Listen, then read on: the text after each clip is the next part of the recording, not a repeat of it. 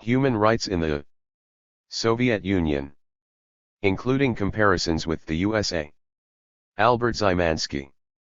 To the disappeared persons and thousands of others who have been killed in Latin America since the mid-1960s for their advocacy of freedom, and for Dr. Contents. 1. Introduction. 1. Freedom, some definitions to the historical logic of restricted emigration and exit. 18. Comparative analysis. 35. A note on sources. 41. 2. The Asian nationalities in the USSR. 4. 5. Origins of Soviet power in Central Asia. 47. Economic development. 51. WELFARE. 59. EDUCATION. 63. Cultural development. 69. POLITICS. 79. Soviet policy towards Islam. 82. Anti-Soviet and anti-socialist nationalist attitudes and movements. 85. Attitude of Soviet Asians to USSR intervention in Afghanistan. 89. CONCLUSION. 91.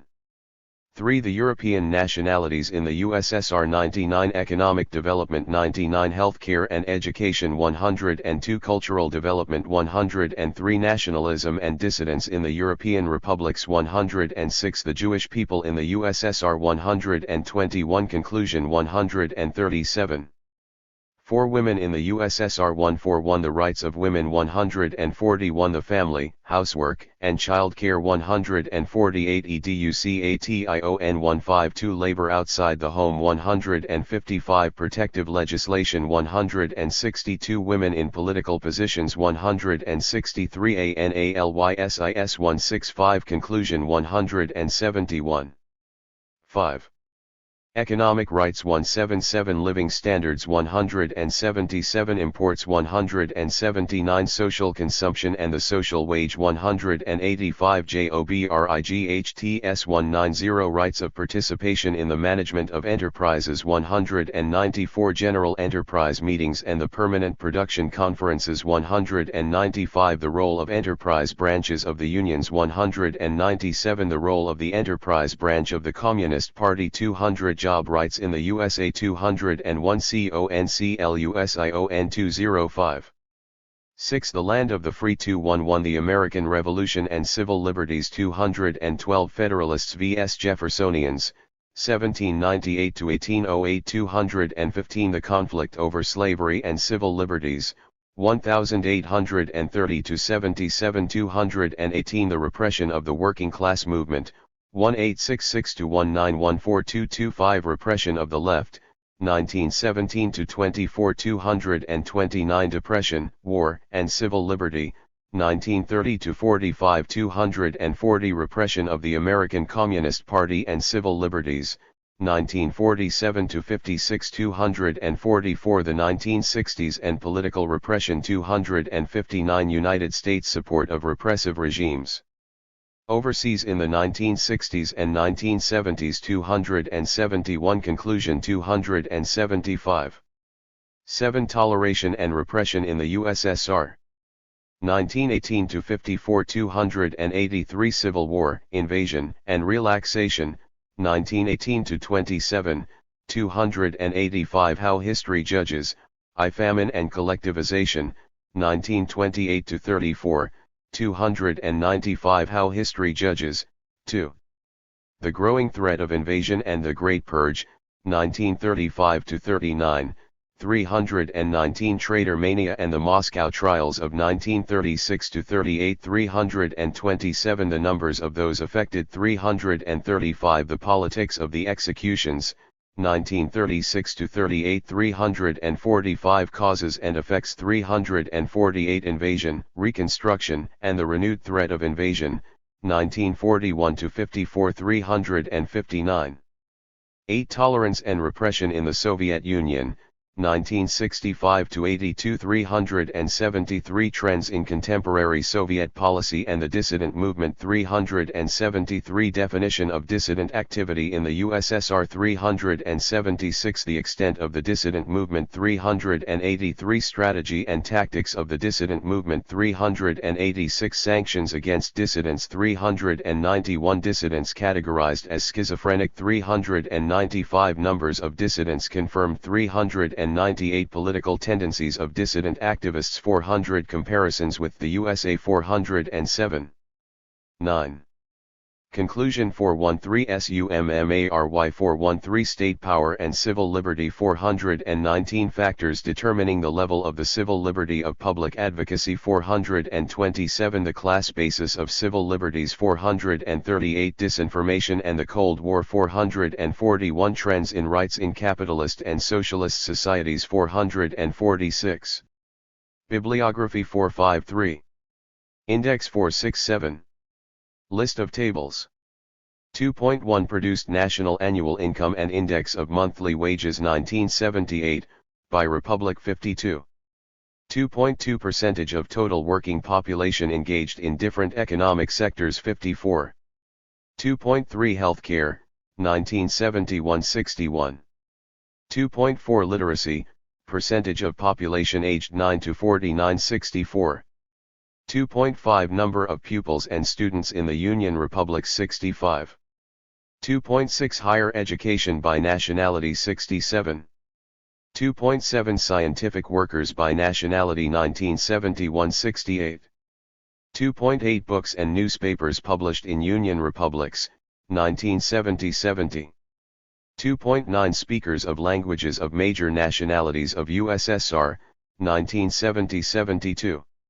2.10 Titular nationality as percent of Republic population, 1959 to 70-75. 2.11 National composition of CPSU, January 1, 1972.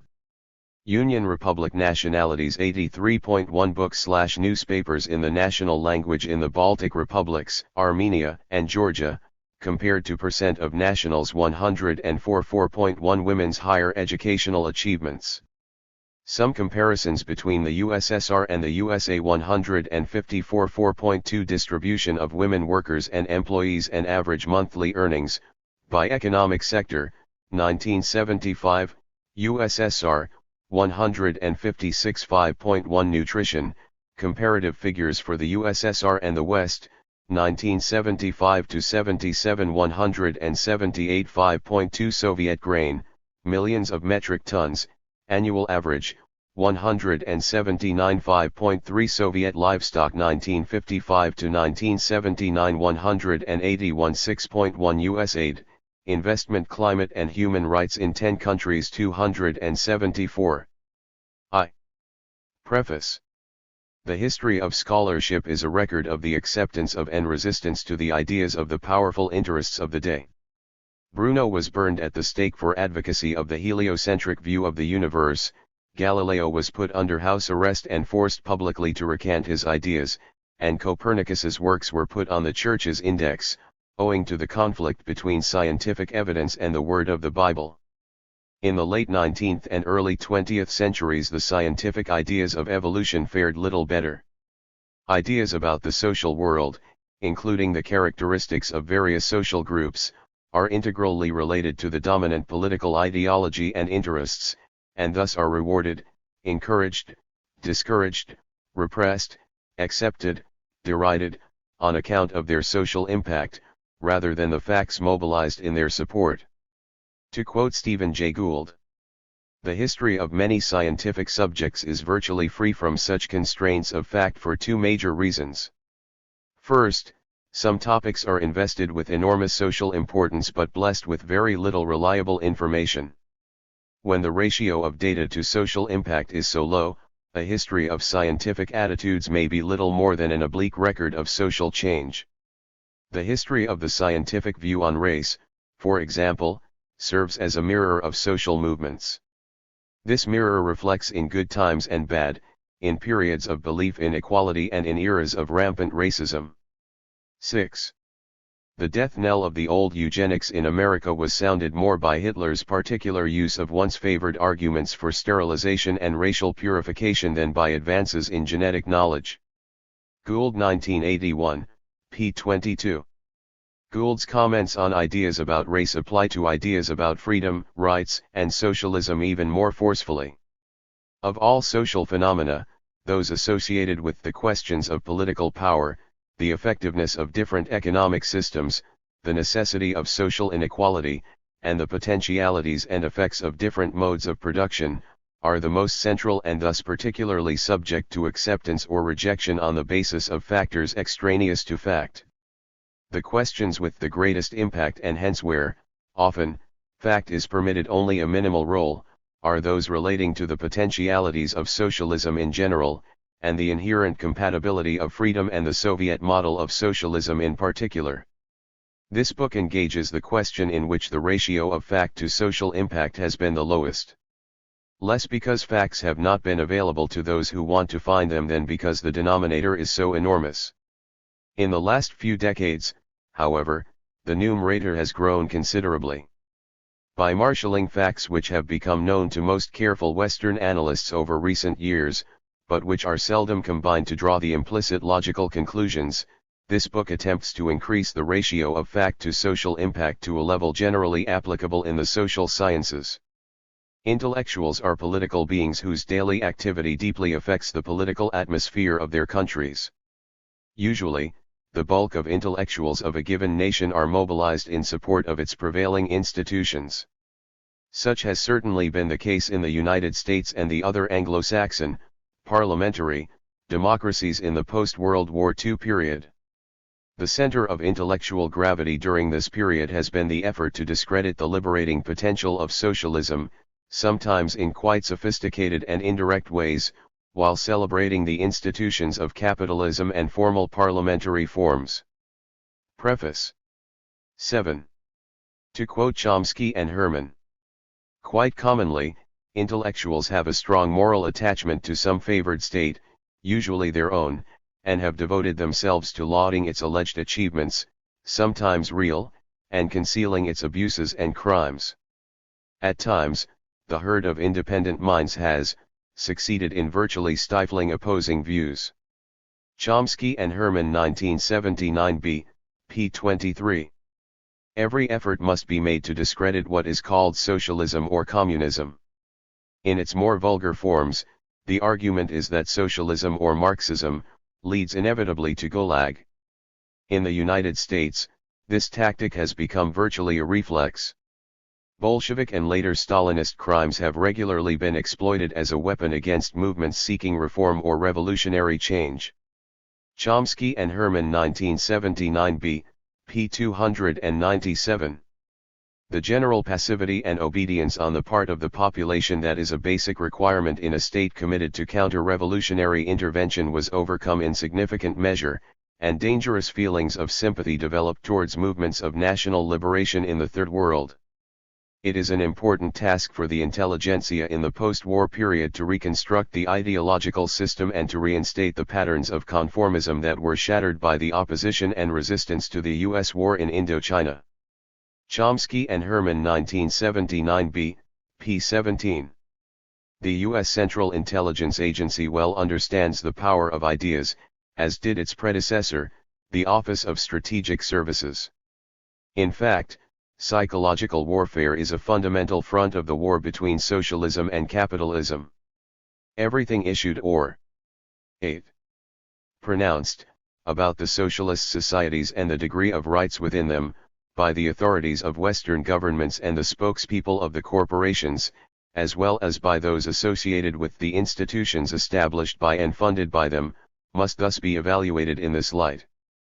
According to the Office of Strategic Services, psychological warfare, to which most of the US CIA's budget is allocated, is defined as the coordination and use of all means, including moral and physical, by which the end is to be attained, other than those of recognized military operations, but including the psychological exploitation of the result of those recognized actions, which tend to destroy the will of the enemy to achieve victory and to damage his political or economic capacity to do so, which tend to deprive the enemy of the support, assistance, or sympathy of his allies or associates or of neutrals, or to prevent his acquisition of such support, assistance, or sympathy, or which tend to create, maintain, or increase the will to victory of our own people and allies and to acquire, maintain, or increase the support, assistance, and sympathy of neutrals.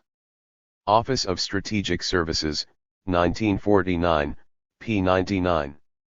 The all-pervasive influence of the institutions of advanced capitalism permeate not only the work of the mainstream intelligentsia, but also that of the great bulk of the radical intelligentsia. For conservative and socialist intellectuals and groups to compete to produce the most anti-Soviet analyses and polemics is not uncommon. The very concepts and definitions employed by the bulk of the left in the English-speaking advanced capitalist countries are, in good part, a product of mainstream liberal discourse, a discourse quite compatible with monopoly capitalist institutions in times of stability, rather than a product of the Marxist or mainstream socialist traditions. For example, the definition of socialism in traditional anarcho-syndicalist terms of decentralized participatory democracy, and the attention given to intellectual freedom, regardless of its. Preface 9. Consequences for ordinary working people's lives, are very much a product of the classical liberal, rather than the Marxist, tradition. These two axioms of radical discourse in the Anglo-Saxon democracies alone are sufficient to serve to mobilize the great bulk of otherwise liberal, progressive, and social democratic intellectuals to participate in the great distortion and become, often indirectly, part of the general NATO mobilization against real, existing socialism and national liberation. The high stakes involved in the seemingly scholarly debates on questions related to freedom and socialism, and above all in questions at the intersection of these two topics, has meant that, for the proponents and opponents of a given thesis, the required standards of scholarship and proof are unequal. The scales are so heavily weighted on the side of those scholars who argue in favor of their state's positions that, in the normal course of events, they are guaranteed an intellectual victory however few their facts or overwhelming the evidence mobilized by their opponents.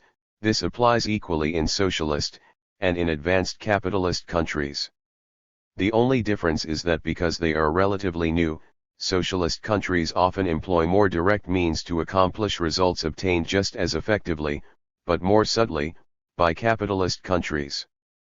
To quote Chomsky and Herman again, the beauty of the democratic systems of thought control, as contrasted with their clumsy totalitarian counterparts, is that they operate by subtly establishing on a voluntary basis, presumptions that set the limits of debate.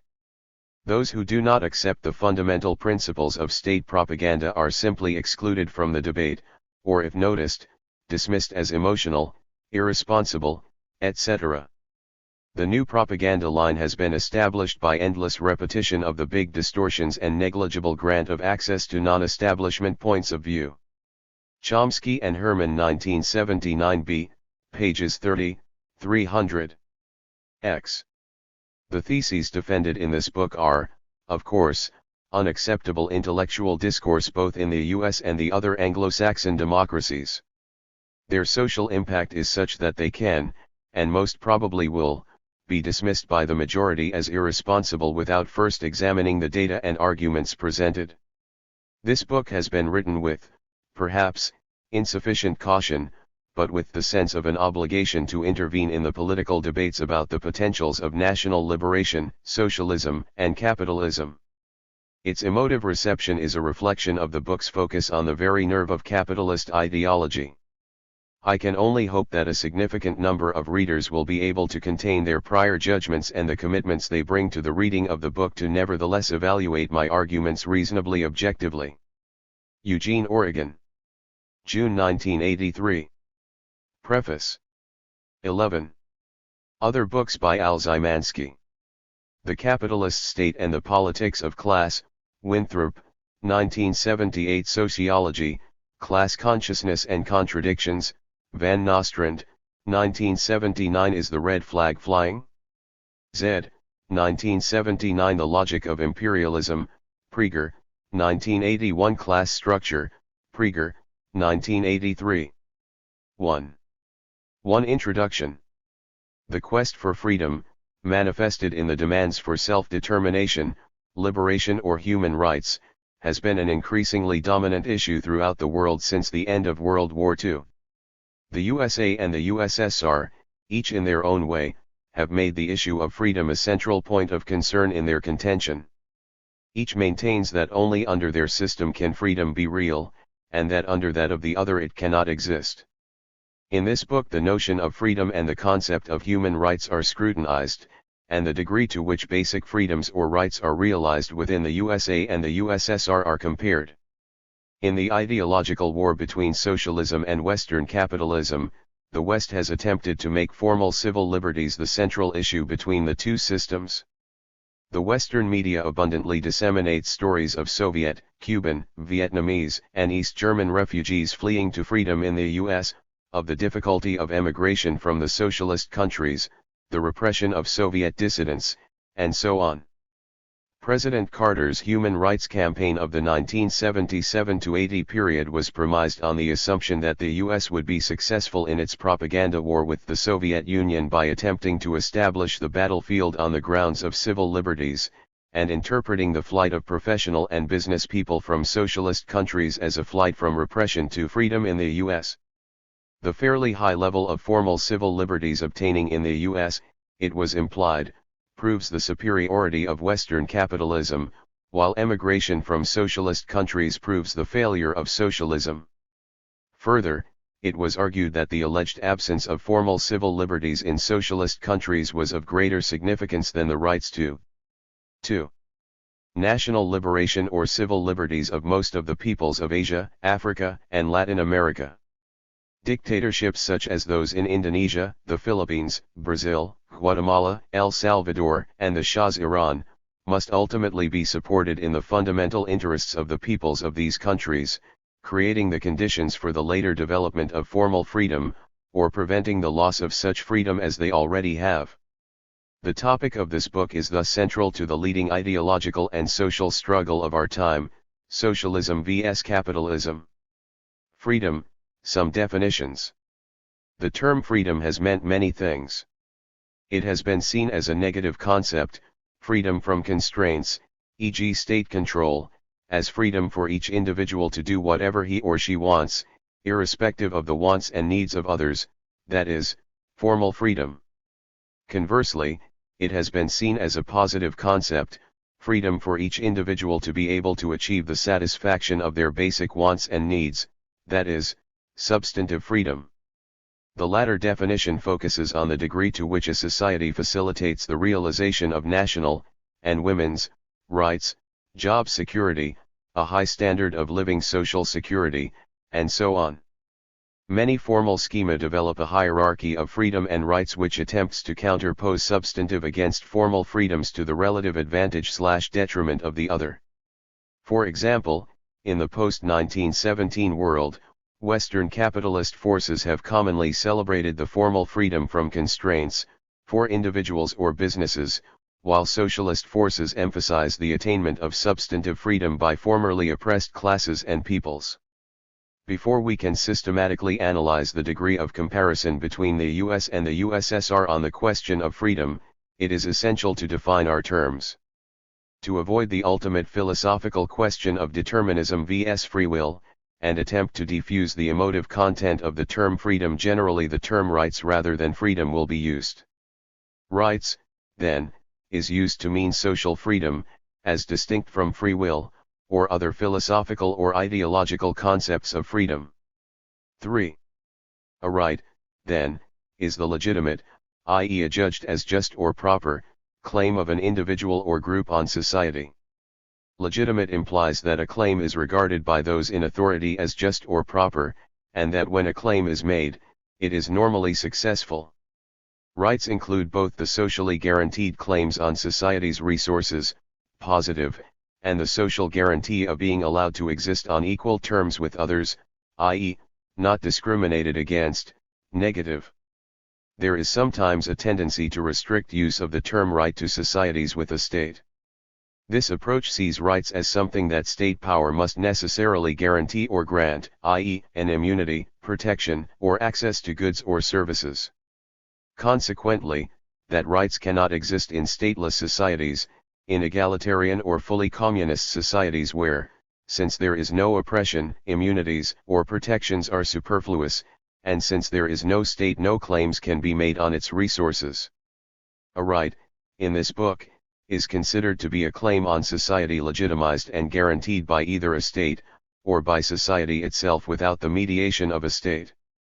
Legitimate claims on society, rights, can be guaranteed by force, e.g. the police or informal action, or by consensus/social pressure, and thus do not necessarily require a state. 5 types of rights may usefully be distinguished.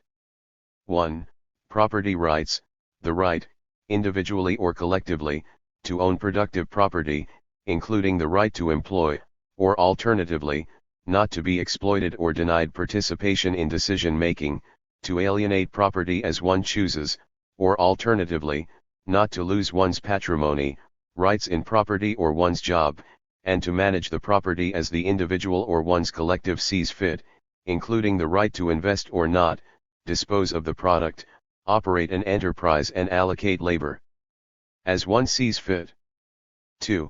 Distribution, or consumption, rights, the right to a guaranteed decent minimum standard of consumption. This includes access to education and health care, either free or economically accessible to all, retirement and disability benefits, adequate housing, the right to a job and/or unemployment benefits. 4. 3. Civil rights, the right to full legal equality for all, including women, national minorities, ethnic or racial groups, ensuring equal access to education, jobs, social services, the political process, and so on the same terms as members of the national majority, or majority ethnic group, and men. This includes the right to use and develop one's own language, to celebrate and develop one's own culture, as well as the right to be free from all discrimination and interpersonal humiliations, such as racism and sexism. 4. Civil liberties, or formal rights. The most basic of these personal rights are what I shall term level I liberties, including the right to leave one's job and find another, the right of internal migration and travel, the right of free marriage and divorce, reproductive rights, the right to privacy, the right to be secure in one's personal property, the right to religious beliefs and practice, personal beliefs, and so on. Civil liberties also include the right to fair treatment by the state, especially by the criminal justice system, including such due process rights as a fair trial, to know the charges against one, to be able to confront one's accusers with contrary evidence, an impartial judge/jury, and a right to a speedy trial, freedom from police harassment and torture, and other inhumane punishments, etc. 5. Political rights, the right to participate in the society's political decision-making processes, and in all other institutions in which one is involved, e.g. neighborhoods, child care centers, schools, etc. Participation in economic institutions is defined here as part of property rights. These liberties, which might be considered as process rights, I shall term level 2 liberties, since their exercise affects other members of society to a greater extent than the exercise of level I liberties, and thus, historically, have been more subject to limitation in the interest of trans-individual considerations. 1. Level 3 liberties include the advocacy rights to persuade others, such as freedom of the press, public speech, assembly, religious conversion, and so on, including the right to advocate and organize to achieve the destruction or undermining of existing political and property arrangements, the exercise of which by their 5. very nature will have a direct impact on others. Also included in this third category of liberties is the right to travel or to emigrate from one's country of origin.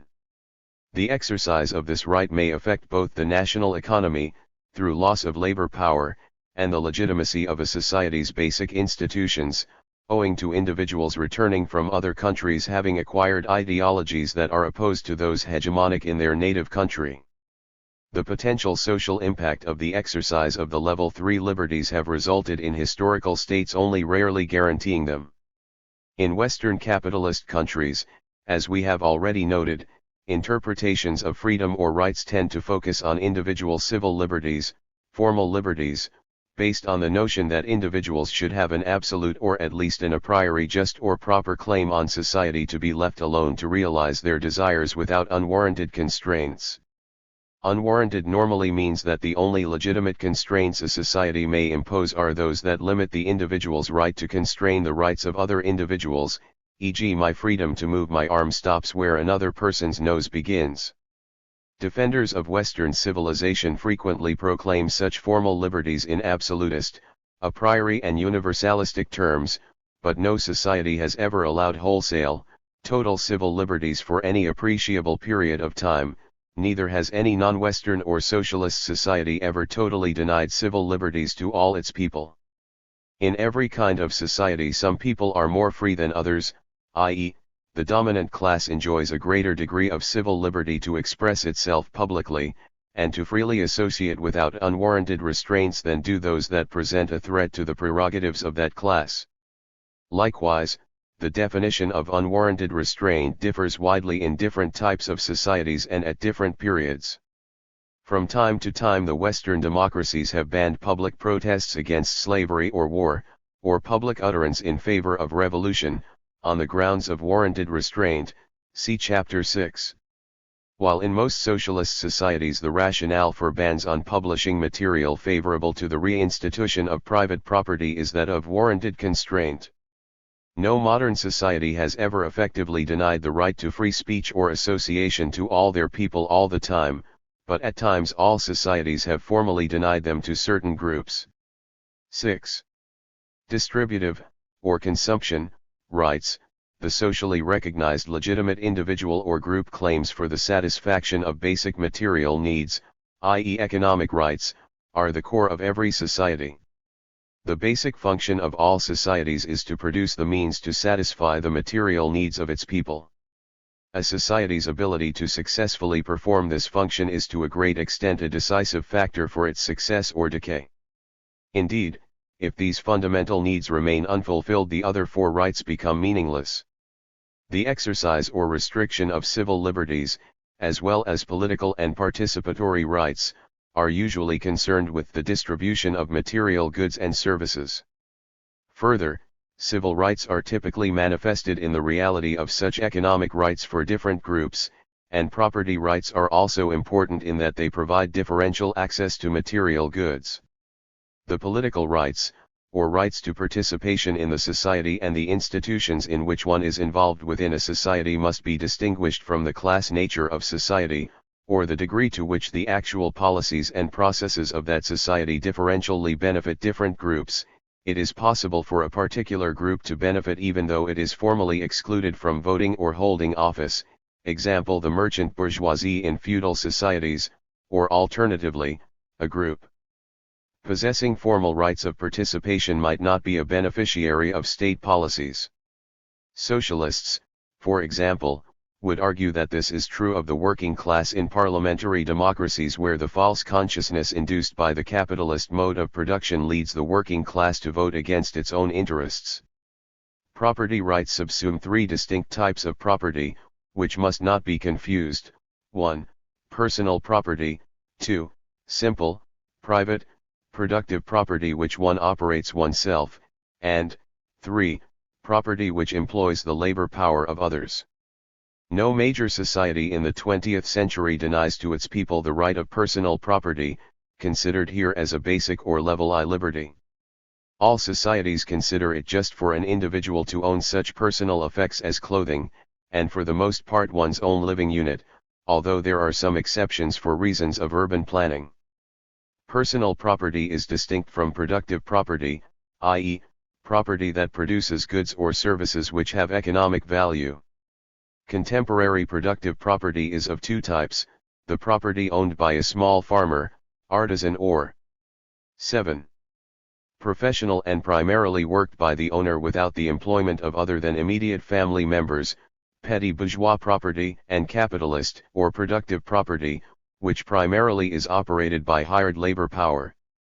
Forms of productive property can also utilize slaves, serfs, semi-serfs, or sharecroppers rather than wage laborers. In some societies the right to acquire and dispose of productive property, including the right to hire or dismiss the labor power of others for a wage, is guaranteed. This is the most fundamental right of distinctively capitalist economies in the sense that capitalism would be impossible without such a right. In other, namely socialist, societies such as the USSR and China, such a right is considered to be an unwarranted infringement on the property rights of others, including the infringement of the right to job security and the right to participate in the decision-making of one's enterprise. Thus these societies explicitly forbid such forms of property. It would seem that the right to employ the labor power of others in productive property in contrast to the right to either personal or simple private property in production is inherently contradictory.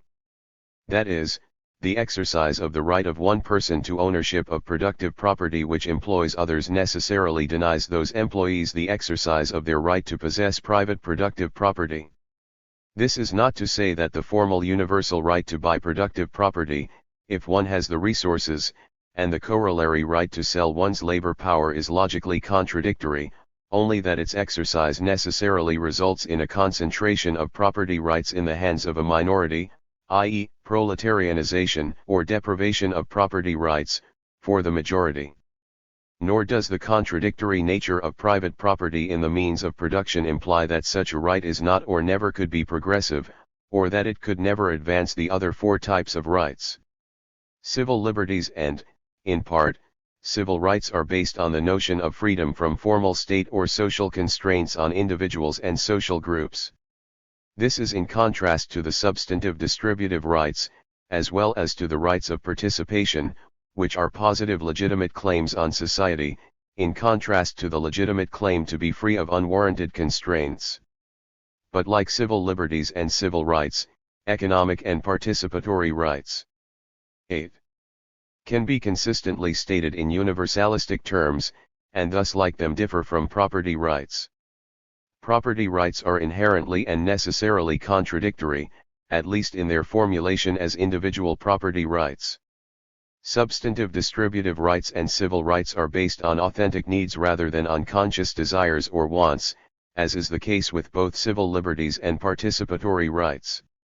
Distributive and civil rights, then, must primarily be assessed by objective criteria of the extent to which basic human needs, economic security, housing, education, social welfare, lack of discrimination, cultural autonomy, etc., are satisfied, independently of conscious desires or wants. Conversely, assessments of the degree of formal civil liberties and participatory rights can be made independently of the substance of what people choose to say, do, or how they vote, even while in the real world the actual exercise of these rights is typically constrained if they are used to undermine the dominant social institutions.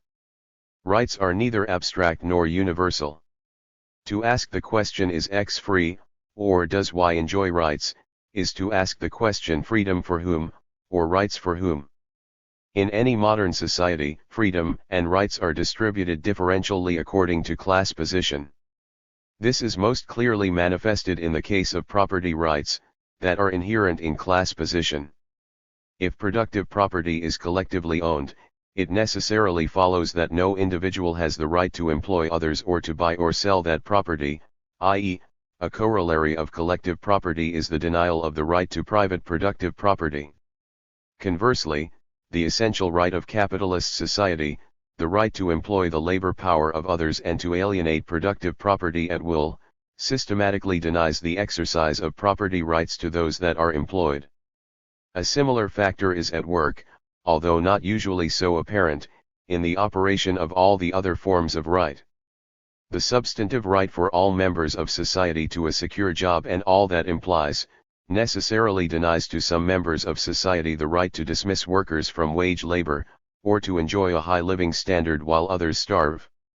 The right to a relatively equal distribution of income denies the right to become a millionaire, while the right to become a millionaire necessarily denies the rights of some to a decent standard of living.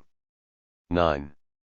The right to political participation in the decision-making process of the institutions in which one is involved, e.g. apartments, workplaces, necessarily negates the rights of owners to make decisions according to their will, just as private property in apartment buildings and factories necessarily denies the right of tenants and workers to authentically participate in decision-making. Likewise, authentic political democracy for the whole society necessarily negates the right of those with a claim to make societal decisions, the heirs of royalty, the richest individuals, etc., just as the right of generals, royalty, or other formal or informal dictators necessarily denies the rights of popular self-determination. Civil liberties are also necessarily contradictory, although not in an immediate sense as with political, distributive or property rights. A society in which everyone, equally, partook of full, formal liberty to say publicly or write and publish whatever they wanted, can be conceived of in the abstract. However, in reality, such has not been, nor could ever be the case for any significant time in a society in which material benefits, property, and involvement in decision-making, are radically distributed in favor of a few. In any class society, the right to organize and to speak out without interference from the state is eventually utilized to organize against an unequal distribution of income and property. Given the fact that few benefit at the expense of many, civil liberties combined with political rights tend to lead to government policies which undermine property and wealth, i.e., civil liberties and political rights sooner or later come into contradiction with the right to private property. 2. What is most important in Type 3 civil liberties is the right to advocate what is in one's own interest, above all in one's class interest, not the right to be a dilettante or an academic. Civil liberties in the real world have a definite class content. Further, civil liberties within a class society have no substance unless actually exercised in pursuit of class interest. Lenin argued that formal civil liberties normally have little relevance or meaning for working people. He maintains that the civil liberty of democratic republics is always hemmed in by the narrow limits set by capitalist exploitation, and consequently 10. Always remains, in reality, a democracy for the minority, only for the propertied classes, only for the rich. Freedom in capitalist society always remains about the same as it was in the ancient Greek republics, freedom for the slave owners. Owing to the conditions of capitalist exploitation, the modern wage slaves are so crushed by want and poverty that they cannot be bothered with democracy, they cannot be bothered with politics. In the ordinary peaceful course of events, the majority of the population is debarred from participation in public and political life. 3. Unequal wealth and access to places of assembly, the media, leisure time, verbal skills, education, and other resources mean that equal right affects very unequal substantive outcomes. Freedom of the press is a deception so long as the best printing works and the biggest stocks of paper are appropriated by the capitalists, and so long as capitalist rule over the press remains. In capitalist usage, freedom of the press means freedom of the right to bribe the press, freedom to use their wealth to mold and fabricate so-called public opinion. The defenders of pure democracy prove to be deceivers of the people, who, with the aid of plausible, fine, but thoroughly false phrases, divert them from the concrete historical task of liberating the press from capitalist enslavement. The capitalists have always used the term freedom to mean freedom for the rich to get richer and for the workers to starve to death. In fact, the contradiction between civil liberties/political rights and private property rights came to the fore in all but about a dozen capitalist countries at some point in the 1940 to 80 period, and resulted in the abolition of general civil liberties/political rights. The association of civil liberties/political rights with private property in production is thus an exceptional occurrence, made 11. Possible only under exceptional conditions, e.g. rising living standards and increases in economic and civil rights for the majority of the population. This is underlined by the reality of only a small handful of capitalist countries in Asia, Africa, or Latin America allowing civil liberties/political rights to the majority of their population, and by the fact that the 24 or so stable parliamentary capitalist democracies are the richest countries in the world, all of which, until recently, have experienced a consistent growth in working-class living standards, as well as in the expansion of workers' distributive rights. Civil liberties and the right to formal political participation in the state, universal franchise, can be maintained only as long as they are not effectively used to secure substantive economic and property rights for the majority of the population, i.e., only as long as they remain formal rights and are not utilized to secure substantive rights. That is to say, people are free to speak in favor of expropriating the wealth of the few and turning it over to working people only as long as few people listen.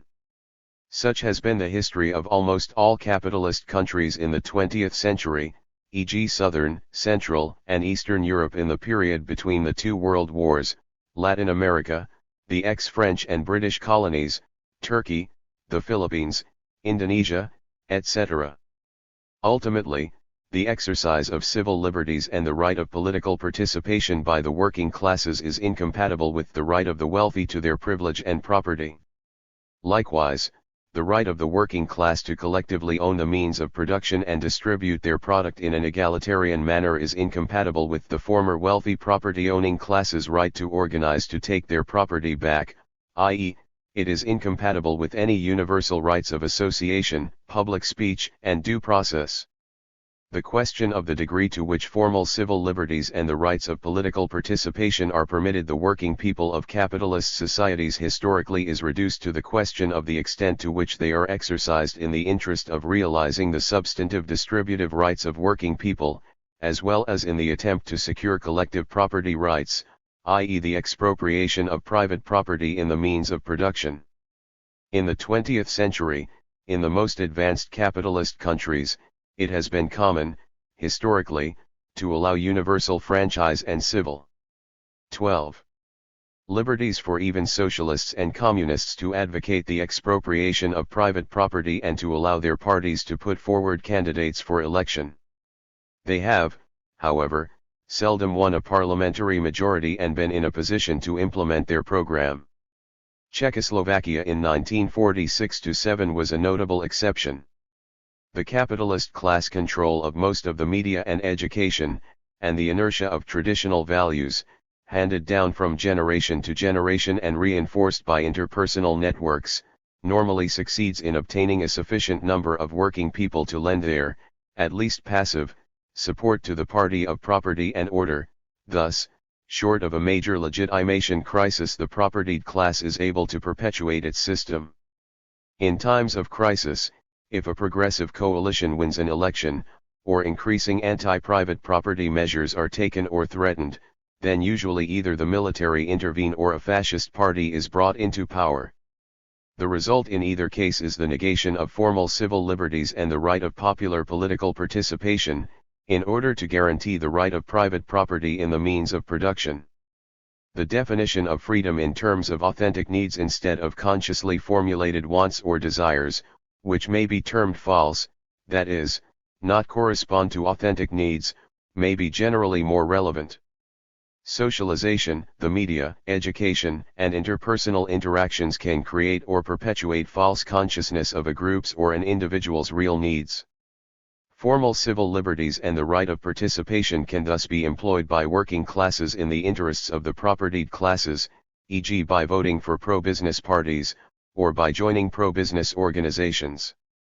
The existence of mere formal liberties tells us little about the real conditions of people. The degree of substantive freedom, and whether or not civil liberties and rights of participation are used in the interests of working people, are the more fundamental questions.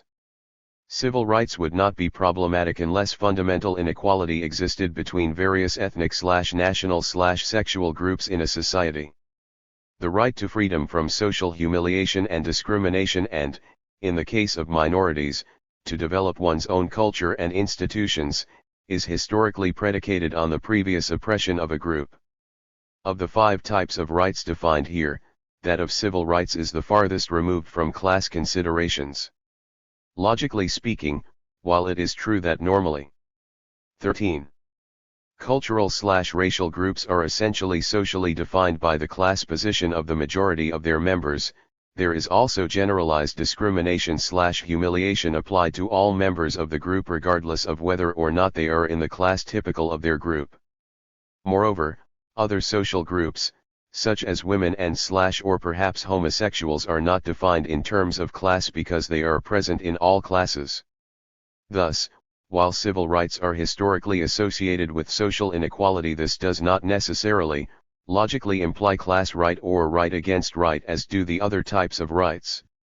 Logically, it is thus possible to have a class society in which authentic civil equality, full realization of civil rights, exists for all. However, given the social logic of class societies which generates racism and sexism, it is unlikely that such would ever actually come to pass. There are inherent contradictions within a given right, such as the right to private property. There are also inherent contradictions among the different rights. The claim for the abstract and universal character of rights thus cannot stand. In reality, it is not a question of a higher or lower level of universal rights for all, but rather a question of right against right, the right of one class against the right of another. As long as class society exists, or as long as its residues remain and hence the seeds of its rebirth exist, there can be no universal and abstract a priori rights applicable to all. The question of right against right can become rather complex, as there are often more than two classes, or principles of rights, involved. For example, imagine a four-cornered argument concerning who has a rightful title to a piece of land in 19th century France. The descendant of the former feudal lords of the land would claim that the land was rightfully his on the grounds of primogeniture and the inalienability of land, since feudal law gave firstborn sons exclusive right to all their father's land.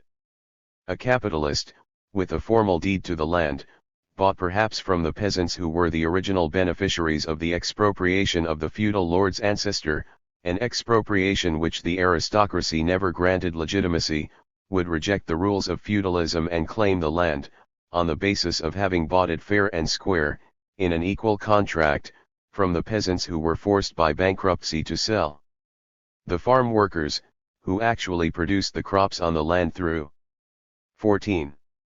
Their labor being, let us assume, socialists, would reject both the claims, arguing instead that the land belongs to those that work it, to each according to their labor, or perhaps simply, as disciples of John Locke, they would argue that the basis of property is labor, and since they perform the labor, the land and its products are theirs. Still another group could make a claim contrary to all three. Either the pre-feudal indigenous inhabitants, descendants of the primitive Gauls perhaps, or the contemporary unemployed poor, could assert a claim to the land and its products on the basis of need. There is no absolute criterion to distinguish between these four mutually contradictory claims. There is no absolute right, independent of class or time. Historically, such conflicting claims have been resolved not by philosophical argument, but by arms. For example, in France, the question of land ownership was resolved by the French Revolution in 1789, just as the original claims of the primitive Gauls had been negated by force of arms and their land became the property of aristocrats. The particular system of property right adopted in 1789 was reaffirmed against socialist challenges in 1871 and again in 1944-47. This mode of resolving conflicting claims over rights has historically also proved to be decisive in the disagreement between the indigenous inhabitants of Australia and the Americas and their European settlers, as well as in the philosophical differences between the former landowning and capitalist classes of China, Russia, Cuba, and Vietnam and the working people and peasants of these countries. Realism vis-a-vis the resolution of arguments over rights cannot, however, be reduced either to cynicism or a force theory of right. Those that win the battles write the philosophy books. Judgments can be made about conflicting rights and, in the long run, the forcible settlement of rights questions tend to conform to the secession of higher or more progressive rights. There is no absolute and universal right independent of classes, but at any given time the rights claims of a given class can be judged more progressive in the dual sense of 1. Facilitating the development of productive forces, and thereby serve as the basis for the greater wealth and higher living standards of society, and 2. Advancing civil rights, distributive rights, participatory rights, and real civil liberties for a larger segment of the population. Because a greater ions 15. Number of people benefit from the realization of more progressive rights, in the long run. In a struggle of right against right, the more progressive class normally triumphs. Thus, because more people benefited from the capitalist organization of French society than from feudalism, capitalism eventually triumphed. Capitalism, by allowing for an extension of rights, of all 5 types defined here, for more people, consolidated greater popular support than could feudalism.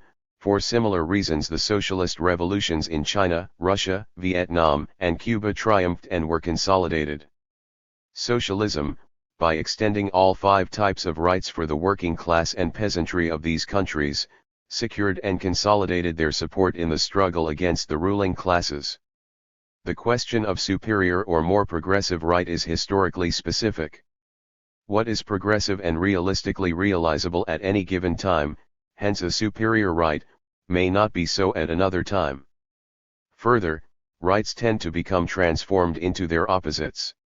A progressive right at one time, advancing the productive forces and expanding all 5 types of rights for more people, may well develop into its opposite at a future time, and instead hinder the development of the productive forces and lead to the repression of most rights for most people. There can be no trans-historical evaluation of rights any more than there can be a trans-class evaluation. Engels, emphasizing this point, argues that not even slavery could be judged to be absolutely right or wrong either from the viewpoint of society as a whole or the slaves themselves. Engels argued that one point in historical development slavery was progressive, and hence a superior right. It is very easy to inveigh against slavery and similar things in general terms, and to give vent to high moral indignation at such infamies. Unfortunately, all that this conveys is only what everyone knows, namely, that these institutions of antiquity are no longer in accord with our present conditions and our sentiments, which these conditions determine. It was slavery that first made possible the division of labor between agriculture and 16. Industry on a larger scale, and thereby also Hellenism, the flowering of the ancient world. Without slavery, no Greek state, no Greek art and science, without slavery, no Roman Empire. But without the basis laid by Grecian culture, and the Roman Empire, also no modern Europe. We should never forget that our whole economic, political, and intellectual development presupposes a state of things in which slavery was as necessary as it was universally recognized. In this sense we are entitled to say, without the slavery of antiquity no modern socialism. Slavery was an advance even for the slaves, the prisoners of war, from whom the mass of slaves was recruited, now at least had their lives saved, instead of being killed as they had been before, or even roasted, as at a still earlier period. 5.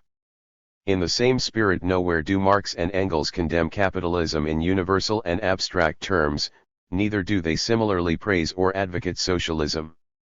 On the contrary, Marx and Engels write positively of capitalism as a progressive system, at a historically specific point, and defend capitalist right over the previously dominant forms of right. The bourgeoisie, wherever it has got the upper hand, has put an end to all feudal, patriarchal, idyllic relations. It has pitilessly torn asunder the motley feudal ties that bound man to his natural superiors.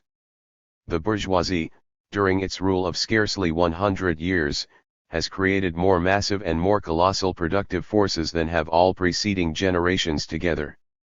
Subjection of nature's forces to man, machinery, application of chemistry to industry and agriculture, steam navigation, railways, electric telegraphs, clearing of whole continents for cultivation, canalization of rivers, whole populations conjured out of the ground, what earlier century had even a 17. Presentiment that such productive forces slumbered in the lap of social labor? 6. Engels goes on to argue that without capitalism and the historically specific predominance of capitalist right, socialism would not be a realistic historical possibility, i.e., socialist right is premised on the previous triumphs and achievements of capitalist right. Only the immense increase of the productive forces attained by modern industry has made it possible to distribute labor among all members of society without exception, and thereby to limit the labor time of each individual member to such an extent that all have enough free time left to take part in the general, both theoretical and practical, affairs of society. It is only now, therefore, that every ruling and exploiting class has become superfluous and indeed a hindrance to social development, and it is only now, 2. That it will be inexorably abolished, however much it may be in possession of direct force. 7. In Lenin's words, capitalism is evil compared with socialism. Capitalism is good compared with medievalism, compared with small production, compared with bureaucracy. 8. In places, Lenin even expresses enthusiasm for the benefits of capitalism for the working class under pre-capitalist conditions. In countries like Russia, the working class suffers not so much from capitalism as from the insufficient development of capitalism. The working class is, therefore, most certainly interested in the broadest, freest, and most rapid development of capitalism. The bourgeois revolution is precisely an upheaval that most resolutely sweeps away survivals of the past, survivals of the serf-owning system, which include not only the autocracy but the monarchy as well. 9. 18. The historical logic of restricted emigration and exit. As we have argued, no right is absolute, since the exercise of virtually any right affects the realization of the rights of others. 10. The right of, say, a doctor to emigrate is no more absolute than the right of, for example, peasants in a poor country to receive the medical care the doctor has been trained to give. Neither, in an absolute sense, is one superior to the other. If, by revolutionary or some other means, legislation is enacted requiring doctors to spend a specific number of years attending to the medical needs of the peasants in their country of origin, before they are permitted to emigrate, then, from the upper middle class doctor's viewpoint, their right to emigrate is seriously infringed. The peasants, however, are more likely to assert that their own and their children's right to a healthy life is more important. But in reality, such philosophical considerations are resolved not by intellectual discourse but by social revolution and emigration restrictions. Whether or not one right is more progressive than the other can be determined on the basis of which right advances the forces of production and the living standards of a poor country, and which right best serves to advance the other rights of the greater number of people in the country. The application of such criteria enables one to understand the rationale of the imposition of emigration restrictions in many post-revolutionary countries. The right to international travel and emigration is one of the two most celebrated unalienable rights, the other being the right to express publicly ideas contrary to official ideology.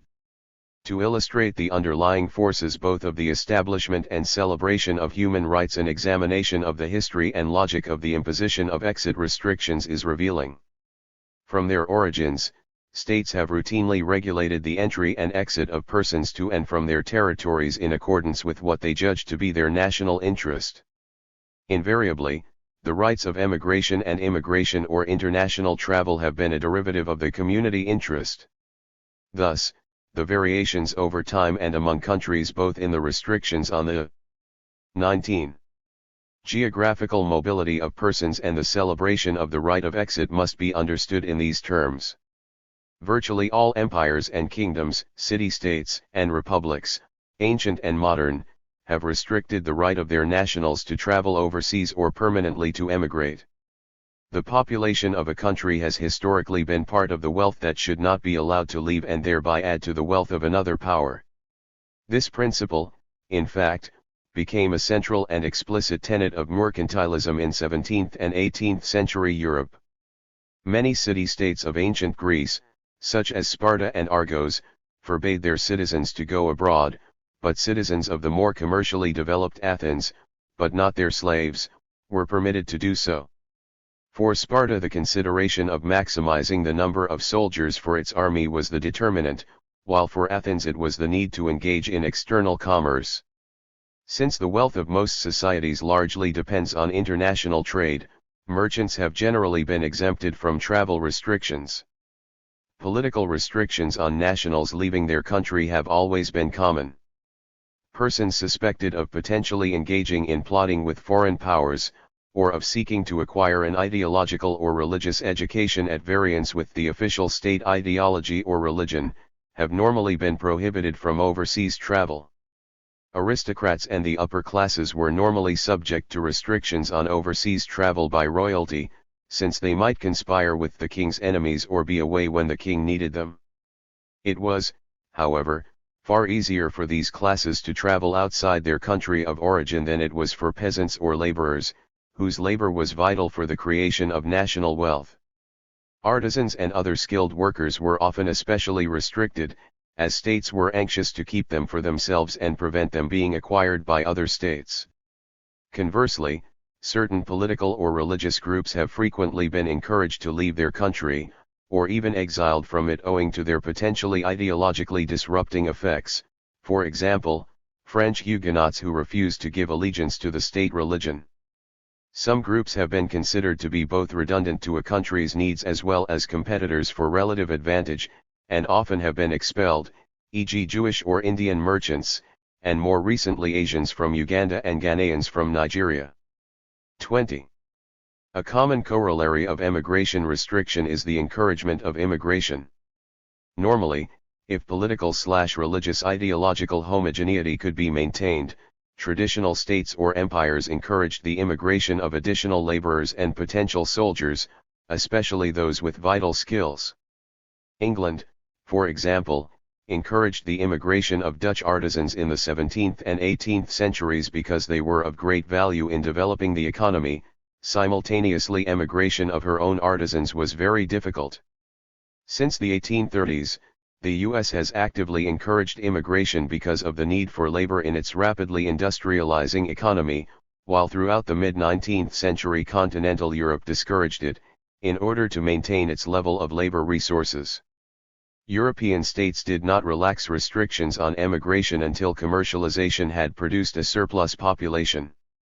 At this point emigration was encouraged, since the alternative would have been either political disruption or heavy state welfare expenses to pacify the unemployed ex-peasants.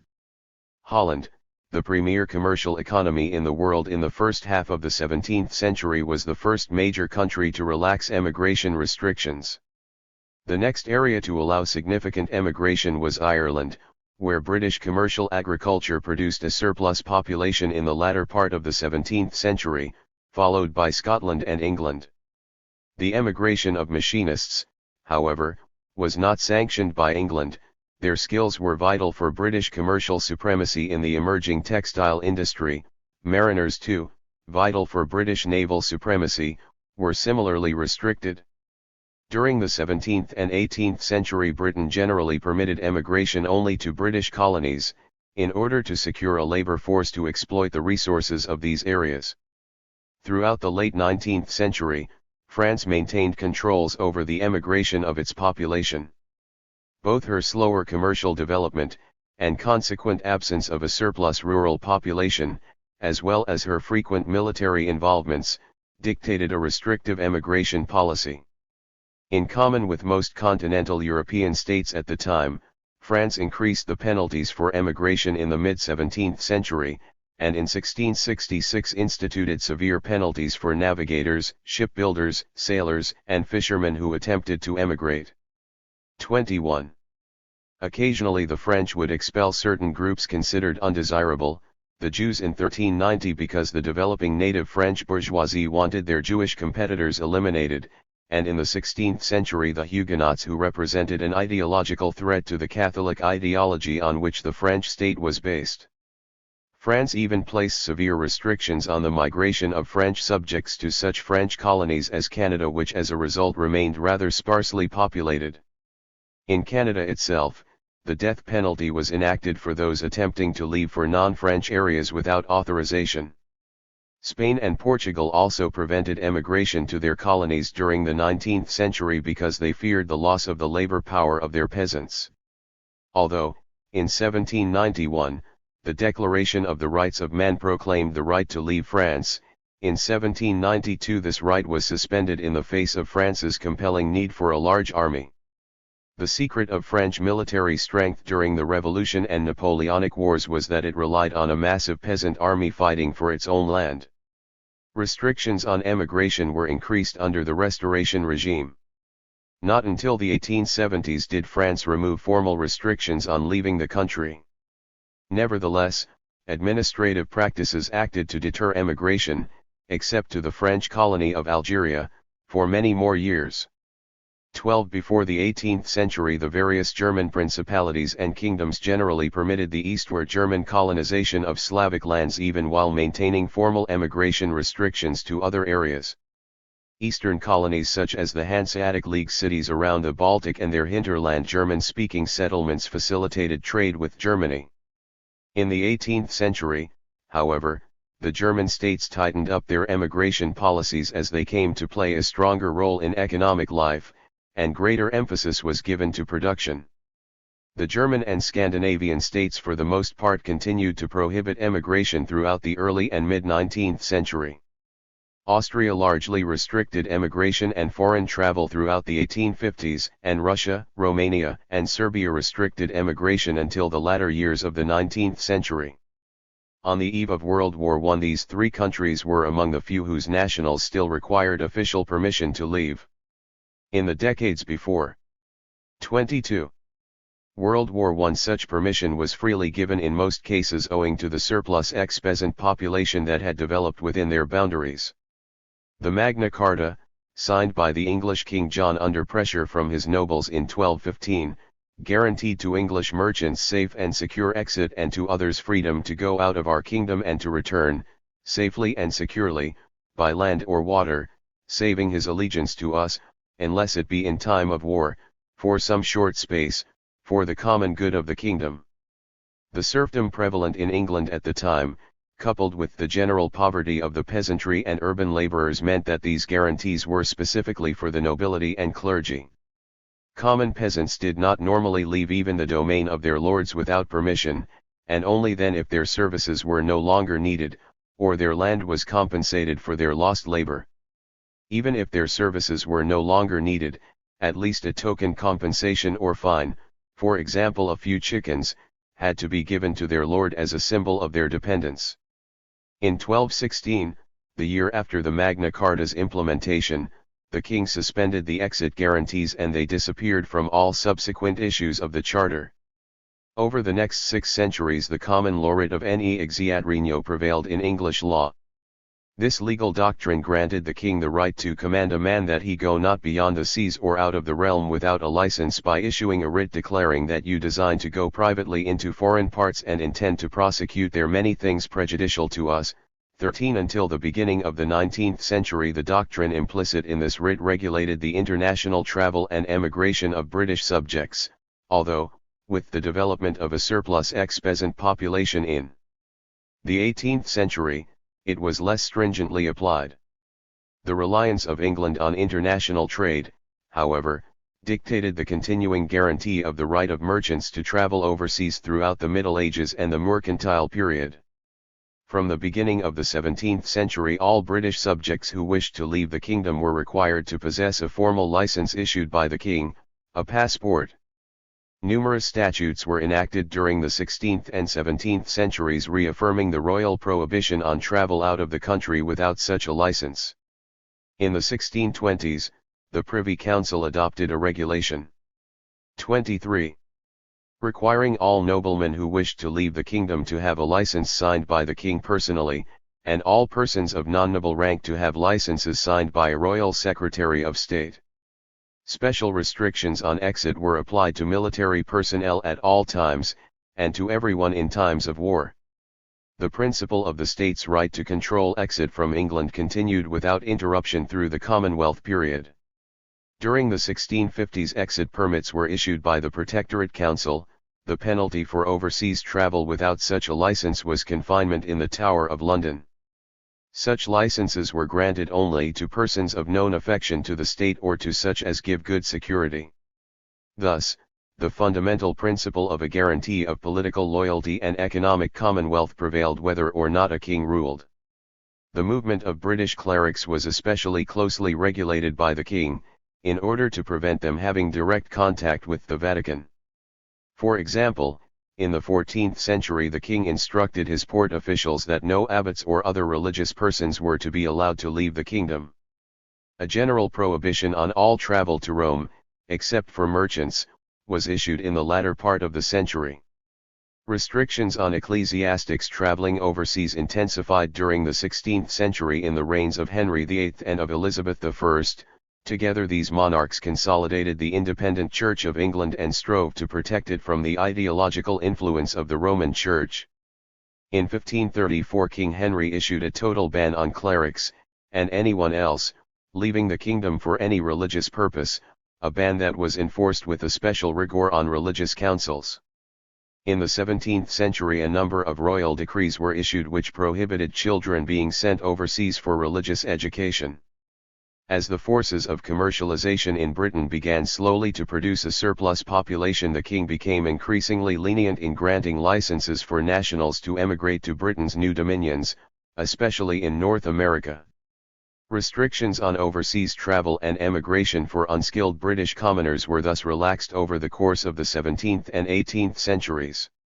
In 1718, however, in an attempt to prevent the loss of machinists and craftsmen, Parliament passed legislation requiring that artisans be forced to deposit a cash security not to depart out of the 24 realm for the purpose of carrying on their trade or calling in foreign places. 14 After 1720 a further series of acts were passed restricting the emigration of skilled workmen. The restrictions on mariners leaving England was rigorously enforced until the end of the Napoleonic Wars in 1815. Indeed, one of the factors that aggravated the tension between the US and Britain before the outbreak of the War of 1812, was the British practice of apprehending US merchant ships on the high seas and removing any sailors who had been born in Britain. In 1788 the King's Attorney General reaffirmed the constant practice of prohibiting mariners, by proclamation, from departing the realm for the purpose of entering into foreign service, at times when the state of Europe would render it dangerous to weaken the strength of the nation. 15 In 1803 the obstacles to emigration were considerably increased, especially for the poor, by the implementation of a Passenger Act. This limited the number of passengers that could sail on a ship bound for other than British colonies, thereby greatly increasing the cost of passage. In 1819 the British Parliament began to implement measures that facilitated the emigration of British subjects to British colonies, especially Canada and the Cape Colony. In 1824, Parliament repealed the legal restrictions on the emigration of artisans and seamen, thereby becoming one of the first countries in the world to permit the free emigration of any of their nationals. The 1803 Passage Act was abolished in 1827, and as a result the last of the British restrictions on emigration was removed. 16. The rapid pace of industrialization sweeping over British society at that time resulted both in a large surplus population and insufficiently high wages to provide adequate material incentives for a sufficient number of skilled sailors and craftsmen to stay voluntarily in Britain. Further, the early industrial secrets that Britain tried to protect by its emigration restrictions had, by the third decade of the 19th century, ceased to be a monopoly of the British. Through the mid-19th century the various European colonial powers generally prohibited emigration from the areas under their control, especially for those of non-European stock upon whose labor power colonial wealth was based. For example, until the middle of the 19th century the Spanish colonial administration forbade all native Filipinos to travel outside the Philippines. They 25. Did not, however, forbid the immigration of Chinese merchants, whose international activities were found to be most advantageous to the Spanish-dominated state. In general, the period between the 1820s and the 1880s saw the gradual abolition of virtually all restrictions on international travel and emigration throughout the world. Most countries even dropped the formal requirement to secure an exit license or passport, neither were passports now needed for entry. Indeed, the half-century before World War I was unique insofar as it was the first time when international travel within and between most countries was relatively unimpeded by politically imposed restrictions on either emigration or immigration. Millions left the commercializing societies and crossed the oceans without requiring either official permission to leave their country or official permission to work and settle in the country of their choice. In 1914, with the outbreak of World War I, however, restrictions on international travel were reimposed, initially for purposes of military security and recruitment of nationals into the armed forces. They were then maintained by most countries after 1918 and the armistice. In the 1930s, many European countries once again intensified restrictions on the emigration of their nationals. In its Emergency Powers Act of 1939, Britain once again formally restricted emigration. During the interwar period, Germany, Italy, Poland, and other European dictatorships restricted emigration of their populations on the grounds that the economic and military strength of their nations depended on keeping their populations at home, or in Italy's case, at least in her colonies.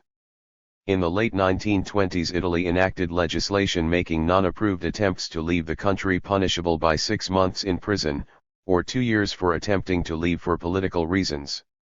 Border guards were empowered to fire at anyone attempting to cross the frontier without authorization. As an Italian government official stated, why should Italy still serve as a kind of human fish pond, to feed countries suffering from demographic impoverishment, and why should Italian mothers continue to bear sons to serve as soldiers for other nations? 17. In 1936, Poland issued a passport law that made it illegal for a person to leave the country if there was reason to believe that he 26. or she would jeopardize an important interest of the state or endanger security, public peace, or order. The 1936 law continued to be applied by the new socialist regime until 1954, when it was liberalized. 18. The classical Chinese state, like virtually all other historical states and empires, rigorously restricted the exit of its nationals from its territory. For example, an imperial edict of 1712 made emigration a capital offense. In 1729, an edict was issued forbidding any person who had emigrated from ever returning to China. The Qing dynasty's especially stringent measures against emigration seem primarily to have been motivated by fears of external subversion perpetrated by returning émigrés, as well as by the standard desire of states to retain the ultimate sources of all national wealth, labor power, within its frontiers. The Chinese ban on all emigration was not officially repealed until 1894. The Western imperialist powers, however, forced China to de facto allow its nationals to leave by a series of unequal and humiliating treaties, beginning with the Treaty of Nanking, which ended the Opium Wars. The Tsinghua Treaty of 1858, signed with Britain, specifically provided for legalization of the recruitment of cheap Chinese labor. It read in part: Chinese subjects choosing to take service in the British colonies or other parts beyond the seas are at perfect liberty to enter into engagements with British subjects for that purpose. 19. The U.S. enforced a similar treaty on the Chinese state in 1868, the Burlingame Treaty, that utilized the rhetoric of inalienable human rights for the geographical mobility of individuals to serve the interests of U.S. business in securing cheap labor for West Coast Railway construction. Read: The United States of America and the Emperor of China are cordially recognizing the inherent and inalienable right of man to change his home and allegiance, and also the mutual advantage of the free migration and emigration of their citizens and subjects respectively, from 27. one country to the other, for the purpose of curiosity, of trade, or as permanent residence. 20. In view of the fact that Western imperial powers forced China to sanction the recruitment of its nationals as cheap contract laborers, coolies, for their colonies, and to help in the construction of the U.S., plus the humiliating treatment accorded to these laborers including pogroms, it was not surprising that, in the post-1948 period, China's new communist government restored the traditional emigration restrictions as a matter of national pride and to protect its people, as well as to conserve labor power to aid in socialist construction. The emigration policy in socialist China, however, has never been as restrictive as that of the pre-1842 period. Unlike the Qing Empire, the Chinese socialist state has always allowed its nationals to travel abroad or to emigrate for good reasons, such as education and the unification of families. From the 1930s to the 1950s, the Soviet Union tightly restricted international travel and emigration, for similar reasons to those of most states throughout history, i.e. to conserve economic and military strength and to prevent internal subversion through collusion with external enemies, with the potential result of undermining the official ideology. During the 1960s and 1970s, however, as its economic, military and legitimacy situations became stronger, Soviet exit policies became increasingly more liberal. In the 1960s, university-educated émigrés were generally required to pay back to the state the costs of their free higher education. By the 1970s it became relatively easy for Soviet citizens to emigrate, although a number of obstacles continued to exist in order to discourage emigration. The standard procedure for emigration at that time was the payment of 300 rubles fee for an exit visa. Additionally, Soviet citizens who wished to emigrate were required to officially renounce their citizenship, including their right to return.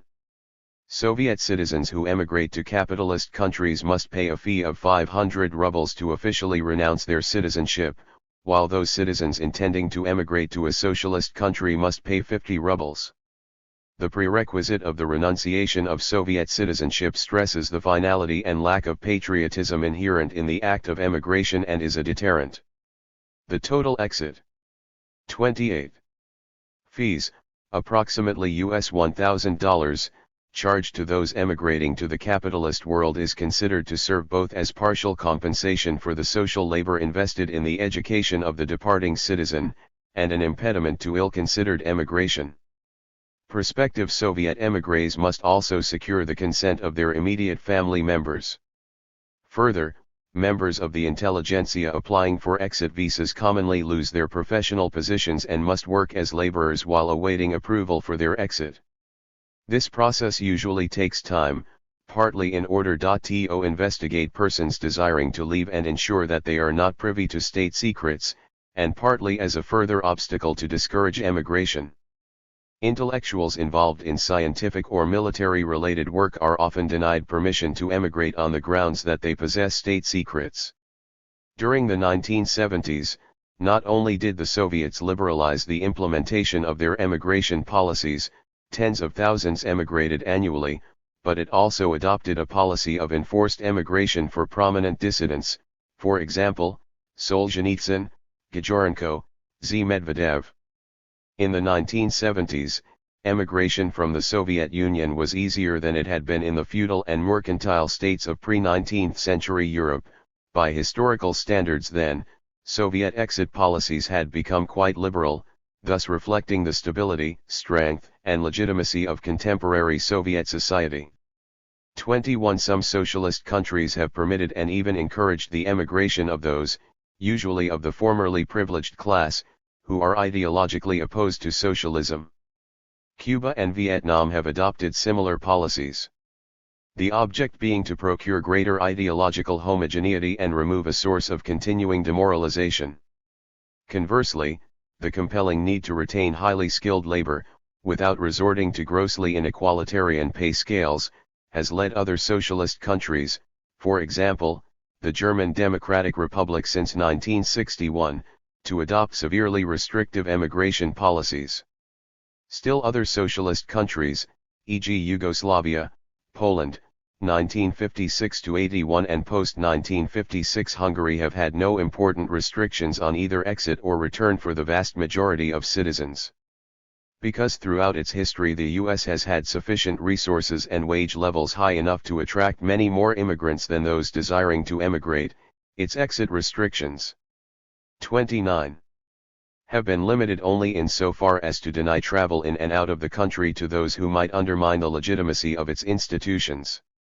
During the American Revolution, for example, those who wished to cross into British territory had to obtain a pass from the various state governments or military commanders. Generally, a pass was granted only to individuals of known and acceptable character and views and after their promise neither to inform or otherwise to act to the prejudice of the United States. Passes, even for those whose loyalty was guaranteed, were generally difficult to acquire. For example, General Washington was reluctant to grant passes into British-controlled areas except on very important and necessary occasions. 22 Although it began to issue passports in 1796, the new federal government did not require individuals wishing to leave the country to obtain one. These early U.S. passports served as documents of identification and introduction for persons traveling in foreign countries, and were not exit permits, as they became later. Not until World War I did the Congress make it unlawful to leave the U.S. without a valid passport, but in the 1920s and 1930s passports again became optional. In 1941, once more as a war measure, passports were required as a condition of exit from the U.S. After the Second World War, the U.S. maintained its authority to forbid individuals to travel abroad if, it was thought, this might not be in the best interests of the United States. From 1947 to the mid-1950s, numerous individuals were denied the right to leave the U.S. on the grounds of their leftist political associations or beliefs, while blanket prohibitions were applied to travel to certain socialist countries. The U.S. State Department's policy of denying exit from the country to those whose overseas activities might not be in the best interests of the United States was incorporated into the 1950 McCarran Act, which forbade the issue of passports to members of the Communist Party, and the 1954 Internal Security Act, which gave the Secretary of State discretionary powers to refuse to issue an individual a passport.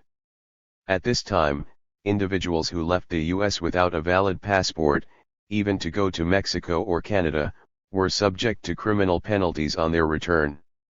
As the Cold War diminished in the late 1950s, the Secretary of State's discretionary powers withered away. However, restrictions remained on travel to some countries, for political reasons, for example, Cuba, China, Vietnam, Albania. 30. Throughout the mid-1970s, and Iran in 1980, and were reinforced by the threat of criminal action. In 1981, the Reagan administration once again restricted travel to certain countries, for example, to Cuba and Vietnam. Unlike 20th century Europe, a region of emigration until the present century, the U.S.'s main concern has been to regulate immigration. Beginning with restrictions and then absolute prohibitions on immigrants from Asia, in the last 2 decades of the 19th century, U.S. immigration restrictions became increasingly severe until the 1924 Immigration Act, which prohibited virtually all immigration for any reason whatsoever from most countries of the world, with the exception of northwestern Europe, with its highly skilled, educated and politically reliable populations. Ample reserves of displaced peasants were now available in the southern U.S. states. Puerto Rico and Mexico meant it was no longer necessary to absorb the surplus peasantries of Eastern and Southern Europe. In fact, had European immigrants been permitted to continue to enter the U.S., the rapid commercialization of agriculture in the U.S. South would have resulted in a massive redundant labor pool in the northern U.S. industrial cities. Further, after the First World War, many European immigrants had associations with leftist groups in Europe, unlike the U.S. South, or even Puerto Rico and Mexico migrants. The prohibition on European immigration thus served as a politically stabilizing factor in the U.S. Meanwhile, northwestern Europe's rapid industrialization created a labor shortage there. In some places this was dealt with by a reinstitution of emigration restrictions in the interwar years, and increasingly, especially in the 1950s and 1960s, by the immigration of workers from northwestern Europe's periphery. In the post-war period, Europe, in common with the U.S., became primarily concerned with regulating immigration rather than emigration, especially in the 1970s and 1980s as its economies began to stagnate and the supply of immigrants began to exceed the demand. In 1965 the U.S. immigration law was changed to allow immigration from any country, with priority given to those with skills needed by the economy. This new law produced a brain drain of educated professionals from India, South Korea, and Hong Kong, as well as from Latin America and Europe. Many 31. Highly educated individuals took up residence in the U.S. in order to benefit from high incomes, rather than work for lower financial rewards in their own countries, where, in most cases, their services would have made a valuable contribution to the lives of the common people. Another priority of U.S. immigration law has been to grant the right of immigration to those, usually upper and upper-middle class persons, who leave such socialist countries as the USSR, Poland, Vietnam, Hungary, and Cuba, both as a gesture of support for those whose political views accord with the US, and as part of its international propaganda war against totalitarian socialism and for human rights. The law is worded in terms of granting refugee status to those who leave their countries for reasons of political persecution, but the US has systematically determined that virtually anyone who leaves a socialist country does so for reasons of political persecution, in spite of the well-established fact that in most socialist countries in the 1970s and 1980s there has been relatively little political persecution. 23. On the other hand, refugees who oppose murderous right-wing regimes operating in their country, regimes such as those in Guatemala, El Salvador, and Haiti that protect U.S. business interests and in turn are supported by the U.S. state, are routinely denied refugee status. For the U.S. to acknowledge that their lives would probably be endangered if they were forcibly repatriated, would be an admission of support for countries that disregard basic human rights, in contradiction to one of the major ideological premises justifying U.S. foreign policy. It should be noted that the right of Western Europeans, and Poles, to emigrate, and of those individuals with highly saleable skills and correct politics from the less developed countries, is de facto substantially greater than the right of peasants, workers, and the urban unemployed in the less developed countries, even when formal emigration restrictions are the same. If China, India, or Haiti allows its citizens to emigrate and Australia, Canada, Japan, the US, the UK and Western Europe, and virtually all other high-wage areas, are closed to immigrants from those areas, unless a high level of needed skill or special political assets can be demonstrated, then their emigration policies are irrelevant. 32. The brief overview of the history of exit restrictions clearly demonstrates that a state's restrictions on emigration have always been a product of the general economic, military, and ideological welfare of a society as assessed by its ruling class, and that virtually all states, almost throughout history, have put serious difficulties in the way of those members of their populations who wish to leave their territory. There are substantial reasons why the right to emigrate, together with the right to publicly express political ideas contrary to official ideology, have historically been the two most generally restricted rights. Both directly affect the common economic health and ideological security. Labor, the source of all wealth, is a vital national resource. If a substantial portion of a country's population, or a substantial proportion of those with specific vital skills, were to leave a country, its overall economic situation would be substantially weakened. Since the purpose of any state is to advance the welfare of that class which controls the wealth of the country, it thus follows logically that no state will allow the exit of any substantial portion of its population, unless the economic and political costs of maintaining it within the national boundaries exceed the costs of allowing it to leave. The contemporary elevation of the freedom to emigrate to the status of one of the most important inalienable human rights is largely a product of liberal capitalist ideology, which directly reflects the underlying interests of advanced capitalism and imperialism rather than the interests of working people of the world, as is alleged by the discourse of abstract human rights. In the real world, most émigrés are economic refugees leaving their homelands because of inadequate economic opportunities who have the intention of returning after they have made their fortunes. The right to a good job in their native country is obviously more important to them than the right to leave their homeland in search of a job overseas. Émigrés who do not leave their countries out of economic desperation do so owing to persecution on grounds of their ethnicity, nationality, or religious or political activities. It is reasonable to assume that émigrés would normally prefer the right to be protected from discrimination, the right to peacefully practice their religion, and to attempt to achieve their political goals, rather than the right of emigration. In the real world, the 33. Celebration of the right to emigrate typically camouflages the struggle between the rights of capital to obtain a labor force or secure domestic ideological homogeneity, and to score ideological points against socialist societies, and the right of working people to a decent standard of living, as well as a basic guarantee of a life free from structural humiliations. The institutionalization of the right to overseas travel and immigration and their associated general liberal ideology of freedom is more firmly established in Dutch, British, and American culture than elsewhere because of these countries' particular economic history. The fact that Britain was the first country to undergo capitalist industrialization meant that it was among the first to eliminate emigration restrictions, because it was the first to produce a massive surplus population of ex-peasants which became too economically and politically costly to maintain at home.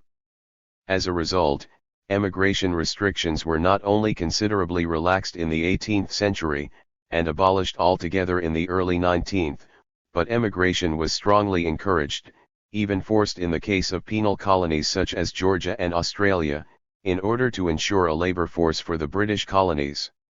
Across the Atlantic, the U.S., as the primary recipient of most of Europe's emigrants throughout the World War I period, able to attract sufficient labor power without the need to restrict emigration, had every reason to celebrate the inalienable right of people to leave their countries, since such discourse was convenient propaganda with which to encourage the older states of Europe and China to release their labor reserve to be utilized by rapidly accumulating U.S. capital.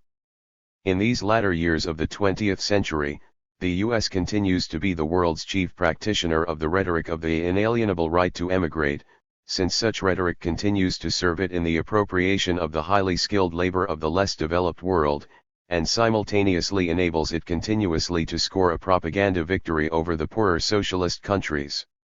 Countries that are attempting to institutionalize egalitarian wage policies and carry out rapid industrialization must deter their more highly skilled workers from emigrating and succumbing to the temptation of the high salaries and luxurious living styles attainable in the U.S. By asserting that among the most fundamental of all human rights issues is to be permitted to leave one's country, U.S. propaganda.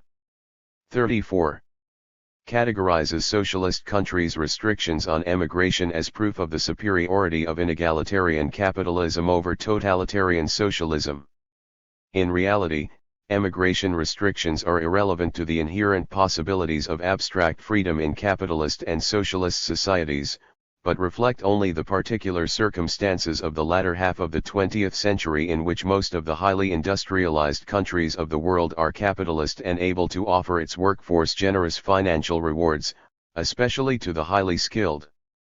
Faced with the emigration of a significant part of the labor force, doubtless the Western capitalist countries would take similar action to that of their predecessor states and other states throughout history and impose exit restrictions on their nationals. The relative liberalism of the world's leading capitalist states towards the international mobility of their nationals that has prevailed since the mid-19th century, has to a large extent been associated with the general liberalism of this period: free trade, free labor, the abolition of slavery, serfdom, and the rights of crafts workers in their jobs, and the freedom of public expression.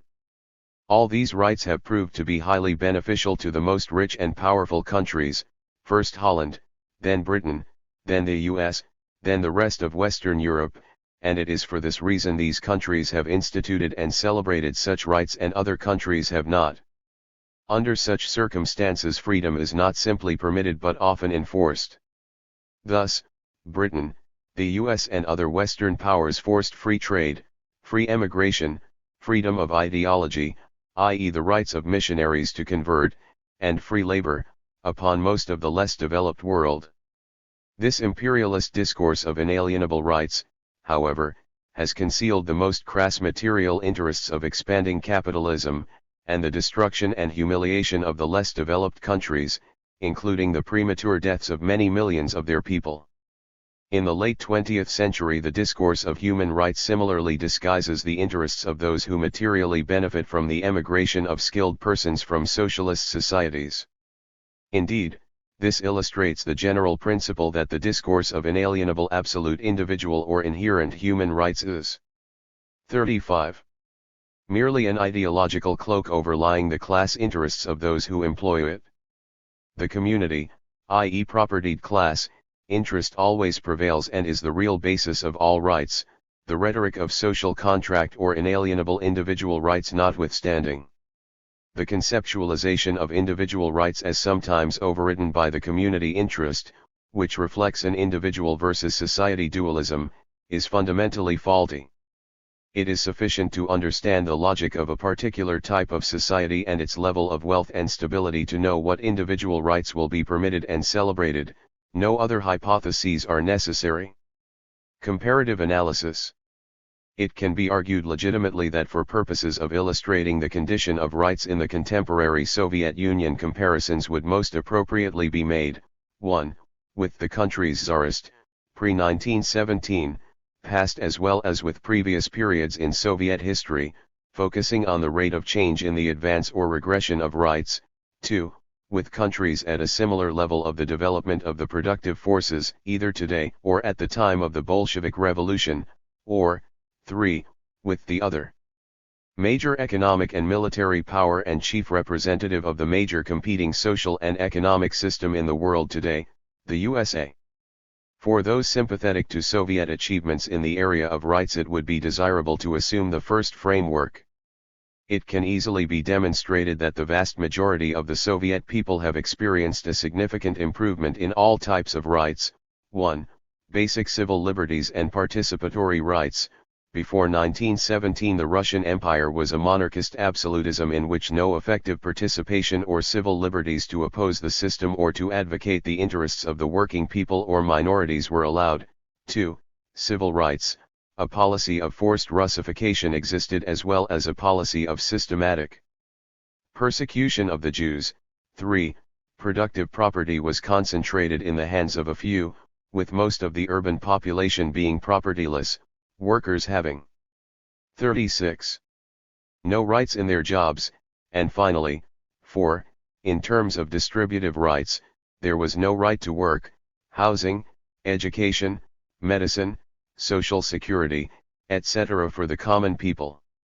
Similarly, comparisons of conditions in the Soviet Union in the 1970s and 1980s with those in the mid-1930s to mid-1955s can, by the consensus of Western scholars, easily demonstrate considerable expansion in the area of popular rights, especially civil liberties and participatory rights.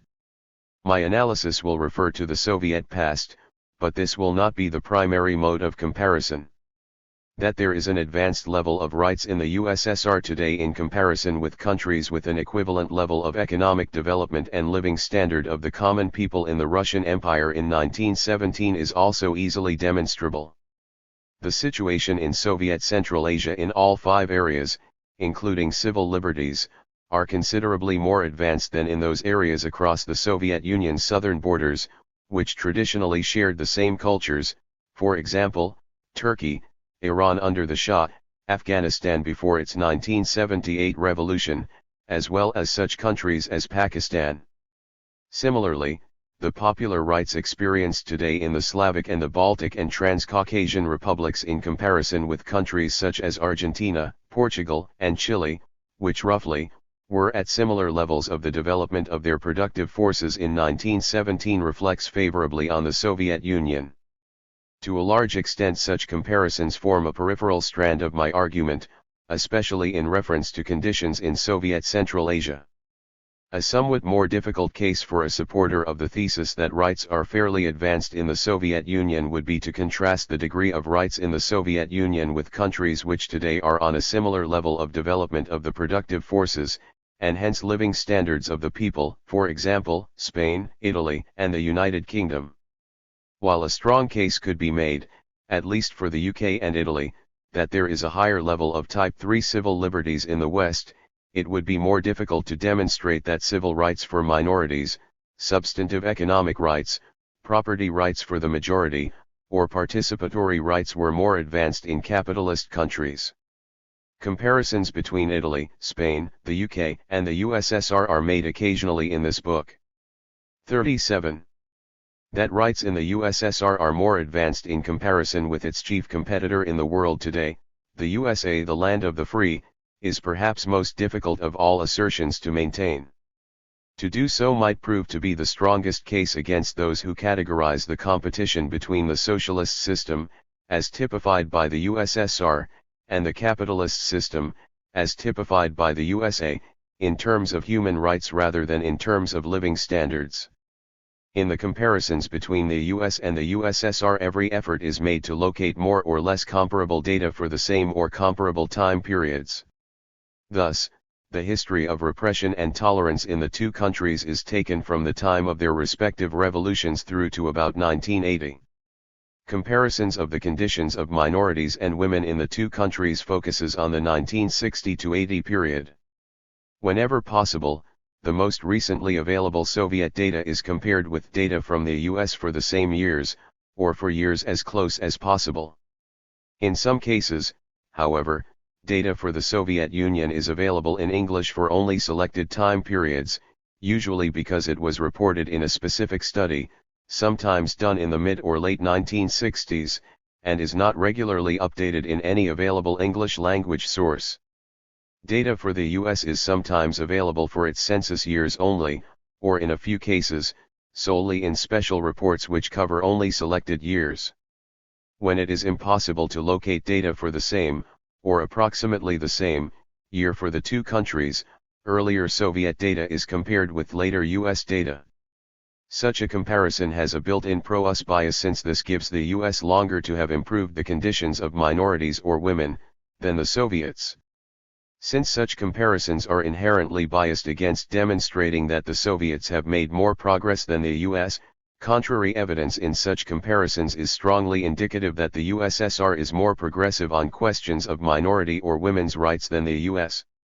Comparisons for the US and the USSR on economic conditions and rights are made largely from the most recently available 1970s data, which, for the most part, are for comparable time periods.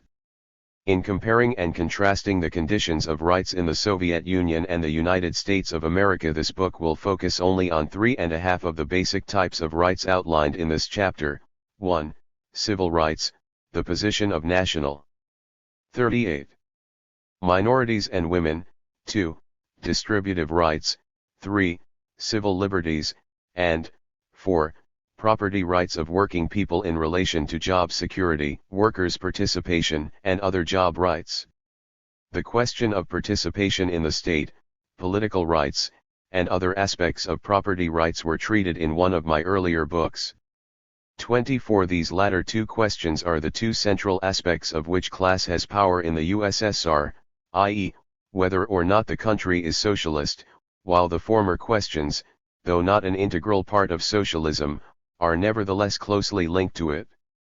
It is to be expected that an authentically socialist society would create an advanced structure of civil rights for national minorities and women, and that the rights of these groups would be considerably more advanced than under comparable capitalist societies, that the basic social security and job rights, including participation in management, for working people should be considerably more advanced than in capitalist societies, that working people should exercise real civil liberties in participation in public discussions on the development of their society, although not necessarily in publicly expressing anti-socialist ideas, and that working people should enjoy an advanced level of social services as well as the guarantee of the right to work.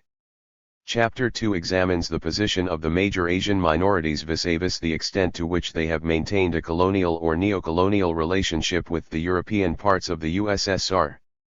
Their economic development, social welfare, education, cultural and linguistic development and political participation are examined, as is the evidence for separatism, anti-socialist or anti-Russian sentiments and movements.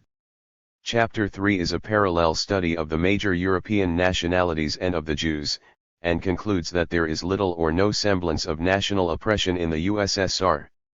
That considerable advances have been made in virtually all aspects of the life of the minorities, and that little of the previous inferior status of the oppressed nationalities of the USSR remains. The comparison with the USA shows that there is considerably more substantial and rapid progress in these regards in the USSR. Chapter 4 is a systematic analysis of the position of women in the USSR. The legal rights of women, the socialization of childcare, the sharing of housework by husbands and wives, the readily availability of abortion, the educational opportunities open to 39. Women, the economic integration of women in the economy, the special protections for women workers and the role of women in management, the party, and in the government are closely examined. It is concluded that women have achieved a considerably more egalitarian position in Soviet society than have U.S. women, even though, in 1917, U.S. women were in a considerably better position relative to men, Progress for Soviet women has thus been extremely rapid. Chapter 5 covers the question of distributive rights as well as job rights, including participation in the decision-making processes of the enterprises. The standard of living of Soviet and Western workers is compared, in terms of necessities, luxuries, housing, etc. The rights to free education and medical care, as well as retirement and disability benefits are treated. The considerable rights to remunerative employment, job security, and participation of Soviet workers is elaborated and contrasted with the rights of U.S. workers. Most areas of distributive and job rights, safety conditions being one exception, are found to be significantly more advanced in the USSR than in the U.S. Chapters 6, 7, and 8 systematically examine civil liberties, especially Type 3 advocacy rights, in the USSR and the USA. Chapter 7 traces the history of advocacy and due process rights, and their repression or suspension, from the 1917 revolution to the mid-1950s. The period of Cultural Revolution, 1928 to 31, and of collectivization of agriculture/famine, 1928-33, as well as the period of the so-called Great Purge, 1936 to 38, are concentrated upon, as it is in these periods that human rights are most commonly alleged to have been the most repressed in Soviet history. In this chapter it will be shown that the considerable variations in the level of due process and advocacy rights from 1917 to 1955 were a product of the degree of international and domestic crisis, and not a product of individual personalities. Chapter 8 focuses on the contemporary Soviet dissident movement, first defining the range of tolerated public opinion in the country, the extent of and definitions of dissidents, their strategy, the sanctions against them, and the different political currents among them.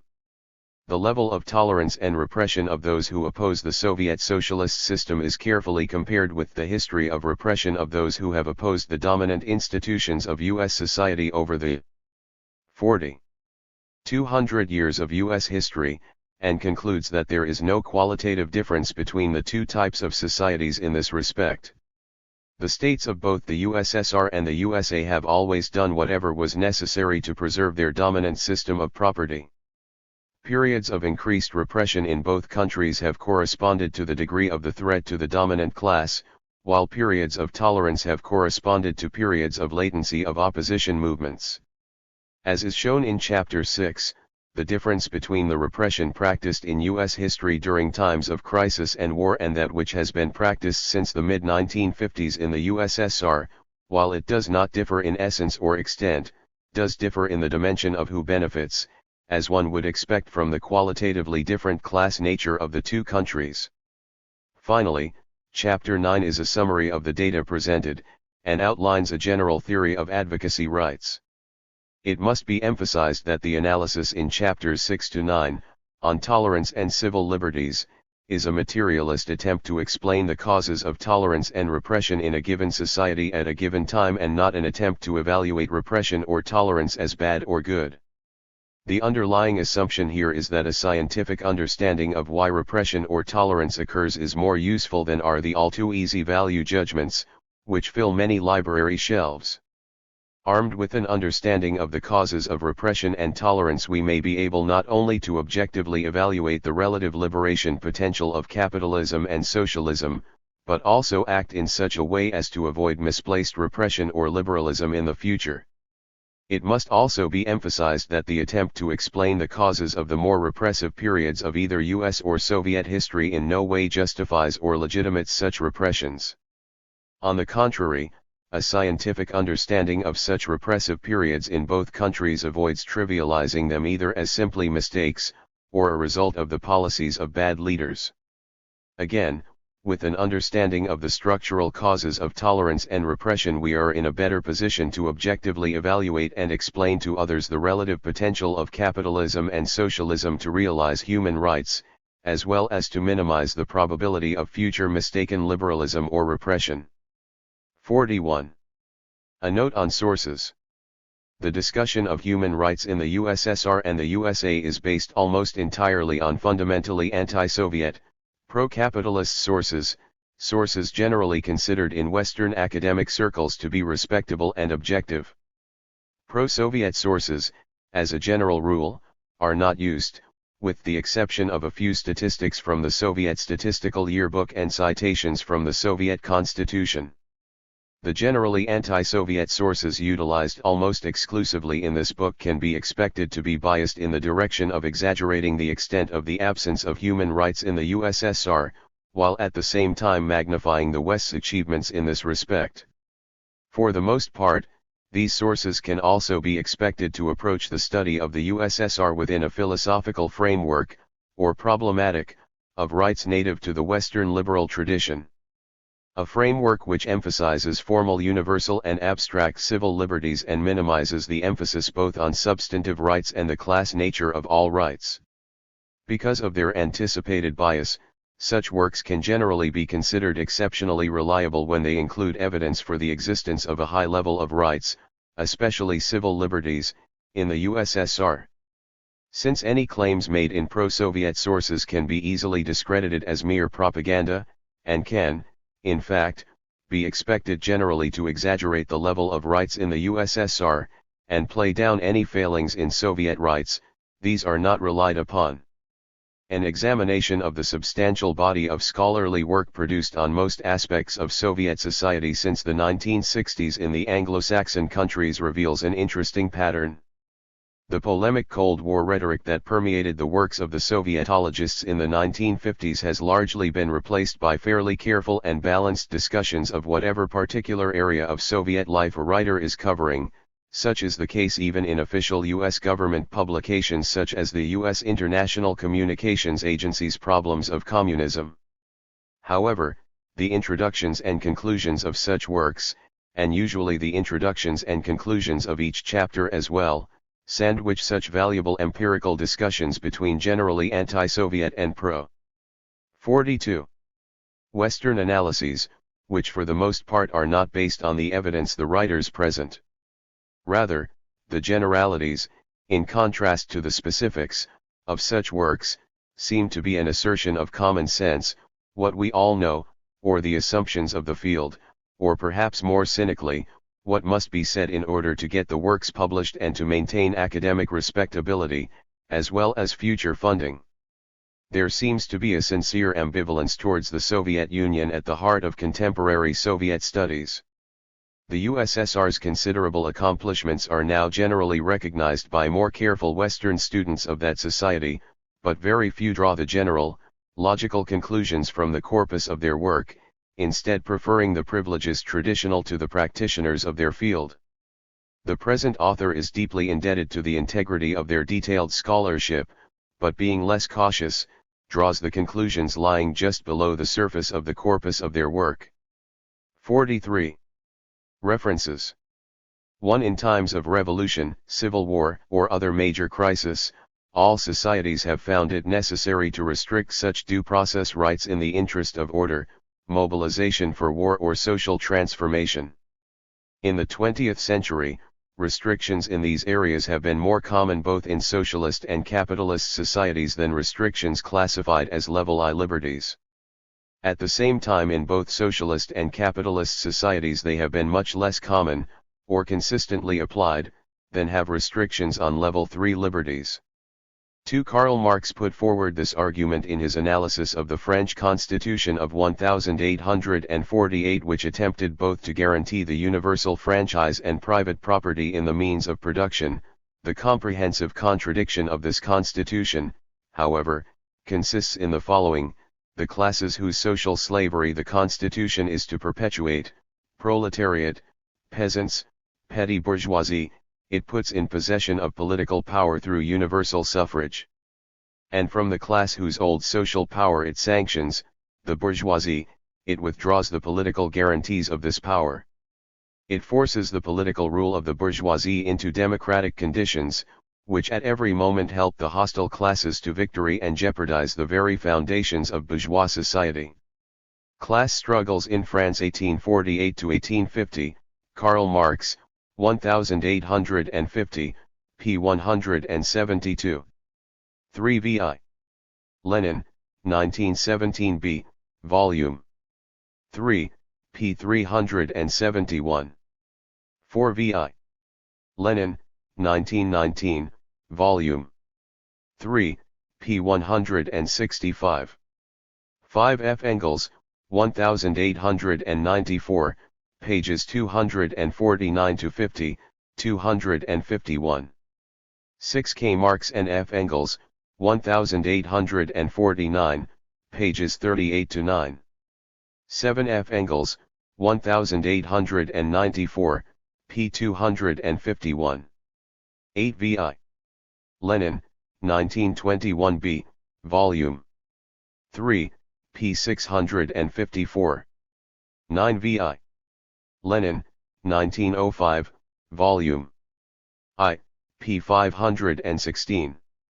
10. Discussion in this section is based largely on the following sources: Doman 1957, Fleming 1952, Gaben 1959, Glass 1967, Goodman 1966, Hansen 1940, Isaac 1947, Mell and Rappaport 1978, Parker 1957, Turak 1970, Zoe 1978, and Zollberg 1978. 11. Zollberg, 1978, p. 246. 25. 44. 12 Zollberg, 1978, pages 262 to 3. 13 C. Ingles, 1964, p. 3. 14 Turak, 1970, p. 294. 15 Ibid, p. 295. 16 Zollberg, 1978. 17 cited in Ibid, p. 272. 18 Doman, 1957, p. 310. 19 cited in Zoe, p. 29. 20 Ibid, p. 31. 21 Mell and Rappaport, 1978. 22 Goodman, 1966. 23 C. U.S. Department of State, 1981. 24 Szymanski, 1979. 25 Editor's Note: this reference could neither be found in the text of the scan of the Z-Books copy nor the physical copy itself. 45. To the Asian nationalities in the USSR. While Great Britain, France, and the other Western European imperialist powers were conquering most of the Caribbean, Africa, India, Southeast Asia and the Pacific, Russia was expanding overland towards the Pacific and deep into Central Asia.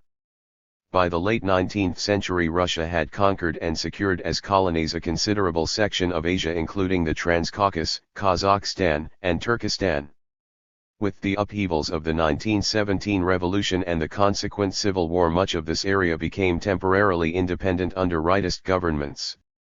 By the early 1920s, however, all of this area again became associated with Russia in the USSR. There was a period of guerrilla-type resistance by some conservative sections of the population, the Basmachi, for a few years in the early 1920s, with the local population divided between progressives supporting socialist transformation and conservatives resisting it. Under the Tsar, and at the beginning of Soviet rule, the societies of Central Asia and the Islamic parts of the Transcaucasus were more or less identical to those in the adjacent areas, parts of the Ottoman or Persian empires, Afghanistan, or British India. Their administration differed in no significant way from the colonies and dependencies of Britain, France, or the other Western European powers. They were economically exploited for the benefit of the Russian ruling class and kept undeveloped as sources of raw materials and markets. Their populations were impoverished and denied basic welfare services and education. 46. Their native languages and cultures were discouraged and they were denied self-government. It is important to examine the relationship between the Asiatic areas of the Soviet Union, and the present-day Slavic areas of the USSR in order to assess the extent to which the pre-1917 colonial relations between a European colonial power and its Asiatic colonies have been either maintained or transformed during 60 years of Soviet rule.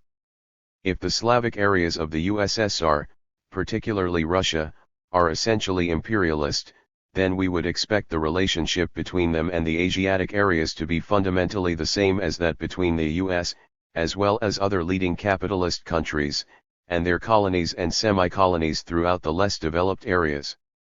If, on the other hand, the characteristics of a colonial or neocolonial relationship are absent, this would lend considerable evidence to the thesis that Russia, and the rest of the Slavic areas, are not imperialist. For the purposes of this book, Azerbaijan, in the Transcaucasus, and the 5 republics in the central part of Asia, Kazakhstan, Turkmenistan, Kyrgyzstan, Uzbekistan, and Tajikistan, are categorized as Soviet Asia. The latter 4 are commonly referred to as Soviet Central Asia, but I use the term to include Kazakhstan as well. In order to determine whether or not the relationships between Soviet Asia and Russia are characteristically colonial or neocolonial, an examination will be made of economic relations, living standards, including health and education, the development of local language and culture, the degree of self-government and manifestations of nationalism, pan-Islamic sentiments, and separatism or anti-Sovietism in Soviet Asia. If there is a strong colonial or neocolonial character in Russia's relations with Soviet Asia, it is to be expected that this will be manifested by exploitation, hindrance of its industrialization, maintenance of low living standards, perpetuation of poor welfare and educational standards, general discrimination against Soviet Asians for good jobs, education, and government positions, and discouragement of the use and development of native languages and culture. Further, that such colonial and neocolonial oppression would result in resentment and resistance by the native populations towards Russian domination and oppression, and consequently that riots, Islamic revivalism, hostility to Russians, and dissident movements among intellectuals would arise. 47. Origins of Soviet power in Central Asia. The Bolshevik Revolution resonated through Central Asia. Younger Asian intellectuals especially rallied behind the Bolshevik cause in the civil war against the traditional ruling classes of Central Asia, and in the transformation of the region after 1920. Before the 1917 revolution there were both strong progressive nationalist and national communist movements among the Asians. In the decade before 1917, Central Asian nationalists had been moving towards Marxism in reaction to their failure to gain concessions from the Tsar. National Marxism thrived in Baku and Kazakhstan. The Bolshevik emphasis on the national question and their sensitivity to the concerns of colonized peoples were well received among the colonized Asians, as were the efforts of the Bolsheviks to recruit members.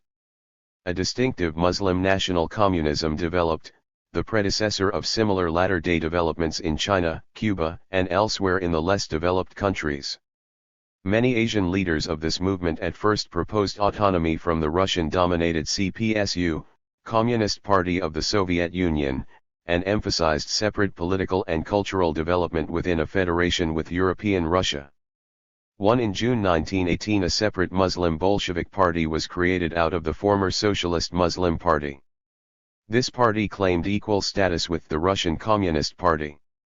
Party membership was limited exclusively to persons of Muslim background. In the immediate post-1917 years the Bolshevik parties were joined by a wide variety of radicals, socialists, and nationalists who supported the Bolsheviks against their common enemies. By 1920 the Bolsheviks seemed to have gained hegemony among radical intellectuals of Islamic backgrounds, including such non-Marxist nationalist groupings as the Young Bukharins. In some places whole clans and tribes joined. There were relatively few workers in the Muslim Bolshevik Party, with the principal exception of the Baku area, simply because there were few workers in the region. The class background of the new party was heavily middle class, especially among nationalist intellectuals.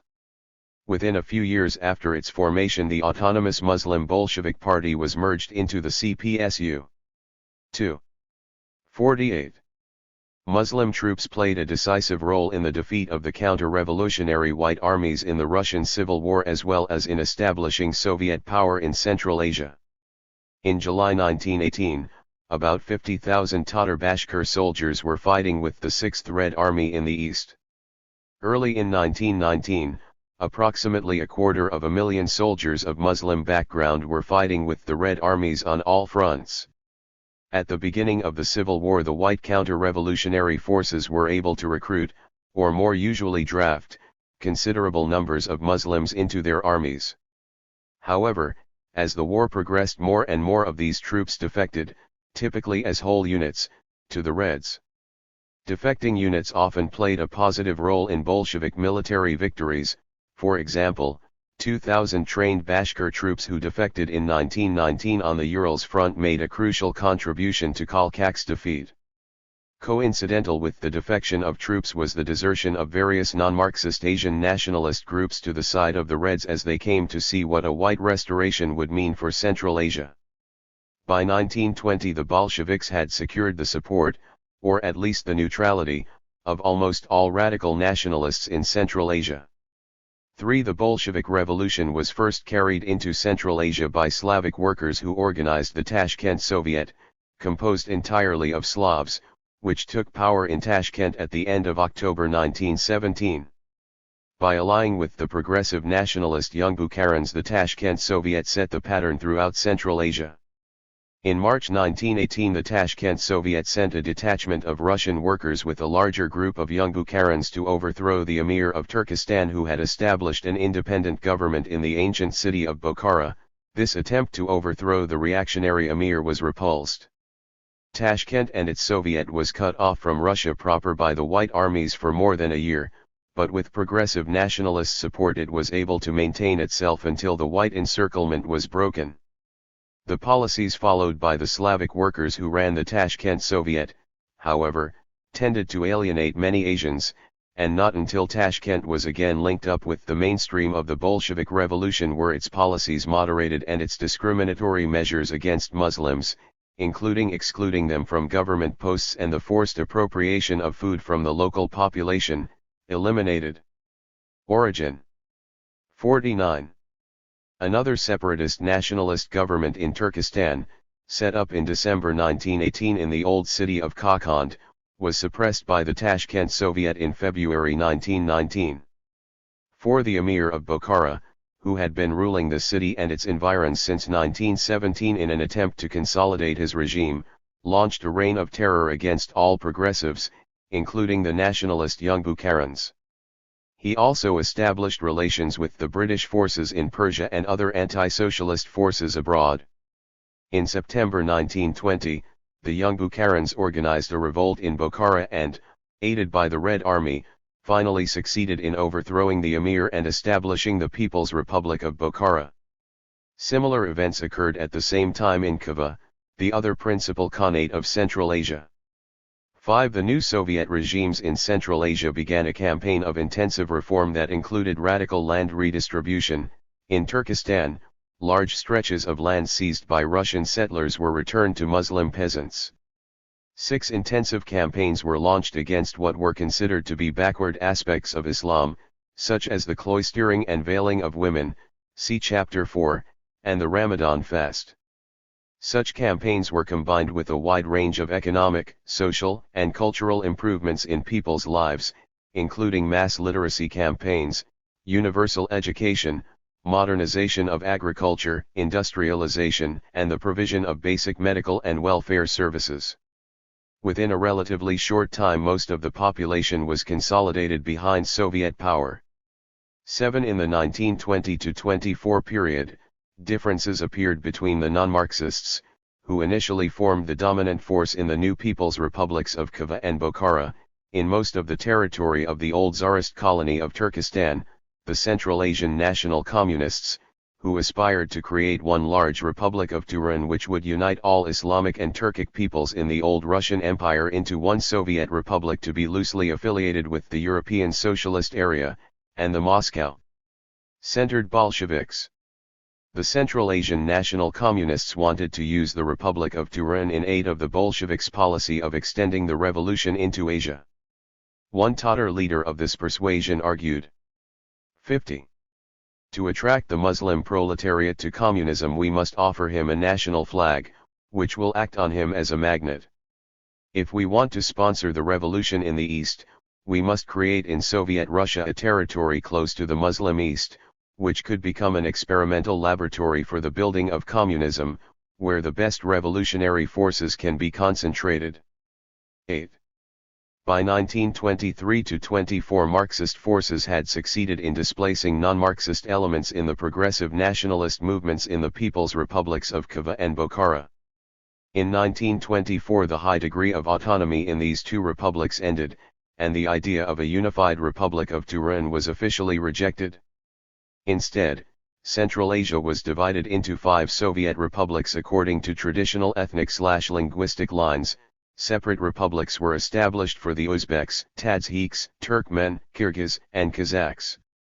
It was argued that only by such means would traditional antagonisms among various ethnic groups, such as that between the sedentary Uzbeks and the nomadic Turkmens, be minimized and the progressive aspects of each group's culture be developed.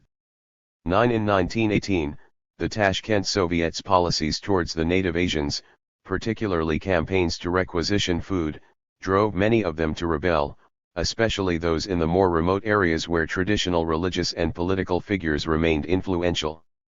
Initially, many Asians joined with the White armies and later continued their resistance as guerrillas, the Basmachi.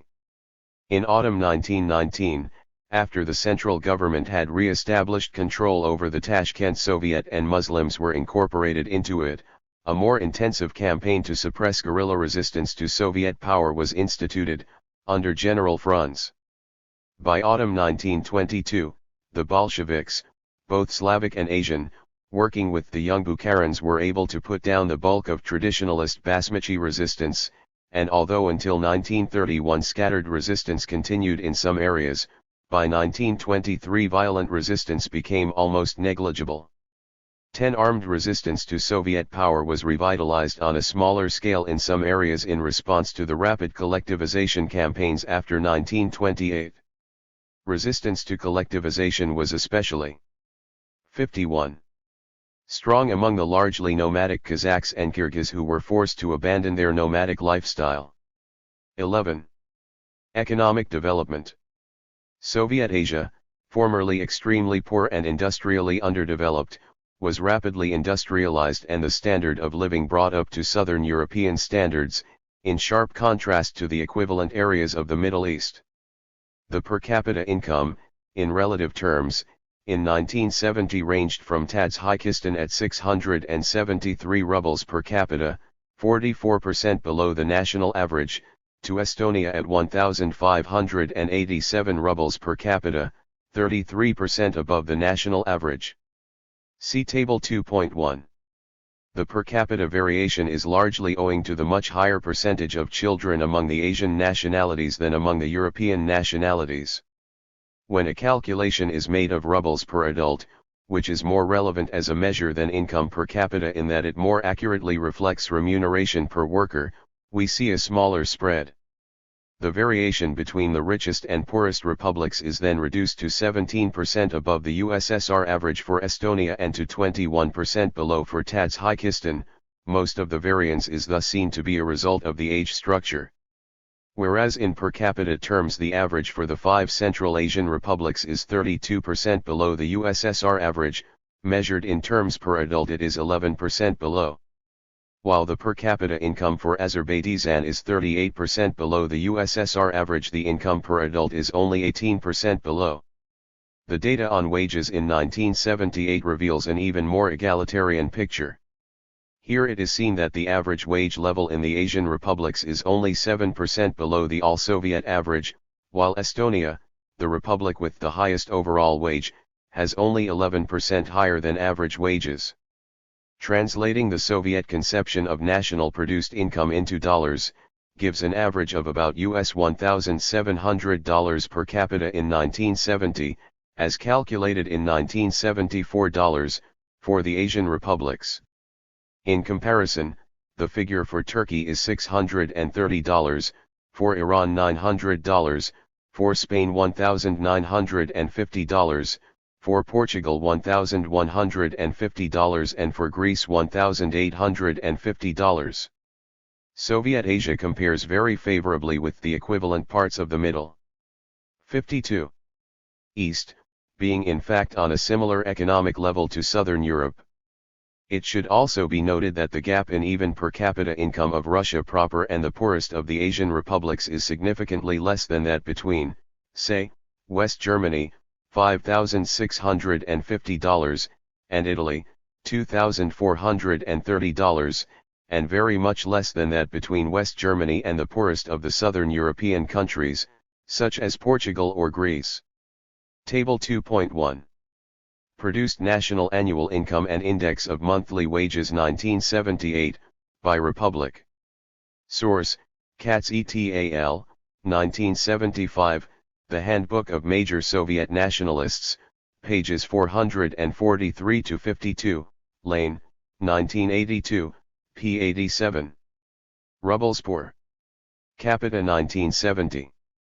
Rubles per adult, over 20 years old, 1970. GNP/capita. Equivalent in 1974 US dollars. Ratio of average monthly wages to the all-Soviet average, 1978.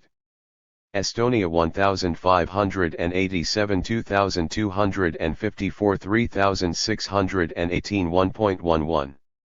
Latvia 1,574 2,204 3,589 1.01.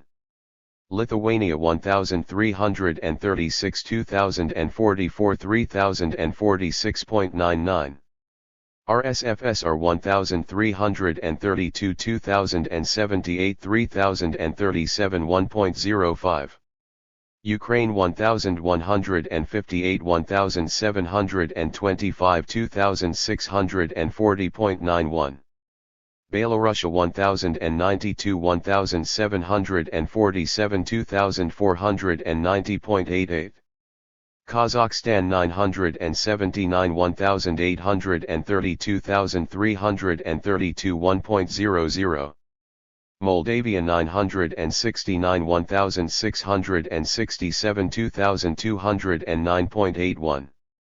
Armenia 923 1,818 2,104.96. Turkmenia 878 1,923 2002 1.07. Georgia 871 1,428 1,986.84. Kyrgyzia 797 1,634 1,817.90. Azerbaijan 737 1,570 1,680.86. Uzbekistan 728 1,609 1,660.92. Tajikistan 673 1,514 1,534.88. USSR average 1,194 1,922 2,721.00. 53. The income gap between the poorest and richest states in the USA in the 1960s approximated the income spread among Soviet republics in 1970. In 1960 the per capita income of Mississippi, the poorest state, was 46% below the national average, and 35% below in 1970. In 1960, Connecticut, the wealthiest state, had a per capita income of 29% above the national average. In 1970 it was 25%. Puerto Rico's per capita income in 1960 was 25% of that of the continental US, in 1970 it was 36% and in 1978 28%. 12. The income spread among the Soviet republics is thus virtually identical to that of the US states, and is far more egalitarian than the spread between the US mainland and its colony of Puerto Rico, which is frequently cited as an example of the economic benefits of US colonialism. While per capita income in Central Asia averaged two-thirds the national average, as it did in the 1960s in the deep south of the US, in Puerto Rico, per capita income averaged only one-third. Additionally, unlike the operative trends, both among the 50 states of the US and among the 15 Soviet republics, the income gap between Puerto Rico and the U.S. increased, rather than decreased over the course of the 1970s, as indication of the qualitatively different relationship between that island and the U.S. on the one hand and that between Central Asia and the Slavic areas of the USSR on the other. A UN Economic Commission for Europe report commented that the disparities in living standards between Central Asia and the Soviet average were probably 1/5 to 1/4 lower than the Soviet average, and that this regional disparity in living standards cannot be regarded as large compared with those found in other countries. There is hardly any European country without regions where per capita income or consumption is 1/5 or more below the national average. The conclusion that average living standards in Central Asia are only 1/5 to 1/4 below those of the Soviet Union as a whole is tantamount to saying that they are on much higher levels than those in the neighboring 54 Asian countries, and that they have improved very considerably in the 3 decades since the end of the Civil War. 13. The rapid economic growth and improvement in living standards in Soviet Asia is reflected in the rapid industrialization of the area since the Bolshevik Revolution. In Turkmen SSR from 1913 to 1978, industrial output increased by 74 times, 11 times since 1940, in Tadzhik SSR by 138 times, 16 times since 1940, in Kyrgyz SSR by 333 times, 34 times since 1940, by 71 times in Uzbek SSR, 15 times since 1940, by 232 times in Kazakh SSR, 30 times since 1940, and by 62 times in Azerbaijan SSR, 11 times since 1940. This compares with an increase of 151 times in the Russian Republic since 1913, and an increase of 17 times since 1940.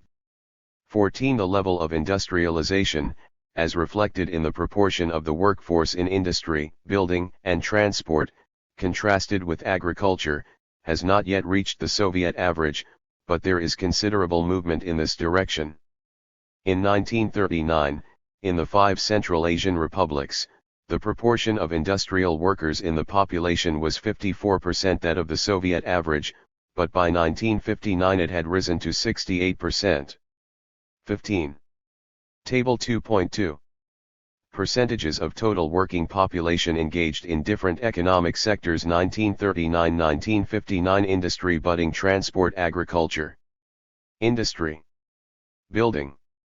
Transport, agriculture. USSR average 30.1, 50.1, 36.9, 39.8.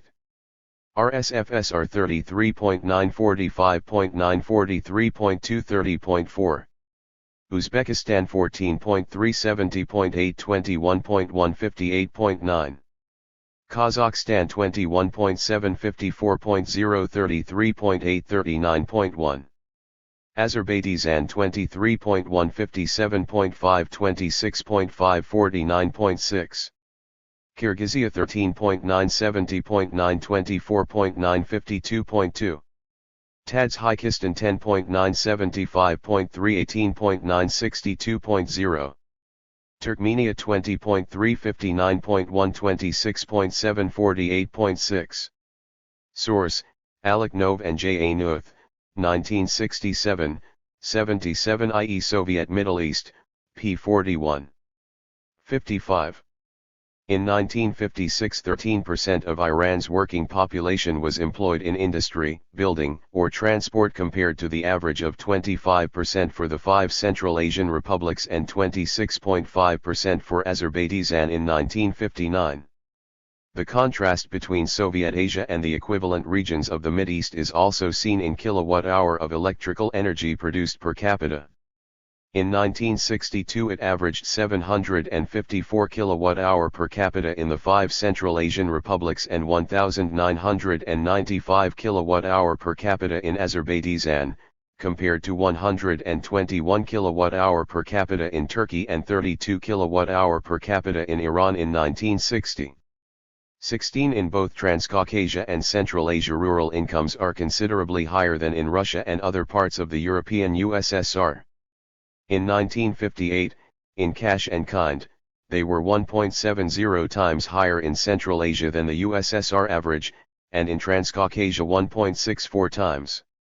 17. The higher incomes and living standards of the rural population in the Asiatic Soviet Union compared to those in the European USSR is largely owing to the long-term policies, especially prominent in the 1930s and 1940s, of subsidizing Soviet industrial development and industrial workers' living standards by requiring peasants on collective and state farms to supply the state with such basic foodstuffs as potatoes, wheat, barley, meat, milk, and eggs, at very low prices.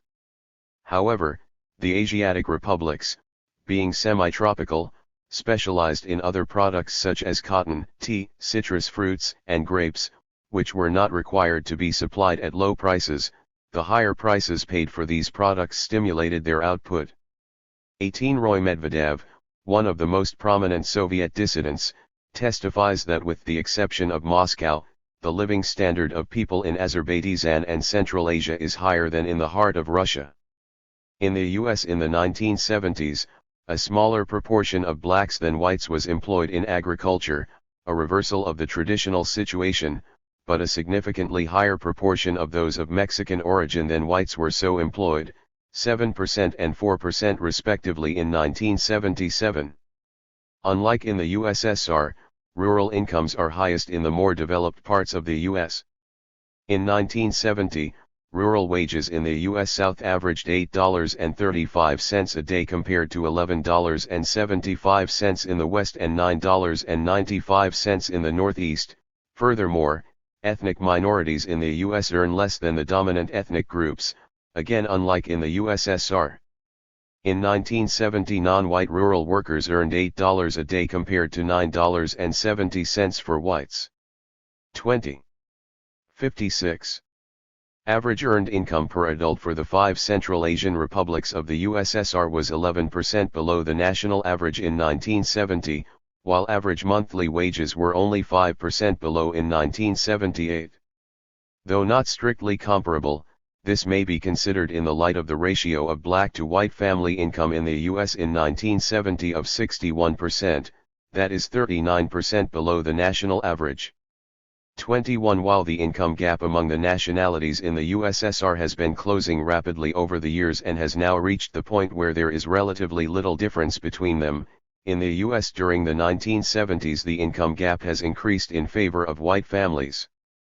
In the Soviet Union, in contrast to the U.S. and other capitalist countries, wage scales are uniform throughout the country, except that supplements are offered above the basic rates in remote areas where economic development is encouraged. Thus, workers throughout Central Asia and the Transcaucasus are paid at least the same rate for the same jobs as are workers in Russia proper, i.e., industrial workers of the Asiatic nationalities receive the same pay as Russian workers.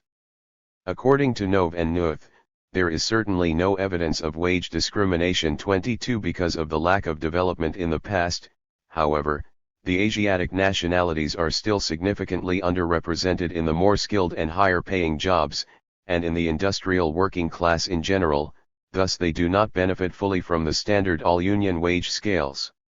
Nevertheless, they are rapidly entering all levels of the industrial occupations, consequently the remaining income disparities are disappearing. 23. Welfare payments, old age pensions, free education and health care, as well as other social services, are also standard throughout the Soviet Union, unlike in the US where welfare benefits in the poorer states are lower than in the richer states. Such services considerably enhance the living standards of the Asiatic population, although Central Asians receive less per capita in social wage benefits because their populations are more rural than the Soviet average. Peasants receive less in social benefits from the state than do workers. However, the relatively backward areas share, in terms of formal equality, in the social service benefits of the USSR as a whole, and the financial burden. 57. Appears to fall disproportionately on the more advanced Russians, Ukrainians, etc. 24. Both the industrialization and the rapid improvement in living standards in Soviet Asia have largely been subsidized by the European USSR. Much of their industrial development, especially before 1955, was financed directly from the Union, rather than the local republic budgets. 25. Almost all the capital goods imported into Soviet Asia during the period of industrialization were from the European USSR, through allocations from the Central Plan, in order to develop this region. According to Nove and Nuth, it seems reasonable to conclude that this capital flow, coming in the main from Russia proper, represented a net gain to the republics, after making all allowances for offsetting factors. 26. The Asiatic republics have historically been required to provide a smaller proportion of their revenues to the all-Union budget than was required of the European republics. Likewise, taxes on enterprises in Soviet Asia provided relatively little to the central budget. Taxes on enterprise profits in Uzbekistan in 1961, for example, were less than half the all-Union average per capita. 27. By and large, they were permitted to retain a more than average proportion of all Union revenues raised in their territories, to finance economic and social development. This was a consequence of the fact that investment, educational and health expenditure in these areas were greater, relatively to local resources, than elsewhere in the Soviet Union. It follows from the financial evidence that the Russian connection, membership of a large and more developed polity, greatly facilitated such social and economic progress as was achieved in these areas. 28. In both the US and the USSR there has been a tendency for regional variations in per capita income to disappear. However, there are qualitative differences in the way this process is being achieved in the two countries. The European USSR, unlike 58. Virtually all the advanced capitalist countries, has not experienced an immigration of potential industrial and service workers from poorer regions. In the US an intermigration has occurred with poor whites and blacks migrating north, as well as migration of Latinos to the US. The United Kingdom has received East and West Indian immigrants, France, Portuguese, Arabs, etc., and Germany, Turks, Italians, etc. The direction of migration within the USSR has, instead, been from the more developed to the less developed regions. This is consequent upon a state policy of heavy investment in the least developed areas, and the subsequent opening up of job opportunities, especially at the more skilled levels, in the least developed regions. In the capitalist world, labor migration of peripheral peoples to the advanced countries and regions is caused by massive unemployment at home and the potentiality of earning considerably higher wages than would otherwise be possible. In the USSR the migration in the opposite direction is motivated by prospects of job promotion and a more favorable climate, and by wage supplements in the case of the more remote areas. In the capitalist world capital flows to low-wage areas in order to minimize costs, but since wages are uniform throughout the USSR minimization of labor cost cannot be a consideration. The differential growth of industry in the less developed regions of the USSR is rather a matter of the state's policy to equalize the level of development throughout the country. In good measure the Asiatic republics' industrialization has come to be integrated with local resources. For example, the Uzbek Republic is the leading producer of tractors for cotton sewing and cleaning equipment, Azerbaijan is the leading producer of oil drilling machinery, and Armenia is a center for non-ferrous metallurgy, being rich in molybdenum and aluminium as well as more rare metals. 29. Overall, Soviet economic, as well as social, policies have proved to be quite successful in Soviet Asia. So much so that many Western scholars speculate about the subversive effects such a Soviet showplace could have on the adjacent Middle Eastern regions as their people become aware of conditions on the other side of the border. 59. It is virtually universally conceded that economic development has been achieved due to Soviet efforts. The Soviet Union in the past 50 years had conducted social experiments, in raising the standards of its Asian minorities well above those of the neighbors from whom they were virtually indistinguishable in 1917. The gist of the Soviet message is that a developing country can convert itself reasonably rapidly into a developed industrial one precisely as the Soviet Union has done, with minimal dependence on Western capital, little or no abatement of political hostility to the West, without the introduction of a fully fledged capitalist system, and with concomitant advancement of education and the social services. 30. The European areas of the Soviet Union have heavily subsidized the rapid economic growth and industrialization of Soviet Asia and the speedily improving living conditions of the Asiatic peoples of these areas.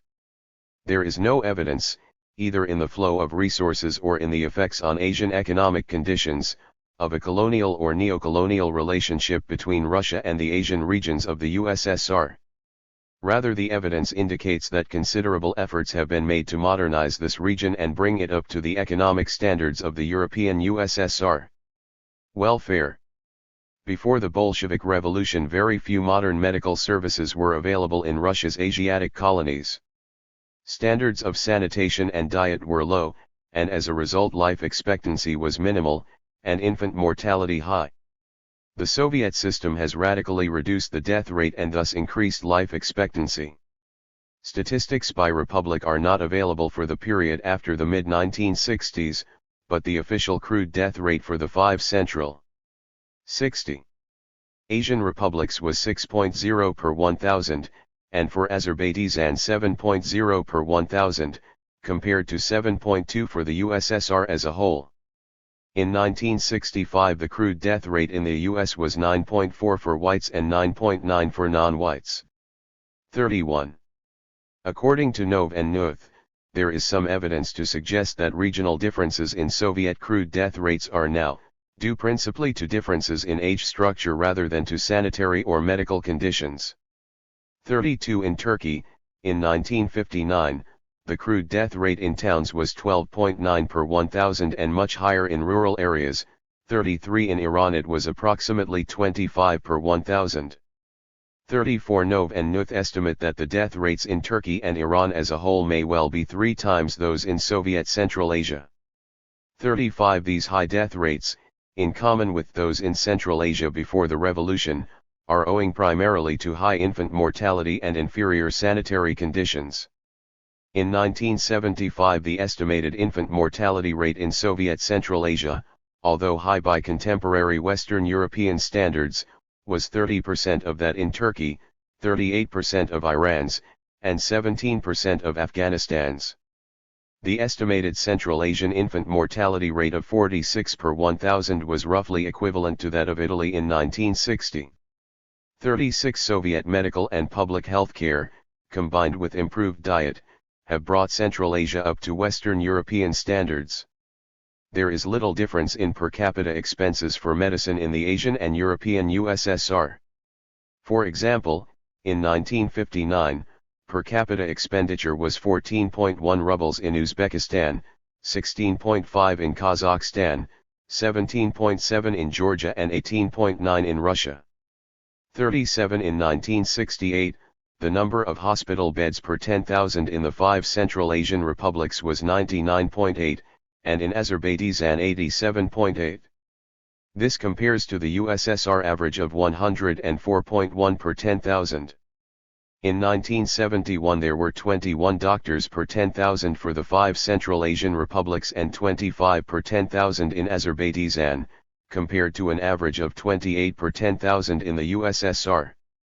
The slight differential between the Slavic and Asiatic areas appears to be caused by the fact that the Asian population is considerably younger, and thus healthier, than the European population. The virtually identical medical care available throughout the USSR, reflected in the number of doctors and hospital beds per capita and expenditure on medical care, is a radical improvement on pre-socialist conditions. For example, in 1913 the number of hospital beds per capita in the 5 Asiatic republics was 2 per. Welfare. 61. 10,000 compared to 15 per 10,000 in Russia proper. Most of the beds were reserved for European immigrants and officials, and the ratio of doctors to population was 30 per million, compared to 150 per million in Russia. 38. The contrast between Soviet Asia and neighboring areas is particularly revealing. In 1970, Iran had 3 doctors and 13 hospital beds per 10,000 population, while Turkey had 5 doctors and 20 hospital beds per 10,000. 39. Table 2.3. Healthcare, 1971. Doctors per 10,000. Population. Doctors per 10,000 adults. Hospital beds per 10,000. Population. Hospital beds per 10,000 adults. USSR average 28.3, 45.7, 104.1, 167.6. Georgia 36.8, 60.4, 88.0, 144.3. Latvia 36.2, 50.7, 116.8, 163.5. Estonia 33.8, 48.0, 113.1, 160.6. RSFSR 30.1, 47.0, 107.2, 167.2. Armenia 29.4, 57.9, 85.3, 168.0. Lithuania 28.6, 43.8, 97.6, 149.3. Ukraine 28.3, 42.2, 102.5, 152.7. Belarusia 26.7, 42.7, 98.5, 157.6. Azerbaijan 25.1, 53.5. Tatar-ASSR 23.5, 39.7, 109.7, 205.1. Kazakhstan 22.9, 42.8, 100.6, 220.5. Turkmenia 21.9, 47.9, 94.9, 163.2. Moldavia 21.5, 37.0, 98.9, 202.7. Kyrgyzia 21.4, 43.9, 96.9, 214.1. Uzbekistan 21.0, 46.4, 93.1, 209.5. Tajikistan 16.5, 37.1. Sources: Katz et al., 1975, Soviet Social Science Data Handbook of Major Soviet Nationalities, pages 443,458, Mikiewicz, 1973, Handbook of Soviet Social Science Data, p. 113. The qualitative difference in medical care between Soviet Asia and the equivalent areas of the Middle East should also be stressed. In Iran and Turkey, doctors and hospitals are heavily concentrated in the major urban centers and are primarily 62. Available only to those who can pay. In Soviet Asia, medical care is available both in the rural and urban areas and is available to all on the basis of need. According to the UN Economic Commission for Europe, medical care in Soviet Asia has improved so strikingly in the period of Soviet rule that the relevant comparison is no longer with neighboring Asian countries, but with the countries of Western Europe. 40. The progress of even the most backward part of Central Asia is remarkable. By 1961 even Tajikistan had one doctor per 850 inhabitants, with 3 or 4 auxiliaries supplementing each doctor, and one hospital bed for every 140 inhabitants. This is a state of things which neighboring states, and even some European states, may well envy. 41. While the ratio of doctors per adult in the USSR in 1971 was 1:63, in the US in 1970 the ratio per capita among the states was 2:62, New York had 233 doctors per 100,000, and Mississippi 89 per 100,000. In the same year Puerto Rico had 91 doctors per 100,000 population, and 35 hospital beds per 10,000 compared to the mainland average of 150 doctors per 100,000, and the U.S. average of 65 hospital beds per 10,000. 42. Because of the largely private system of medical care in the U.S., there is a considerable differential in the availability of high-quality treatment within any given area, with the poorer ethnic minorities suffering disproportionately. This differential in the standard of health care based on economic factors, combined with inadequate diet, poor sanitary conditions, dangerous jobs and neighborhoods, and the greater stress associated with manual labor, poverty, and racism, produce much higher death rates for most ethnic minorities than for the ethnic majority in the U.S. In 1977, the death rate of blacks between the ages of 25 and 44 averaged 2.5 times that of whites, i.e., a black in the 25 to 44 age group had a 2.5 times greater probability of dying in a given year than a white of the same age. Blacks in the 45 to 54 age group die at a rate 2.0 times greater than whites. 43. In ensuring adequate health. 63. For its minorities, the USSR is clearly much more effective than is the US. Education. Before the Bolshevik Revolution, the vast majority of the peoples of Soviet Asia were illiterate. Even in 1926, a decade after the revolution, only 3.8% of the people in Tajikistan, 11.6% of those in Uzbekistan, 14% of those in Turkmenistan, and 16.5% of those in Kyrgyzia were literate. A high proportion of the literates were in fact Russian immigrants. By the end of the 1930s, most people throughout the USSR were literate, and by the end of the 1950s literacy was virtually universal. See Table 2.4. The achievement in Soviet Asia was particularly noteworthy among girls and women who, in this largely Islamic area, were traditionally confined to the home. In Iran, in 1971, 63.1% of the total population and 74.5% of all women were illiterate, and in 1975, in Turkey, the same applied to 39.7% of the total population and 56.9% of women. 44. The contrast between Soviet Asia and regions of the Near East with ethnically similar populations is obvious. The number of school students in the Asiatic republics increased after the revolution. In Russia proper, the number of students of all types increased by 3.6 times between 1914 to 15 and 1978 to 79, compared to over 2,000 times for Tajik SSR, over 200 for Uzbek SSR, over 100 for Kyrgyz SSR and 90 times for Turkmen SSR, see Table 2.5. In 1939, 2.2% of Kazakhs, 1.5% of Uzbeks, 1.4% of Turkmens, 1.2% of Tajiks and 0.9% of Kyrgyz had received a secondary education, at least 7 years of schooling, compared to the USSR average of 8.3%.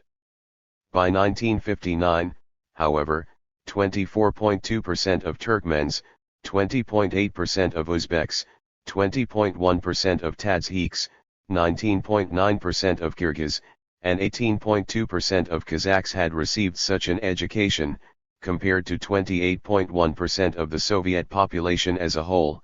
These figures refer to nationalities, not residents of the republics. 45. 64. Allowing for the large number of children among the Muslim nationalities, and for the relative backwardness of rural schools which still persists, these nationalities are well on the way to reaching the general level of the whole Soviet population, and all this in the space of a couple of decades. On the foundations of this great advance in secondary education, a fund of highly skilled specialist manpower is being built up. 46. Table 2.4. Literacy, percentage of population aged 9 to 49. Territory. Both sexes, male-female, 1926, 1959, 1926, 1959, 1926, 1959. Urban and rural, USSR 56.6, 98.5, 71.5, 99.3, 42.7, 97.8. Azerbaijan 28.2, 97.3, 36.1, 98.8, 19.2, 96.0. Kazakhstan 25.2, 96.9, 35.4, 98.8, 14.5, 95.1. Kyrgyzia 16.5, 98.0, 23.9, 99.0. 8.4, 97.0. Tajikistan 3.8, 96.2, 6.4, 98.0, 0.9, 94.6. Turkmenia 14.0, 95.4, 18.3, 97.7, 8.8, 93.4.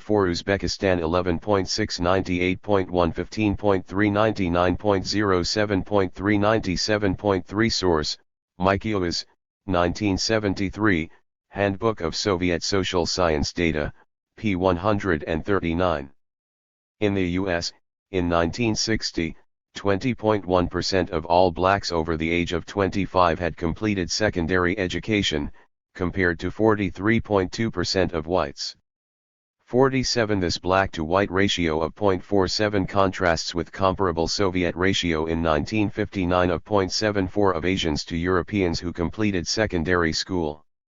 In 1970, Puerto Ricans over the age of 25 averaged a total of only 6.9 years of schooling, compared with 12.2 for the U.S. These figures reflect the comparably immense progress made by minorities in education in the USSR. 48. The Soviets' expenditure per capita on education in the non-Asiatic and Transcaucasian republics has been consistently higher than in the European areas. For example, in 1955, annual expenditure per capita in Azerbaijan was 1.18 times the USSR average, in Turkmenistan 1.30 times, in Tajikistan 1.27 times, in Kyrgyzia 1.15 times, and in Uzbekistan 1.00 times the USSR average. This is because of the higher birth rates in Central Asia. In 1955 the Central Asian and Transcaucasian republics had 15%. Education. 65. Of the population, but 18% of the school children and 18% of the teachers. 50. In most cases, the higher proportion of school-age children, which corresponds almost exactly to the distribution of teachers, is closely proportional to the additional expenditure in the republics. Table 2.5. Number of pupils and students in the Union republics, at the beginning of school year, 1000s, pupils in general educational of all types ratio of 1914 to 15 to 1978 to 79 1914 to 15 1978 to 79 USSR 9656 44711 4.6 RSFSR 5.684 20739 3.6 Ukrainian SSR 2607 7600 2.9 Belarusian SSR 489 1575 3.2 Uzbek SSR 18 3876 21.5 Kazakh SSR 105 3257 31.0 Georgian SSR 157 975 6.2 Azerbaijan 73 1594 21.8 Lithuanian SSR 118 612 5.2 Moldavian SSR 92 747 8.1 Latvian SSR 172 349 2.0 Kyrgyz SSR 7 857 122 Tajik SSR 0.4999 2498 Armenian SSR 35 616 17.2 Turkmen SSR 7 698 99.7 Estonian SSR 92 217 2.4 Source, USSR in Figures, 1978, p. 220. This Soviet practice of allocating resources proportional to the number of students differs radically from the U.S. practice of spending far more per student in wealthy than in poor areas, as well as maintaining significantly lower faculty/student ratios in the wealthier areas and districts. In 1975, New York State spent $409 per primary and secondary school student compared to $194 per student in Kentucky and $197 in Mississippi. In New York City in 66. 1970, the student/teacher ratio was 18.5 to 1 and in San Francisco 19.2 to 1, compared to 29.2 to 1 for Detroit and 28.5 to 1 for St. Louis. 51. The variation, both in funds allocated per student and student/teacher ratios, is significantly greater between wealthy suburban neighborhoods and urban ghettos and impoverished rural areas, e.g. the South, Appalachia, than it is between states or cities. In higher education, the Asiatic peoples have also made great progress. In the USSR in 1970 to 71, 6 nationalities had a higher student/population ratio than the national average: Jews 2.60, Georgians 1.43, Armenians 1.34, Russians 1.12, and Azerbaijani 1.04. The Asiatic nationalities compared favorably to the European in all cases in this respect. For example, in addition to the Azerbaijani, the Kazakhs, Kyrgyz, and Uzbeks rank above the Ukrainians and Latvians. All of these are at least 80% of the USSR average. Of all the republics, only Uzbekistan is spending significantly less on higher education per pupil than the Russian Republic. Here it is about 20% less. The highest expenditure per student is in Armenia and Estonia, where it is about 28% higher than in the Russian Republic. See Table 2.6. The Soviets have achieved virtual equality for the Asiatic nationalities, both in effort invested in higher education and results. To appreciate the Soviet achievement, educational attainments should be compared to the equivalent areas of the Middle East, e.g. Turkey and Iran. In 1959 the number of students in higher education in Iran was 9 per 10,000, and in Turkey 15 per 10,000. 52 This compares to 194 per 10,000 for Soviet Azerbaijan, 147 for Soviet Turkmenistan and 132 for Soviet Tajikistan, which share the same ethnic groups with Turkey and Iran, 1970-71 figures. This represents a ratio of about 10 times in favor of the equivalent Soviet populations. 53 In 1970 in the U.S., the overall student/population ratio in higher education was 239 per 10,000, with 153 for blacks, 64% of the national rate, and 113 for Latins. 54 The access to higher education of national minorities in the USSR is significantly greater than in the US.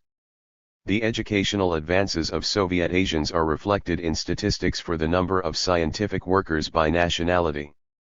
Government policy has been to systematically develop a national intelligentsia in each republic. Education. 67. Table 2.6. Higher education by nationality.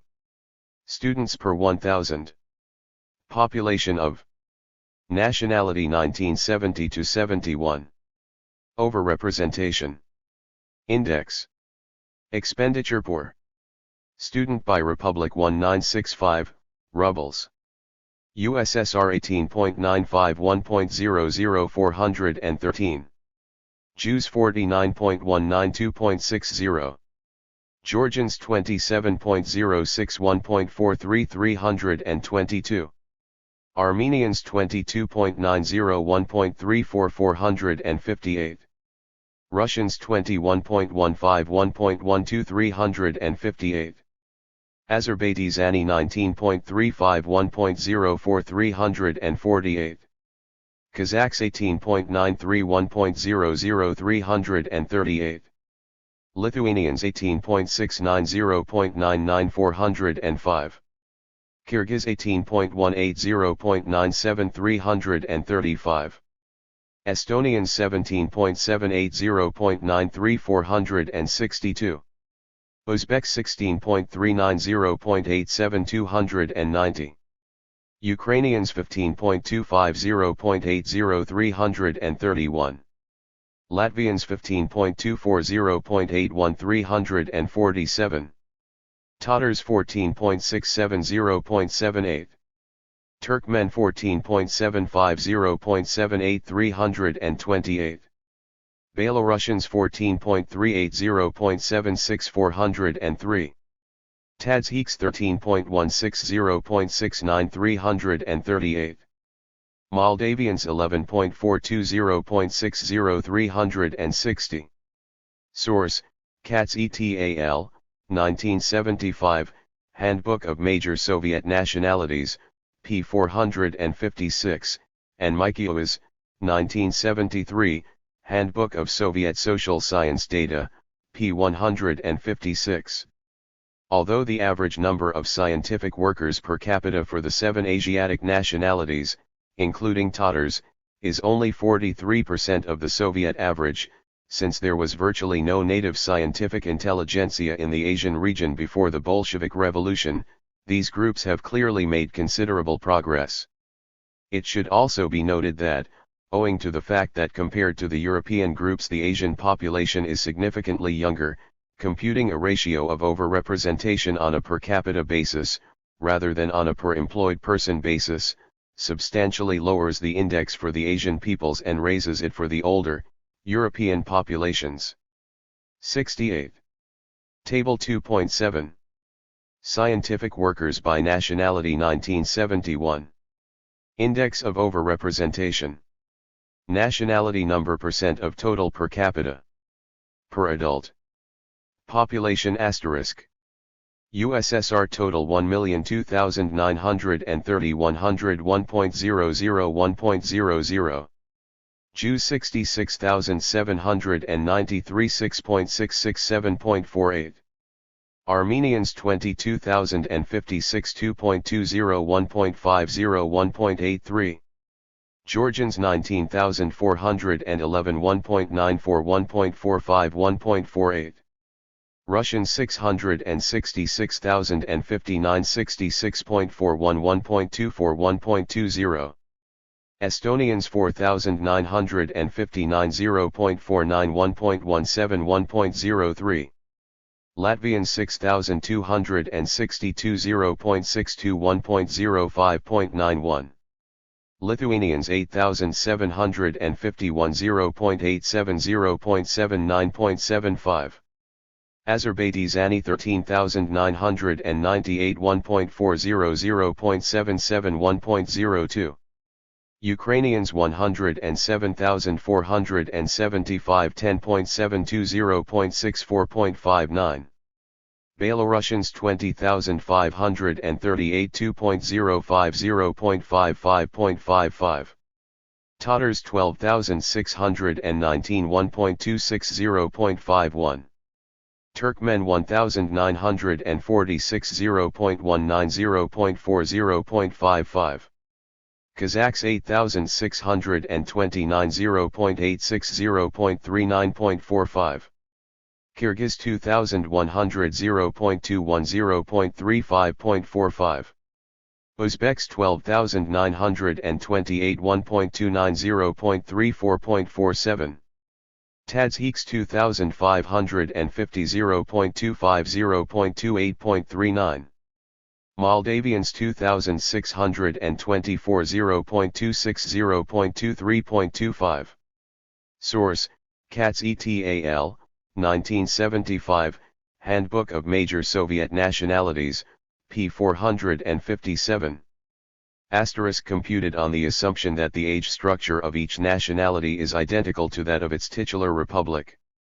When age structure is taken into account, the representation index of scientific workers from the Asiatic nationalities rises to over 50%.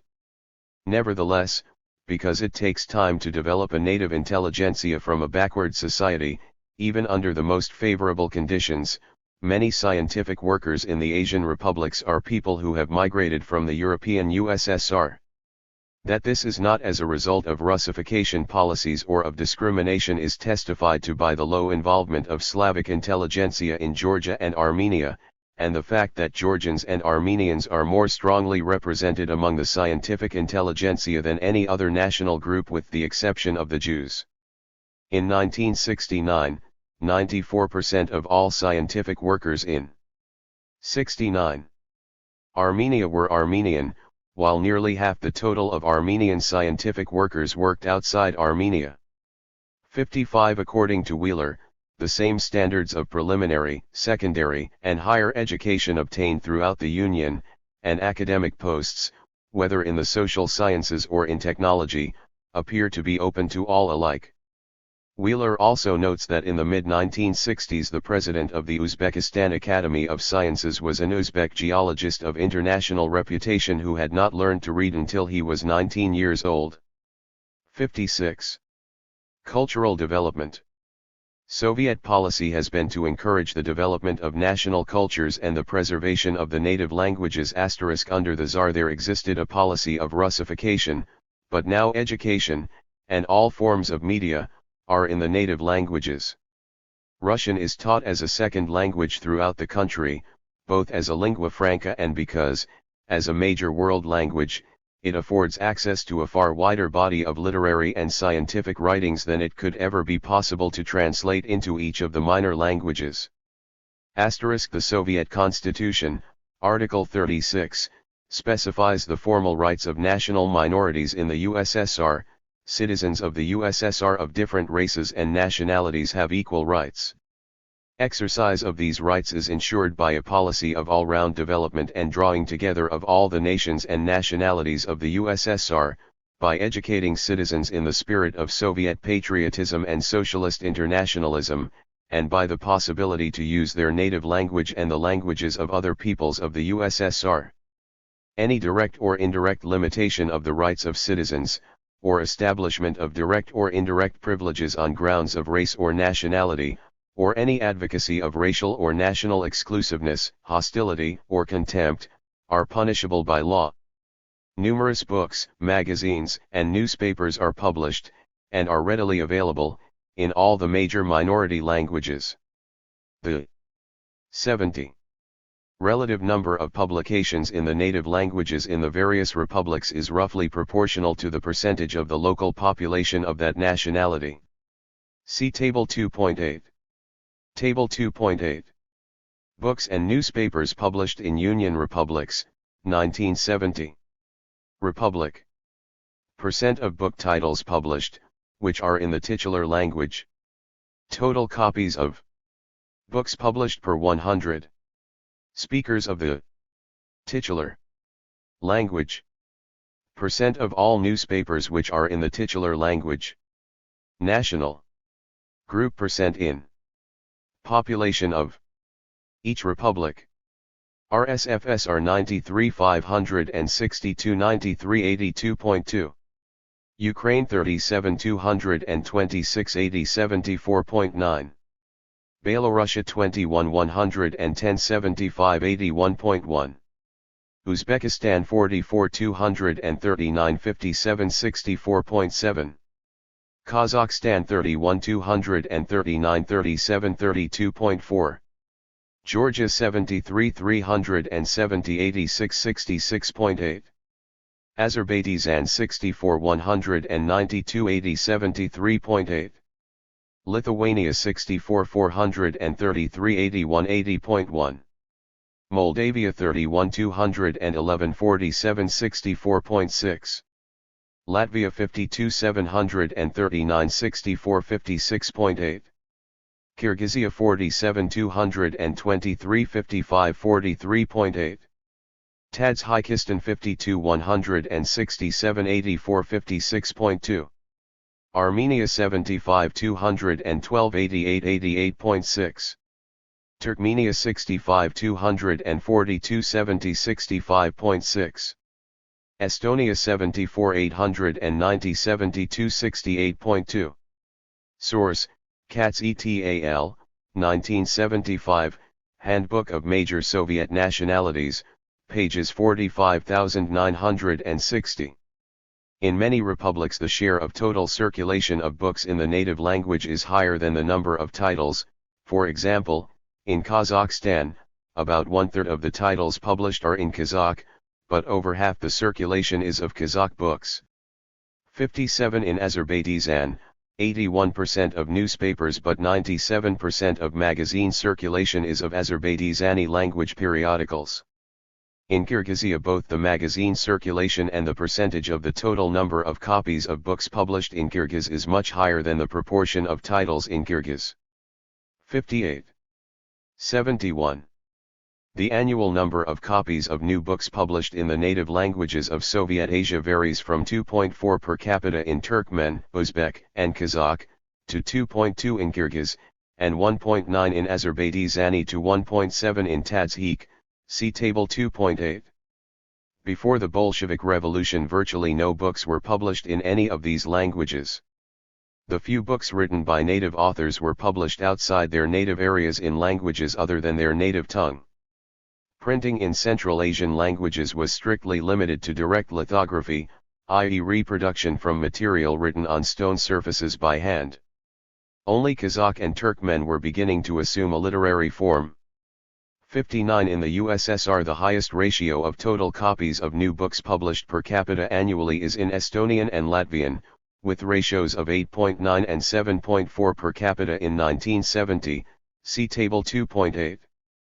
The ratio of books in Russian per capita published each year in 1970 was 5.6. Naturally, the number of books issued in Russian is considerably higher than for the Asian languages, since so much scientific and technical work, as well as world literature and special studies, appear in this language.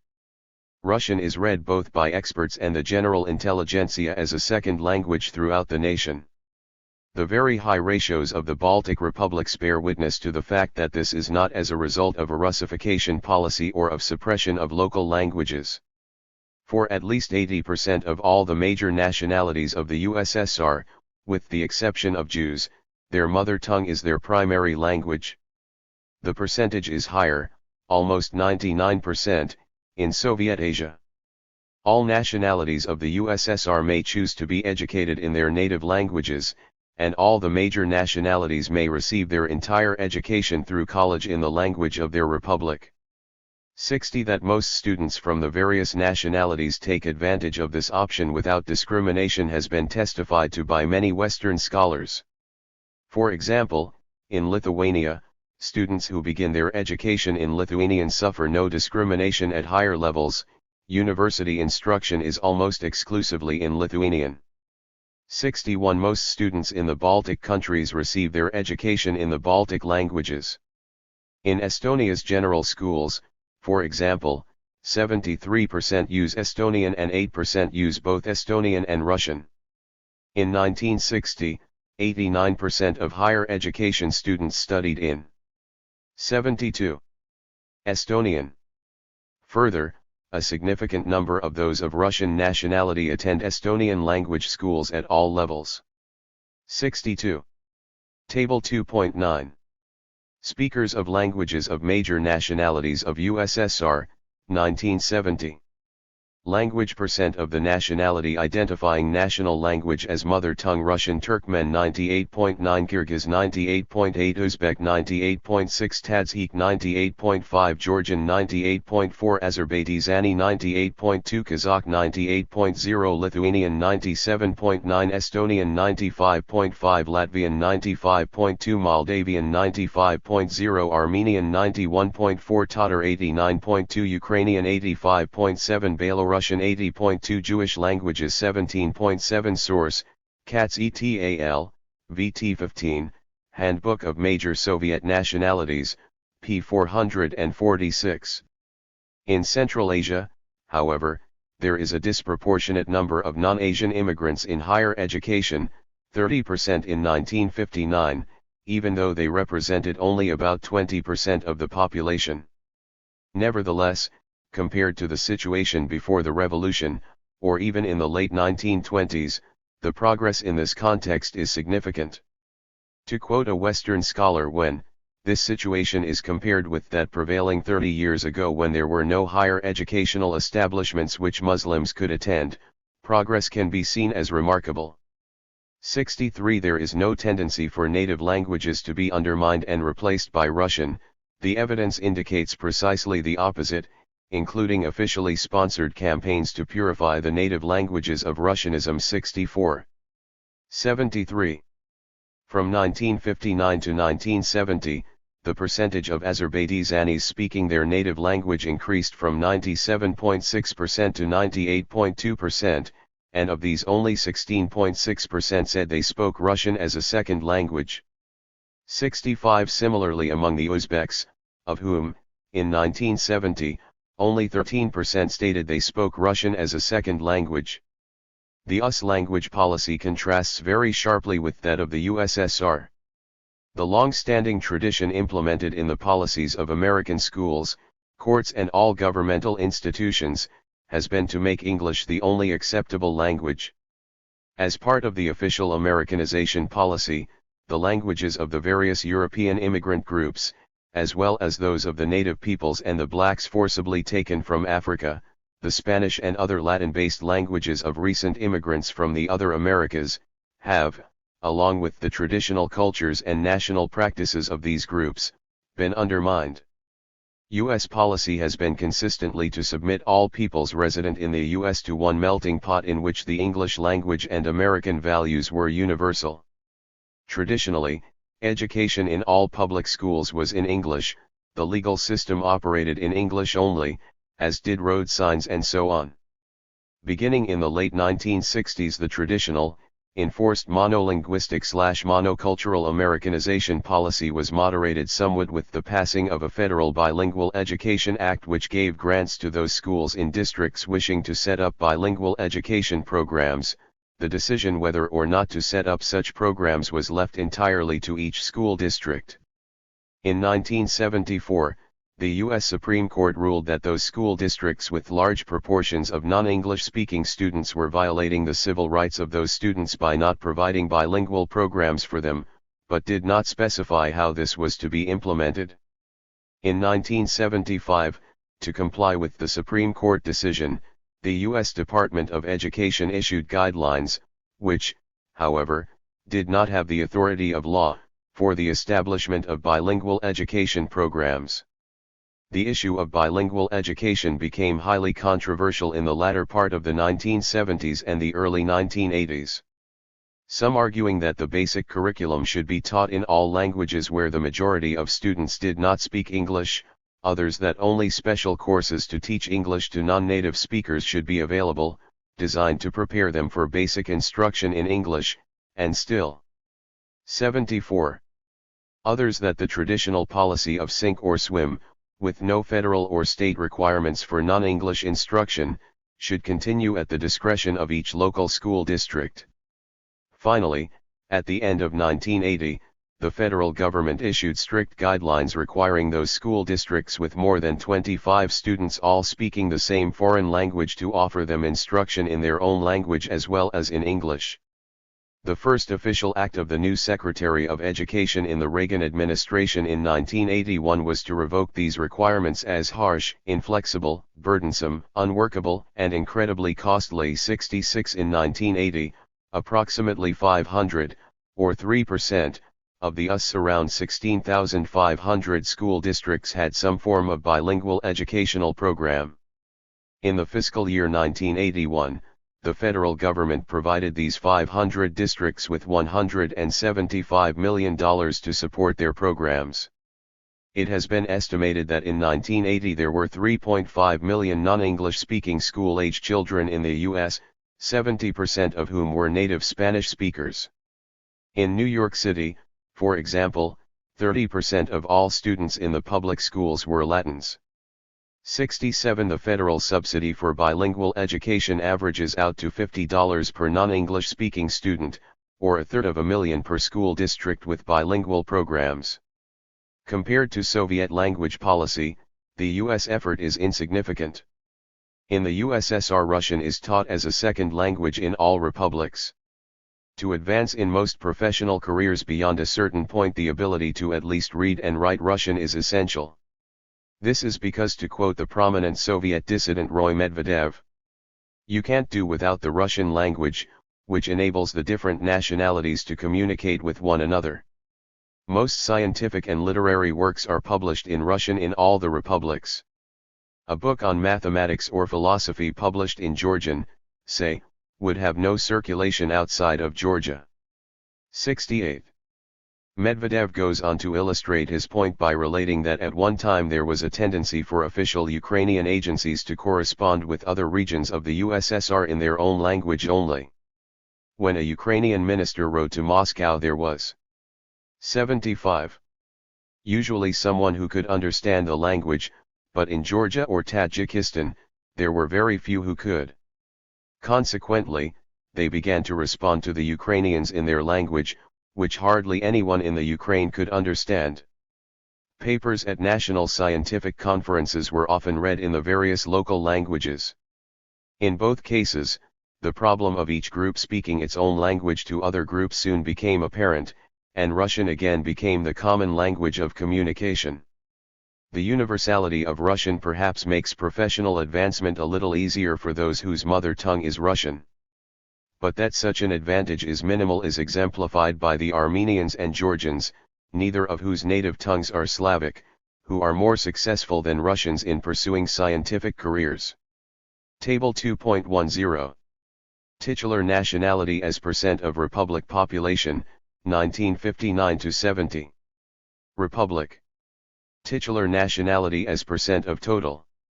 Republic population percent Russian 1959 1970 1979 1970 1979 Armenian SSR 88.0 88.6 89.7 2.7 2.3 RSFSR 83.3 82.8 82.6 82.8 82.6 Belarusian SSR 81.1 81.0 79.4 10.4 11.9 Lithuanian SSR 79.3 80.1 80.0 8.6 8.9 Ukraine SSR 76.8 74.9 73.6 19.4 21.1 Azerbaijan SSR 67.5 73.8 78.1 10.1 7.9 Estonian SSR 74.6 68.2 64.7 24.7 27.9 Georgian SSR 64.3 66.8 68 8.8 8.5 7.4 Turkmen SSR 60.9 65.6 68.4 14.5 12.6 Uzbek SSR 61.1 64.7 68.7 12.5 10.8 Moldavian SSR 65.4 64.6 63.9 11.6 12.8 Latvian SSR 62.0 56.8 53.7 29.8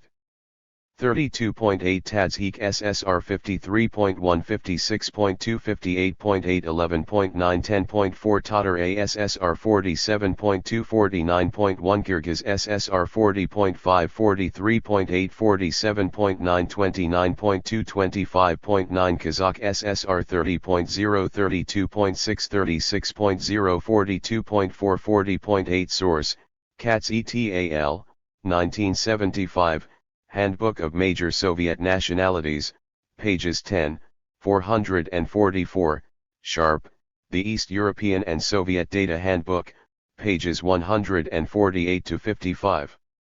76.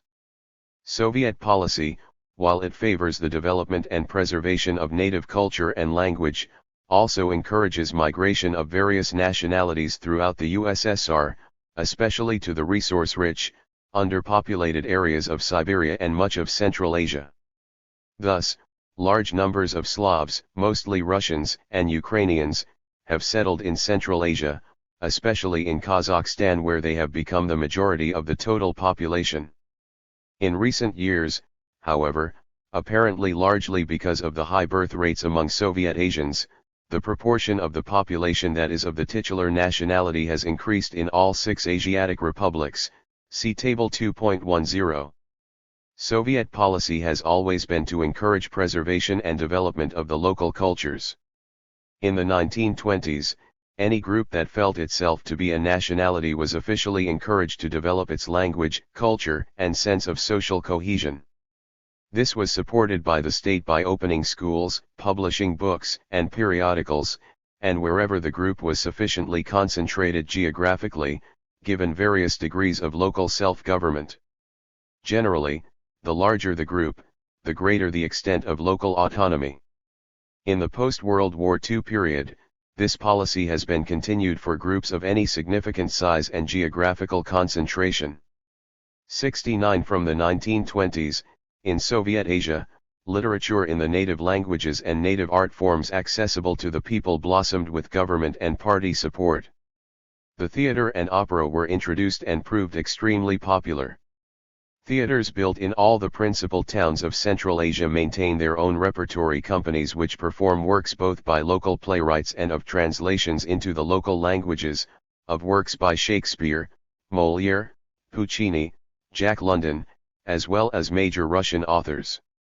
Ballet and orchestral music have also proved to be very popular in Central Asia.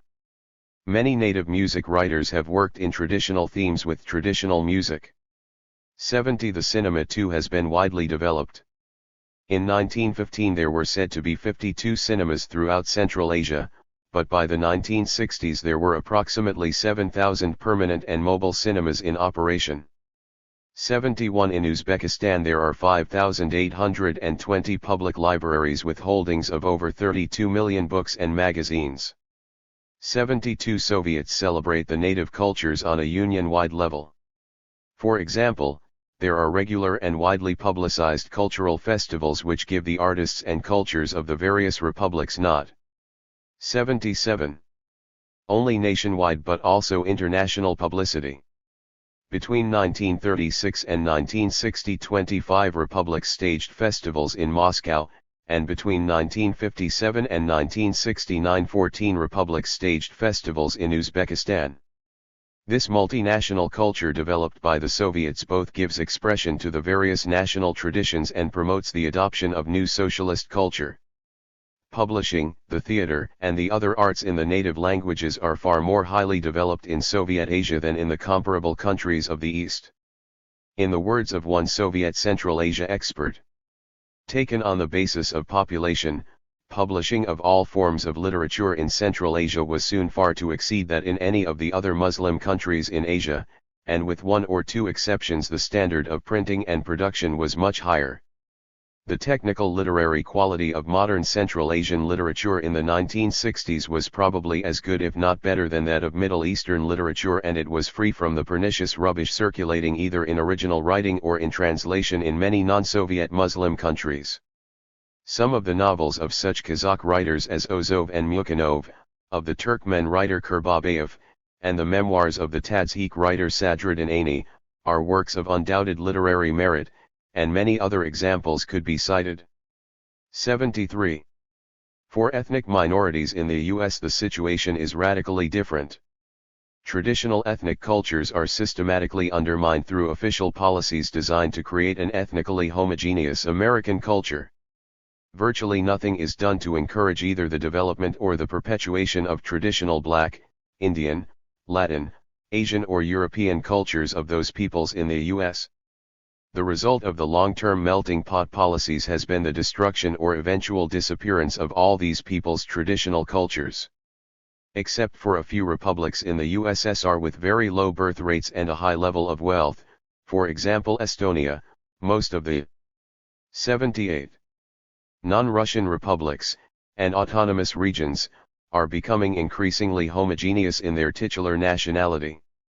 The percentage of the population of most republics who speak the titular tongue as their primary language is generally increasing. In the US it has been consistently the opposite. Most of the original European settlers at first tended to settle in relatively ethnically homogeneous enclaves, Scandinavians in various upper Midwest and northwestern rural areas, Irish, Italians, Poles, Jews, etc. in ethnically distinct neighborhoods of the northern cities. Almost all blacks were originally concentrated in the Black Belt counties of the South, where slavery and sharecropping thrived, and most Latins were concentrated in New Mexico and other southwestern enclaves of original settlement. Since World War I all these ethnic concentrations have been rapidly dissipating. The indigenous American Indians have also in good part been dispersed to the cities. European ethnic neighborhoods are now rare in the U.S., having been replaced by neighborhoods geographically segregated by class. Latins are rapidly dispersing out of the Southwest, Chicanos, and New York City, Puerto Ricans, to all the major industrial areas. Blacks, 90% of whom lived in the South in 1910, were, by 1980, almost equally divided between the South and the rest of the country. The process of geographical dispersal continues. In 1960, the state of Mississippi was 42% black, in 1976 35.6%, Alabama was 30% black, in 1976 20.7%. On the other hand, New York State was 8.4% black in 1960, and 12.5% black in 1976, Illinois 10.3% and 15.4%, and California 5.6% and 7.8%. 74 Again, the pattern is opposite to that in the USSR. Soviet developmental policies which favor the minority areas have resulted in the economically favored less developed areas retaining their indigenous populations, rather than in their systematic dispersal as in the capitalist countries, where minority areas serve as sources of low-paid immigrant workers to the industrial heartland. 79. Politics. Communist Party membership in the 6 Asiatic republics is somewhat less than the Soviet average. The ratio of the percentage of all party members to the percentage of the total adult population here is 0.78. 75. Communist Party membership of the various nationalities, however, is low relative to their population. The ratio of the percentage of Communist Party members in the 6 major Asian nationalities to their percentage of the total population in 1971 averaged 0.54, see Table 2.11. The main reasons for this disparity are, 1. Higher birth rates among the Soviet Asians, which results in a significantly younger age structure and thus reduces the number of those eligible for membership, and, 2. The CPSU recruitment policy which, especially since the mid-1960s, favors industrial workers and the intelligentsia above rural populations. In spite of the rapid increase both in technical education and urbanization, the rural backwardness of the Asian nationalities has not been entirely eliminated, and consequently they are still underrepresented in the party. It should be noted that in 1924 only 8% of the party members in Kazakhstan were Kazakh, compared to about 40% in the mid-1960s. In this later period the proportion of Kazakhs who were party members exceeded the proportion of the Kazakhs, about 33%, in the total population of Kazakhstan 76. Likewise, Kazakhs are overrepresented in the Kazakh Supreme Soviet, comprising about 40% of delegates, and among leading party officials. A study of Kazakh party leaders in the 1955-64 period showed that approximately half of all provincial, district and city first secretaries were ethnically Kazakh. 77. In Uzbekistan in 1967, 67% of the deputies of the local Supreme Soviet were Uzbeks compared to about 64% of the population. In general, throughout the Asiatic republics the official heads of state, most ministers, first party secretaries, and most responsible government officials at all levels, except where Russians predominate, are natives. 78. Non-Asians, however, owing to their higher technical qualifications, generally predominate among industrial managers, who usually need to have an engineering degree, and heads of departments where technical expertise is required. The concentration of non-80 Asians in positions in which high levels of technical competence are necessary, is a result of the time lag in technical education among native peoples rather than discrimination in favor of Slavs, as the substantial role played by Armenians and Georgians as managers and technical experts in Soviet Asia demonstrates. 79. Table 2.11. National composition of CPSU, January 1, 1972, Union Republic nationalities. Nationality number. Party members as percent of Union total. Index of overrepresentation. Georgians 242,253 1.66 1.24. Russians 8,927,460 1.02 1.14. Armenians 223,372 1.52 1.04. Ukrainians 2,333,750 15.95 0.95. Belarusians 511,981 3.50 0.94. Azerbaijani 206,184 1.41 0.78. Kazakhs 246,393 1.68 0.77. Estonians 45,454 0.31 0.74. Latvians 60,843 0.42 0.71. Lithuanians 93,271 0.64 0.58. Kyrgyz 45,205 0.310.52. Uzbeks 282,918 1.930.51. Turkmen 43,111 0.290.46. Tadshiks 57,271 0.390.44. Moldavians 58,062 0.400.36. Other nationalities 1,253,821 8.57 1.28. Total 14,631. 289 100.00 1.00. Source, Katz et.al., 1975, Handbook of Major Soviet Nationalities, p. 449.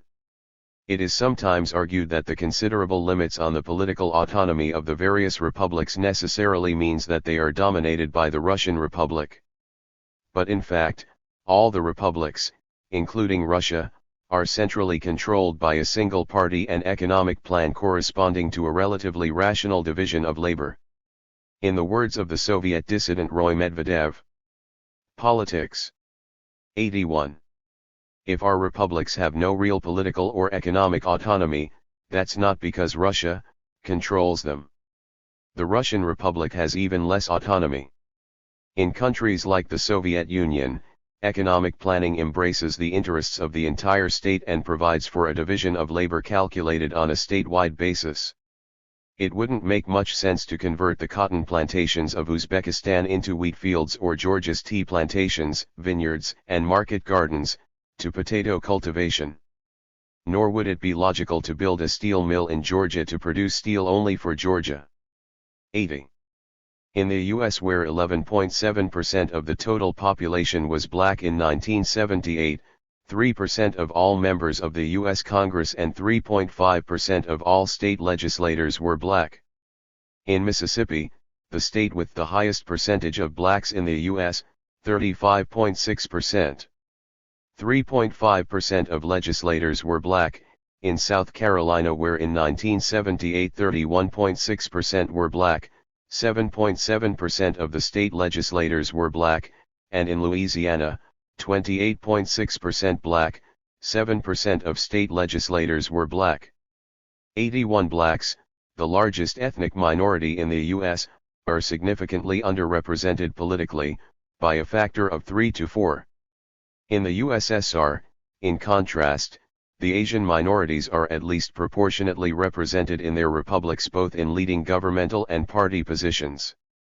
It should also be noted that while over the 1919-35 period there were no Asians on the Politburo, Presidium, of the CPSU, and in the 1939-63 period only 2% were Asians, in 1973, 8%, and in 1980 11.5%, were ethnically Asian. The 6 major Asian nationalities, those with republics, were 12% of the Soviet population in 1979, and all ethnically Asian about 15%, 17% counting Tatars. 82. Soviet policy towards Islam. All 6 Asiatic republics were strongly Islamic before the 1917 revolution. Immediately after their seizure of power, the Bolsheviks appealed to the Muslim nationalities for support, and in December 1917 they issued the following: Muslims of Russia, Tatars of the Volga and the Crimea, Kyrgyz and Sarts of Siberia and Turkestan, Chechens and Mountain Cossacks. All you, whose mosques and shrines have been destroyed, whose faith and customs have been violated by the Tsars and oppressors of Russia. Henceforward your beliefs and customs, your national and cultural institutions, are declared free and inviolable. Build your national life freely and without hindrance. It is your right. Know that your rights, like those of all the peoples of Russia, will be protected by the might of the revolution, by the councils of workers, soldiers, peasants, deputies. 82. While the Bolsheviks, as we have seen, generally supported the rights of the Muslim nationalities. They adopted a policy of undermining the influence of the Islamic religion as part of their general campaign to undermine all religion as superstition. They considered Islam to be as pernicious as other religions because of its past manipulation both by Eastern potentates and Western imperial powers. Primarily, the attack on Islam was directed at its less fundamental aspects, such as the veiling, and the seclusion, of women, polygamy, child betrothal, bride price, the pilgrimage to Mecca, and circumcision, which the Soviets regarded as a barbaric abuse of children. 83 The Soviets emphasized women's liberation, especially in Turkestan, where the practice of female seclusion took extreme forms. 84 In the late 1920s and 1930s many mosques were closed and a number of religious leaders either deported or imprisoned. The practice of Islam itself, however, was never proscribed, and, according to at least some Western experts on the 83 area, the campaign against the customs that the Soviets regard as harmful were never as repressive as those taken by the nationalist governments of some non-Soviet Muslim countries, such as Turkey. 85 There are two Islamic theological colleges in the USSR, one in Bokhara, with 63 students in 1980, and one in Tashkent with 36 students. 86 In 1953, the Mufti of Tashkent estimated that there were between 200 and 300 active mosques in Central Asia. 87 A limited number of Islamic books are published by the Spiritual Directorate for Sunni Muslims in Central Asia and Kazakhstan, including the Quran, in Arabic, in 1947, and another edition in 1964. Each year it also publishes a limited edition of an Islamic calendar. 88 The theology and rites of Islam in the Soviet Union remain orthodox, mostly Sunni. The leaders of Islam in the Soviet Union have never been accused of heresy, shirk, infidelity, kufr, or innovation, bid'ah. Nevertheless, all religious students trained in the USSR receive a thorough political and social education along with their orthodox theology. Both as a result of the method of selection and of education, their political attitudes tend to be progressive and pro-Soviet. Muslim delegations from the Islamic world regularly visit Central Asia and are received by Soviet Islamic leaders. Likewise, Muslim delegations from the USSR regularly tour the Islamic countries.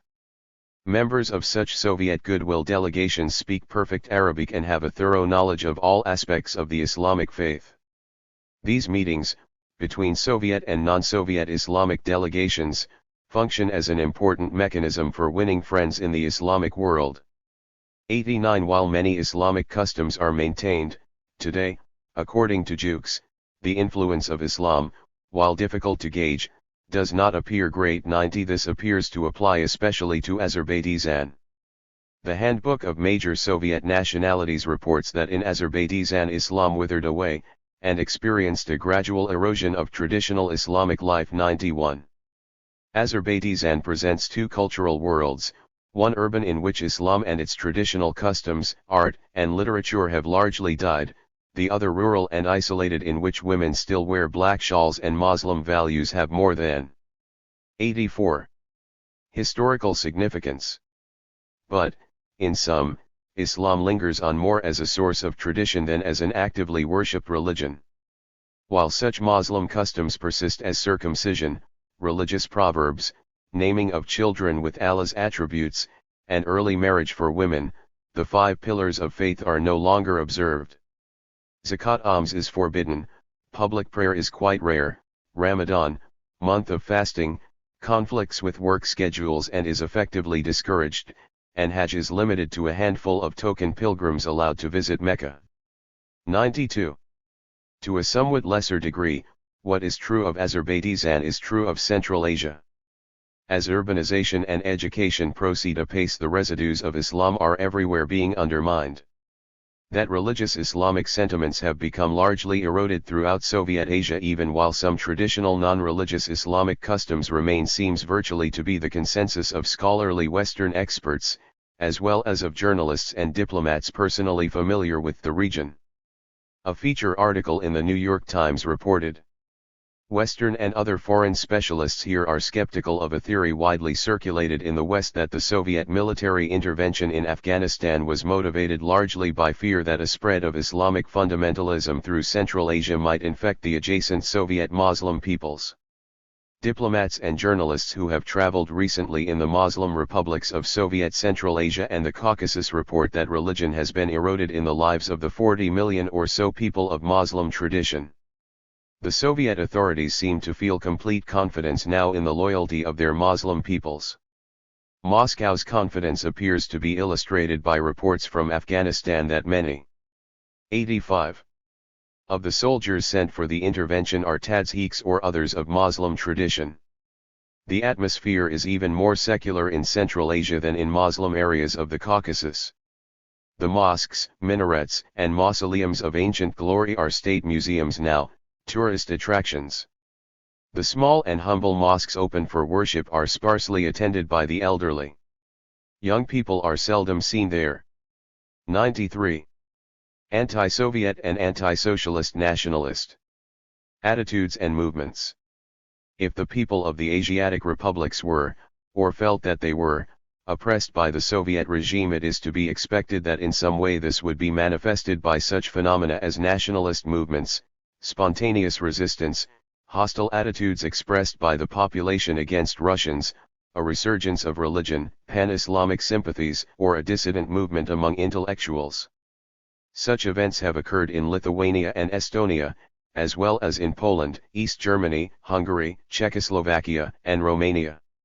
However, there is virtually no evidence of any such activity in Soviet Asia. Most major Western experts on the area seem to agree on this.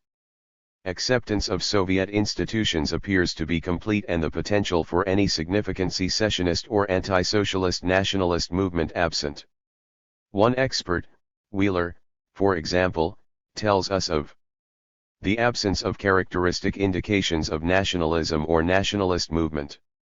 He goes on, of the existence even in embryo of nationalist movements of the kind experienced in other empires there are few if any characteristic indications.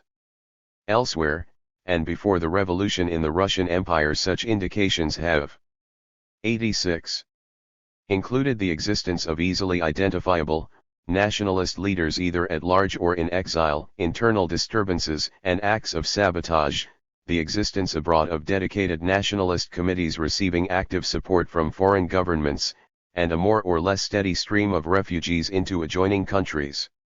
In empires other than the Russian and Soviet there have been added the phenomena of the nationalist press and literature and the presence of active, or at any rate vocal, opposition groups in parliament.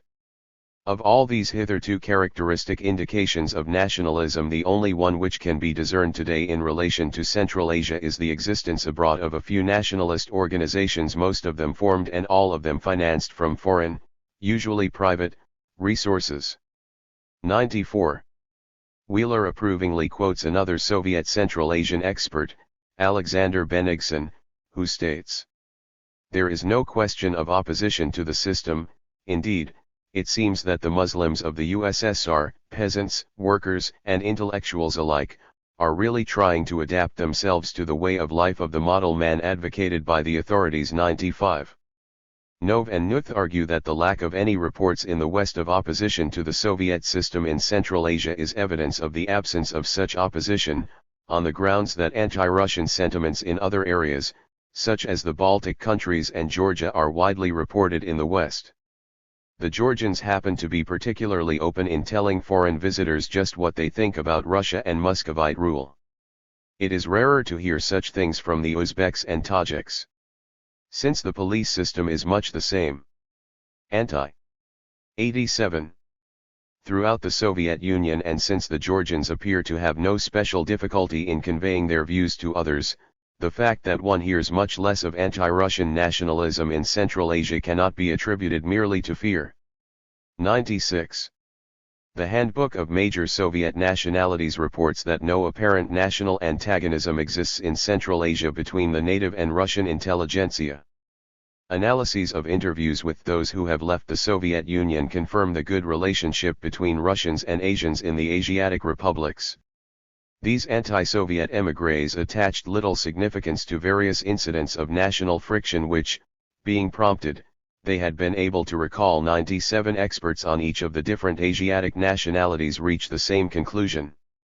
If the term Uzbek nationalists is used to mean those who demand a fully independent state for an Uzbek or Turkic nation, complete sovereignty based on separation from the USSR, then Moscow has not had to confront Uzbek nationalists since the 1920s, certainly no later than the 1930s. 98. In Azerbaijan in recent years no outbreaks of nationalism have been documented by Western sources, Russian official media, or samizdat, and nationalism, if it exists, is expressed through a distinctive lifestyle and national pride rather than by political agitation. 99. In Turkmenia in recent times, manifestations of nationalism have been restricted primarily to activities within established institutions, such as arguing that all leading posts should be occupied by Turkmen. 100. In Kazakhstan there is a lack of expression of nationalist tensions and of dissent. Only isolated cases are known and those involved non-Kazakhs. 101. Wheeler reports. Active resistance to the process of westernization gradually disappeared. Although one would hardly expect any extensive labor or 88. Social disturbances to be reported in the Soviet press, it is significant that the only disturbances even rumored have been among the non-Asian inhabitants of Central Asia. 102. An exception to what almost all Western analysts and observers report as the absence of anti-Russian hostility appears in a 1979 article by Stephen Berg. He claimed that there is increasing evidence of inter-ethnic conflict and hostility in Soviet Asia, and that very recent émigrés from the USSR report a relatively high level of tension between Europeans and Muslims.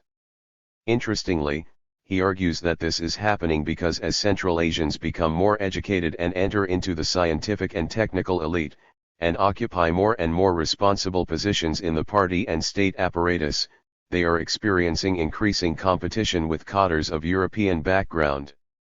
Berg claims, together with Brzezinski's, should probably be treated as a speculation about possible future developments rather than as empirically documented fact. 103.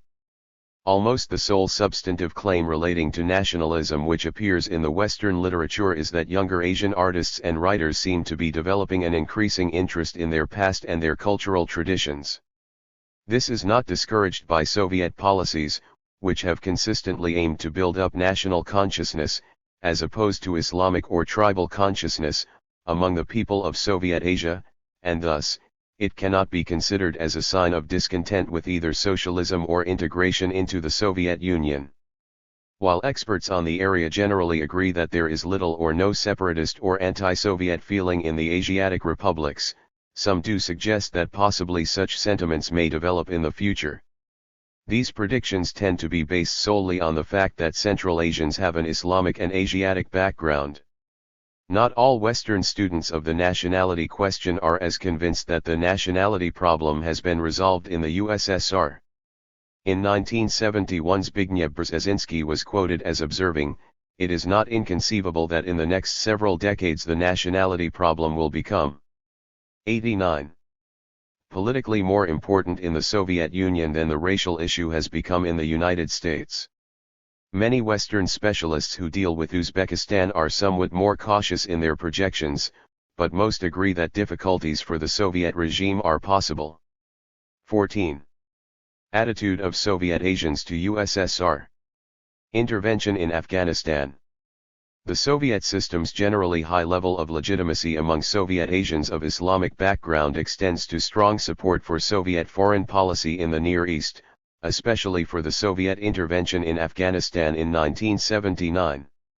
Since the 1920s, most educated Central Asians have tended to press the Soviet government to pursue a more active foreign policy in the Near East, by giving more support to progressive and revolutionary regimes, including the use of the Soviet Army, and incorporation of parts of the region into the Soviet Union. There is a long tradition among Soviet Asian leaders endorsing the transfer of revolutionary energies from Europe to the Muslim world.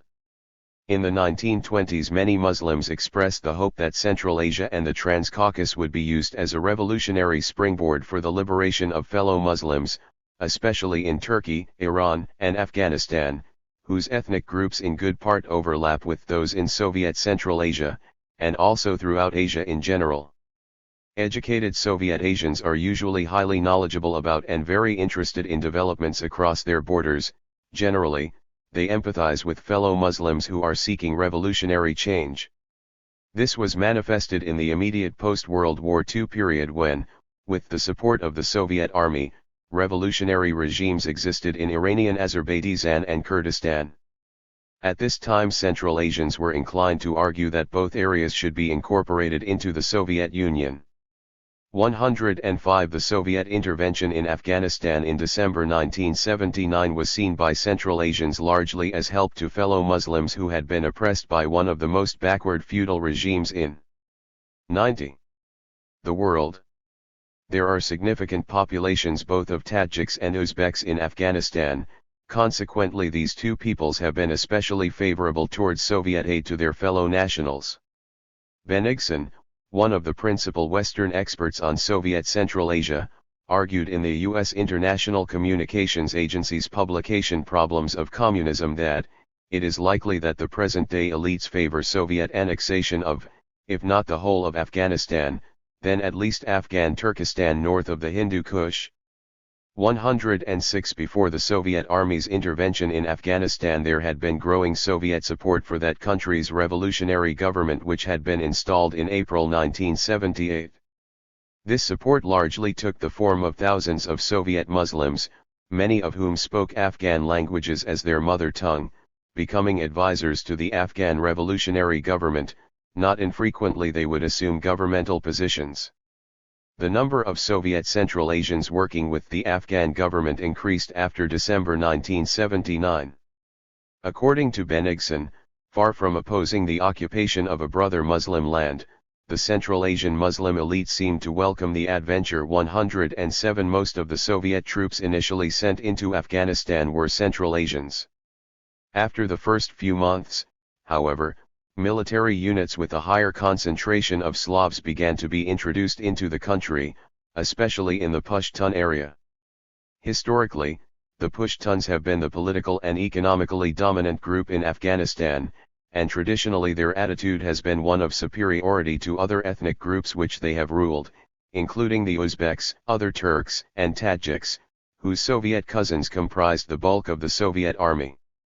In Pashtunistan many of the Soviet Turk and Tajik troops were attacked, and in some cases killed, not so much because of anti-Soviet sentiment, but out of Pashtun resentment against Tajiks and Turks.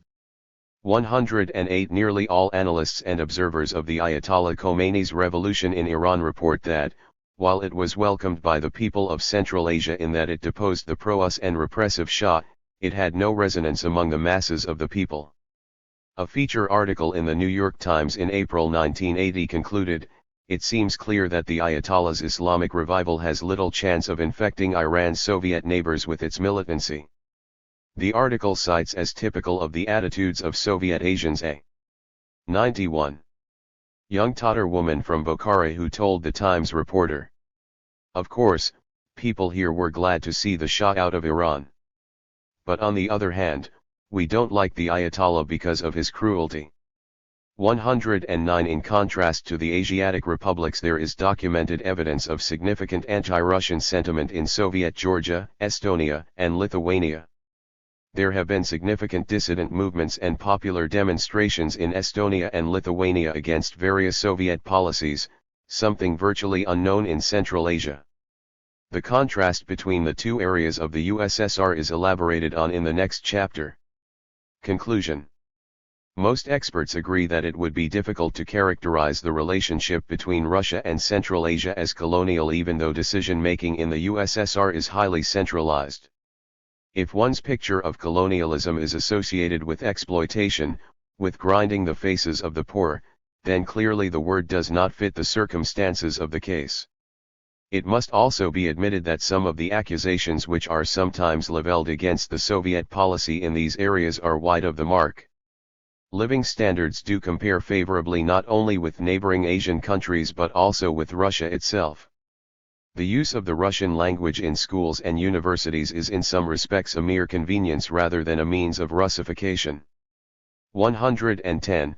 The fostering of a sense of nationhood, and the long-sustained effort to raise levels of industrialization, personal income, educational standards, and availability of social services towards those prevailing in the European USSR go considerably beyond those made by the other 92 colonial powers in their former major possessions, and suggests strongly that the Soviet leaders have consistently striven to avoid treating the Transcaucasian and Central Asian nationalities in ways which could be defined by a Marxist as colonial.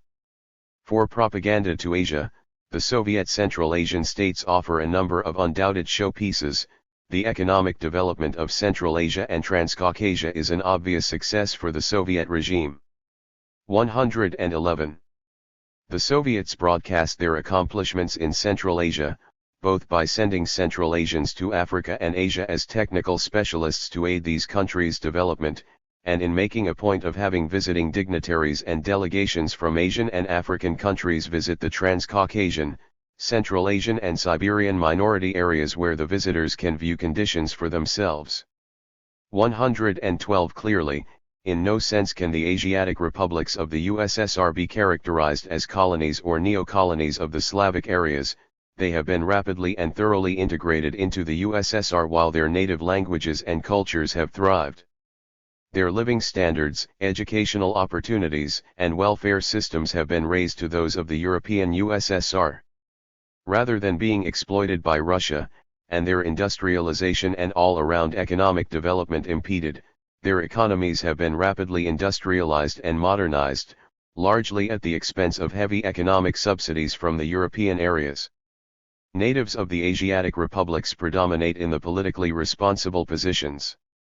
The absence of any significant signs of discontent with the Soviet system among Soviet Asians contrasts radically with nationalist and anti-imperialist movements across the Soviet borders in such countries as pre-1979 Iran, and is evidence of the lack of felt national oppression among Soviet Asians.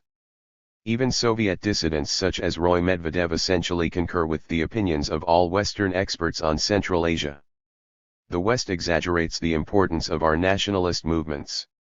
The Soviet authorities. Conclusion. 93. Aren't misrepresenting the facts when they say that the national components of the old Tsarist Russian Empire have experienced rapid change in both national cultural and economic structures, and that they have profited enormously from the October Revolution. In the past, the authorities put much effort into solving all kinds of regional issues, therefore I don't believe there's any danger of the USSR breaking up. 113. All the evidence, based not only on statistics but also on the virtually universal opinions of experts on Soviet Asia, points in the same direction. The Soviets have thoroughly transformed the old Tsarist imperialist relationship between Russia and Asia, and no longer does it bear the marks of a colonial or neo-colonial connection. Elsewhere, Western imperialism's exploitation and humiliations have resulted in independence movements. Only the Soviets have been able to integrate formerly backward, colonial areas into the old European heartland without the development of a nationalist separatist movement.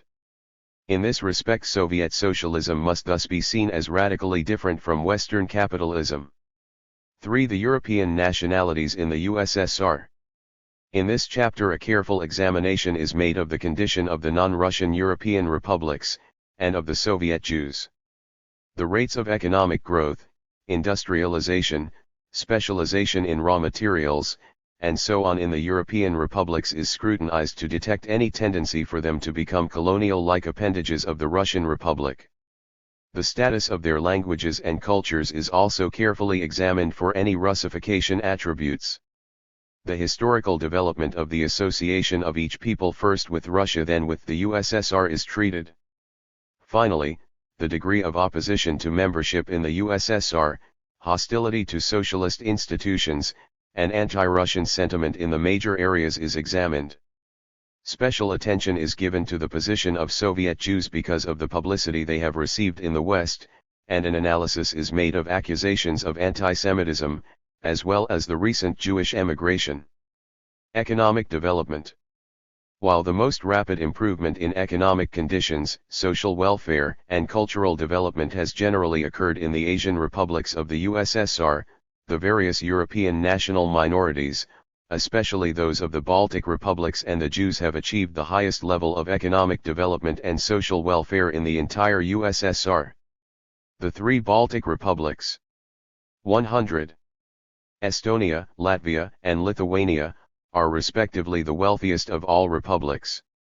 In 1970, the average income in rubles per capita for the three republics was R1,500, US $3,420 in 1974, 13% higher than in the Russian Republic.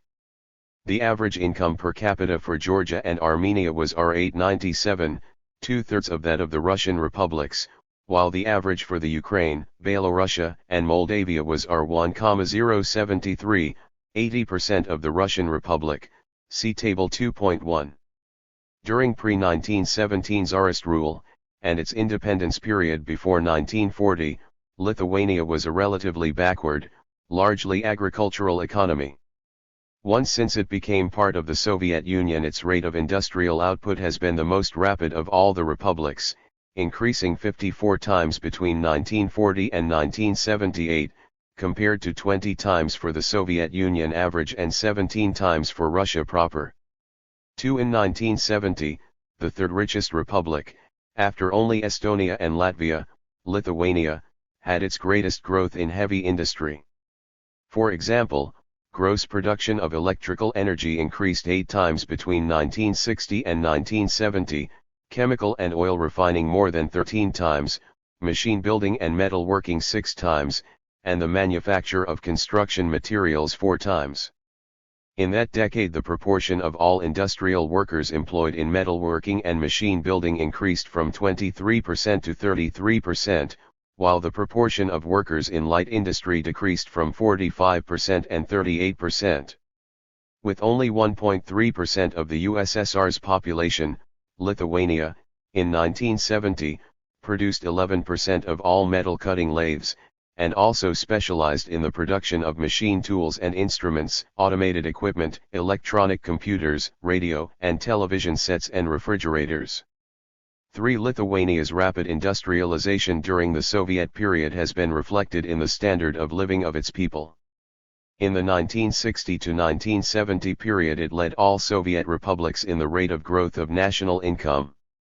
In 1970, Latvia was second only to Estonia in living standards throughout the USSR. 4. In contrast to Lithuania, Latvia, especially its coastal region, was one of the most industrialized parts of the Tsarist Empire, and its industrial working class played an important role in the movement against the Tsar. Much of Latvian industry was destroyed or dismantled during World War I, and little reindustrialization occurred during the pre-1940 independence period.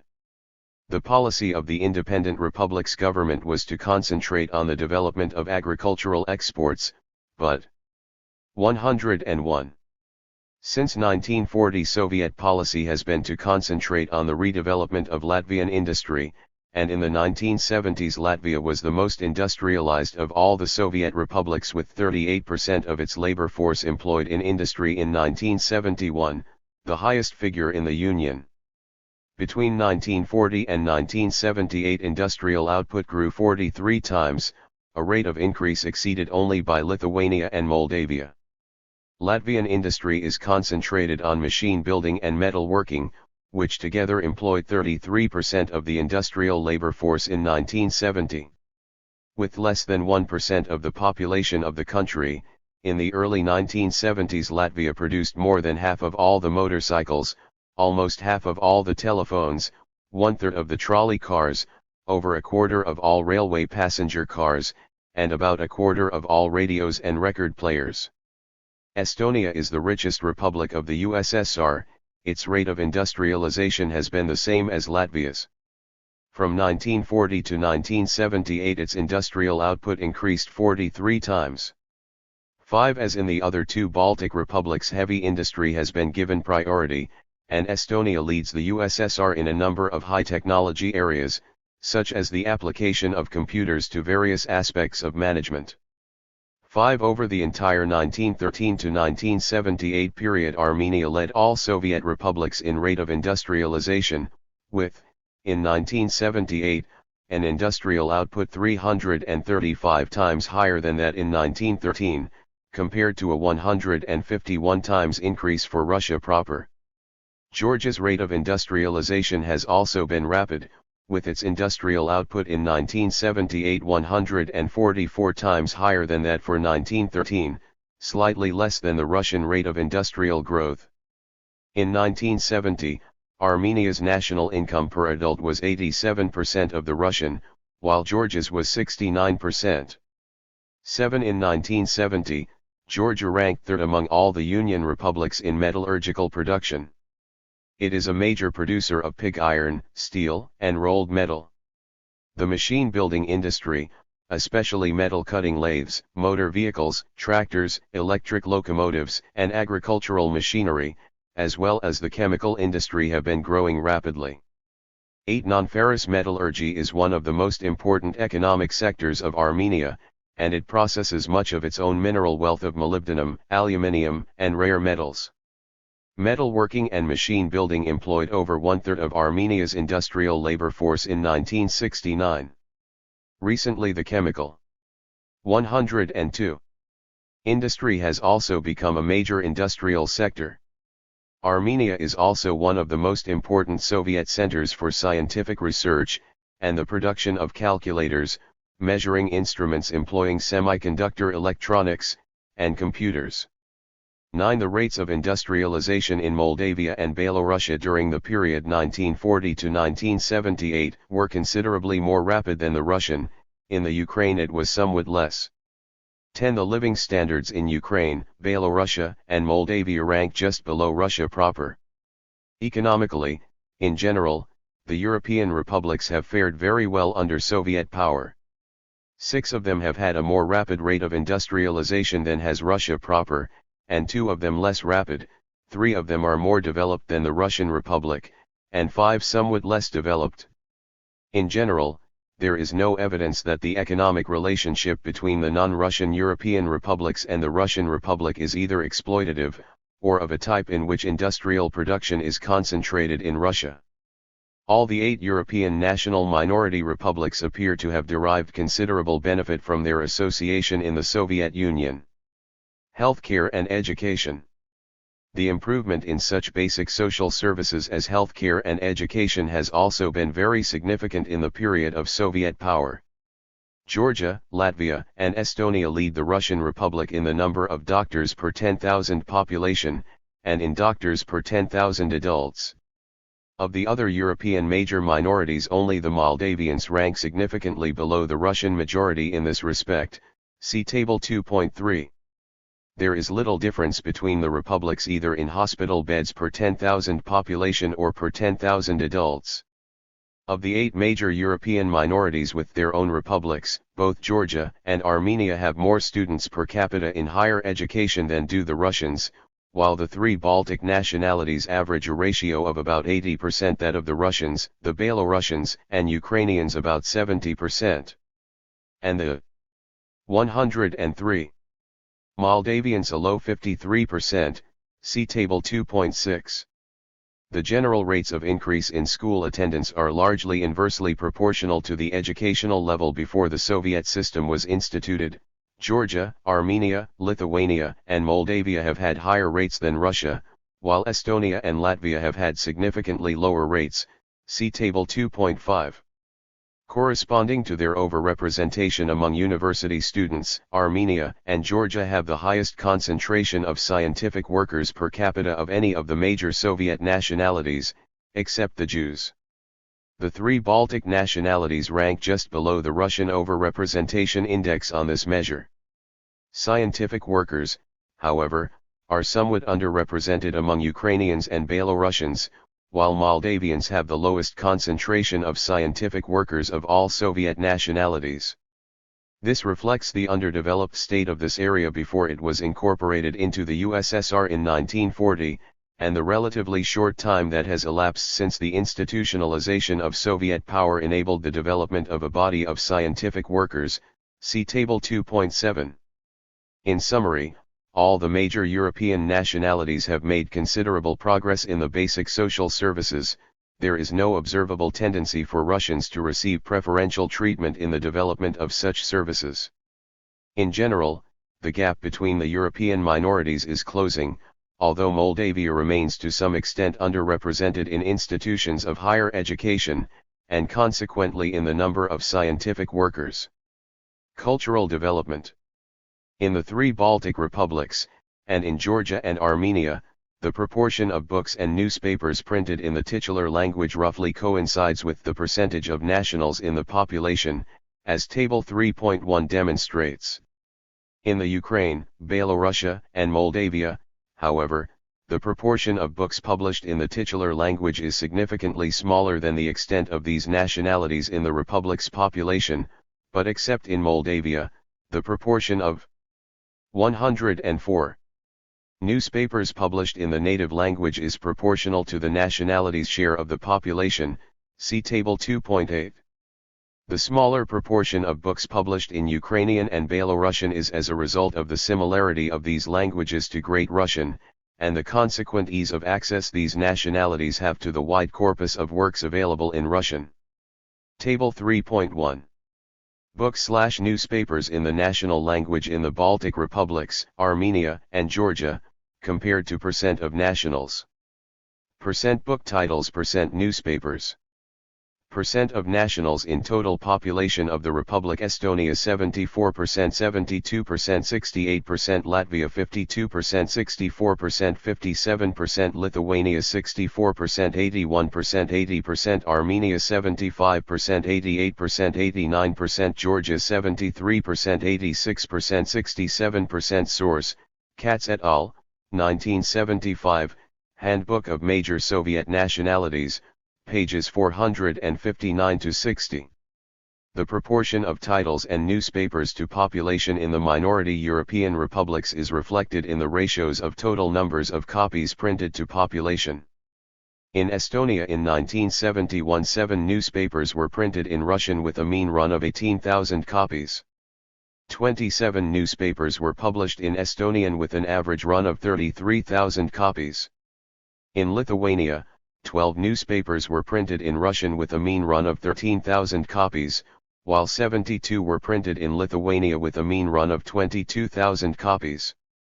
In Armenia, 3 papers were printed in Russian and 61 in Armenian, both had an average run of 19,000 copies.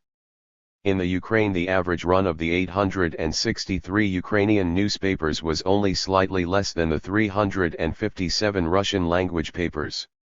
Similarly, for books published in Estonia, the 1,505 book titles published in Estonian in 1971 had an average run of 7,000 copies, while the 674 Russian-language titles had an average run of 3,000. In Lithuania, the 1,351 Lithuanian-language titles had an average run of 9,000, while the 421 Russian-language books had an average run of 4,000. In Armenia, the 840 Armenian-language titles had an average run of 10,000 each, while those in Russian 105 averaged 7,000. In the Ukraine, the average run of the 3,106 Ukrainian titles published was 4 times that of the Russian-language books. 11 in numbers of books published per capita in the native languages of the republics: Estonia, with 8.9 per year per capita, followed by Latvia with 7.4, lead the entire Soviet Union. The Russian average is 5.6, Lithuania and Georgia also rank pretty high in this regard with 4.3 and 3.7 per capita per year respectively, see Table 2.8. The native languages thrive in all the European republics, with the possible exception of Belarus. Only 80% of Belarusians in 1970 identified Belarusian as their native tongue. 98% of Georgians and Lithuanians identified their national language as their mother tongue, as did 96% of Estonians, 95% of Latvians and Moldavians, 91% of Armenians and 86% of Ukrainians, see Table 2.9. Except possibly in Belorussia, there is no tendency for the native languages to fall into disuse and be replaced by Great Russian. The proportion of the population of some European republics who are of the titular nationality does tend to decline, in contrast to the universal pattern for the Asian republics. This decline is most pronounced in Estonia, where, in 1959, 75%, and in 1979, 65% of the population were Estonians. The only other Soviet republic where a similar decline can be observed is Latvia, where, in 1959, 62% were Latvian, and in 1979, 54%. The proportion of Ukrainians in the Ukraine also declined slightly, from 77% to 74%, as did that of Belarusians in Belorussia, 81% to 79%. Lithuania actually experienced an increase, from 79% to 80%, as did Armenia, from 88% to 90%, and Georgia, from 64% to 69%. See Table 2.10. In general, the linguistic and cultural integrity of the European nationalities is being maintained. Their cultures, art, and literature thrive and show no sign of being submerged into a homogeneous Russian culture. 106. Nationalism and dissidence in the European republics. The two Soviet republics with the greatest manifestations of nationalism and anti-Russian, if not also anti-Soviet, sentiments are Lithuania and Estonia, in that order. Both republics were briefly incorporated into the Soviet Union in 1940–41, under somewhat controversial conditions, and were permanently incorporated after the Nazis were driven out in 1944. There was some guerrilla warfare/terrorism for about 5 years after the war in both republics, involving groups opposed to integration into the Soviet Union. Considerable resentment on the part of a significant number of the people in both countries has lingered on. In the 1970s, these sentiments were manifested in occasional anti-Russian, not anti-socialist, or usually not anti-Soviet, nationalist manifestations, especially in Lithuania. By all indications, the Soviet system is least popular in these two republics. Estonia. In early October 1980, a nationalist demonstration, estimated by Westerners to be composed of about 2,000 high school students, occurred in the Estonia capital, directed against the growing Russian immigration into Estonia, possibly with anti-Soviet overtones as well. 12 In 1972, several hundred Tallinn Polytechnic students rioted after the Czechs beat the Soviets in an ice hockey match, shouting "We won." Dissidents protesting against the Soviet intervention in Czechoslovakia have been arrested. 13 In Estonia, as in Poland and Hungary, anti-Russian, and often racist, jokes are popular. Such jokes tend to make fun of Russians for their alleged lack of culture and sophistication. Students sometimes chant unorthodox slogans at officially organized demonstrations. It is reported that in Estonia there was significant support for new leftist ideas among the youth, at least in the late 1960s and early 1970s. Other manifestations of anti-authority sentiments among the young have included the 107.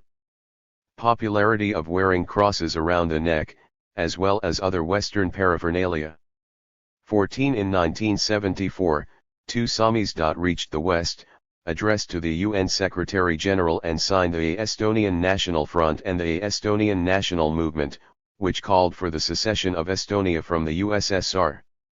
4 people were arrested in December 1974 for releasing these statements to the Western press. 15 Estonian song festivals are especially popular. One in 1969 was attended by 250,000 people. It is reported that at such festivals Finnish choruses, Estonian is rather closely related to the Finnish language, are applauded enthusiastically, while Russian choruses are applauded only politely. Allegedly this is a sign of Estonian nationalism and anti-Russian feeling. 16 It seems that significant numbers of Estonians principally object to increasing Russian influence in their republic, and especially the increasing settlement of Russians. 17 While there is some sentiment in favor of secession from the Soviet Union, this does not reflect majority opinion. There is little or no evidence of any significant inclination to replace socialism with capitalism, despite significant dissent about the particular forms of Soviet institutions existent today. The benefits to Estonia of being part of the Soviet Union have proved to be immense.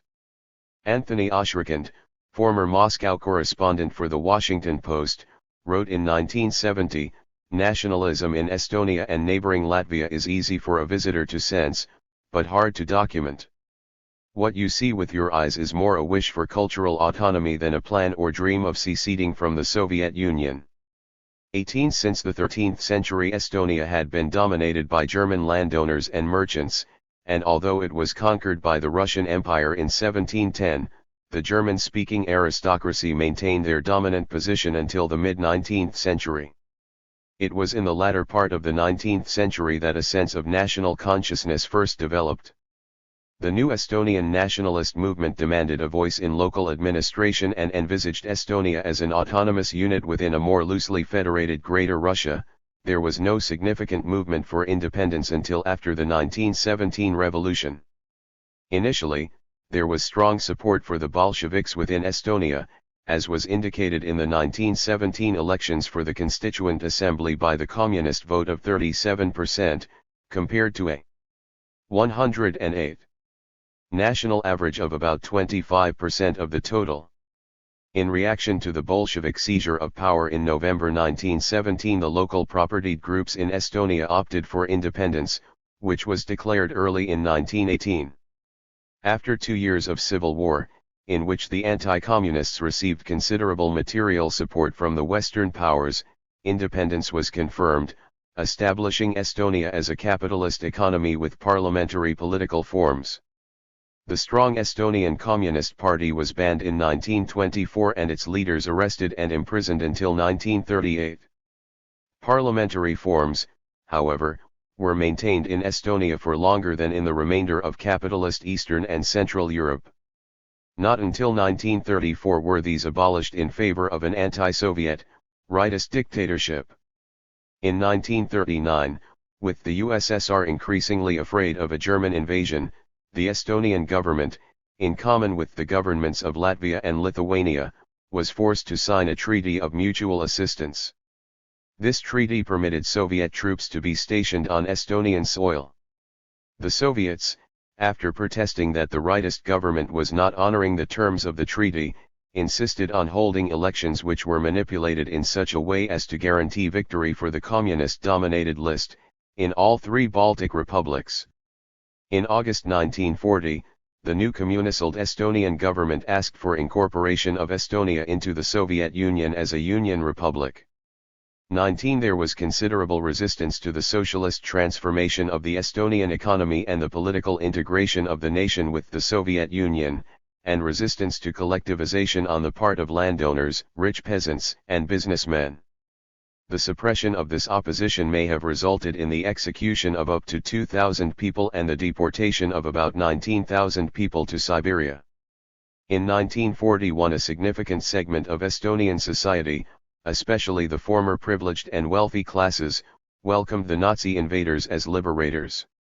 It is estimated that during World War II about 25,000 Estonians in German organized military units were killed fighting the Soviets.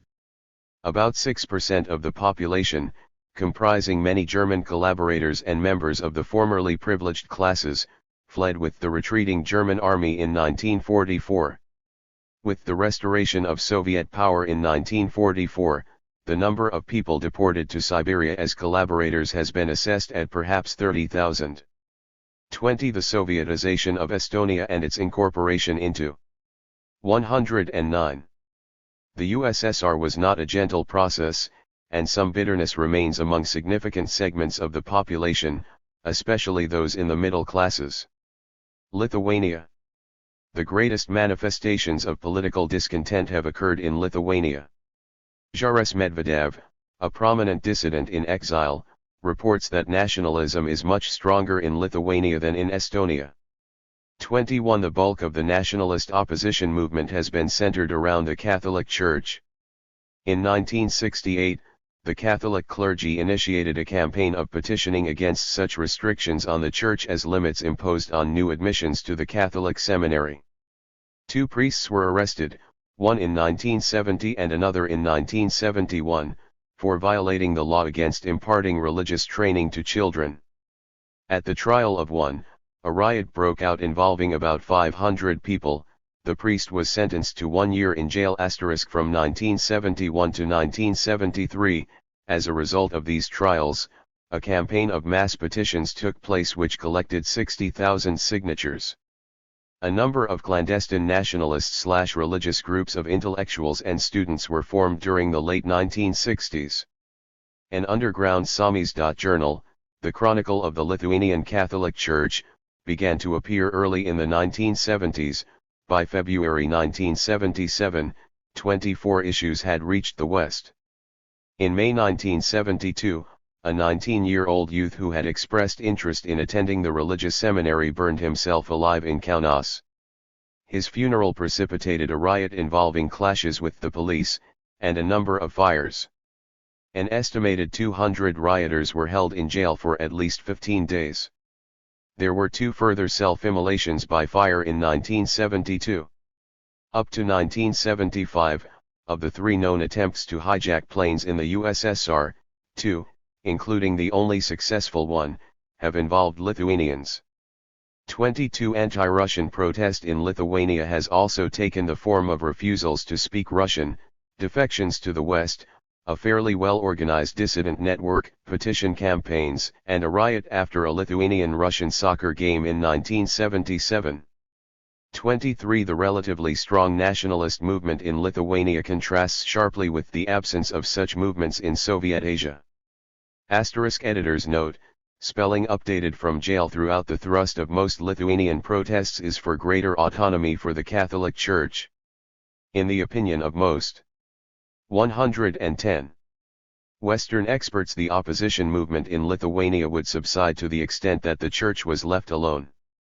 Nevertheless, it seems that national pride is strong, especially among young people, and the desire for greater autonomy, as opposed to secession from the USSR, or hostility to socialism, is a potent force. Lithuanians are, on the whole, proud of their history and culture, and their ties with the West. 24 As in Estonia, or, for that matter, Georgia, there is a significant anti-Russian sentiment in Lithuania, with strong overtones of racist arrogance toward a people whom they consider to be culturally inferior. But hostility towards Russians, in both Lithuania and Estonia, is reported to be of a rather abstract quality, directed towards Russians in general and not so much to individual Russians. Indeed, it is quite common for Estonians or Lithuanians to feel very close to individual Russians while at the same time telling anti-Russian jokes.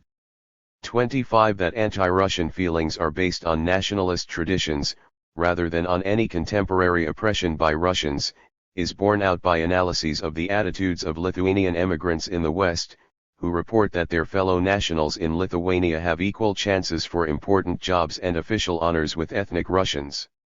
They also report that systematic favoritism towards Russians or discrimination against Lithuanians is non-existent. 26 Unlike Estonia, Latvia, the Ukraine, Belarus, or Moldavia, at one time Lithuania was an important independent state, both on its own and in union with Poland. Nationalist sentiments, including the re-establishment of national independence, have been active since Lithuania was forcibly integrated into the Tsarist Empire in the late 18th century. After the collapse of Tsarism, these sentiments exploded in an independence movement. In contrast, the movements for Estonian and Latvian independence were created after the 1917 revolution. In Estonia, nationalist sentiment had traditionally been directed toward achieving autonomous status in a federal Greater Russia. 27 Unlike Latvia, which was highly industrialized in the Tsarist period, with a strong socialist working class movement, heavily rural Lithuania had only a small working class and little in the way of a revolutionary socialist movement. Although Vilnius, the traditional capital, was a center of the Jewish Bund, the Polish. 111. Socialist Party and the Lithuanian Social Democrats were based largely among intellectuals. 28. The Red Army took Vilnius in January 1919 and proclaimed a Soviet regime. A civil war with anti-communist nationalists based in Kaunas then followed. Because of considerable financial and material assistance for the nationalists from Western countries, together with the ultra-left policies of the Bolsheviks, who alienated the bulk of the peasantry with premature collectivization, the Bolsheviks lost. Consequently, an independent, non-socialist Lithuania was established, whose government was consistently hostile to the Soviet Union, and pro-Western. 29 parliamentary forms functioned in the new Lithuanian Republic until 1926 when, after a victory of a socialist-populist coalition, there was a military coup, and a rightist dictatorship was established. The Lithuanian dictator, Antanas Smetona, was an admirer of Mussolini. His dictatorship was weakened when it was forced to cede Lithuania's principal seaport, Klaipėda, Memel, to Germany in March 1939. As we have seen, p. 105, at the outbreak of World War II the imminent threat this represented to Soviet security prompted the Soviets to issue ultimatums to all three Baltic states requiring them to sign mutual assistance pacts. In 1940, in Lithuania, as in Estonia and Latvia, the Soviets maintained that the government was failing to observe the terms of the pact and insisted on holding elections, which were manipulated similarly to those in Estonia. The new communist-led government which resulted from this election demanded the formal incorporation of Lithuania into the Soviet Union as a union republic. Initially, this had a significant degree of support, not only from the Lithuanian left, but also from many nationalists, owing to the reincorporation into the Republic of the historical Lithuanian capital, Vilnius, which for the previous 20 years had been occupied by Poland. The process of Sovietization in 1940 and 1941, however, generated considerable opposition, especially among the peasantry and middle classes. When the Nazis invaded, in June 1941, there was an anti-Soviet, nationalist-led uprising in Lithuania which took control of the majority of cities before the German army arrived. Spurned by the Nazis, whom many had first welcomed as liberators, the Lithuanian nationalists turned to guerrilla warfare against the Germans, warfare that was turned 112 against the Red Army after liberation from the Germans in 1944. 30 Although the bulk of resistance was dissipated within 2 or 3 years, scattered armed action against the Soviet system continued in Lithuania until 1953. It is estimated that in 8 years about 40,000 people, more or less evenly divided between pro- and anti-Soviet forces, were killed, mostly in 1944 and 1945. Except perhaps in the formerly Polish Western Ukraine, which was integrated into the USSR at approximately the same time, the length and scope of the fighting against Soviet power was equaled only by the Basmachi resistance in Central Asia in the early 1920s. 31 The Soviet system seems to have achieved basic legitimacy in Lithuania by the mid-1950s, largely owing to the remarkable economic progress and rapid rise in living standards consequent upon incorporation into the Soviet Union. The local Lithuanian Communist Party leadership was given substantial autonomy from Moscow, and the local language, culture, art, and so on, has thrived. 32 The extent of resistance to incorporation into the Soviet Union throughout the early 1950s, and the level of ongoing dissident activity, is undoubtedly related to both the strong nationalist traditions of Lithuania and the overt presence of the Roman Catholic Church, which, as in Poland, acts as a counter-institution to express discontent with various specific practices of the regime. Latvia, in common with Estonia but unlike Lithuania, had no history as an independent entity before the Bolshevik Revolution. A number of small, independent, and autonomous states, which did not encompass all of Latvia, had existed on Latvian territory, but for most of the period between the 13th and 18th century Latvia was divided up by the great powers in the area, including Germany, Poland, and Sweden. During this time, the ruling class consisted of German nobles, as in Estonia.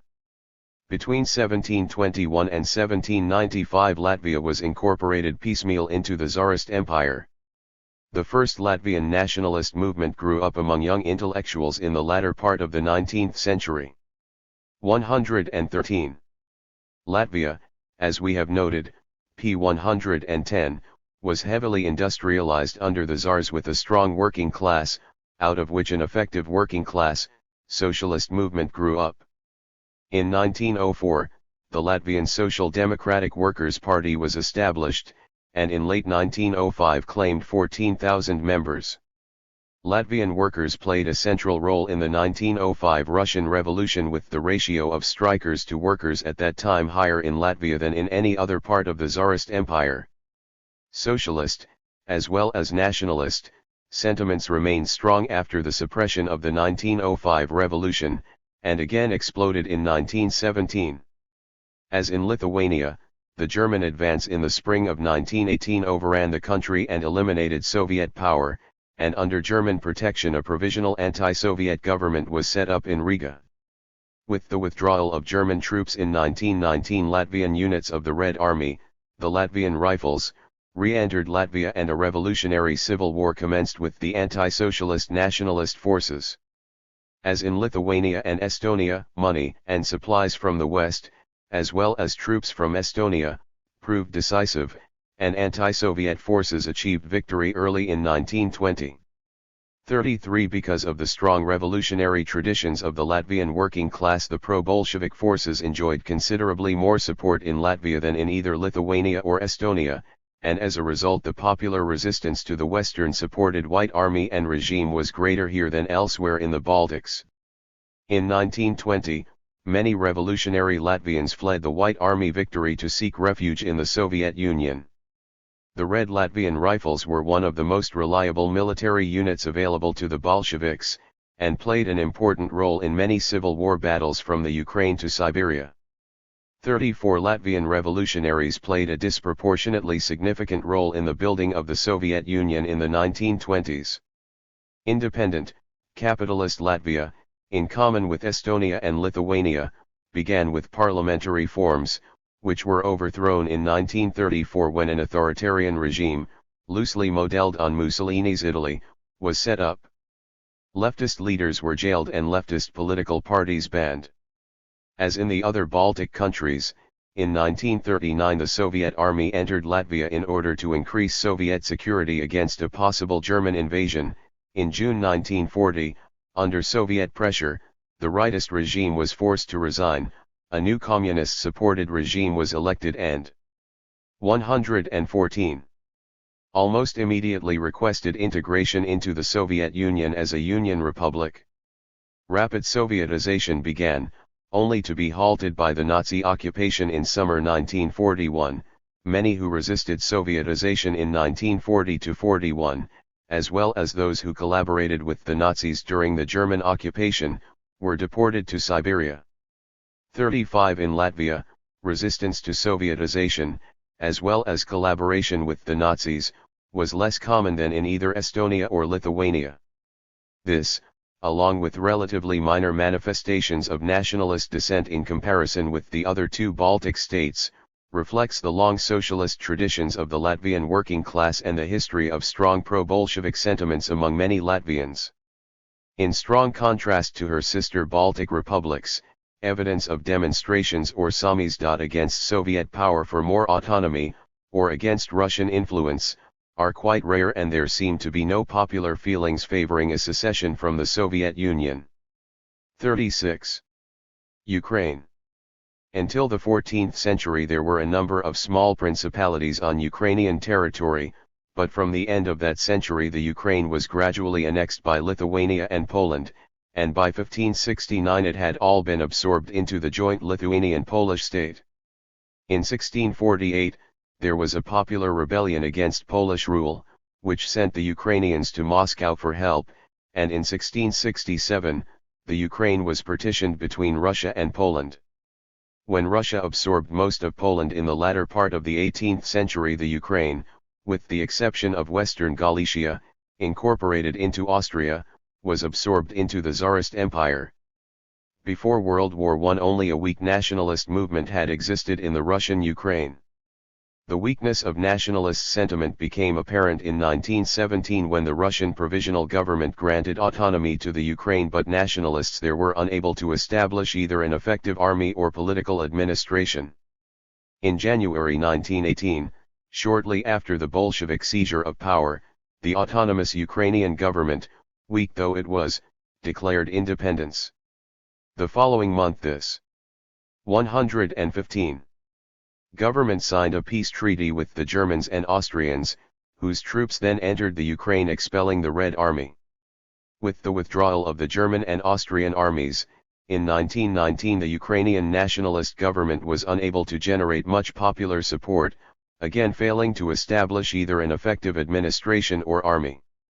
In 1919 and 1920 a multi-sided civil war raged among right-wing white armies, the moderately leftist nationalist government, anarchist groups, the Red Army, and an invading Polish army, equipped by the Western powers, which attempted to re-establish Polish domination of the Ukraine. In 1920, the nationalist government, by then in exile in Poland, agreed to cede the western third of the Ukraine to Poland in return for Polish help in defeating the Red Army in the rest of the Ukraine.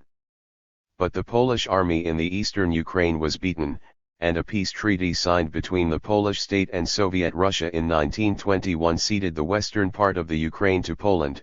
The eastern two-thirds were incorporated into the Soviet Union as one of its four original constituent republics in 1922.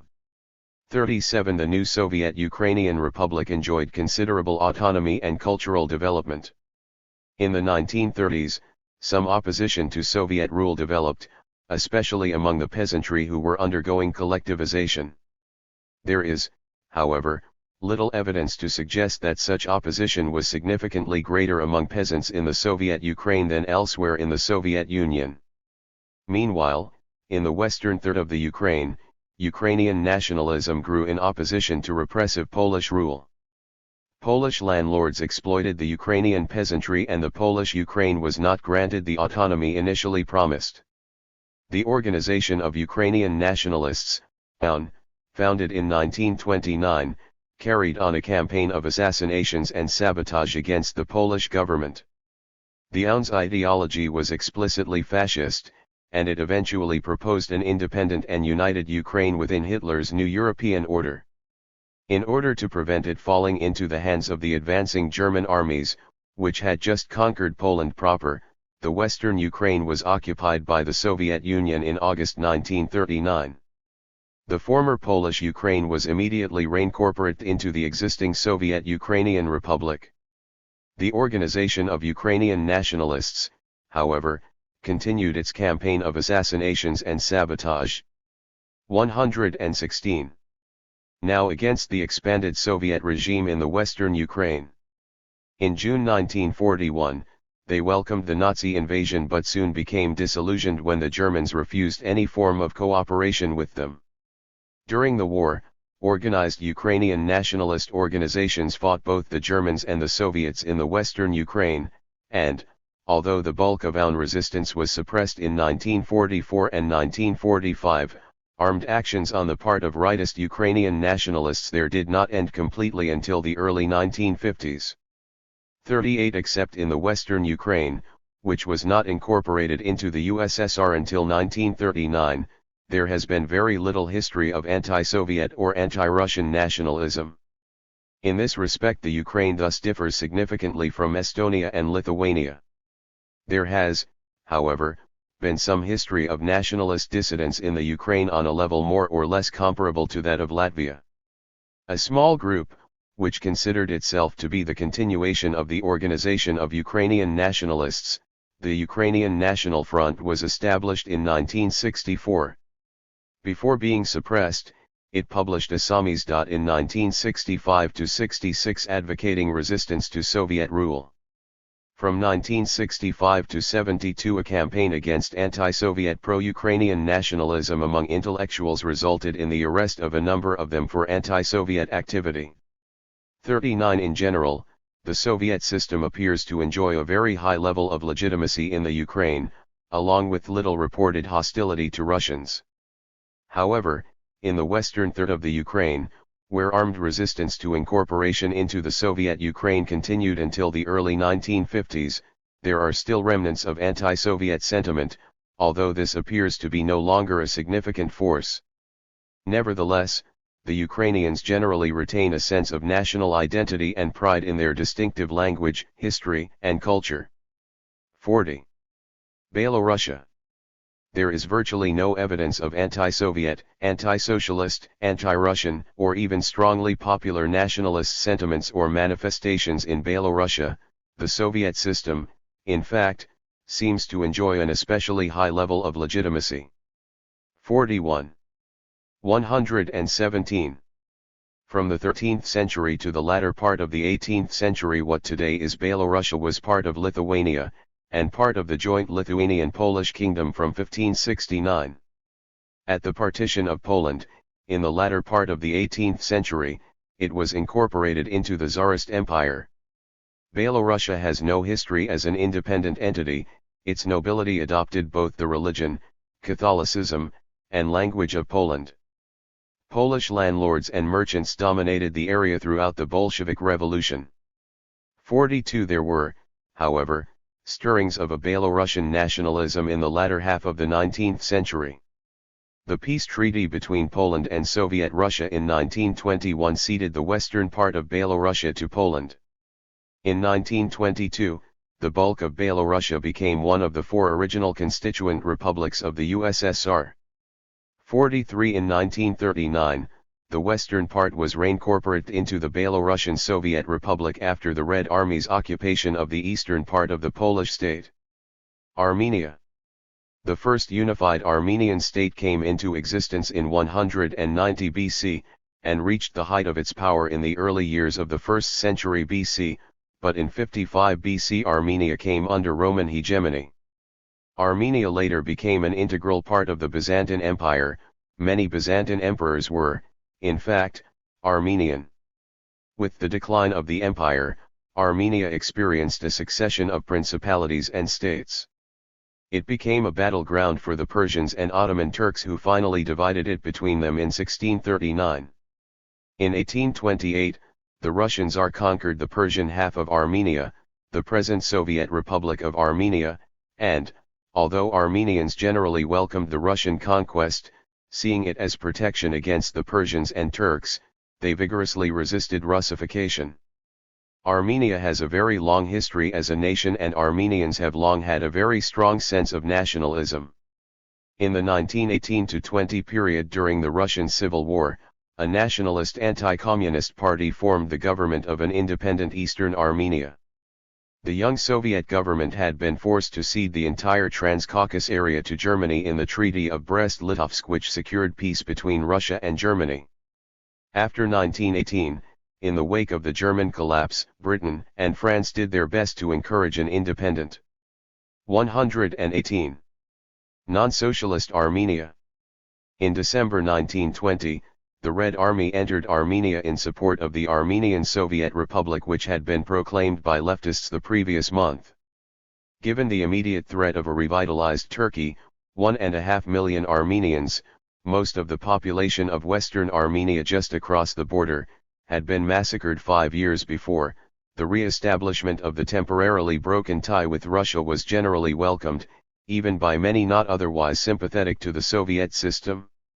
When the Red Army entered Armenia in 1920, a Turkish army was present in the country preparing for an attack on Yerevan, the capital. Reincorporation into Soviet Russia was welcomed by the vast majority of Armenians at this time, since it secured the immediate withdrawal of the invading Turkish army. 44. In 1922, as part of the Transcaucasian Soviet Federation, along with Georgia and Azerbaijan, Armenia became one of the four constituent republics of the new USSR. In 1936, the federation was dissolved and Armenia became a separate union republic. 45. Although Armenian nationalism remains strong, there is no particular evidence of anti-Soviet sentiment, neither has there been any manifestation of popular desire to withdraw from the USSR, unlike that among some Estonians and Lithuanians. No challenge to basic socialist institutions is apparent, neither is any special resentment, or sense of superiority, towards Russians, as there is among Georgians and Estonians. Expressions of Armenian nationalism during the Soviet period have been directed against the Turks, because of the 1915 massacre, and the Azeris, an Islamic Turkish people, who have been migrating into Armenia. The 50th anniversary of the 1915 Turkish massacre, on April 24, 1965, witnessed spontaneous, violently anti-Turkish outbreaks in Yerevan, the Armenian capital. 46. The economic and cultural accomplishments of Soviet Armenia are attested to by the pride with which they are regarded by the vigorously anti-Soviet Armenian Nationalist Party among overseas Armenians, the Dashnak Syudiyun, the governing party in the 1918-20 interim. 47. 119. Georgia. Georgia's history as a nation is even longer than Armenia's.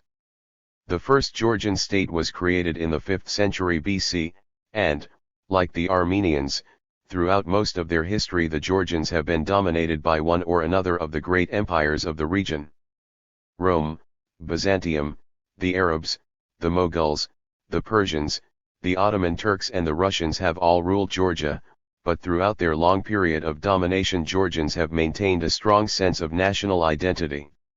From the end of the 9th to the middle of the 13th century and for brief periods in the 15th and 16th centuries Georgia was, however, an independent kingdom, but for most of the period between the 13th and 18th centuries it was part of the Turkish and/or Persian empires.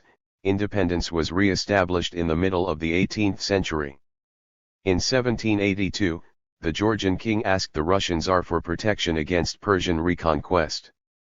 In 1801, part of Georgia was annexed to Tsarist Russia, and the rest was gradually incorporated in the course of the 19th century as a result of continuing Russian victories over Turkey. As in Armenia, incorporation into the Russian Empire was welcomed, being seen as a protection against domination by Persians and Turks. 48. Georgian nationalism was revitalized in the latter part of the 19th century. Like Estonian nationalism, Georgian nationalism traditionally aimed for autonomy rather than independence. 49. From its beginnings, modern Georgian nationalism was fused with Marxism. In the First Russian Duma, following the 1905 revolution, 6 of the 7 Georgian deputies were Marxists. However, when the Marxist Social Democratic Party split, the majority of Georgian deputies became Mensheviks. In May 1918, after Germany had forced the new Soviet Russian government to renounce sovereignty over the Transcaucasus region, Georgian Mensheviks formed an independent Georgian government, first in alliance with, and under the protection of, Germany, and after her collapse, with Britain. These powers, in turn, financed and armed the independent Menshevik regime in its attempt to maintain independence from Soviet Russia. At the beginning of 1921 the Bolsheviks led a local insurrection, aided, in February, by the Red Army, whereupon the Menshevik government fled to Western. 120. Europe. The reintegration of Georgia with Soviet Russia was generally welcomed. 50. The Soviet system is very popular in Georgia, although anti-Russian prejudice, somewhat similar to the Estonian sense of superiority, is common. It could, perhaps, be said that the Soviet system is even more popular in Georgia than it is in Russia, and that essentially complaints converge upon a desire for the entire country, once again, to be run by a Georgian.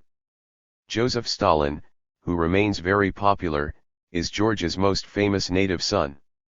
Visitors find it difficult to resist the insistence upon them visiting Gori, Stalin's birthplace. In 1956, riots broke out in the Georgian capital, Tbilisi, in protest against the de-Stalinization campaign. 51 Georgians remain fiercely proud of their culture, language, and heritage, and guard it in an almost paranoid fashion. In 1978, a new Georgian constitution was drafted, which omitted the old clause declaring Georgian as the official language of the republic. By all indications this omission was owing to the fact that the Georgian language was so firmly established in the republic. To declare it to be the official language seemed to be an anachronism. Nevertheless, On April 14, 1978, 5,000, mostly young, people marched from the university to the building that houses the Georgian Council of Ministers and demanded the inclusion of the clause in the constitution. It was reinserted into the draft constitution the next day. The traditional language clause was also reinserted into the Armenian and Azerbaijani draft constitutions at the same time. 52 Although there are many other stories of the Georgians' insistence on priority for their language, and of their attitudes of superiority to the Russians, there is no real evidence of any significant anti-socialist or anti-Soviet attitudes. Party membership in the European minority republics. Georgians have the highest ratio of party members to population of any of the major Soviet nationalities. The Armenians too, have a ratio above the Union average. Ukrainians and Belarusians are slightly below the Union average. Estonians and Latvians average about 72% of the Union average, and, in 1972, Lithuanians stood at 58%. Moldavians had the lowest ratio. 121. 36%, of any major Soviet nationality, Table 2.11. Thus, the party seems especially popular and important in Georgia and Armenia, and somewhat less influential in Lithuania and Moldavia. In general, the various European minority republics have done quite well in the Soviet system. Their economies, cultures, and languages have all prospered. Only in Estonia and Lithuania has there been significant anti-Soviet manifestations, and even here the Soviet system has obtained a considerable degree of legitimacy. The Estonians' complaint is largely directed to the influx of Russians and their fear of being submerged into a greater Russian culture, while the Lithuanians' complaint focuses primarily on restrictions placed upon their church. Only in these two republics could a credible claim perhaps be made that a plebiscite to secede from the Soviet Union would have any chance of success. In the rest of the country, above all in Central Asia, the system has a very high level of legitimacy. The Jewish people in the USSR. During the Tsarist period, the Jewish people, largely confined by imperialist edict to the western part of the Russian Empire, i.e. the Pale, Poland, the Baltic states, the Ukraine, and Belorussia, suffered vicious anti-Semitism. Beginning in the last decades of the 19th century, the Tsarist government sponsored violent pogroms against the Jewish people during times of crisis, making them the scapegoat for economic and political problems, and thereby deflecting criticism from itself. Jews were systematically excluded from privileged positions, and many were driven out of the country by discrimination and pogroms in the generation before the 1917 revolution, large numbers of whom settled in the USA.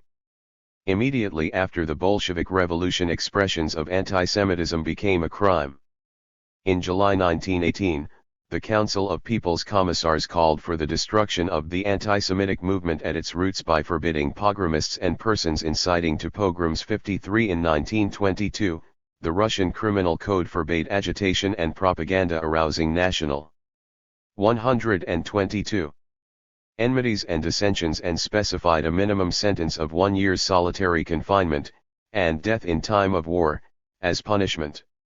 In 1927, the Russian Republic passed legislation outlawing the dissemination, manufacture or possession of literature calculated to stir national and religious hostility.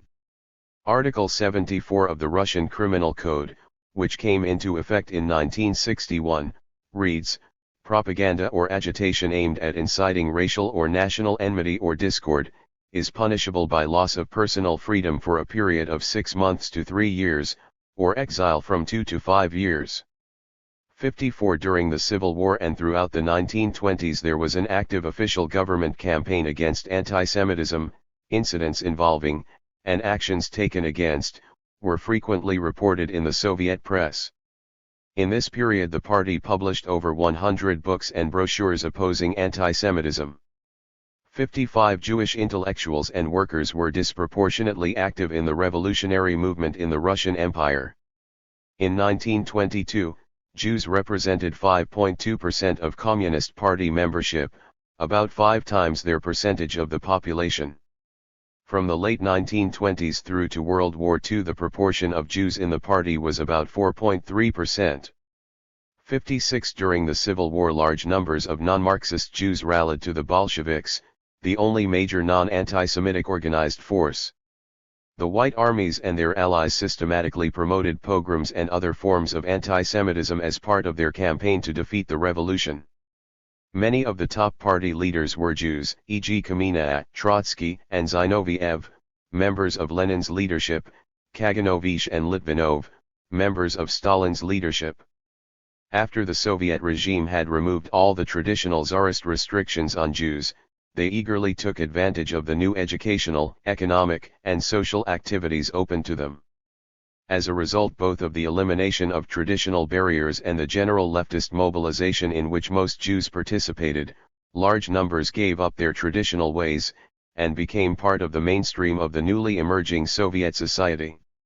The majority of the young generation of Jews became alienated from both the religion and the cultural practices of their parents.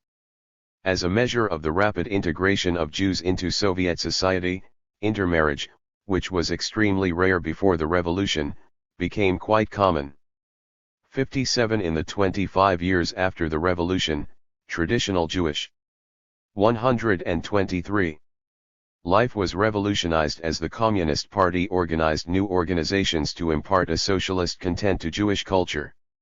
Special Jewish national districts for Jewish settlement were set aside in the south of Russia, the Ukraine, and Crimea. 58 In 1928, an autonomous Jewish republic was established within the Russian Republic of Birobidzhan, on the border of Manchuria. This was meant not only as a Jewish homeland, but as a means of encouraging development of an undeveloped area of the East. Birobidzhan was officially proclaimed an autonomous region in 1934, and although it has attracted relatively few Jewish settlers, it continues to exist as a Jewish autonomous republic. 59 Jewish culture, within a socialist rather than a religious or Zionist context, thrived in the 1920s and 1930s. Both the Ukrainian and Belarusian Academy of Sciences included Jewish sections which were described as a laboratory of scientific thought in the field of Jewish culture. These institutions focused on the history of the revolutionary movement among Jews and the social and economic condition of their people. In 1919, a Jewish state theater was established in Moscow, and by 1934 a further 18 had been established in other cities. Jewish theater, as well as other expressions of Jewish culture, was strongly supported by the Soviet state. In 1932, 653 Yiddish books were published with a total circulation of more than 2.5 million, an average run of about 4,000 copies. In 1935, there were Yiddish dailies in Moscow, Kharkov, Minsk, and Birobidzhan.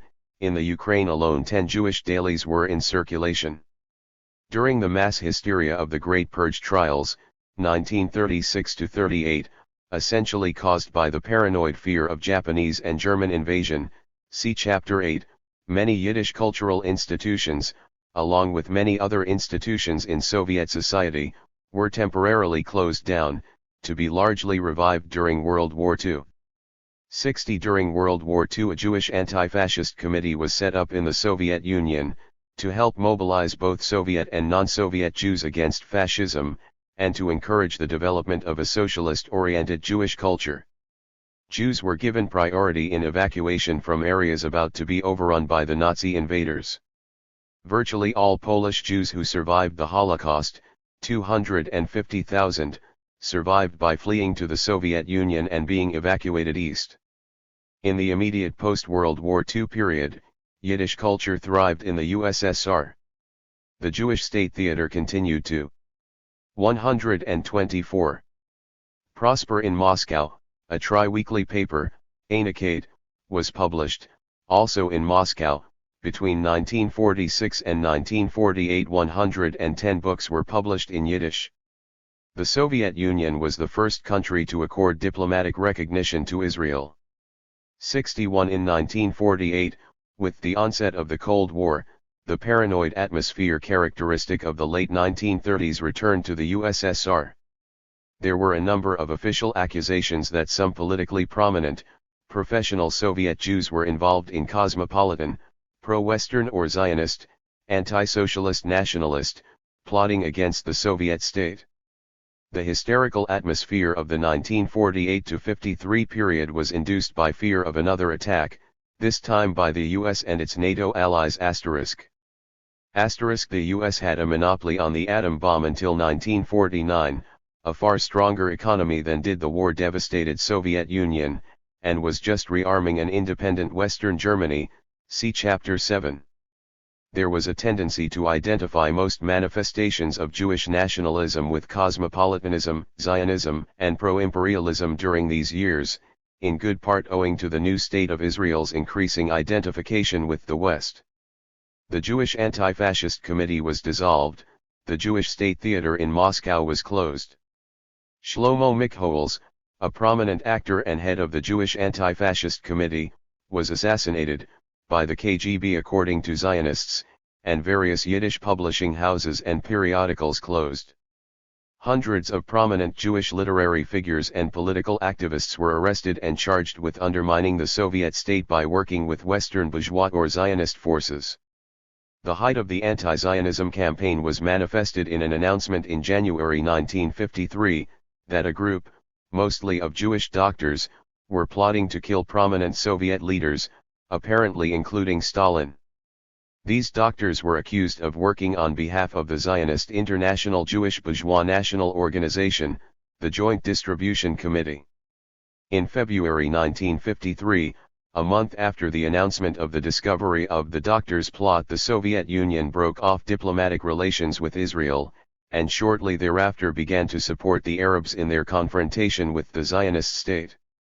The Soviet reversal on the Arab-Israeli question 125 was largely motivated by Israel's increasing integration with U.S. imperialism. After Stalin's death in March 1953, the campaign against the doctors' plot was quietly dropped. But it had provoked suspicions against many Jews working in medical facilities on the grounds of their alleged Zionist sympathies, and thus anti-Soviet potential. Thousands of Jewish medical specialists were dismissed from laboratories, hospitals, medical institutes and faculties during this campaign. 62 Many anti-Soviets in the West, especially Zionists, have argued that the 1948-53 campaign against cosmopolitanism and Zionism was really a manifestation of anti-Semitism, analogous to that of Hitler's, but a realistic assessment demonstrates that this argument functioned to serve the interests of Western and Israeli Zionists in their long-term battle with Jewish Marxists for hegemony in the Jewish community, as well as to strengthen Western imperialist support for Israel. Nevertheless, in common with the far more vicious events of 1936-38, the hysteria and the purges of 1948-53 seem to have been the outcome of a considerable overestimation of the danger from pro-Western Jewish and Zionist forces in the Soviet Union. Many innocent Jews appeared to have suffered, although little permanent harm seems to have resulted either to individuals or to their careers. The Soviets were slow, however, in restoring the various Yiddish cultural institutions that were closed in the 1948-53 campaign, and, combined with the rapid undermining of Yiddish and Yiddish culture through urbanization, education, and professionalization, this has meant that distinctive Jewish cultural life never regained the level of the pre-1948 period. The economic position of Soviet Jews. Professionally and economically, the Jewish people have fared extremely well in the period of Soviet power. They are, for example, far more highly educated than any other nationality in the Soviet Union, and in 1970-71 the ratio of higher education students per 1,000 population was 49.2. This is almost twice as high as the next highest group, the Georgians, who had a ratio of 27.1 per 1,000. Russians rank fourth on this indicator with a ratio 126 of 21.1 per 1,000. See Table 2.6. In the Russian Republic in the early 1970s, of every 1,000 Jews of 10 years old and above, 344 completed some form of higher education, compared with only 43 out of 1,000 Russians, an 8:1 ratio in favor of the Jews. Comparable ratios in the Ukraine were 6.5:1, in Belarus 7:1, and in Latvia 5.5:1. 63 In the early 1970s, approximately 110,000 Jewish students were in institutions of higher education. This represents 2.55% of the total, an overrepresentation factor of almost 3. In 1960, 77,000 Jewish students had been in such institutions. 64 In 1971, 6.7% of all scientific workers in the Soviet Union were Jews. In that year, 0.9% of all Soviets were Jews. Therefore, in this field Jews were overrepresented by a factor of 7.5. Armenians, with an overrepresentation factor of 1.5 in the same year, came next, and Russians, with an overrepresentation factor of 1.2, were fourth in this respect. See Table 2.7. Around 1970, about 68% of all Jews employed in the Russian Republic were specialists with either a higher or secondary special education. This compares with 19% of Russians. 65 In the mid-1960s, 15% of all Soviet doctors, 9% of all writers and journalists, 10% of all judges and lawyers, and 8% of all actors, musicians, and artists were Jewish. 66 The percentage of Jews in the various professions has been declining, even though their absolute numbers have been rising. In 1972, there were 68,000 Jewish scientific workers, approximately double the number of those so employed in 1960, but in that year 9.5% of all scientific workers were Jews compared to 6.1% in 1973. Given the considerable advances of the traditionally backward nationalities, especially the Asians, this is to be expected. 67. The Jewish religion. The practice of Judaism as a religion has received more or less the same treatment as has the practice of other religions, such as Russian Orthodoxy, Islam, Catholicism and Lutheranism. Official policy and practice is to permit religion to be practiced, but to discourage its propagation by forbidding organized religious instruction, active conversion, and other forms of religious propaganda, while at the same time officially propagating anti-religious and atheistic precepts. The party considers all religions to 127 be superstitions which will gradually die out, as the oppressive conditions which gave birth to them are eliminated, and the old people brought up in the old religious environments die. When applied to Judaism, the official anti-religious policies in operation for all religions are often singled out by the Western media or by Zionist interests in the West to substantiate the claim that the USSR discriminates against Judaism, in a manner analogous to Hitler, thereby attempting to mobilize world Jewish and public opinion against the Soviet Union. 98% of Jews in the USSR live in urban areas, mostly concentrated in the larger cities. This fact, together with the remarkable educational and professional progress of Soviet Jews, manifests their central integration into Soviet society, with the corollary of rapid deterioration of traditional Jewish ways. Most Jews, especially the younger, have adopted the secular atheism of Soviet society. Few any longer subscribe to Judaism. It is mostly the old, together with nationalist dissidents, who attend religious services or otherwise practice Judaic rites. 68 As a result, the number of active synagogues have been declining. In the early 1970s there were about 100 active synagogues in the Soviet Union, although the figure given for 1972 by anti-Soviet Jewish organizations in the West was 58. 69 A small yeshiva operates in Moscow to train rabbis, and limited editions of prayer books are published, 3,000 in 1957, and another edition of 5,000 in 1968. 2 Judaic religious rites have been subjected to pressure from the state: Passover and circumcision. Circumcision, which is also traditionally practiced by the Islamic peoples, is regarded by the Soviets as a barbaric custom comparable to subincision or clitoridectomy. The Soviets have attempted to suppress this practice since the revolution, more stringently in the Asian republics than among the Jews. The celebration of Passover is regarded as primarily a Zionist rather than a pious manifestation. Passover commemorates the deliverance of the Jewish people from Egyptian bondage and is marked by the recitation of the words "next year in Jerusalem." That Zionists both inside and outside the Soviet Union, many of whom are atheists, have, in fact, given the celebration of Passover a Zionist and anti-Soviet character, asserting that the modern-day Egyptian captor is the Soviet state, has not gone unnoticed by the Soviets. There have been Jewish complaints both inside and outside the USSR that the 128th Soviet state often puts obstacles in the way of securing matzo, unleavened bread, which is used as part of the Passover celebration. 70 Such mild harassment of what is officially considered to be anti-Soviet or reactionary aspects of a religion is by no means unique to the treatment of Judaism.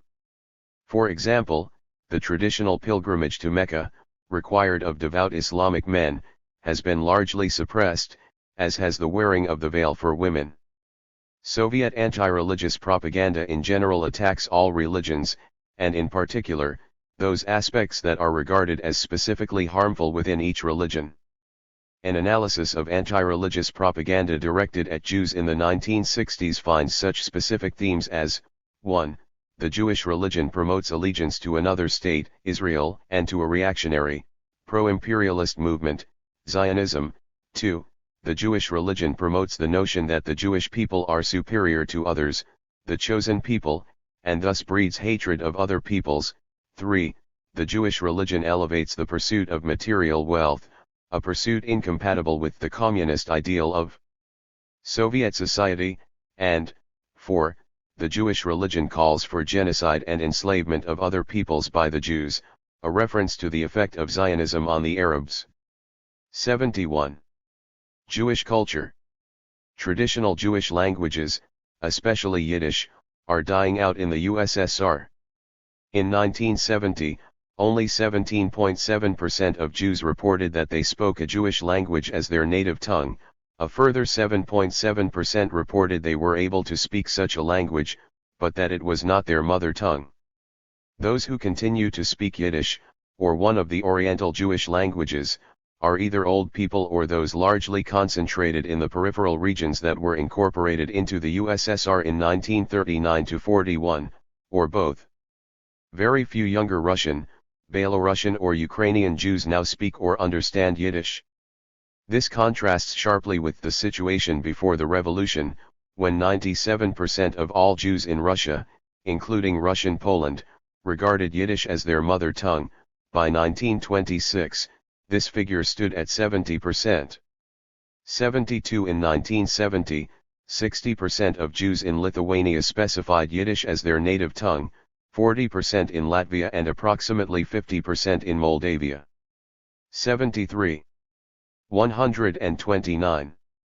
The rapid decline of Yiddish reflects the general decline of distinctively Jewish culture among a highly urbanized, educated, and professionalized population that has become fully integrated into Soviet society.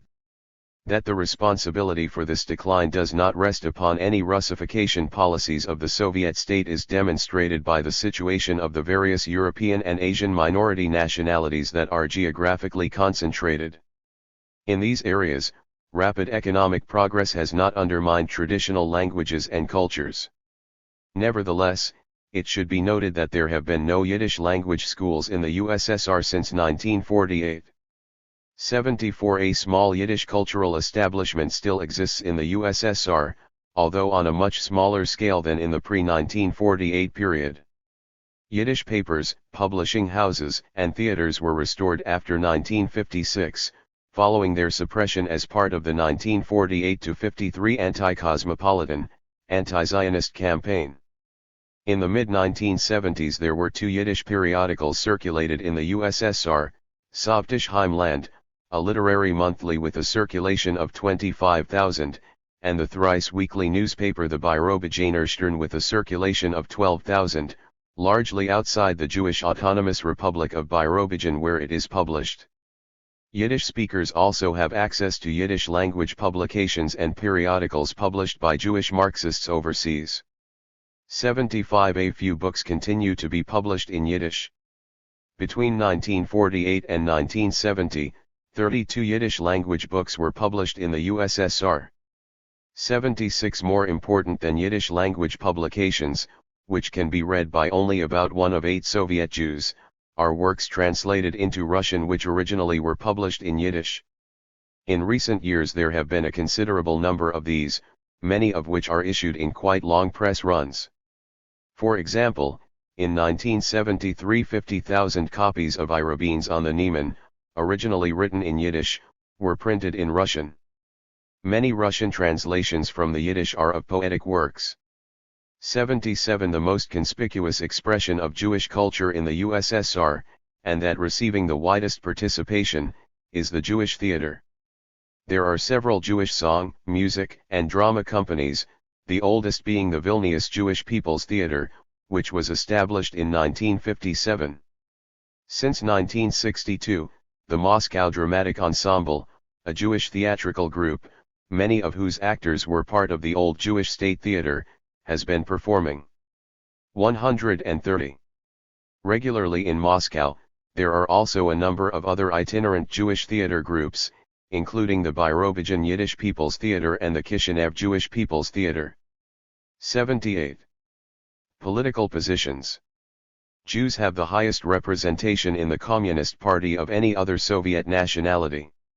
In 1965, 80 out of every 1,000 Jews belonged to the party, compared to the Soviet average of 51 per 1,000. 79 In 1969, Jews made up 1.5% of the party, an overrepresentation factor of 1.67. 80 As other nationalities, especially Asians, are increasingly brought into the party, and as the party's recruitment policies increasingly favor the working class, the percentage of Jews in the party has been declining, even while their absolute number has been increasing.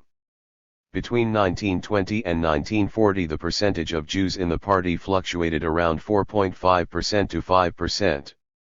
81 The percentage of Jews in the principal leading body of the party, the Central Committee, is proportional to the number of Jews in the population. In 1976, 3 Jews were elected to the 330-person Central Committee. 82 In the 1920s, 25% of the Central Committee was Jewish, 10% in the late 1930s, 2 to 3% in the 1950s, and 0.3% in the 1960s. 83 Given the strong representation of members from working class and peasant backgrounds on the Central Committee, and the increasing political mobilization of the more backward nationalities, that the proportion of Jews now accords with their percentage of the population should be considered neither extraordinary nor exemplifying discrimination. The number of Jews elected to all local Soviets between 1959 and 1973 has averaged about 7,000 per election, or about 0.4% of all Soviet delegates, an underrepresentation factor of about 0.50. 84 In 1970 and 1974 6 Jews were elected to the Supreme Soviet, roughly proportionate to their share of the population. 85 Very few Jews now occupy prominent positions in the party or government apparatus, in contrast to the pre-1948 situation when Jews were prominent in all major aspects of government and party activities. In the early 1970s the highest-ranking Jewish person was the Deputy Minister for Supplies, V. Demshitz, who 131 was also the highest-ranking Jewish person on the party's Central Committee. Another was Alexander Tchaikovsky, the editor of the influential literary gazette. Lev Shapiro, the first secretary of the Birobidzhan Party organization and also a member of the Central Committee, became increasingly influential during the 1970s. The evidence seems to point to a certain distrust of Jews in sensitive top leadership positions, initially aroused during the 1948-53 anti-cosmopolitan/anti-Zionist campaign, and reborn after the 1967 Israeli-Arab Six-Day War, when many Soviet Jews adopted pro-Israeli sympathies, thus manifesting opposition to Soviet policies. While there seems to be no substantial evidence for discrimination against Jews as party members or in middle-level party and government positions, the evidence is compatible with some political discrimination against them for the top leadership roles as heads of ministries, Politburo members, and first secretaries of leading party organizations. Given the long history of Jews having filled leading roles in the party, which continued throughout the Stalin period. This seems to reflect Soviet doubts about historically specific Jewish loyalties on the question of Israel/Zionism, rather than classical anti-Semitic attitudes. Anti-Semitism in the USSR. Not surprisingly, the virulent anti-Semitism of all classes in the pre-1917 Russian Empire has left remnants of anti-Semitic attitudes, especially among older, less educated and more rural populations, even after 2 generations of Soviet education. To the extent that such attitudes linger on, in spite of official party policies designed to eradicate them, must be distinguished from the economic and political policies and educational campaigns of the party. Evidence concerning whether or not Jews in the Soviet Union experienced a significant amount of interpersonal anti-Semitism is mixed. Studies of recent Soviet émigrés' anti-Semitic experiences casts considerable doubt on the theory that interpersonal anti-Semitism is a major factor in the country. A 1973 survey of 2,527 emigrants from the USSR in Israel found that 25% of those who had been nationalist activists in the USSR claimed never personally to have experienced an incident of anti-Semitism. 132. In another survey of emigrants bound for Israel, only 39% claimed that anti-Semitism in the USSR was a primary reason for their emigration. It is of interest to note that many more emigrants, bound for the US rather than for Israel, claimed both to have experienced anti-Semitism and that such experiences were the primary reason for their emigration. Anti-Soviet pro-Jewish emigrant observers, such as Geidelman, draw the reasonable conclusion that a language of motives focusing on anti-Semitism has been formulated that maximizes the probability of being accepted into the US, that is, affirms the claim to legitimate refugee status. Asserting the desire to make more money or to advance one's career as the reason for emigration to the US would not be effective. 86. Zionism and anti-Semitism. From the beginning of the Soviet state in 1917, the Soviets, with various degrees of intensity, have systematically attacked Zionism as reactionary, pro-imperialist, racist and, since World War II, essentially fascist. They share their analysis with most of the rest of the world's Marxists, including many Jewish Marxists, as well as with most progressive movements in Asia, Africa, and Latin America, especially those in the Islamic world. Anti-Soviets, especially those sympathetic to Zionism and the Israeli state, often fallaciously accuse the Soviet Union of anti-Semitism because of Soviet attacks on Zionism. But the two are quite different. Anti-Semitism, the ideology that Jews are a race to be despised and that to discriminate against them is justified, is against the law in the Soviet Union and, as far as I can ascertain, totally absent from all official party and government written matter. Anti-Zionism, the notion that Jews should not seek or support a separate state in which all Jews maintain solidarity solely amongst themselves, rather than with individuals of other ethnic groups, is official state and party policy. Soviet anti-Zionist propaganda includes such themes as the following: 1. That most international Jewish organizations in the West are controlled by Jewish capitalists and, therefore, operate against the interest of workers. 2. That Israel endeavors to establish an inherently anti-communist fifth column inside the 133 socialist countries. 3. That Zionism and Israel are implacable enemies of the socialist camp. 4. That Israel is intent on building a greater Israel from the Nile to the Euphrates, where the Israelis would be a kind of master race comparable to that expounded in Nazi ideology for the Aryans. 5. That the Israeli state's ruling class jeopardizes the very existence of Israel as a state by the expansionist and militarist policies they follow, and 6. That Zionism, as practiced by the Israeli state in relation to the Arabs, is closely paralleled by the treatment of Jews by German fascists. 87 claims that the Soviet Union engages in anti-Semitic propaganda can invariably be reduced to statements such as these about Zionism, or to examples of anti-religious propaganda which, as applied to Judaism, do not differ qualitatively from that applied to Islam or Christianity. it is difficult to see how anti-Zionism and propaganda against the religious aspect of Judaism can justify the claim that, similar to fascist anti-Semitic propaganda, the USSR considers Jews to be racially inferior. Such, however, is the implication of most statements that employ examples of anti-Zionism to support the contention of Soviet anti-Semitism. Indicative of Zionist allegations of official Soviet anti-Semitism was the response of some Jewish dissidents, in November 1980, to an article in the Young Pioneers newspaper which attacked Zionism as modern-day fascism, calling it the main enemy of peace on earth. This article went on to argue that Zionists who control the major portion of the U.S. mass media have orchestrated anti-Soviet campaigns and opposed the Strategic Arms Limitation Treaty, and that Jewish bankers and billionaires established the Jewish Defense League which terrorizes Soviet diplomats in New York, and that Jewish bankers acted to defend their own class interests. In commenting on this article, Jewish dissidents in the Soviet Union said that, "We regard it as one of the worst examples of anti-Semitic writing to have appeared in Soviet publications in recent years. Even more unfortunately, it is the first time in recent memory that anything so blatant has appeared in material intended for children." 88. 134.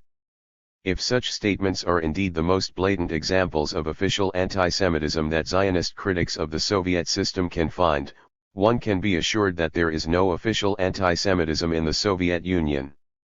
The Six-Day War between Israel and the Arab states, which was won decisively by Israel, generated much sympathy for the Israelis among many Soviet Jews.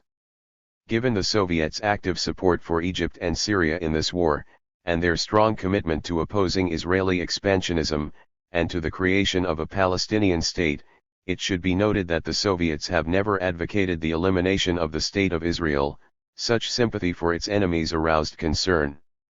Beginning in 1967, a Zionist dissident movement began to gain credibility within the Soviet Union. It manifested itself in such activities as large numbers of non-religious Jewish youths gathering around synagogues to demonstrate their support for Zionist ideas and Israel's cause, as well as the promotion of emigration to Israel. Jewish dissidents came to participate in the full range of dissident activities which focused on attacking Soviet policies and institutions in interviews with Western reporters, and in documents smuggled out of the Soviet Union. 89. The Soviet government's response was to step up its anti-Zionist propaganda campaign to a considerable extent, emphasizing the 6 themes itemized above. In 1966 only 10 articles attacking Zionism were reported in the Soviet press. In 1969 there were 42, and at the peak of the anti-Zionist campaign in 1970, there were 204. 90. The post-1967 campaign was largely directed towards persuading Soviet Jews not to leave the USSR for Israel. 91. The post-1967 Jewish emigration from the USSR. Throughout the 1960s about 1,000 Jews a year emigrated from the USSR to Israel, mostly on the grounds of reunification with their families. After the 1967 war, significant numbers of Jews began to apply to leave the USSR for Israel. In 1971, the government, apparently recognizing that its campaign to persuade Zionist Jews to stay was ineffective, began to issue numerous emigration visas for Israel. In 1971, approximately 13,000 Jews, 135, emigrated to Israel, approximately equal to the total number of those who had left for Israel in the previous 12 years. 92. From 1972 to 1977 approximately 30,000 Jews left for Israel each year, and in 1978 and 1979, when emigration became easier, roughly 50,000 left each year. Virtually any Jews wishing to leave were granted emigration visas during these latter years. Emigration declined after 1979, indicating that most of those who wished to leave had already done so, as well as a stricter emigration policy coincident with the revived Cold War. Between 1968 and 1976, 133,000 Jews left the USSR, approximately 6.2% of all Soviet Jews. By the beginning of 1980 the percentage had risen to roughly 12%, 93 a total of approximately 250,000. In the early 1970s, Roy Medvedev, usually an accurate source of information about the dissident community in the USSR, estimated that between 200,000 and 300,000 Jews would apply to leave. Maximum estimates from anti-Soviet sources speculated that the figure would reach 500,000, that is 25% of all Soviet Jews. 94 The decline in emigration in 1980 and 1981 indicated that the Medvedev estimate was probably correct, that is, almost all who had wanted to leave had left. Those who left the USSR had been heavily concentrated in certain areas of the country. Over 50% who applied for exit visas between 1968 and 1976 were from the 5 republics of Georgia, Uzbekistan, Latvia, Lithuania, and Moldavia. Generally, Jews who emigrated, during that period at least, were either from areas newly amalgamated with the USSR, Latvia, Lithuania, Moldavia, or the Western Ukraine, where they had not yet fully integrated themselves into Soviet life, or from Soviet Georgia where, although conditions were exceptionally good for Jews, their brand of Judaism virtually mandated their emigration to the Holy Land. 95 over 50% of all Georgian Jews migrated, mostly to Israel, as did 22% of Latvian, 41% of Lithuanian, 13% of Moldavian and 8% of Uzbek Jews between 1968 and 1976. This contrasted sharply with the picture for the Soviet heartland of the Russian Republic, the Ukraine, and Belorussia, where, according to the 1970 census, 80% of Soviet Jews live. In the same period only 1.9% of Russian Jews left the country, as did 1.6% of Belarusian Jews and 5.5% of Ukrainian Jews, most of whom were from the western third of the Republic, formerly part of Poland. Less. 136. Then 12%, about 16,000, of the total Jewish emigration from the Soviet Union between 1968 and 1976 was from Russia proper. 96 These figures indicate that until the mid-1970s the motives for emigration were overwhelmingly religious and cultural, and neither as a result of anti-Semitism nor general dissatisfaction with Soviet life. Seemingly, the vast majority of Jews who had been part of the USSR since the revolution were quite content to live in the Soviet Union. The emergence of a different motive in the mid-1970s is indicated by a radical change in the destination of Jewish emigrants.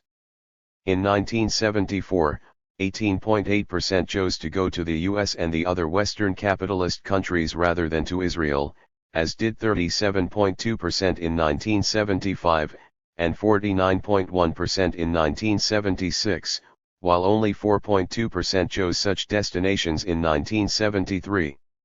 In 1979 and 1980, only about one-third of Soviet Jewish émigrés went to Israel, in 1981 20%, most now preferring the higher incomes and professional advancement possible in the US. 97 Many Jews who originally migrated to Israel re-emigrated and settled in the US. This suggests that the desire to maintain Jewish culture or help build the Zionist state, has been superseded by the desire for financial gain and to advance one's career. 98 An increased proportion of Russian, Ukrainian, and Belarusian secular Jewish émigrés are another manifestation of this change of motive. Perhaps the most significant observation to be made about Jewish emigration from the Soviet Union after 1970 is the relatively small percentage, 3% to 4%, who availed themselves of the opportunity to leave the Soviet heartland. Presented with the opportunity either to live in a predominantly Jewish culture in Israel, or obtain a significantly higher standard of living in the USA, 95%-97% chose to remain in the Soviet Union. It should be noted that, over the period 1970 to 79, only 5.1% of Moscow Jews emigrated, even though in the latter part of this decade it was very easy for Jews to do so. 99 émigrés were mainly those Jews on the margin of the mainstream of Soviet life together with a relatively small number of professionals throughout the country. Western attempts to present the Soviet Union as a virulently anti-Semitic society cannot be substantiated. Historically, the Jewish people in the USSR have fared, and continue to fare, very well in almost all respects. Jews are overrepresented in the highest paying occupations, in the skilled professions, in the institutions of higher education and in all except the top levels in the 137. Communist Party, but, as was noted previously, Jews are no longer overrepresented in state legislative and top administrative positions. There is no evidence of official or party-approved anti-Semitism, and little evidence of interpersonal anti-Semitic expressions. The majority of Jews are fully integrated into Soviet life and demonstrate their support for Soviet institutions. Conclusion. As is the case for the Soviet Asian republics, there is no evidence of exploitation or economic discrimination by the Soviet government in the European republics. With rapid industrialization, their economies have all prospered. Additionally, education, books, newspapers, theater and so on in the various native languages have been actively promoted. Although, as a result of the integration of Jewish people into modern Soviet society, traditional Jewish culture is dying out, the Jewish people, too, have thrived.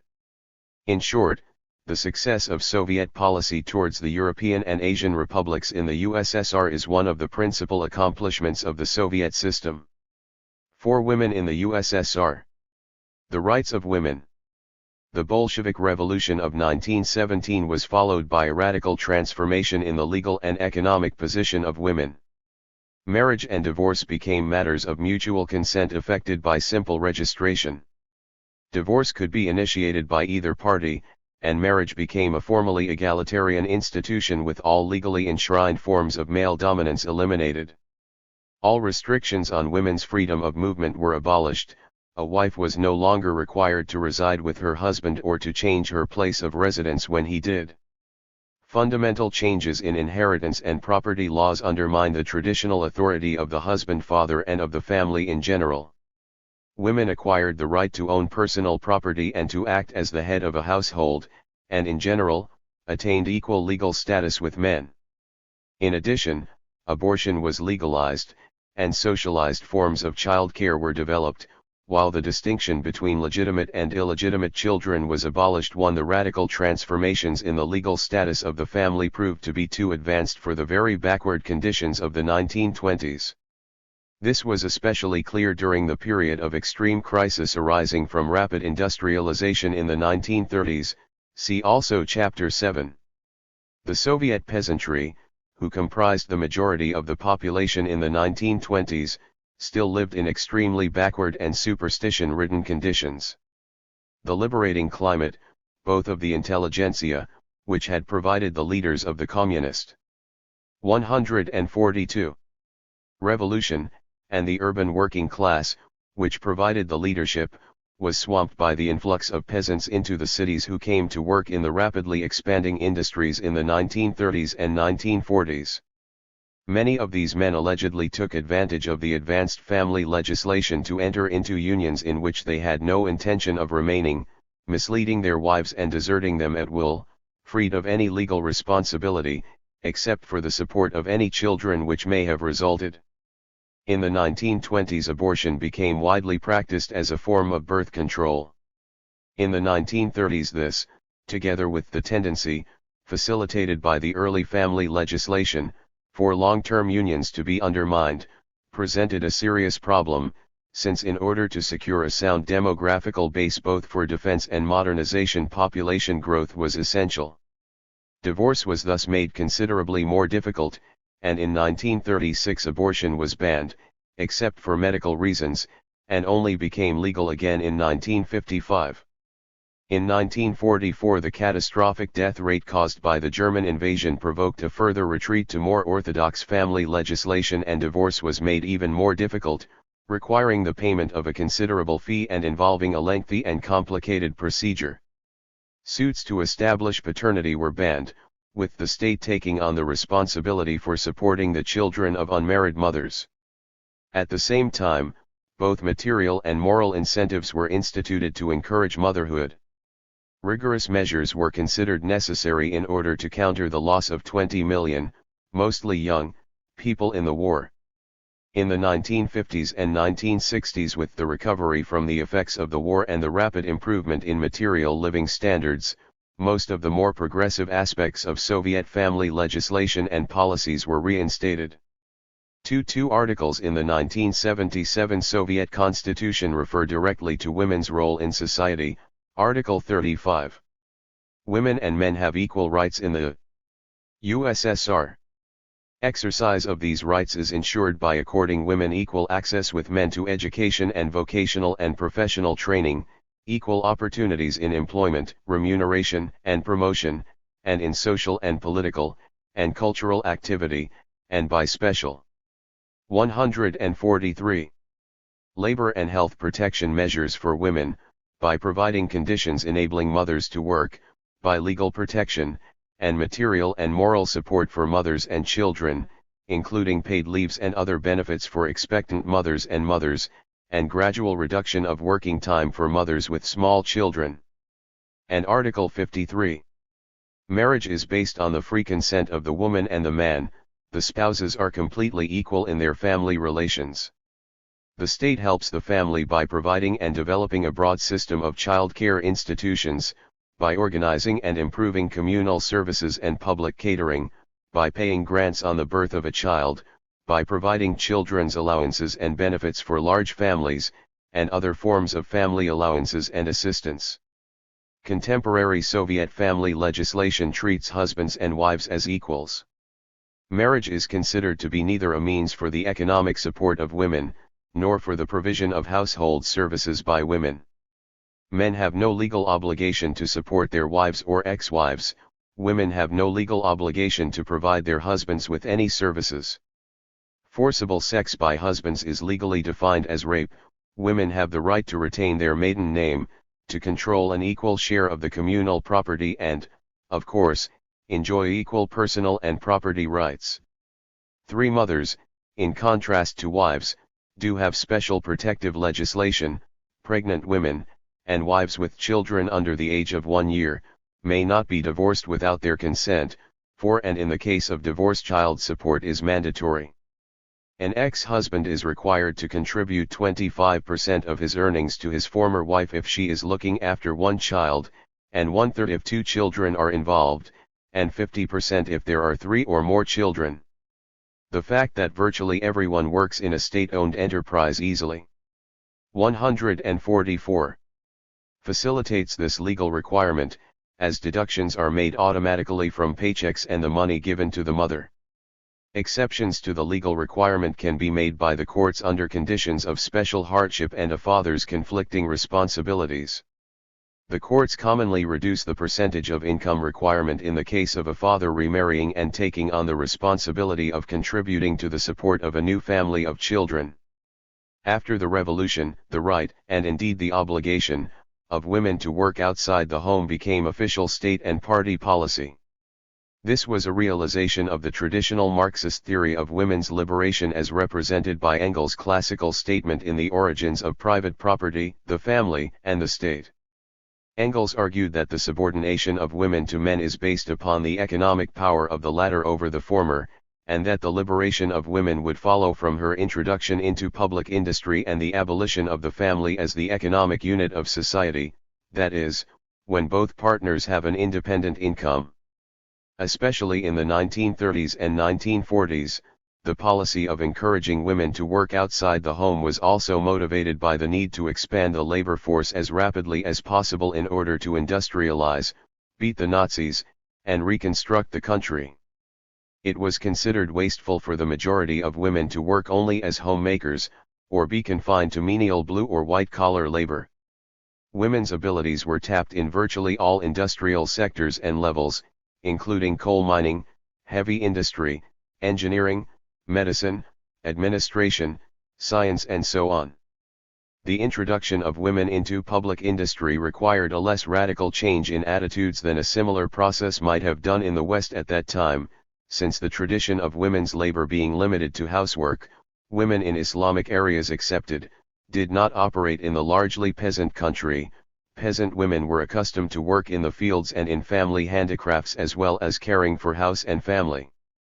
The transformation of women's economic roles thus largely encompassed the introduction of ex-peasant women into mining, factories, clerical jobs, and the technical and scientific intelligentsia.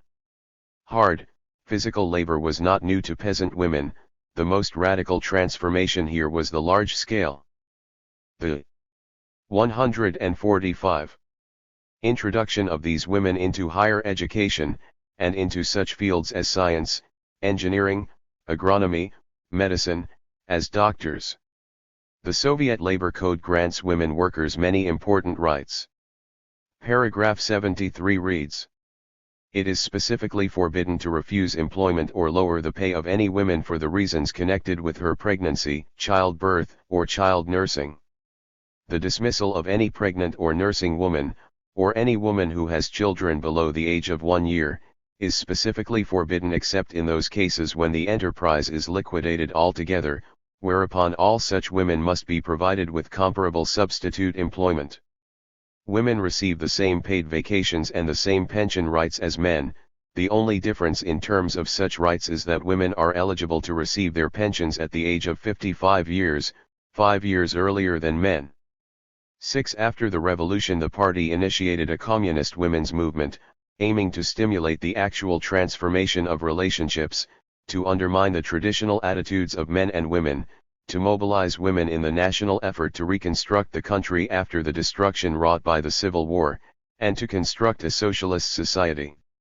In the 1920s, much of the actual mobilization of women, in addition to enabling them to overcome barriers to acquiring literacy, to attend higher education and work in the modern sector, took the form of encouraging them to construct institutions of daily life, for example, such as schools, collective dining halls and houses, and to engage in support activities for the Red Army. 7. The strongest impact of the communist women's movement and of party and state policy dedicated to the liberation of women, has been upon the traditionally Islamic areas, where the oppression of women was the greatest. With the establishment of Soviet power in Central Asia, the most repressive traditional practices were singled out for attack. Forced marriage, marriage by abduction, bride price, polygamy, child marriage, female seclusion, and the veil.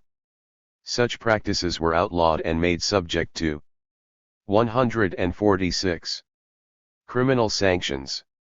The bulk of the new family legislation was introduced simultaneously in Central Asia and in Soviet Europe, but with some, more radical, provisions only gradually introduced into Central Asia. In 1927, the traditional Islamic courts were divested of all authority, including their ability to adjudicate in family matters. Traditionally, 2 female witnesses were considered the equivalent of 1 male in such courts. In 1926, a campaign against female seclusion was launched. The first phase of this campaign was directed to the more urban, intellectual, and politicized sectors of the population that was most likely to accept it. The second phase was directed to the rest of the population. The party organized demonstrations where women publicly took off their veils. These demonstrations were often violently disrupted by men. Many Asian women were killed, typically by their brothers, for appearing publicly without the veil, taking jobs outside the home, or actively participating in the anti-seclusion campaigns. In the public squares of many cities and towns in Soviet Central Asia today, there are monuments to these women. The opposition of the party and government to such killings was made clear by well-publicized arrests, trials and executions of the men involved, and by launching a massive public education campaign against the pernicious effects of traditional Islamic practices. The women's department of the party, Janatal, was most active in Central Asia, and was committed to eliminating what it considered to be barbaric practices, but also it saw the liberation of women as an important means to mobilize the national minorities of Central Asia behind the Bolshevik Revolution. Janatal's strategy in Central Asia was to crystallize discontent around the women's question and channel it into the all-round socialist transformation of society. Asian women were recruited and trained to staff the new political and social institutions, thereby rooting the new Soviet forms in the national minority communities. The Janatal encouraged women to initiate divorce proceedings. Traditionally this was the prerogative of men, for whom obtaining a divorce was very easy. Legal advice centers were set up by the Janatdal to help Asian women learn about, and fight for, their new rights. The new civic and property rights established by the revolution were enforced in order to help. 147. Release the grip of Islamic traditions on relations between the sexes. Women were recruited into professional and administrative positions with a considerable degree of success, thus breaking the monopoly of men. The Janatdal established women's clubs which engaged in consciousness raising. Women were encouraged to discuss their problems within the framework of Marxist theory, and the backwardness imposed by the previous social order was contrasted with the liberating potential of socialism. Although the Janatdal itself was dissolved in 1929, the campaign against traditional patriarchal practices continued to be actively pursued until the backbone of traditional resistance was crushed. The process was intensified during the collectivization of agriculture and the rapid industrialization of the 1930s and 1940s.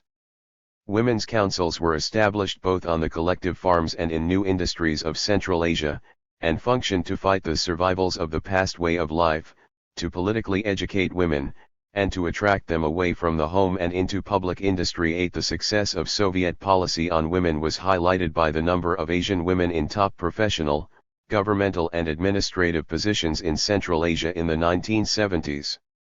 There were 18 Uzbek women of cabinet or immediate sub-cabinet rank in the Uzbek Republic in the early 1970s, and 116 women were heads or assistant heads of major industrial enterprises. 18% of all judges in Uzbekistan were women, this compares with 3% in the US. The ratio of Uzbek women PhDs to the Uzbek population was 6 times higher than the ratio of black women PhDs to American blacks. By 1970, the high school enrollment for Uzbek girls was exactly proportionate to the percentage, 49%, of the Uzbek population that was female. In 1955, of the total enrollment, only 25% had been girls. Although in these respects Uzbekistan is perhaps the most advanced of all the Central Asian republics, comparable advances have been achieved in the rest of Central Asia. The Soviet system's contribution to liberating Asian women of Islamic backgrounds must be contrasted with the contemporary condition of women in capitalist or semi-feudal Islamic countries. The majority of Arab countries in the 1970s did not permit women to vote. In most Islamic countries the majority of women are illiterate and few rural girls receive any formal schooling. In only a handful of Arab countries, e.g. Algeria, Sudan, is any. 148. Significant proportion of women employed outside the home. Patriarchy is the rule in the family, and wives are subjected not only to the whims of their husbands and fathers, but to those of their mothers-in-law. Throughout most of the Arab world, divorce is still the prerogative of the male. For women, premarital chastity and total constancy to her husband after marriage are decreed, while for men consorting with prostitutes is the norm. It is still common throughout most of the Islamic world for the brothers or husbands of women who have had pre- or extramarital relationships to kill them for the sake of family honor. 9. The family, housework, and child care. The Soviet system has wrought fundamental changes in the relative status and power of the sexes within marriage. Legal rights and economic roles have been radically transformed, the division of labor, decision-making within the family, and the relative importance of domestic labor for women, have been significantly changed. The majority of wives are at least as well educated as their husbands and, especially among younger women, most wives work full-time outside the home throughout their lives. These facts, combined with the Soviet marriage code and Communist Party policy on the equality of the sexes, have obviously deeply affected personal and domestic relations, even though considerable remnants of older practices still exist. The growing economic independence of women is reflected in the trends in the Soviet divorce rate. In 1960, there were 104 divorces per 1,000 marriages. In 1975 there were 325. Apparently neither men nor women are prepared to maintain unsatisfactory relationships. Soviet women spend considerably less time on housework than was the pre-revolutionary norm, and relative to women, and men, in capitalist countries. This is partly because housework has to some extent become mechanized, but far less than in the US, and socialized, and partly because men now participate to a greater degree than was customary. Various studies on the relative time spent on housework by women and men in the urban areas of the care. 149. USSR reveal that household chores are likely to be fairly equally divided when both marriage partners have full-time jobs outside the home, particularly in the younger age groups. 10. In the US, on the other hand, the tendency is for men to spend much less time on housework than do women. 11. While in the USSR in the 1923-24 period only about 20% of the male's contribution to total working time, i.e. time spent on work outside the home, work-related activity, and housework, was committed to housework compared to 42% of the women's, in 1972-73 40% of the man's, compared to 48% of the woman's was so spent. Macaulay found that in 1972-73 women spent an average of 37.1 hours weekly on housework and related activity and men 29.9 hours. This meant that men spent 4/5 as much time on housework as women, a rather radical change from the comparable percentage of 2/5 as much as women in 1923-24. 12. It thus appears that the introduction of women into the labor force has produced a rather radical transformation in the responsibility for housework within the Soviet family. The traditional double day with housekeeping and childcare as the wife's responsibility would seem to be largely a thing of the past, although still common among older and more rural couples. Lapidus, 1978, p. 271, argues on the basis of other studies that women still do the bulk of the housework in the USSR. She cites studies which purport to show that the average husband puts 8% of his time into housework, compared to the average wife's 19%. It seems that the discrepancies between the findings of Lapidus and Macaulay lie in the latter's much broader definition of housework than the former's. For example, it appears that the bulk of time men spend in childcare is excluded in the Lapidus studies, as is probably home repair and handyman type of housework.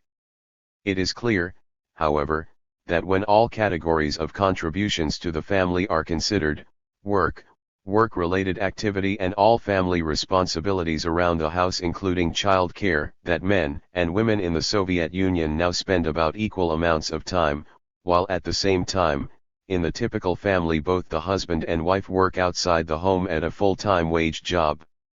In the USSR the most radical change in women's traditional household responsibilities has been effected by the socialization. 150. Of childcare, primarily in the form of daycare centers for families in which both parents work. Subsidized daycare is available for all urban and most rural families that desire it. In 1970, there were 103,000 daycare centers in the USSR, and 120,000 in 1977, with an enrollment of 12.7 million. The enrollment figure in 1970 was 9.3 million, in 1960 4.4 million and in 1940 1.1 million. The 1970 figure represents more than 50% of all urban preschool children and about 33% of rural children. 13. This compares with about 10% of preschool children in the US in 1970 who attended daycare centers.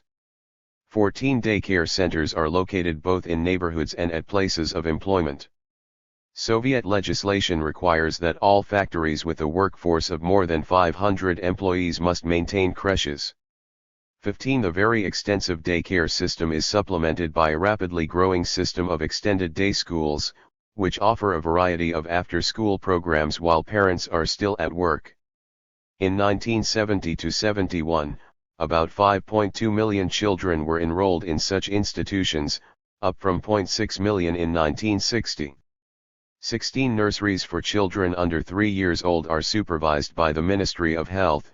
In 1977, about 1/3 of all children in all daycare centers, about 3.7 million, were in this age category.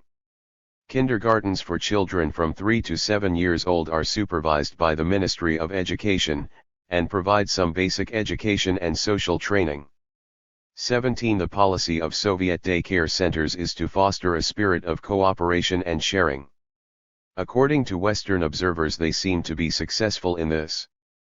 The youngest children engage in group play in communal playpens, while older children are organized into small groups for collective play.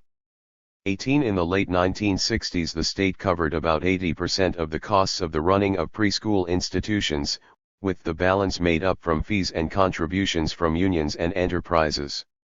19. Party policy is gradually to abolish all fees for daycare. Fees vary from 3 to 8 rubles a month, about $5 to $12, according to parents' income, and must not exceed 2 to 3% of that income. The scale of payments rises for 24-hour child care. Reductions of 25% to 50% are available for lower-income families, those who maintain more than one child in child care centers, children of war widows, and children of single mothers who earn less than 60. Care. 151 rubles a month. Families with 4 or more children also receive a reduction of 50%. In addition to paying most of the cost of socialized child care, including that of feeding children while in the creches, the state also provides various family allowances to aid the economic support of children in the home.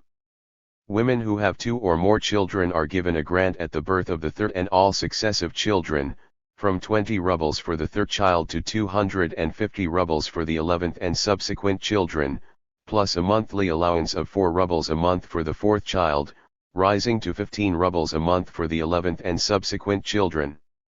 Working women who become pregnant receive a set sum of money to help with the purchase of necessary equipment for the child.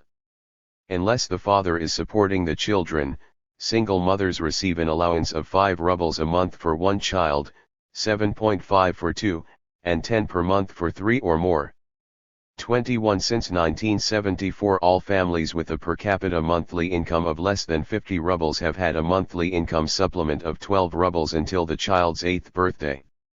22. These programs are both a manifestation of the stated goal of Soviet welfare policy increasingly to distribute society's resources on the basis of need, and to provide a material incentive to lighten the economic burden of child care in order to increase the birth rate, which, largely because women are more work-oriented than family-oriented, has declined below replacement levels throughout much of the USSR.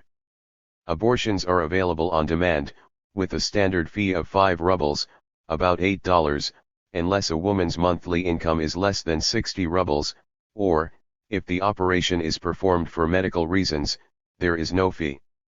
23. A consequence of this cheap and easy access to abortions, however, seems to be a careless attitude towards contraception.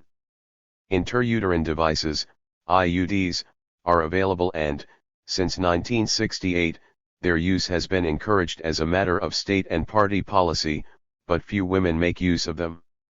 In the mid-1970s, condoms and the practice of coitus interruptus were the most common forms of birth control, with about half the women stating that their partners used condoms, and 1/3 that they employed coitus interruptus.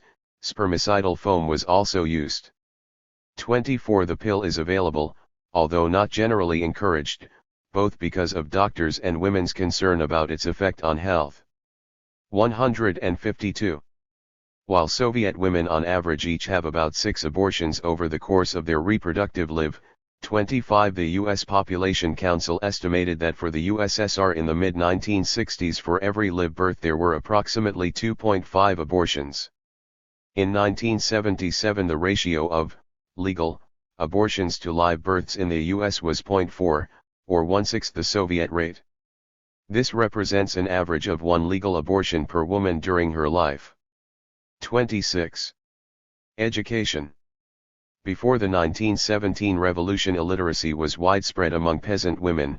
88% of all Russian women were illiterate, 27, and in the Asian areas almost 100%.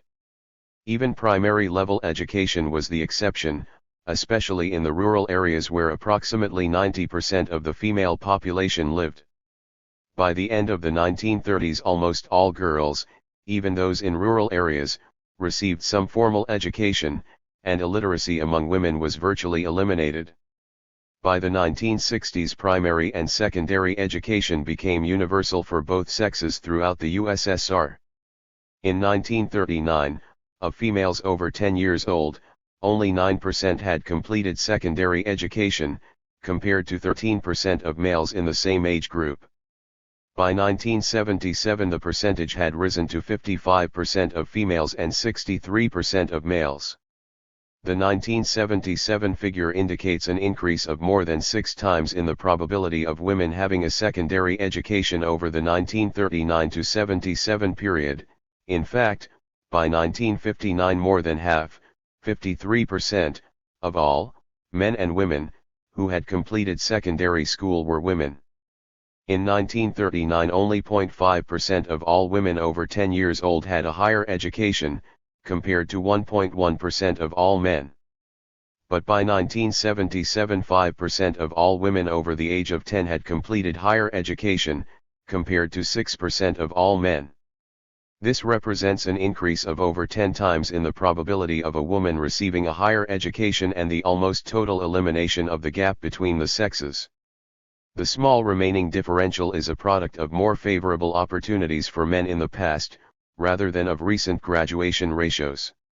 In fact, while in 1939 32% of all higher education, 153 education graduates were women, by 1970 women had achieved parity, being then 49% of all graduates.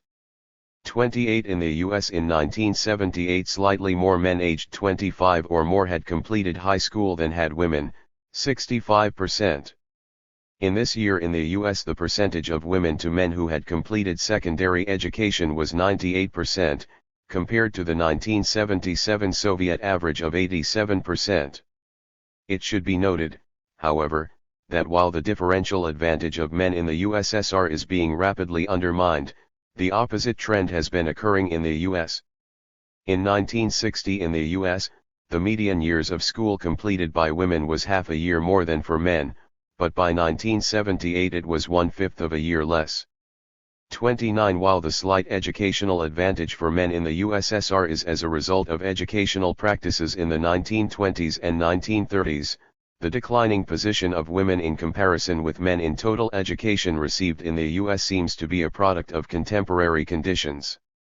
In the USA in 1978, 19.7% of men, 25 or older, had a college degree, compared to 12.2% of women. 30 The probability for women to receive a higher education in the US is thus 0.62 that of men, the equivalent Soviet ratio is 0.82. Table 4.1 illustrates the relative position of women in higher education in the USSR and the USA. It can be seen that in almost all areas Soviet women are significantly ahead of their US counterparts.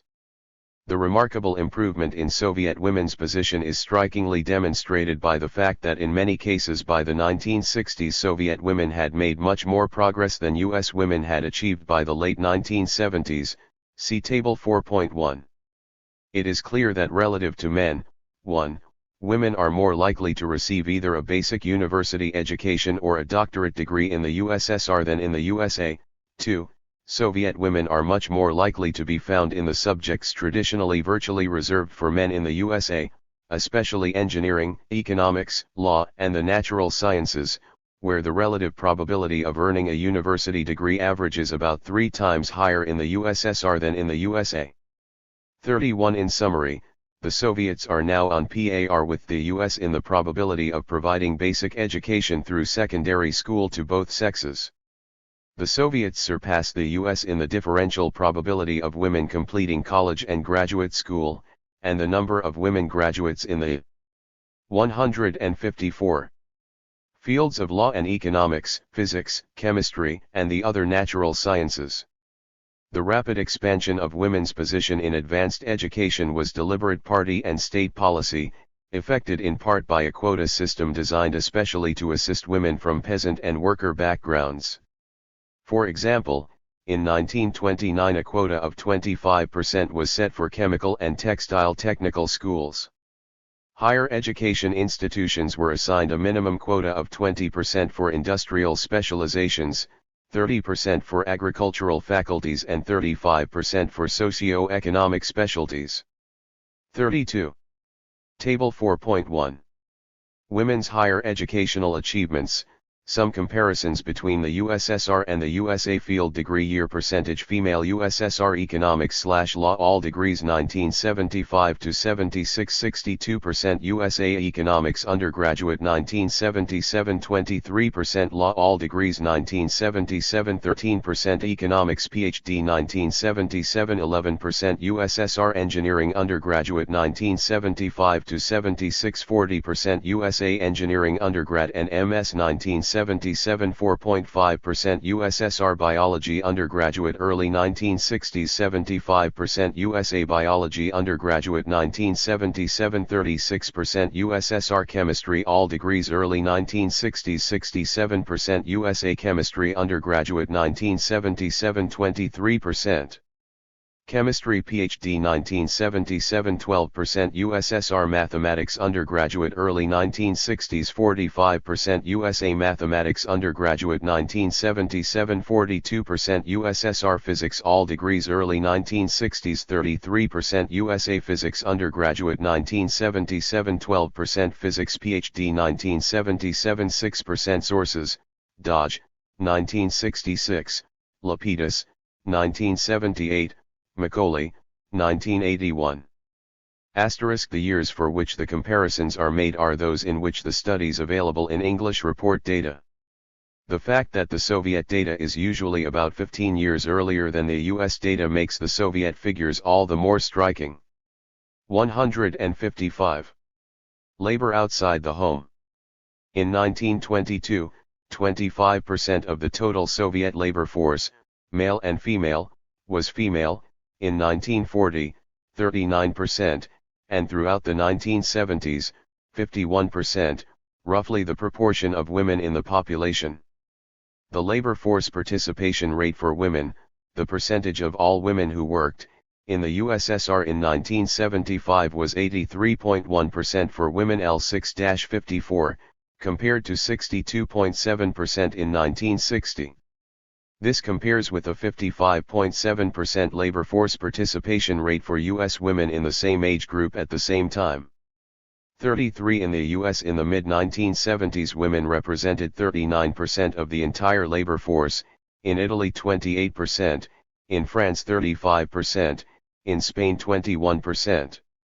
The most rapid increase in the percentage of women workers has occurred in the USSR's national minority areas, especially the traditionally Islamic republics. Between 1933 and 1964 the percentage of all workers who were women increased from 19% to 39% in Turkmenistan, in Tajikistan from 23% to 37%, in Kyrgyzia from 21% to 43%, in Uzbekistan from 27% to 40%, and in Azerbaijan from 24% to 39%. 34 These figures compared with the Russian Republic's percentages of 32% and 51%. In 1975, women were 28% of all Soviet construction workers, compared to about 2% in the US at approximately the same time.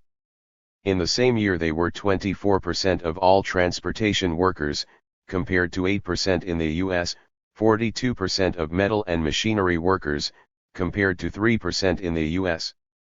In general, women are much more integrated into the skilled and central industrial occupations in the USSR than they are in the USA. 35 Soviet women have made the most rapid progress in those industries which traditionally had been virtually closed to them. In 1926, only 1% of machinists and machine adjusters were women, in 1959 they comprised 6% and in 1964 9%, representing a 50% increase from 1959 to 64. 36 In the mid-1970s about 25% of USSR master crafts workers were women, 37 and in the US in 1975 women comprised 4.6% of craftsmen and kindred 38 Equal pay for equal work is the rule in the Soviet Union but the differential occupational distribution, although much less than in the West, remains quite significant. Women are concentrated in relatively low-paid jobs, e.g. white-collar work, light industry. 156. While men are disproportionately in more highly paid employment in heavy industry, skilled manual work, mining, and administration. 39. Average monthly earnings, rubles. Construction 3,002,028 176.8. Transport 2,211,024 173.5. Industry, production personnel, 1,662,049 162.0. Science and scientific services 2,015,050 155.4. Nationwide average 52,539,051 145.8. Credit and state insurance 423,082 133.8. Apparatus of government and economic administration 1,457,065 130.6. Education 5,904,073 126.9. Agriculture 4,530,044 126.8. Communications 1,042,068 123.6. Housing and municipal economy, everyday services 2,010,053 109.0.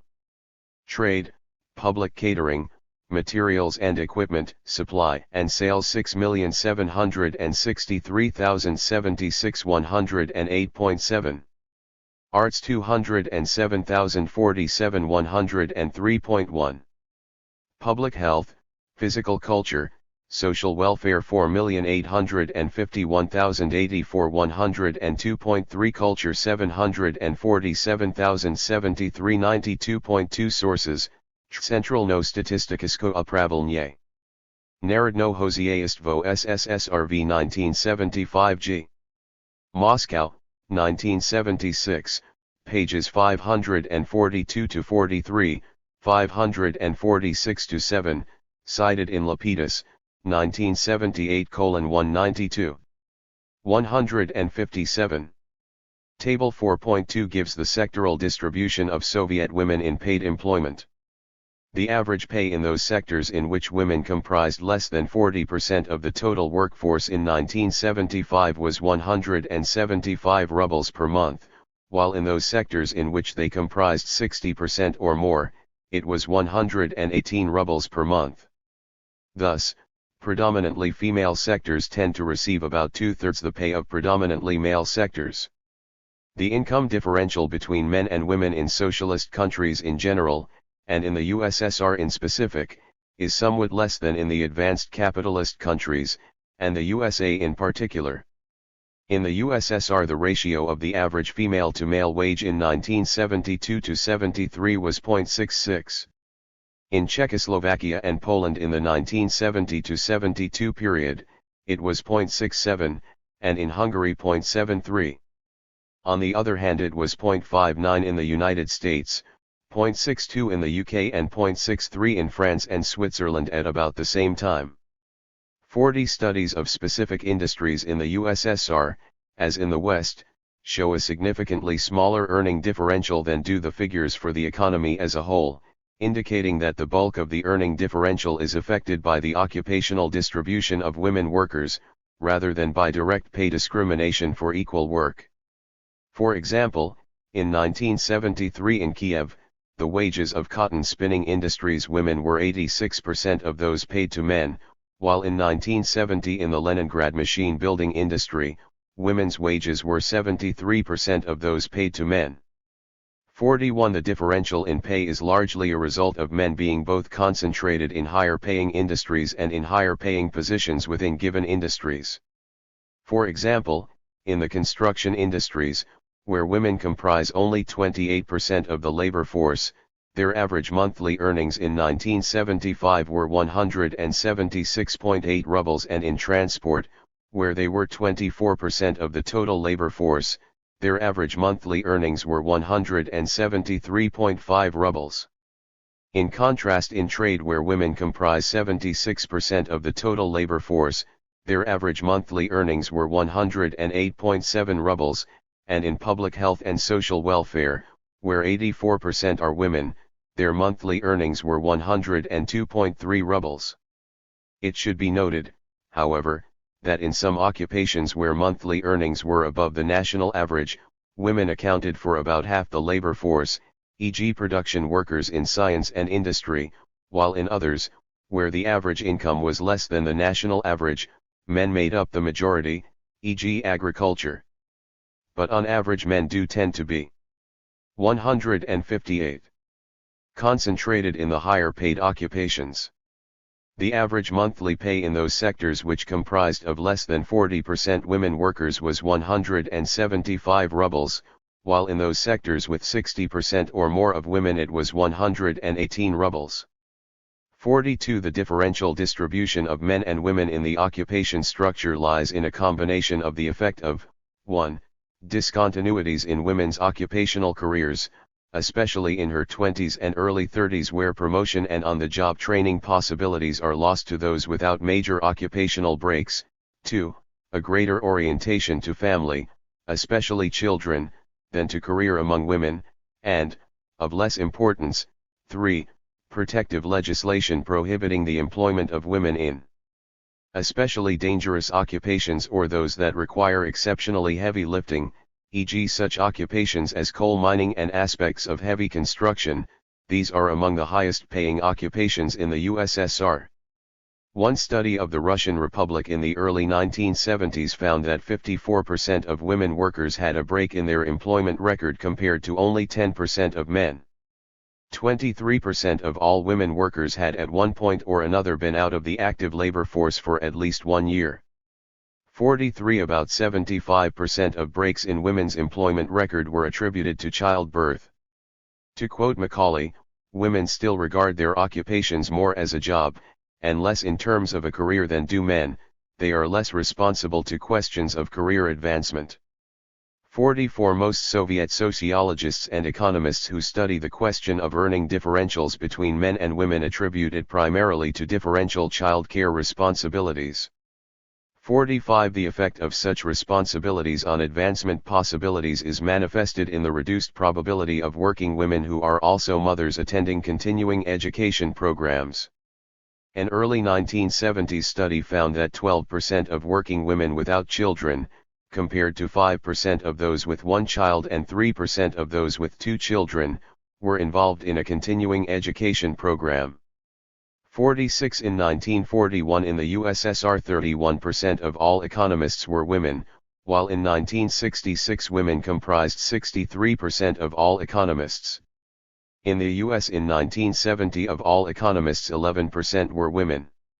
In 1970 74% of USSR physicians were women, compared to 9% in the USA in the same year, whilst in the Soviet Union in 1939 61% of physicians were women. 47. 159. In 1941 there were 44,000 women engineers in the Soviet Union, and by 1970 more than 1 million, about twice as many as were doctors, that is, more women engineers in the Soviet Union than in the whole of the rest of the world, almost as many as male engineers in the US and over 40 times more than women engineers in the US. 48. In 1970, women comprised 30% of all engineers in the USSR, and 40% of all engineering students. This field of occupation is thus becoming more sex-balanced. Between the end of World War II and the early 1970s, the percentage of all USSR doctors who were women remained constant at around 75%, declining as the 1970s drew to a close, and, given medical school enrollments, this trend will continue. In the early 1970s about 56% of all medical students were women. Medicine, like engineering, is thus tending to become a more sex-balanced profession. In 1970, there were more women physicians in the USSR than throughout the rest of the world, with about 20 times more than in the US, twice as many as male doctors in the US. 49 women within the professions are disproportionately concentrated in the lower level and non-administrative positions, although to a lesser extent than in the US. For example, Soviet women in the mid-1970s represented only 30% of surgeons, compared to 5% in the US, 50% of hospital administrators, and 20% of medical school professors, while they comprised 90% of primary care doctors. Comparable percentages for the US are much lower. 50. The percentage of all scientists and scientific technicians represented by women gradually increased from 36% in the 1950s to 40% in 1976. In 1978, in the US 18% of all scientists were women. 51. The number of Soviet women scientists with the approximate equivalent of the US PhD increased from 11,400, 25% of the total, in 1950 to 97,400, 28% of the total, in 1976. 52. The number of Soviet women scientists with academic positions as associate professor increased from 14.7% of all associate professors in 1950 to 22.9% of all associate professors in 1976, while the percentage of all associate professors who were men correspondingly declined from 85.3% to 77.1%. In the US in 1969, 15% of all associate professors were women, as were 9% of full professors and 24% of assistant professors. In contrast, the 160 percentage of all U.S. college faculties represented by women declined from 32% in 1950 to 18% in 1970. 53. Women's relative position within academic ranks in sciences in the USSR improved considerably between 1970 and 1976. While in 1950 only about 15% of all academic women held the high rank of associate professor, the remaining 85% occupying other ranks. In 1976 almost 40% of all academic women held this rank. In 1950, there were 3 times as many women in the junior research associate and assistant category as in the associate professor category, but by 1976 these ranks had equal numbers of women. 54. Nevertheless, women remain disproportionately concentrated in the relatively lower positions within the sciences, although to a lesser extent than in the West. It is necessary to note that, in 1977, the powerful USSR Academy of Sciences had only 14 women members out of a total of 749. 55. Compared to their position in the professions, Soviet women have been less successful in attaining administrative positions, but considered in relation to their earlier position in Russian society and to that of women in the West, both in countries at similar levels of economic development and such highly advanced countries as the USA, they have done very well. In 1975 in the USSR, women were 9% of all directors of industrial enterprises, compared to 1% in 1955, while in the US in 1970 women still comprised just 1% of industrial directors. Overall, in 1970 Soviet women held 16% of all managerial positions in economic enterprises, compared to 7% in the USA in the same year. Women were much more likely to hold managerial positions in retail enterprises and the services than in industry both in the USSR and the USA. For example, in 1970, Soviet women held 64% of all managerial positions in the retail industry, compared to 34% for U.S. women.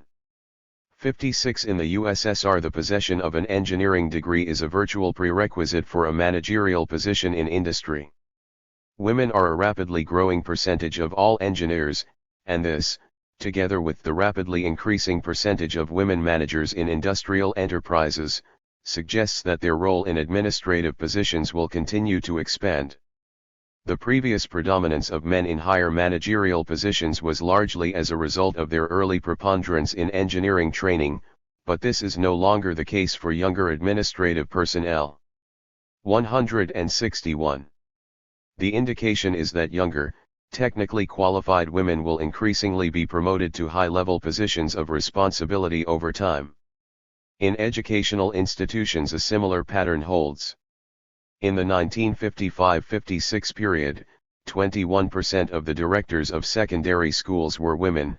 In 1975 to 76, 29%. The percentage of women who are directors of primary schools increased from 22% to 33% over the same period. 57. The proportion of women school administrators in the U.S. has declined over the same period. In 1950, about 50% of all primary school principals were women, but by 1970 only about 20%.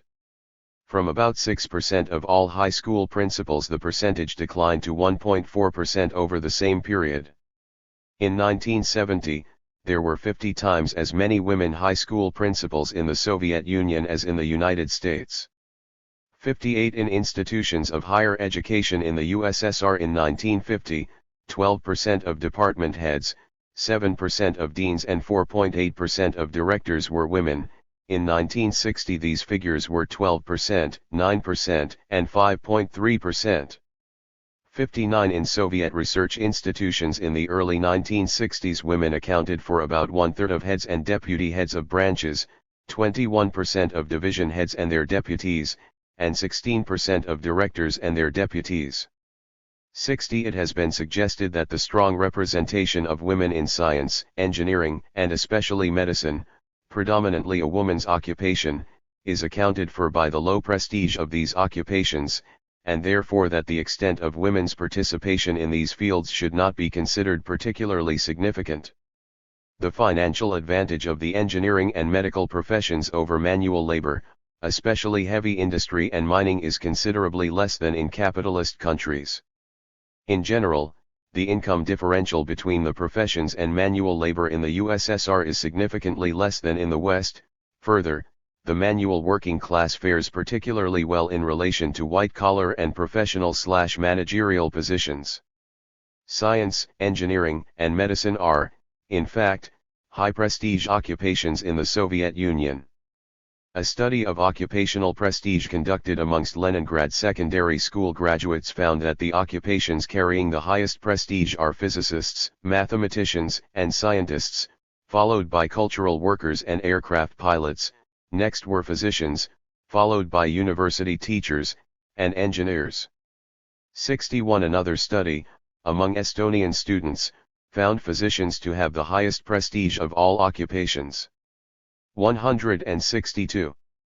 Followed by cultural workers, physicists, mathematicians, and chemists, then engineers. 62 The Leningrad secondary school graduate study also found that out of 40 occupational categories the most attractive career choice for women was that of physician. Among the young men it was ranked as the 10th most attractive, after science, and chemical and mechanical engineering, but ahead of university teaching and construction or metallurgical engineering. 63 In the U.S. physicians have a particularly high prestige rating. In 1963, on a list of 90 occupations, physicians were ranked second in status, led only by Supreme Court justices, followed immediately by scientists, and then top government officials. Civil engineers ranked at 21.5 on the 1 to 90 ranking, rather lower than in the Soviet Union. 64. Protective legislation. After the October 1917 revolution, special protective legislation for women workers was instituted. The Soviet Labor Code established provisions for the protection of women's health at work while outlawing types of work that might endanger their ability to have children or the health of any such children. Limits were placed on the number of hours women could work, and certain types of especially dangerous and heavy work were reserved for men. 65 The current Soviet Labor Code forbids enterprises to employ women in any activities which might be hazardous to their health. This is now considered to include work underground. Pregnant or nursing women, or those who have children under the age of 1 year, may not be assigned overtime work. Women with children under the age of 8 years may not be sent on out-of-town assignments, or required to work overtime, or on swing or graveyard shifts without their consent. Pregnant women, nursing mothers, and mothers with children below the age of 1 year, who are normally employed in manual labor, must be assigned lighter work, but with no reduction in pay. Women receive 56 days of paid leave both before and after giving birth. This is extended to 70 days for multiple or abnormal births. 163. Women can choose to extend their leave, on an unpaid basis, for up to 1 year after giving birth without jeopardizing their seniority. 66. Enterprises are forbidden to refuse jobs to pregnant and nursing women, to reduce their pay or to dismiss them. Also, nursing mothers are entitled to a shorter workday. A new woman graduate who is pregnant or who has children under 1 year of age is guaranteed work in her specialty in an enterprise proximate to her family residence. Further, as special compensation for their responsibilities both as mothers and workers outside the home, the retirement age for women is 5 years earlier than that for men, 55, with pensions being granted after 20 years, instead of the 25 required for men. 67. Women in political positions. Women members of the Communist Party as a percentage of total membership, period 1976 to 80, 32.2% of candidate party members were women, and of the 5,000 delegates at the party's 26th Congress in 1980, 26.6% were women. 70 in 1975 to 76, 31.5%, and in 1980 to 81, 35.1% of the secretaries, leading administrative post, in the party's primary organizations were women. 71. The higher in the leadership and administrative structure the fewer women are to be found. At the time of the revolution, 3 women served on the Central Committee of the Communist Party, 10% of the total. In the 1930s also an average of 3 women served on this body, then representing 2.5% of the total. In the 1970s, there were 14 to 15 women on the Central. 164. Committee, about 3.5% of the total. Of the 23 members of the Politburo, the day-to-day leading body of the party, in the mid-1970s none were women.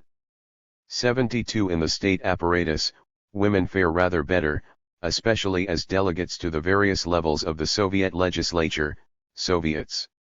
In 1920, the participation of women in the politically active local Soviets in the urban areas was 1%, in 1934, 32%, stabilizing until the mid-1950s when it began to increase again. 73. The proportion of women delegates has increased at all levels. In 1959, 27% of Supreme Soviet, 32% of Republic Soviet, more or less equivalent to U.S. state legislatures, and 41% of local Soviet representatives were women.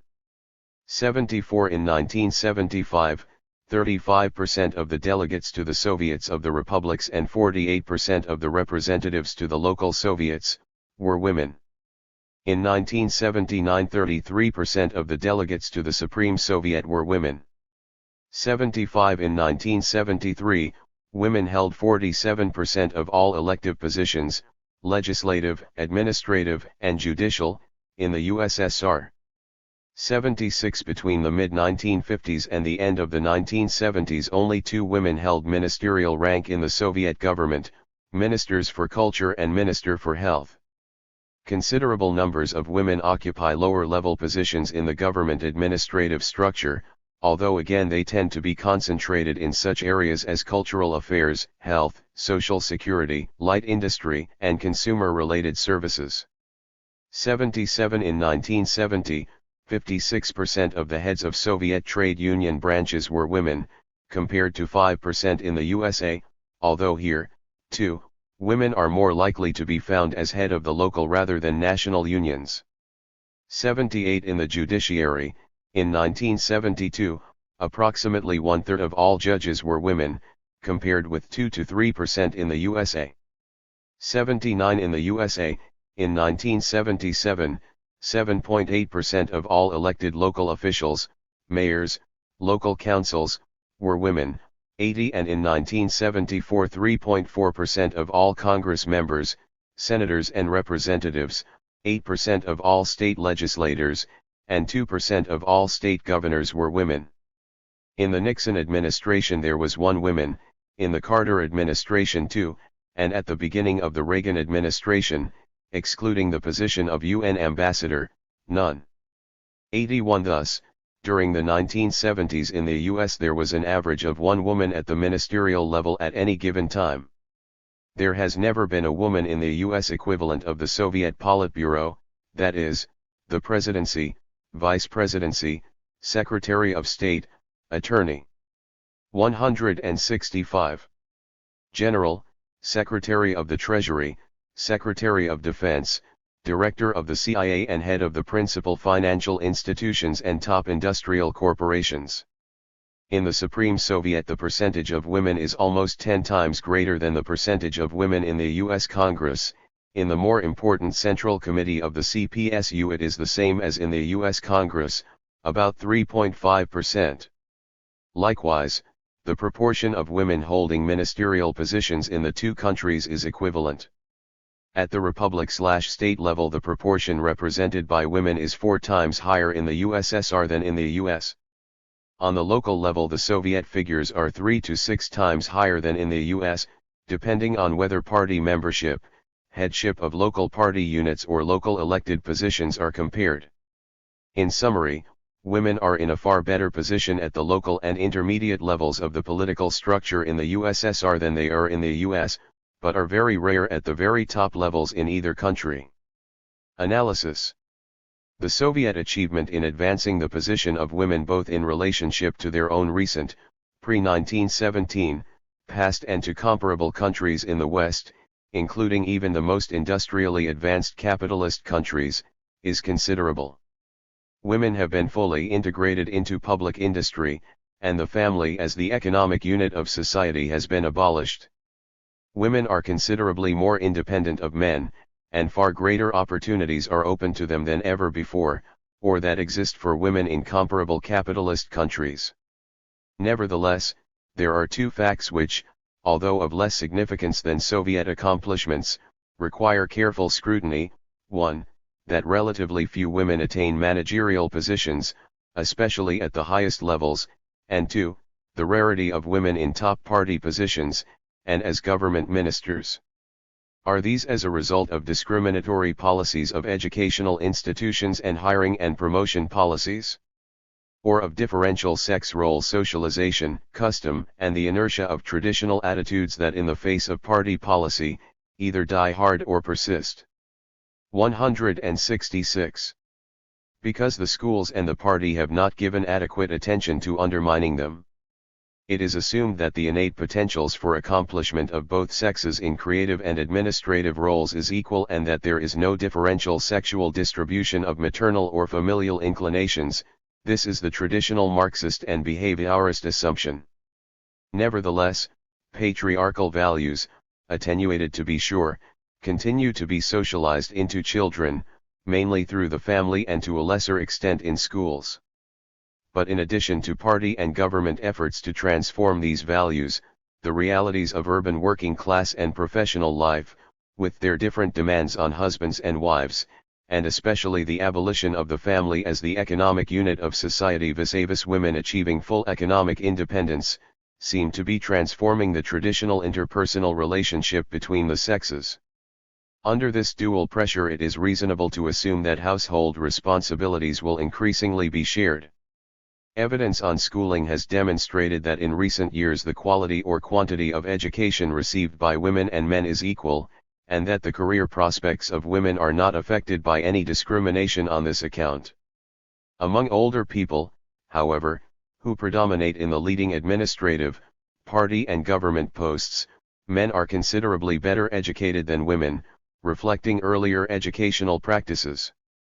Part of the differential, at least in high-level administrative positions, must be attributed to this factor, as the rapidly increasing proportion of women administrators seems to indicate, as well as the rising percentage of women engineering graduates. But that the abolition of educational inequalities seems not to have affected the paucity of women in top ministerial and party posts should not be overlooked.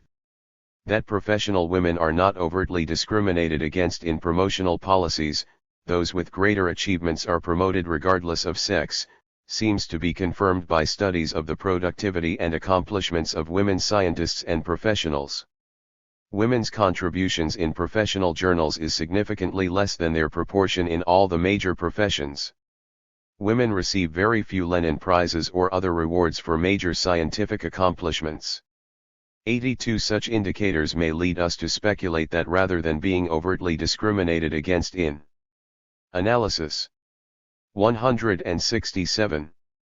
The professions, women are perhaps in good part promoted in spite of relatively poor performance levels, i.e. because of seniority and quotas, but lacking a good analysis of the quality of women's and men's publications and accomplishments, this cannot be asserted.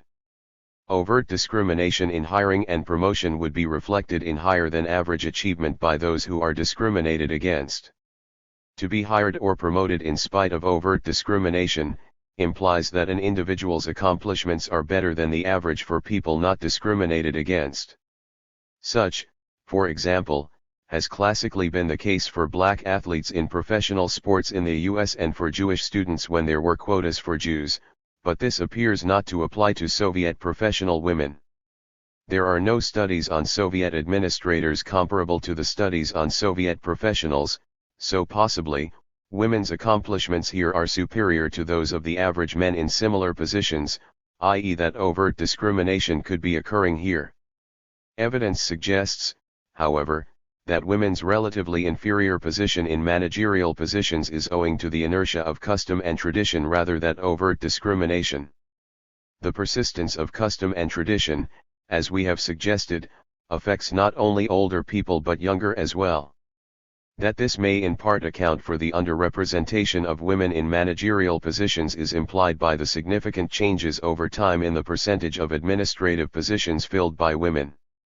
Soviet education involves much less sex typing than in the West, but it is not entirely absent. Few, if any, jobs are explicitly portrayed as closed to women. Primary school textbooks feature grandmothers who are construction engineers and mothers who drive heavy equipment. Women are not portrayed as primarily wives, mothers, and/or sex objects either in textbooks or the mass media, but more often than men they are portrayed in caring roles. For example, crying children typically turn for comfort to a woman rather than a man. The curricula in Soviet schools is the same for both sexes, but for labor training sessions, the sexes are often separated, with more emphasis given to domestic skills for girls, and more to such skills as basic metalworking and carpentry for boys. Thus, boys are subtly encouraged to envisage their futures primarily in terms of jobs and career achievement, while 168. Girls, somewhat more in terms of motherhood, as well as career achievement. 83. While in the West, however, mass media extols the housewife/sex object image, in the USSR the accomplishments of women scientists, astronauts, and other professionals are celebrated. It is deliberate party policy to encourage a career orientation among girls and women. 84. Virtually all Western observers agree that the majority of Soviet professional women in good part still identify with women's traditional role as wife and mother, while being at the same time career-oriented. My own conversations with Soviet women confirm this. Opinions on the proportion of childcare and housework women consider men should do seem to vary considerably among even professional women. While many women feel that men should not share equally in housework, the conviction that women should have an independent career or occupation appears to be nearly unanimous. Soviet women generally prefer occupations which require less than an 8-hour day/5-day week, in order to have sufficient time for family affairs. 85. One reason why the medical profession is so popular with Soviet women is that the normal working day for doctors is 6 hours. Apparently those occupations and positions which require less than a total commitment of time and energy are preferred by Soviet women, even when their experience and education fully qualify them for highly responsible jobs. Women's greater commitment to the family and associated responsibilities, both because of their desire for such a role, and men's failure to assume equal responsibilities when women wish them to do so, naturally distracts from career advancement, especially in administrative and political leadership positions in which more or less full-time commitment is required. It should be noted that full-time working women annually take about 6 more days off work for family reasons, for example, caring for sick children, than do men. 86 studies have shown that significantly more Soviet men than women base their choice of career on job interest, 42% and 28% respectively. More women, 55%, than men, 43%, choose their job because circumstances allowed no alternative.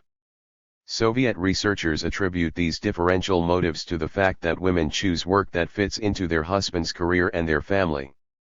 Analysis 169. Commitments more often than vice versa. These considerations put restrictions on location, as well as working hours. 87. The majority of men, as well as women, in high-level administrative posts, or of the appropriate age for top political and economic positions, were socialized into the traditional values of the peasantry. In the 1970s, 80% of top party and government positions were held by people whose parents were either manual workers or peasants, whereas, for the scientific and technical intelligentsia, the parents of 50% were members of the intelligentsia. Most of those from urban manual working class backgrounds grew up in families which only recently migrated from the countryside, many during the period of rapid industrialization after 1928. In common with the family structure of other Soviet nationalities, that of the Russian peasant was patriarchal. Owing to the forced industrialization in the 1930s, attitudes generated in this structure were carried into the working class at an accelerated rate. While the emerging attitudes towards women's role, strongly encouraged by the mass media and education, differ significantly from the traditional patriarchal attitudes, the prevalent working-class peasant attitudes of the 1930s still weighed heavily on those who were 50 and over in the 1970s. Perhaps the most perplexing fact about the position of women in the USSR is the failure of the proportion of women in top government ministries and party positions to increase over the last years. It might have been expected that with women increasingly entering managerial jobs, together with the party's deliberate policy to encourage women to have careers, more women would have attained top positions. In order to encourage other women, those who held positions of responsibility throughout the 1930s, 1940s, and 1950s could have been promoted, either on the basis of their past achievements or on that of their potential. Unlike in the United States, the practice of placing token women in top positions, for example, it has become the norm for there to be a woman cabinet member even if the definition of the cabinet must be occasionally expanded to include the UN representative in the case of the Reagan administration, has not been thought necessary. While it clearly could not be expected that women would have achieved anything like equal membership in the Central Committee or top 170 government ministerial positions in the 1970s on the basis of equal achievements, given the weight of traditional socialization and the past differential education, possibly there has been overt discrimination against qualified women who have adequate achievements to be promoted into top-level positions. Such discrimination, to the extent it exists, is probably a result of lingering patriarchal attitudes on the part of the top, male, party leadership, mostly socialized during the first decades of Soviet power in peasant or recently ex-peasant families.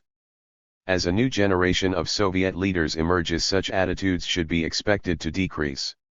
How much the paucity of women in top leadership positions is due to overt discrimination, how much to the persistence of tradition and how much to the lack of equal training 20 to 30 years ago is difficult to determine, but it would seem that the latter two factors probably weigh the most heavily.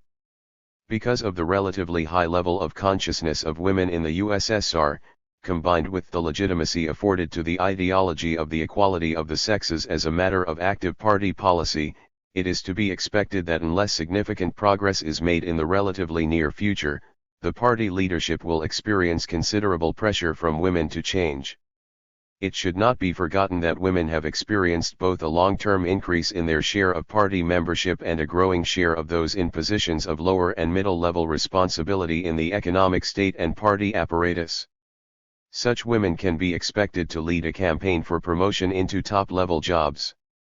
The question of why there are not 11 women on the Politburo, 200 women on the Central Committee or 24 women ministers must be seen in perspective. For women, as women, the sex of the top leadership is of less importance than the policies followed by the leadership which affect women. Whether or not a few hundred or even thousand women reach the top is virtually irrelevant to the life chances and position of the 145 million Soviet women. Overall policies on women of the past and present leadership have been most progressive and, as has been seen, have resulted in the radical improvement of women's lot. In most respects it is difficult to see how these policies could have been significantly improved upon, given the parameters within which the Soviet system has had to operate, the need for rapid 171 industrialization, to improve living standards and militarily to defend the country, have largely dictated that increasing productivity and efficiency must be always among the primary goals of party policy. Consequently, from time to time, egalitarian social measures have had to take a backseat. However, a future, more feminine leadership might well press harder for the mechanization and socialization of housework. Such a mixed leadership would probably also press more for campaigns both to change women's lingering traditional attitudes towards family concerns which inhibit their careers and to effect quotas, such as were instituted in the 1920s and 1930s in educational institutions, to assist women to develop their potential, to provide role models to inspire other women, and to overcome lingering patriarchal attitudes among those who make promotional decisions. Conclusion.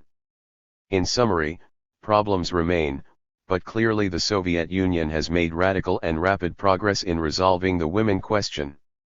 From being among the most backward countries in Europe, insofar as the subordination of women before the 1917 revolution was concerned, 2 generations of Soviet power have improved women's position vis-a-vis men at least to equal, and probably surpass, that of women in any country, however wealthy. This transformation in the position of women must be ranked as one of the principal accomplishments of the regime. Even Western feminist critics of the USSR typically credit the Soviets with having made considerable progress on the women question. For example, Lapidus, perhaps the most rigorous of Western feminist critics to have recently written on the USSR, argues, "The decline of the family as a productive unit and the separation of household from employment were not accompanied by the separation of large numbers of women from social production, as in the development of the 172 European and American middle class. Instead, female employment occurred in conditions less favorable to family needs but more independent of family control. Finally, to the extent that access to education, occupational status, and income became relatively independent of the family unit, the bases of paternal authority were further weakened." 85. Even if Soviet families are indeed undergoing a dramatic evolution from a traditional, patriarchal form of organization characterized by the subordination of women to a modern and egalitarian structure in which authority and power are more equally shared, only comparative investigations will make it possible to distinguish the effect of changes in female resources from the effect of other macro-social forces. Clearly, Soviet ideology has altered the fundamental basis of female status through its devaluation of domestic roles and its emphasis on education and employment as the source of social prestige. It is also likely that female access to education, employment, and independent income enhance women's freedom of choice in entering and leaving marriage by reducing the value of the resources gained through marriage relative to those obtainable outside it. These are by no means minor matters, and they have enormous significance in and of themselves for female status and opportunities for self-realization. 86. The general opinion of most Soviet women, that their position has greatly improved under the Soviet system, is also shared by the majority of women émigrés. To cite Jan Carr. Conclusion. 173. Although the female émigrés I spoke with view the Soviet political system as a contaminating environment, they share with women in the communist countries their enthusiasm for what the communists have done for women through legislation and the provision of communal facilities. In one émigré's view, a girl who gets an abortion in Israel or in the United States is a social outcast, but this is not true in the Soviet Union. Others criticize the absence of preschool facilities and the prevailing attitudes toward women who have large families. The émigré's comments taken together appear to reflect a sense of injustice about the communist system, which does not include communist policies toward women. The injustice covers such areas as the monolithic state, the tyrannical and ruthless bureaucratic party hierarchy, religious and racial discrimination, and a host of other ills, but not discrimination on the basis of sex. Indirectly, the attitudes of the émigré women confirm the positive identification with the party and government of the successful women interviewed within the communist countries. Émigré women tend to view the party and government as having taken progressive steps with regard to women. 87. 174. 5. Economic rights. Basic economic rights include the right to eat, to a secure job, to a viable standard of living, to participation in economic decision-making, access to medical care, and to education, adequate housing at a reasonable rate, and adequate retirement and disability benefits. In general, the application of such economic rights is more advanced in the Soviet Union than in any Western country, including those on the same level of development as the Soviet Union, and those most advanced Western capitalist countries, such as the US and Japan. Some capitalist countries equal or even exceed the Soviet Union in certain specific social security rights, such as medical care and disability and retirement benefits, for example, the Scandinavian countries and West Germany, but none match it overall. Living standards. The real income of Soviet working people has been rather rapidly increasing since the 1940s. For example, in the 1970 to 1980 period, real disposable personal income increased by an annual average of about 3% a year, which represented an increase of about one-third in real income over the decade. Over the entire 1940 to 1980 period, the real wages of Soviet factory and office workers increased by a factor of 3.7 times. 1. By way of comparison, it should be noted that the real wages of all U.S. workers declined by about 1% a year over the 1970s and early 1980s. 178. The improvement in living standards has been especially marked for lower income groups, particularly rural workers, and industrial workers, owing to an increased minimum wage, the elimination of the traditional urban-rural differentials that favor the cities, the expansion of the social benefits which favor lower income groups, and the implementation of wage policies that, since the mid-1950s, have reduced income inequalities in the Soviet Union quite sharply. 2. Basic foodstuffs, for example, bread, meat, dairy produce, potatoes, are heavily subsidized by the state, and luxury goods, such as cars, are heavily taxed in order to secure funds for these subsidies. The food stamp program in the U.S., which subsidizes food purchases for the poor, is the nearest equivalent. Housing and public transport in the USSR are also heavily subsidized. The standard fare on the Soviet subway is 5 kopecks, about 8 cents, a fare that has remained unchanged since the 1930s. Housing, medicine, transport, and insurance account for an average of 15% of a Soviet family's income, compared to 50% in the US. 3. While such services as higher education and child care are either free or heavily subsidized, the Soviets have increased both the quantity and quality of their diet until it is now comparable to that of Western Europe. This is illustrated by the data in Table 5.1. Table 5.1. Nutrition, comparative figures for the USSR and the West, 1975 to 77 average intake per person per day. USSR, USA, UKW, Germany, Sweden, Italy. Calories 3,443 * 3,552, 3,247, 3,376, 3,152, 3,463 protein, grams, 103, 107, 80, 186, 93, 98 animal protein, grams, 51, 72, 54, 55, 63, 45 Source, Food and Agricultural Organization, Production Yearbook, 1978 and 1981, Tables 97,98, see also Savard, 1980, Table 3. An increase of 5% since 1966 to 68, an increase of 7% since 1966 to 68, an increase of 24% since 1966 to 68. Imports. Agriculture and grain. It has been claimed that because of the failure of Soviet agriculture, the USSR must resort to importing grain from the highly productive Western capitalist economies in order to feed its people, and consequently that the Soviet Union has become increasingly dependent on the capitalist world system. Indeed, the U.S. suspension of Soviet grain purchases in 1980 was premised on this thesis. Let us look at both the trends in Soviet agriculture and the role of the grain trade with the West.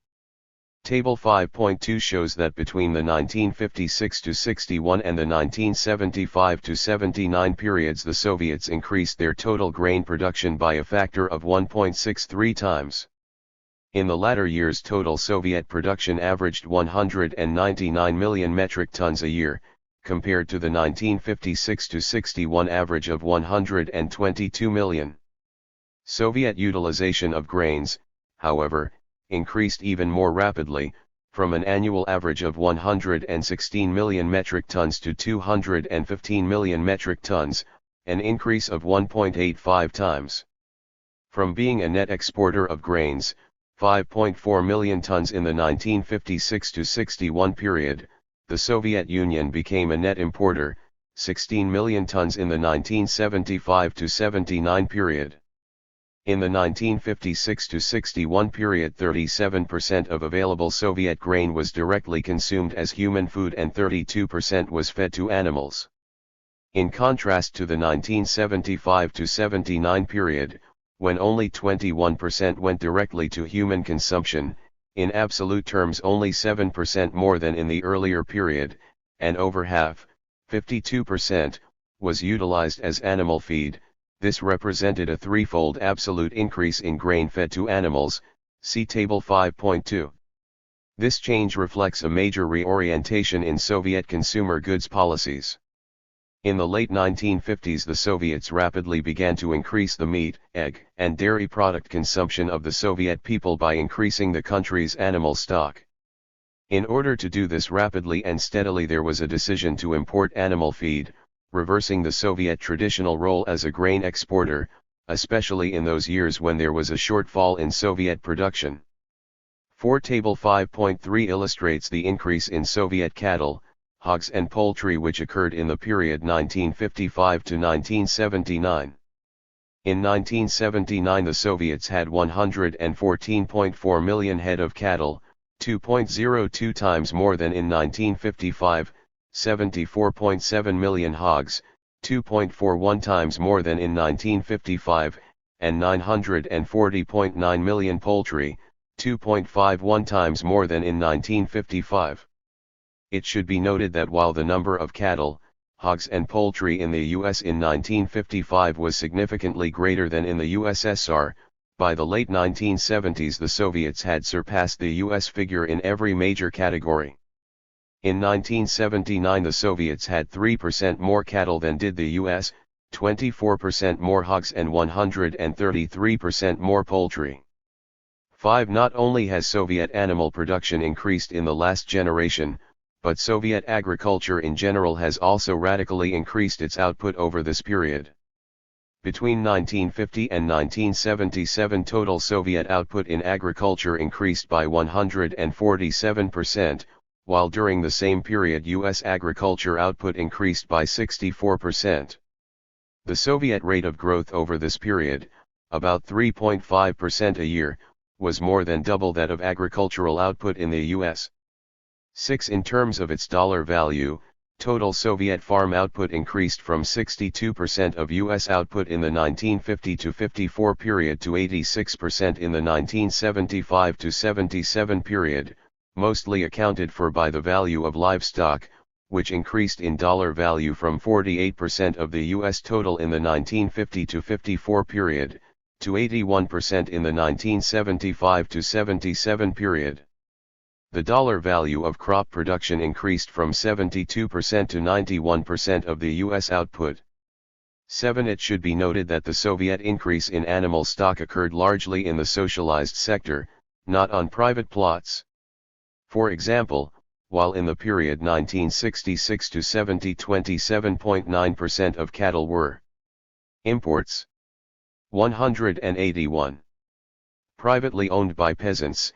In the 1976 to 78 period this was down to 20.6%, likewise, the percentage of hogs owned individually by peasants decreased from 26.1% to 20.5% of the total. 8. In general, the private plots have been significantly declining in importance. In addition to their share of total animal production decreasing, their share of total vegetable production fell from 41% of the total in 1965 to 31% in 1979, of milk, from 39% to 29%, and of eggs from 67% to 33%. 9. Why then the periodic, rather large, purchases of animal feed from the West? The geography of the USSR is such that much of its cropland is vulnerable to climatic variations, and hence its crop yields vary considerably from year to year, making steady increases in livestock and meat production difficult to maintain without imports of animal feed during bad crop years. The growing season in the moist regions of the USSR is too short, while the warmest regions of the USSR are too dry. Only about 10% of the total area of the USSR combines sufficient moisture with adequate heat for all the basic grain crops, compared to about 20% in the USA, including Alaska. More than 30% of the USSR is too cold for any type of agriculture, while an additional 40% is so cold that only hardy, early maturing crops can be grown. In the US, cold is a limiting factor in only about 20% of its total area, against 70% in the USSR. 10. The much greater marginality of utilizable land in the USSR is reflected in the annual variation in 182. Crop yields. Soviet annual grain production varies by 12.7% a year, compared to 7.2% in the US. Wheat yield varies by 16.5% in the USSR, compared to 6.1% in the US, corn yield by 14.1%, against 9.2%, oat yield by 14.8% against 8.3%, and barley yield 14.8%, against 6.8%. 11. In summary, clearly the import of grain for animal feed does not make the Soviets dependent on the world capitalist economy. Net imports of grain in the 1975 to 79 period, which averaged about 8% of total grain utilized, were not significant enough to have an important effect on the Soviet economy. A total cut-off of Western grain supplies would simply mean a temporary increase in the slaughter rate of livestock and their slower future growth rate. An initial culling of livestock by the Soviets would need to be followed by stabilization of the availability of feed by storing more grain in good years for use in bad years, rather than relying on purchases in the world grain market to even out the production in different years. Moreover, the existence of a number of major grain exporting countries in the West, together with their tendency to overproduce, suggests the unlikelihood of the Soviets being unable to import the marginal quantities needed for their program of increasing meat consumption. The 1980-81 attempted grain boycott of the USSR seemed to show that grain farmers in the West are more dependent on Soviet grain imports than the Soviets are on the West. As part of their emphasis on increasing the consumption of meat and dairy produce, the Soviet state, since 1965, has raised subsidies both on the production and consumption of meat and dairy products by paying farmers significantly more for these products than they are sold for in the stores. In 1979, for example, the average price of a kilogram of beef was 1.65 rubles, while the average price paid to producers was 3.21 rubles. The state subsidy amounted to 48% of the retail price of all meat and dairy production, and in 1979 this represented about 9% of the total Soviet budget. 12. Imports. 183. Technology. The Soviet Union is interested in accelerating the pace of technical modernization of its economy through importing high technology from the West. In order to conserve scarce hard currency and avoid incurring serious debts, it has developed two forms of relationships with Western corporations: counter-purchase agreements, which involve a straight barter trade of Soviet products for Western products, and, increasingly more important, compensation agreements, which comprise the import of Western high-technology goods into the Soviet Union in exchange for long-term payment through a proportion of output from the imported technology. One of the most famous counter-purchase agreements has been with Pepsi-Cola. In this agreement, Pepsi-Cola ships Pepsi concentrate to the USSR in exchange for an equivalent Soviet supply of vodka, which Pepsi sells in the West. Another well-known example of this kind is that with the Occidental Corporation, which obtains Soviet ammonia in exchange for U.S. fertilizer. 13. The USSR concluded more than 45 compensation agreements with Western transnationals in the 1970s, worth a total of about $8 billion in Western high-technology imports. It is expected that hard currency savings from these agreements will rise from about $1.5 billion in 1978 to about $4 billion by 1985, that is the combined value of repayments in kind plus actual hard currency earnings from additional exports from the facilities constructed with foreign high-technology imports. 14. The total value of new capital flow into the USSR in the 1973 to 75 period, the latest years for which data could be obtained, averaged $961 million annually. This represented 0.8% of total Soviet gross fixed investment, not a very significant proportion of the total. 15. Most of the compensation agreements into which the Soviets have entered have involved the import of equipment, for the production of either natural gas or chemicals, in exchange for the long-term repayment in natural gas and chemicals produced through these imports. The first gas for pipe deal designed to facilitate the export of natural gas to Europe was signed with an Austrian firm in 1968. Since then similar deals have been signed with Italian, West German, and French firms. Since 1978 the 184 Soviets have been able to import from the West pipe and pipeline equipment worth about $2.8 billion, they had also imported $3.2 billion worth of chemical producing equipment. It should be noted that most of the chemical deals usually call only for an equivalent repayment in Soviet chemicals, while the gas for pipe deals normally call for Soviet exports of much greater value than that necessitated by repayment. The Soviets thus anticipate earning considerable hard currency through the ongoing export of natural gas. A few compensation agreements have also been signed with Japanese timber companies, where logging and lumber transport equipment from Japan was exchanged for wood and wood product exports from the USSR. Altogether, between 1968 and 1978, the Soviet Union and Western transnational corporations signed a total of 11 compensation agreements in natural gas, 28 in chemicals, 4 in wood products and 1 each in petroleum, aluminium, and coal. 16. It should be stressed that neither the counter-purchase nor the compensation agreements entered into by the Soviet state involve any direct investment, leasing, management, or co-management rights for the Western corporations in any enterprises within Soviet borders. Although Western technical advisors are involved in the construction of the high-technology chemical, and other, plants in the USSR, the ownership and management of all such enterprise is completely in Soviet hands. 17. Soviet debt to the West increased from $0.6 billion in 1971 to $11 billion in 1978. In proportion to its national product, the Soviet debt is minimal, representing only 0.9% of GNP.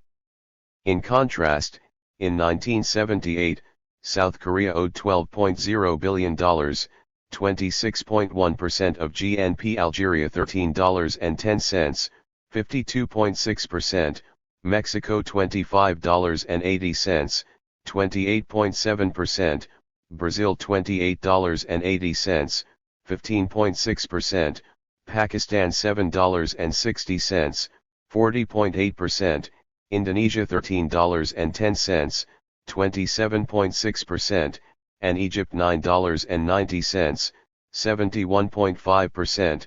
18. It is clear that the Soviet debt to Western banks is not, as it has been in Poland, an important mechanism of economic integration into the world capitalist economy or dependence.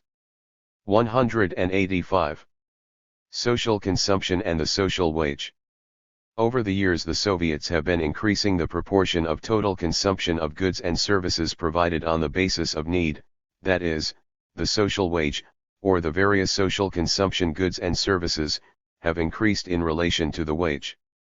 For example, in 1940 the social wage increased from 23% of average take-home monthly cash wages, to 28% in 1950, 34% in 1960, 35% in 1970, and 38% in 1980-19. These figures corresponded to an average annual rate of growth in the real value of the per capita social wage of 4.9% over the 1940-50 period, 7.2% over the 1950-60 period, 6.1% over the 1960-70 period and 3.6% over the 1970-80 period. 20 In 1980 the Soviets were spending an average of 438 rubles per capita on social consumption.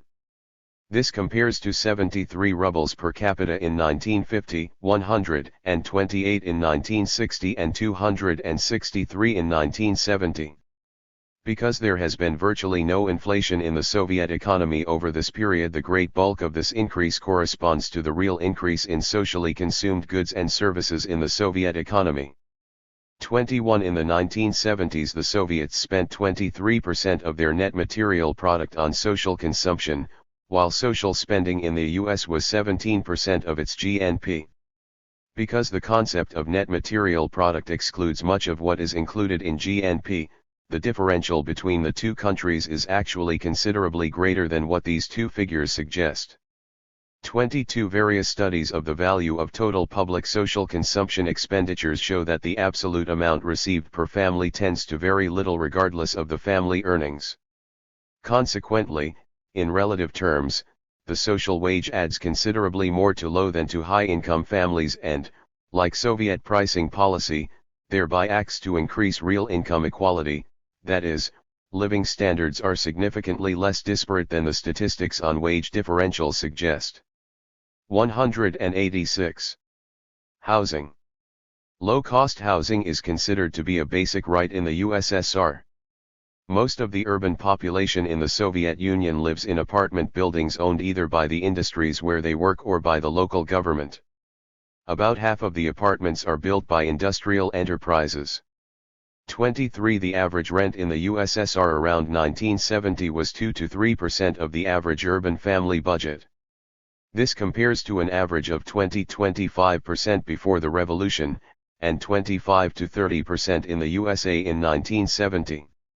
24 It has been estimated that in the late 1970s, rent plus utilities, including laundry and telephone, averaged less than 8% of household income. Rents have not been increased in the USSR since 1928, as a result the cost of housing as a proportion of income is being continually reduced. 25 Income from rents covers only about one-third of the cost of operating and maintaining Soviet apartments. Thus, by absorbing the entire costs of construction/new construction and two-thirds of the costs of upkeep, the state and the enterprises which own the apartments are providing a substantial subsidy to tenants.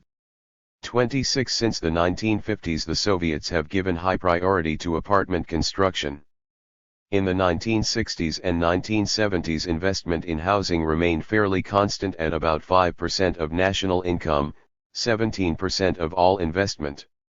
In the latter half of the 1970s the Soviets were constructing 2.1 million new housing units a year, providing new housing for 10.5 million people. This means that 4.1% of the entire Soviet population was provided with new housing in each year. This represented one of the highest rates of housing construction in the world. 27 By 1977 the Soviets had increased the average housing space per dwelling unit to 51.1 square meters, up from 46.8 in 1970. This compares with an average of 85 square meters for Western Europe, and 120 square meters for the average dwelling unit in the USA in 1976. 28. The size of Soviet apartments in 1977 averaged about the same as U.S. government-constructed mass housing produced during World War II for workers in war industries, that is, working-class housing standards in the USSR are about a generation behind those of the US. The rent paid for Soviet housing is a function of the floor space, family earnings, services provided, and the age of the 187. Structure. In the Russian Republic, apartment floor space, bedrooms and living rooms, of up to 9 square meters per person, with full services, is paid for at a rate of 16.5 kopecks per meter per month for apartments constructed since 1924. For additional space, however, the rate is 3 times higher. 29. Housing is allocated on the basis of need, usually according to family size, and time spent waiting to live in a certain area. For housing owned by industries, special considerations are given to the need to recruit particular categories of, mostly skilled, workers, as well as certain categories of people such as heroes of socialist labor. 30. An individual or family, once allocated housing, is assured of security of tenure. By law, tenants of state-owned housing can be evicted without rehousing only in such exceptional cases as lengthy absence or systematic destruction of housing. Tenants in housing owned by enterprises can also be evicted when they have voluntarily left the enterprise, committed a serious crime, or been sacked for due cause, a rarity.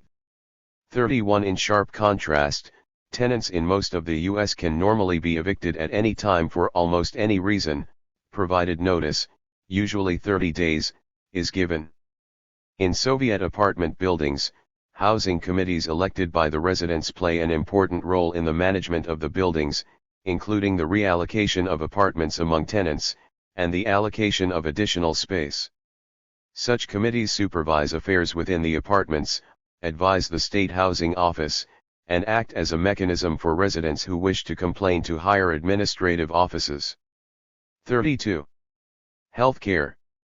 The Soviet Union has the highest ratio of doctors to population of any country in the world.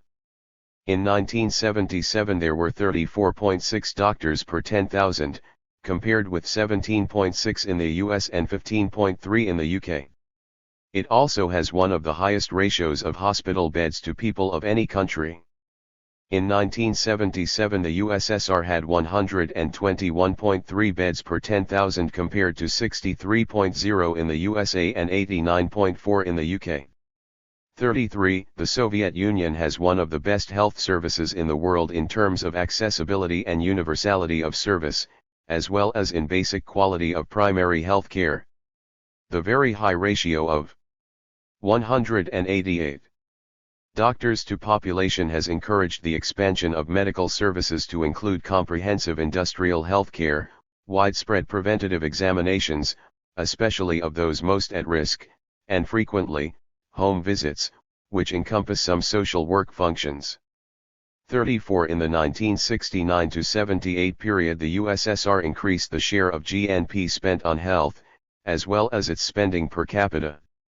In 1969 2.3% of its GNP was spent on health, and 13.6% on the military activities. In 1978 2.4% was spent on health, and 12.2% on military activities.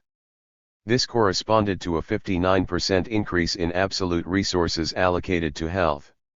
Over the same period the Soviet population grew by 8%, thus, health spending per capita increased by 47% between 1969 and 1978.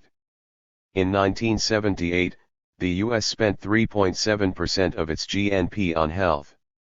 35. Drugs supplied in hospitals or prescribed for chronic illness, about 70% of all drugs, are provided free. Private practice is legally permitted, but it is heavily taxed and not widely available. Healthcare is provided both in neighborhood polyclinics and at workplaces. 36. The success of Soviet health and nutrition policy is revealed by a look at statistics on Soviet life expectancy, which, in the generation after the revolution, radically increased. In 1900, in the Tsarist Empire it was about 30 years, and about 47 years in the US. 37. The most rapid increase in life expectancy occurred between the mid-1920s and the mid-1950s. Nick Eberstadt, a harsh critic both of the Soviet system and of Stalin, said, Stalin managed to raise life expectancy in the Soviet Union from about 44 when he assumed total power, to about 62 when he died. 38. During that period the Soviet system was able to improve health and nutrition, both in its European and Central Asian regions, to a standard roughly comparable to that in Western Europe and, by the 1960s, life expectancy in the USSR had reached approximately the same level as in the USA. In the post-1960 period there was minimal increase. Between 1960 and 1975 it increased by only 2.0 years, compared to 3.1 for the USA. In the 1970s life expectancy in the USSR stabilized. In 1960, in the USSR, life expectancy was 68.4 years, in 1970 70.0 years and in 1975 70.4 years. In 1975, life expectancy in the US for the white population was approximately 71.0 years, 8 months longer than in the USSR in the same year, and 67.9 years. 189. For the non-white population. In the major advanced capitalist countries in 1975 the figure was slightly higher than in the USSR, United Kingdom, 72.4 years, Japan 72.9, West Germany 71.3 years. In the Latin American countries in 1975, however, it was considerably lower than in the Soviet Union, Mexico 64.7 years, Chile 62.6, Brazil 61.4 and Argentina 68.2 years. In Finland, which prior to 1917 was part of the Russian Empire and is now more industrialized, with a high living standard and which still continues to have close relations with the USSR, life expectancy in 1975 was 70.1 years ***. For a full discussion of trends in Soviet medical care and life expectancy, with emphasis on infant mortality, see A. Szymanski, on the uses of disinformation to legitimize revival of the Cold War, Health and the USSR in Science and Society, XLV4, Winter, 1981. Education. In common with primary and secondary education, all higher education is free, and students in higher education who maintain a B average also receive a stipend. Such stipends vary according to the year of study, the subject studied, the type of school and the student's progress. No stipend is paid for a year that must be repeated. 39. In the mid-1970s university students received 40 to 60 rubles a month and technical school students 30 to 45 rubles. 40. Admission to higher education is by examinations for specific institutions. There are no IQ tests or general aptitude tests in the USSR. Students who fail one institution's entrance exam can reapply in future years or apply to other institutions. 41. Advantages are given to higher education applicants with work experience, for example, quotas, extra points on examinations, special tutorial programs. In 1967, 30% of admissions to higher education were of people who had been working full-time. 42. In general, Soviets are actively encouraged to continue with formal education throughout their lives. Indeed, the Soviets have one of the highest rates of attendance at institutions of higher education in the world. 190. Job rights. The Soviet constitution promises everyone a job. The extreme shortage of labor throughout the economy ensures the reality of this constitutional guarantee. There is no unemployment problem in the USSR. In contrast, unemployment is a serious problem in capitalist countries where a large reserve army of unemployed is a necessary condition of profitability. Further, workers in the USSR have a right to their job. It is very difficult to dismiss a worker, and this rarely occurs. But one consequence of the structural labor shortage resulting from economic planning for rapid economic growth results in a rather high turnover of staff, higher, in fact, than in the USA. 43 Except in experimental enterprises, see below. The legally permissible reasons for dismissing a worker are: 1. Liquidation of the enterprise, 2. A worker's unfitness for the job, 3. A worker refusing a transfer within the enterprise, 4. The systematic non-fulfillment of duties, 5. Excessive absenteeism, 6. Restoration of a predecessor to a job, 7. Long-term disability, and 8. Criminal acts. Simple lack of work is not generally considered sufficient reason to lay off a worker. With few exceptions, workers may be dismissed for any of the above stated reasons only with the concurrence of the local and factory trade union committees. If the union concurs with the management on a dismissal, the worker can appeal to the courts for reinstatement. Studies have shown that about 50% of workers who appeal against dismissal are reinstated by these courts. Appeals on the grounds that dismissal had been effected without the prior approval of the trade union are almost always successful, even if the court finds that sufficient cause had existed for the dismissal of a worker. 44 Beginning in the late 1960s, some Soviet enterprises have adopted the Shchikino plan, whereby workers can be declared redundant, that is, workers can be dismissed simply because there is no work for them, while the enterprise retains the funds assigned for the dismissed worker's wage. This plan was adopted on an experimental basis to determine whether or not it would free badly needed labor in the expanding sectors of the economy. In 1979, about 10,000 Soviet enterprises were using either the 191 Shchikino or a similar method. 45 In selecting workers to be made redundant, the enterprises are required to make their judgments in terms of seniority and family circumstances, such as number of dependents, pregnancy, single parenthood. The enterprise is also responsible for finding another, comparable job for the dismissed worker, or, if this is not possible, to pay the full costs of retraining the worker for another job of equivalent skill and providing a stipend for living expenses during the retraining process. 46 In fact, enterprises, experimental or otherwise, rarely discharge workers or declare them redundant. There is a strong tradition and moral feeling shared both by workers and managers that workers are entitled to their job, a tradition reinforced by the economics of the job market. The structural labor shortage, together with the assignment of wage funds to enterprises by the state, motivates them to hoard labor, even if not all their workers are efficiently employed. The difficulty in finding workers means that in order to be able to fulfill future demands of the economic plan, enterprises prefer not to risk reducing their present labor force. Republic-wide commissions exist for placing workers with enterprises that need labor. In addition to serving as labor exchanges, where workers and enterprises can systematically explore openings and available workers, they organize recruitment of wage labor, develop proposals for the employment of persons not currently employed, for example, housewives, older people, and participate in decisions for the location of new industries.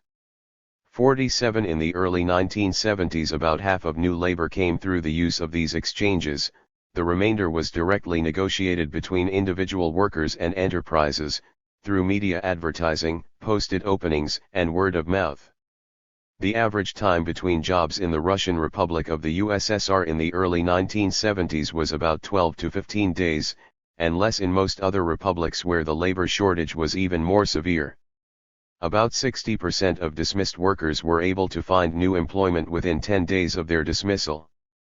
48 Since unemployment is not seen as a problem, unemployment benefits are limited to 2 weeks termination pay, given regardless of reason for termination, and, as already noted, free retraining, with a stipend to cover living expenses during any necessary. 192. Retraining period and for workers declared redundant. In the U.S., those workers made redundant are entitled to up to 26 weeks of unemployment benefits, conditional upon actively seeking work, at times of, and in areas of high unemployment, this period may be extended to 39 weeks. About 80% of workers in the U.S. are eligible for these unemployment benefits. In 1977, weekly payment averaged 37% of the former weekly wage. 49 Workers who leave voluntarily, dismissed for misconduct or refusal to obey orders, or who are engaged in a labor dispute are either excluded from any benefits, or eligible for limited payments only. Benefits, eligibility requirements, and duration of payments, etc. vary among the various states. In contrast to the USSR, where there is a shortage of labor, the consistently high unemployment rate in the USA, the low level and short duration of unemployment benefits, and conditions for eligibility, together with the right of an enterprise to dismiss a worker for almost any reason at any time, clearly indicates that job security in the USSR is much higher than in the USA. Not only is a job considered to be a worker's right, but also working is considered to be a social duty. Soviet law stipulates that no one can live from rents, speculation, profits or black marketing, as such activities are considered to be living off the labor of another, social parasitism. Living off savings or being supported by parents, friends, or spouses is, however, not illegal. There is no law requiring everyone to work, but social pressure is applied against people who live for lengthy periods without themselves working. 50 With few exceptions, workers are free to leave their jobs at any time. Only during the war emergency and Reconstruction from 1940 to 1950 was this right suspended. The constraints on the workers' total freedom to determine where they will work are that for 3 years graduates of institutions of higher education must work at a job determined by the state, to be selected by the new graduate from a list of vacant positions. In fact, however, this requirement is not strictly enforced, and it is not uncommon for graduates to refuse or to leave such assignments without incurring any penalty. The second exception has been the use of compulsory job assignments in lieu of jail, especially for minor criminals. This is in accordance with official ideology that productive labor is a good cure for antisocial behavior and 193 attitudes, and is more effective than confinement. These two forms of compulsory labor assignment account for only a very small portion of total Soviet jobs. The 8-hour day and the 5-day working week have been standard since the late 1960s. The 1977 Soviet Constitution sets the maximum work week at 41 hours. Overtime work is restricted, and generally is not permitted except under exceptional circumstances such as work necessary for the defense of the Republic or for averting public disasters or dangers, socially essential work, for example, transport, water supply, electric power, repair and maintenance work where its interruption would put a significant number of workers out of work, and, on the necessary completion of work begun which if not finished during a continuous working period, would result in damage to machinery or materials. 51 enterprise managers have, however, been known to ignore such regulations and to pressure workers to work overtime. They have also been publicly criticized and penalized for such behavior. 52 In the USA, overtime is normally compulsory, at the discretion of the employer, although by law it must usually be reimbursed at 1.5 times the normal wage rate. In the USA, compulsory overtime at peak production times is common. 3 weeks paid annual vacation is the statutory standard throughout the Soviet Union. Also, workers may take additional, unpaid leave. In 1968, the national average number of holidays was 20.9 days per year. Some categories of workers receive additional paid leave, including certain workers in research, education, and cultural institutions and those in especially dangerous and difficult occupations. 53 There are no legal requirements for paid holidays in the USA, although union contracts, which cover about 1 in 4 workers, typically stipulate them, and some other non-union employers grant them voluntarily, usually as a reward for length of service. The only related stipulation in U.S. law is that, under some conditions, extra wages must be paid to workers required to work on public holidays. In the USSR, those employed on night work normally work a 7, instead of a full 8-hour shift, but receive full shift pay. In certain occupations a 6 or 7-hour shift only is worked, at full shift pay, because of the dangerous conditions of labor. 194. Example, coal mining, or for other special circumstances, for example, in medical practice. 54 workers in potentially harmful occupations or in those involving exposure to abnormal temperatures, dirt, humidity, etc., are entitled to the provision of special protective clothing and equipment. 55 Soviet workers are also entitled to a miscellany of other benefits, including free or subsidized vacations, special diets, education, and job retraining, and sanatorium passes, for which there is no statutory equivalent in the USA, except in cases when the stronger unions have been able to secure some of these privileges for their members. Rights of participation in the management of enterprises.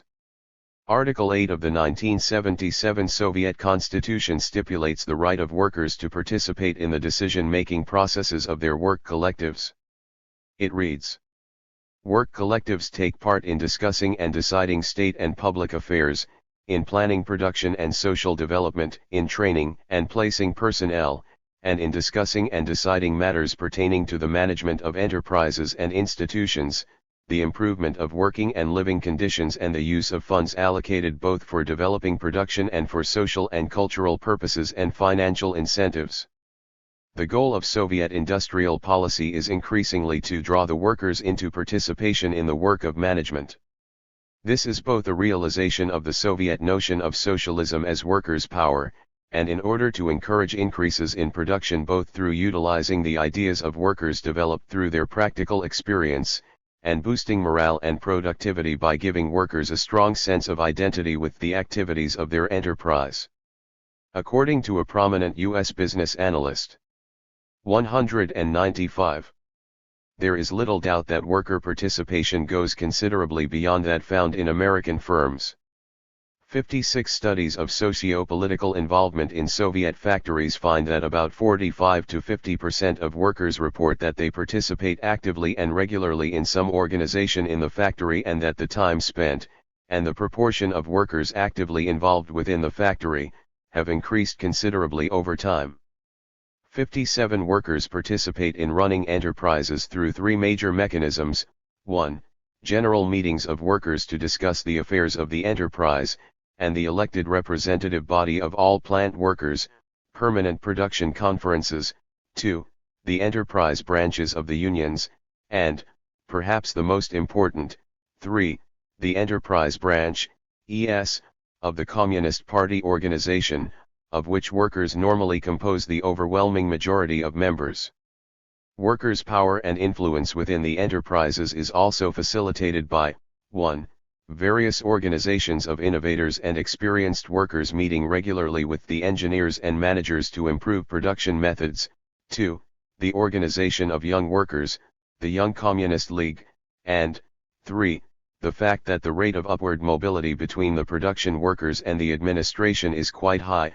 Consequently, there is little difference in background, experience, lifestyle and attitudes between the production workers and most administrators, in comparison with the West.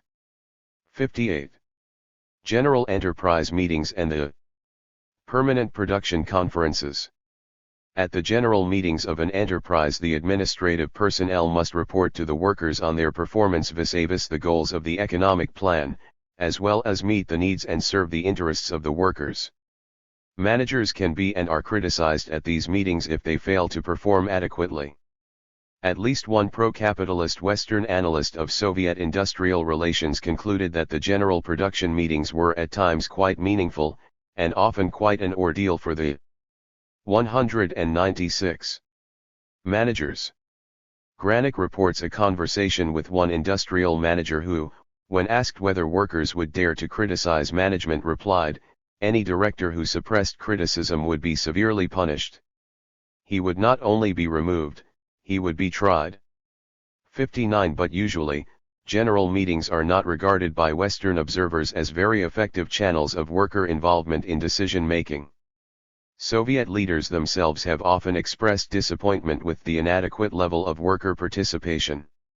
60. A critique of the effectiveness of general meetings of workers as mechanisms of worker participation produced in the USSR in 1957 concluded, At many enterprises the role of production conferences is played down, they are hurriedly convened without the necessary preparation and are held chiefly in brigades and sectors.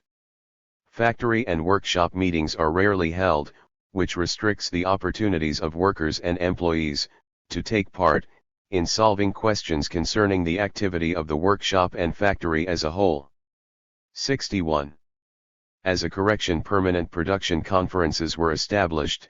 These are representative bodies elected at general meetings of all workers in enterprises with 100 or more workers, and on the whole are regarded as more effective than general meetings. The Permanent Production Conference comprises representatives of workers and management, representatives from the Trade Union Factory Committee, the Party Branch, the Young Communist League Branch, and representatives of the local scientific and technical and inventors and rationalizer societies. The conferences in turn elect a presidium of from 5 to 15 members including a chairperson and a secretary. Permanent production conferences participate in drafting and discussing both current one-year and long-term economic plans, examining questions of organization of production, labor, and wages, improving the quality and decreasing the costs of output, securing the successful working of the enterprise and the fulfillment, or overfulfillment, of the production plan, increasing labor skills and productivity, reducing waste, idle standing and inefficient use. 197. Of machinery, and the allocation of capital investment funds, etc. 62. Normally, each permanent production conference must meet at least once monthly, and report back to general meetings of all workers at least once every 6 months. Although these conferences have led to increased worker participation, they are secondary in authority to enterprise management. The role of the enterprise branches of the unions. The enterprise union branch is an important mechanism of workers' participation in the management of their enterprises. The union branches are involved with the administrators in working out output norms, the overall production and financial plans of the enterprise, the distribution of the enterprise funds, especially the socio-cultural, housing and material incentive funds, and the details of the work incentive plan. 63. Further, the unions participate in the allocation of funds to improve working conditions as well as supervise the work of the technical and safety inspectors. 64. Apparently the unions do, in fact, defend workers' interests, to quote Jerry Hoff and Merle Fainsad. The causes trade union officials espouse in policy debates in the press are generally those that one would anticipate from trade union officials: better working conditions, stricter observance of labor legislation, less managerial arbitrariness, more labor safety, and so forth. In the major conflict on the degree of wage egalitarianism, the trade unions have been a strong proponent of egalitarianism. 65. Local union branches hold a general meeting of all members at least once a month to discuss union business and accomplishments and problems. Local branches annually elect a leadership body, the Trade Union Factory Committee, which carries out the daily affairs of the union and reports back to the 198. Membership.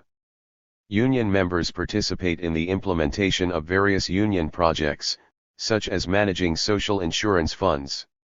Local enterprise union branches also elect representatives to the city, regional, republic and union-wide bodies.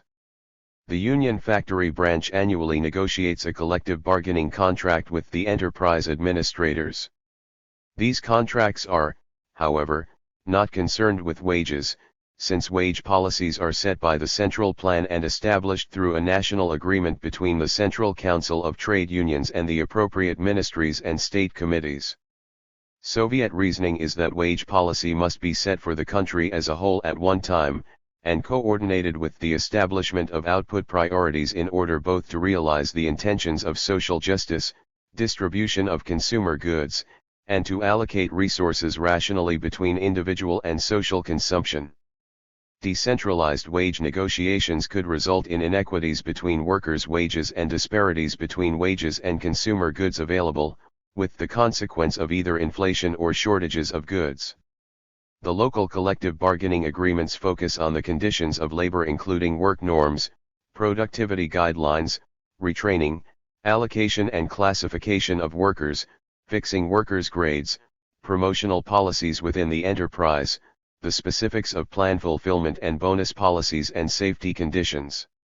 If an enterprise director refuses to correct safety abuses, the unions have the right to stop production until such time he/she complies, as union inspectors may close any workplace found unsafe. 66 unions are responsible for increased production, and workers earn bonuses for fulfilling the planned quotas, therefore counter pressures exist on unions and workers to disregard standards of safety and hygiene. The Western press has reported a number of grievances expressed by workers against such conditions when unions have failed to act, 67, as well as instances of work stoppages because of unsafe conditions.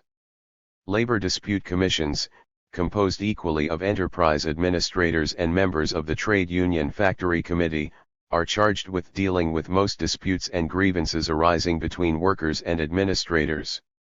These include such matters as work transfers, payments for inadequate. 199. Work, the application of output norms and rates, and payments, for time absent from work, overtime, bonuses, unused leave discharge grants, special clothing and food, wage deductions for material damages, and so on. Workers dissatisfied with the resolution of a grievance by the Labor Disputes Commission may, as in the case of dismissals, appeal to the Trade Union Factory Committee and, if they are still dissatisfied, to the regular People's Courts. 68. Enterprise managers may lodge an appeal against decisions of the Labor Dispute Commission or the Union Factory Committee only to the People's Courts, and only on a point of law, if it is considered that the decision runs counter to labor legislation. 69. Numerous labor disputes are, in fact, submitted to the courts. Western analysts have found that in about 50% of such cases the courts rule in favor of workers, against management. 70. Soviet unions are not permitted to strike. The rationale for this is similar to that operating in respect to centralization of wage agreements. If workers in individual enterprises struck for higher wages or special conditions, goods and privileges would accrue to those in the most strategic industries and undermine the ability of society to realize the overall economic plan.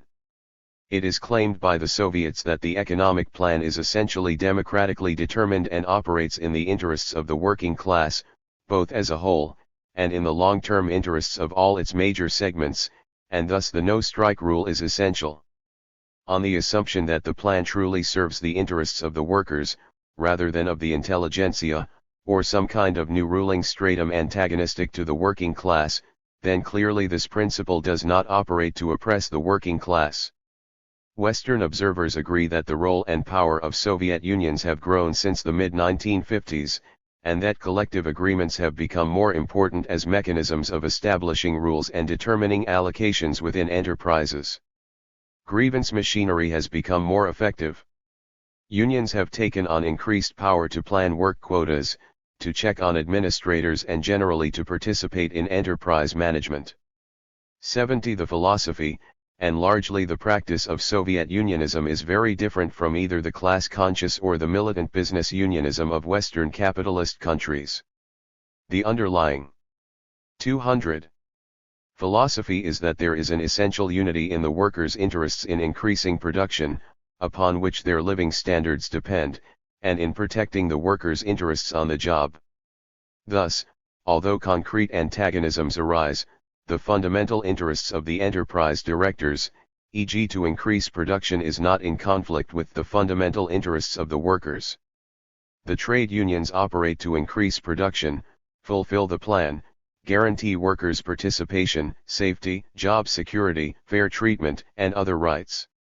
In fact, Western analysts generally report that the atmosphere in Soviet factories tends to differ from that in capitalist factories, insofar as a feeling of collectivity and a strong sense of identification with one's place of work are evident.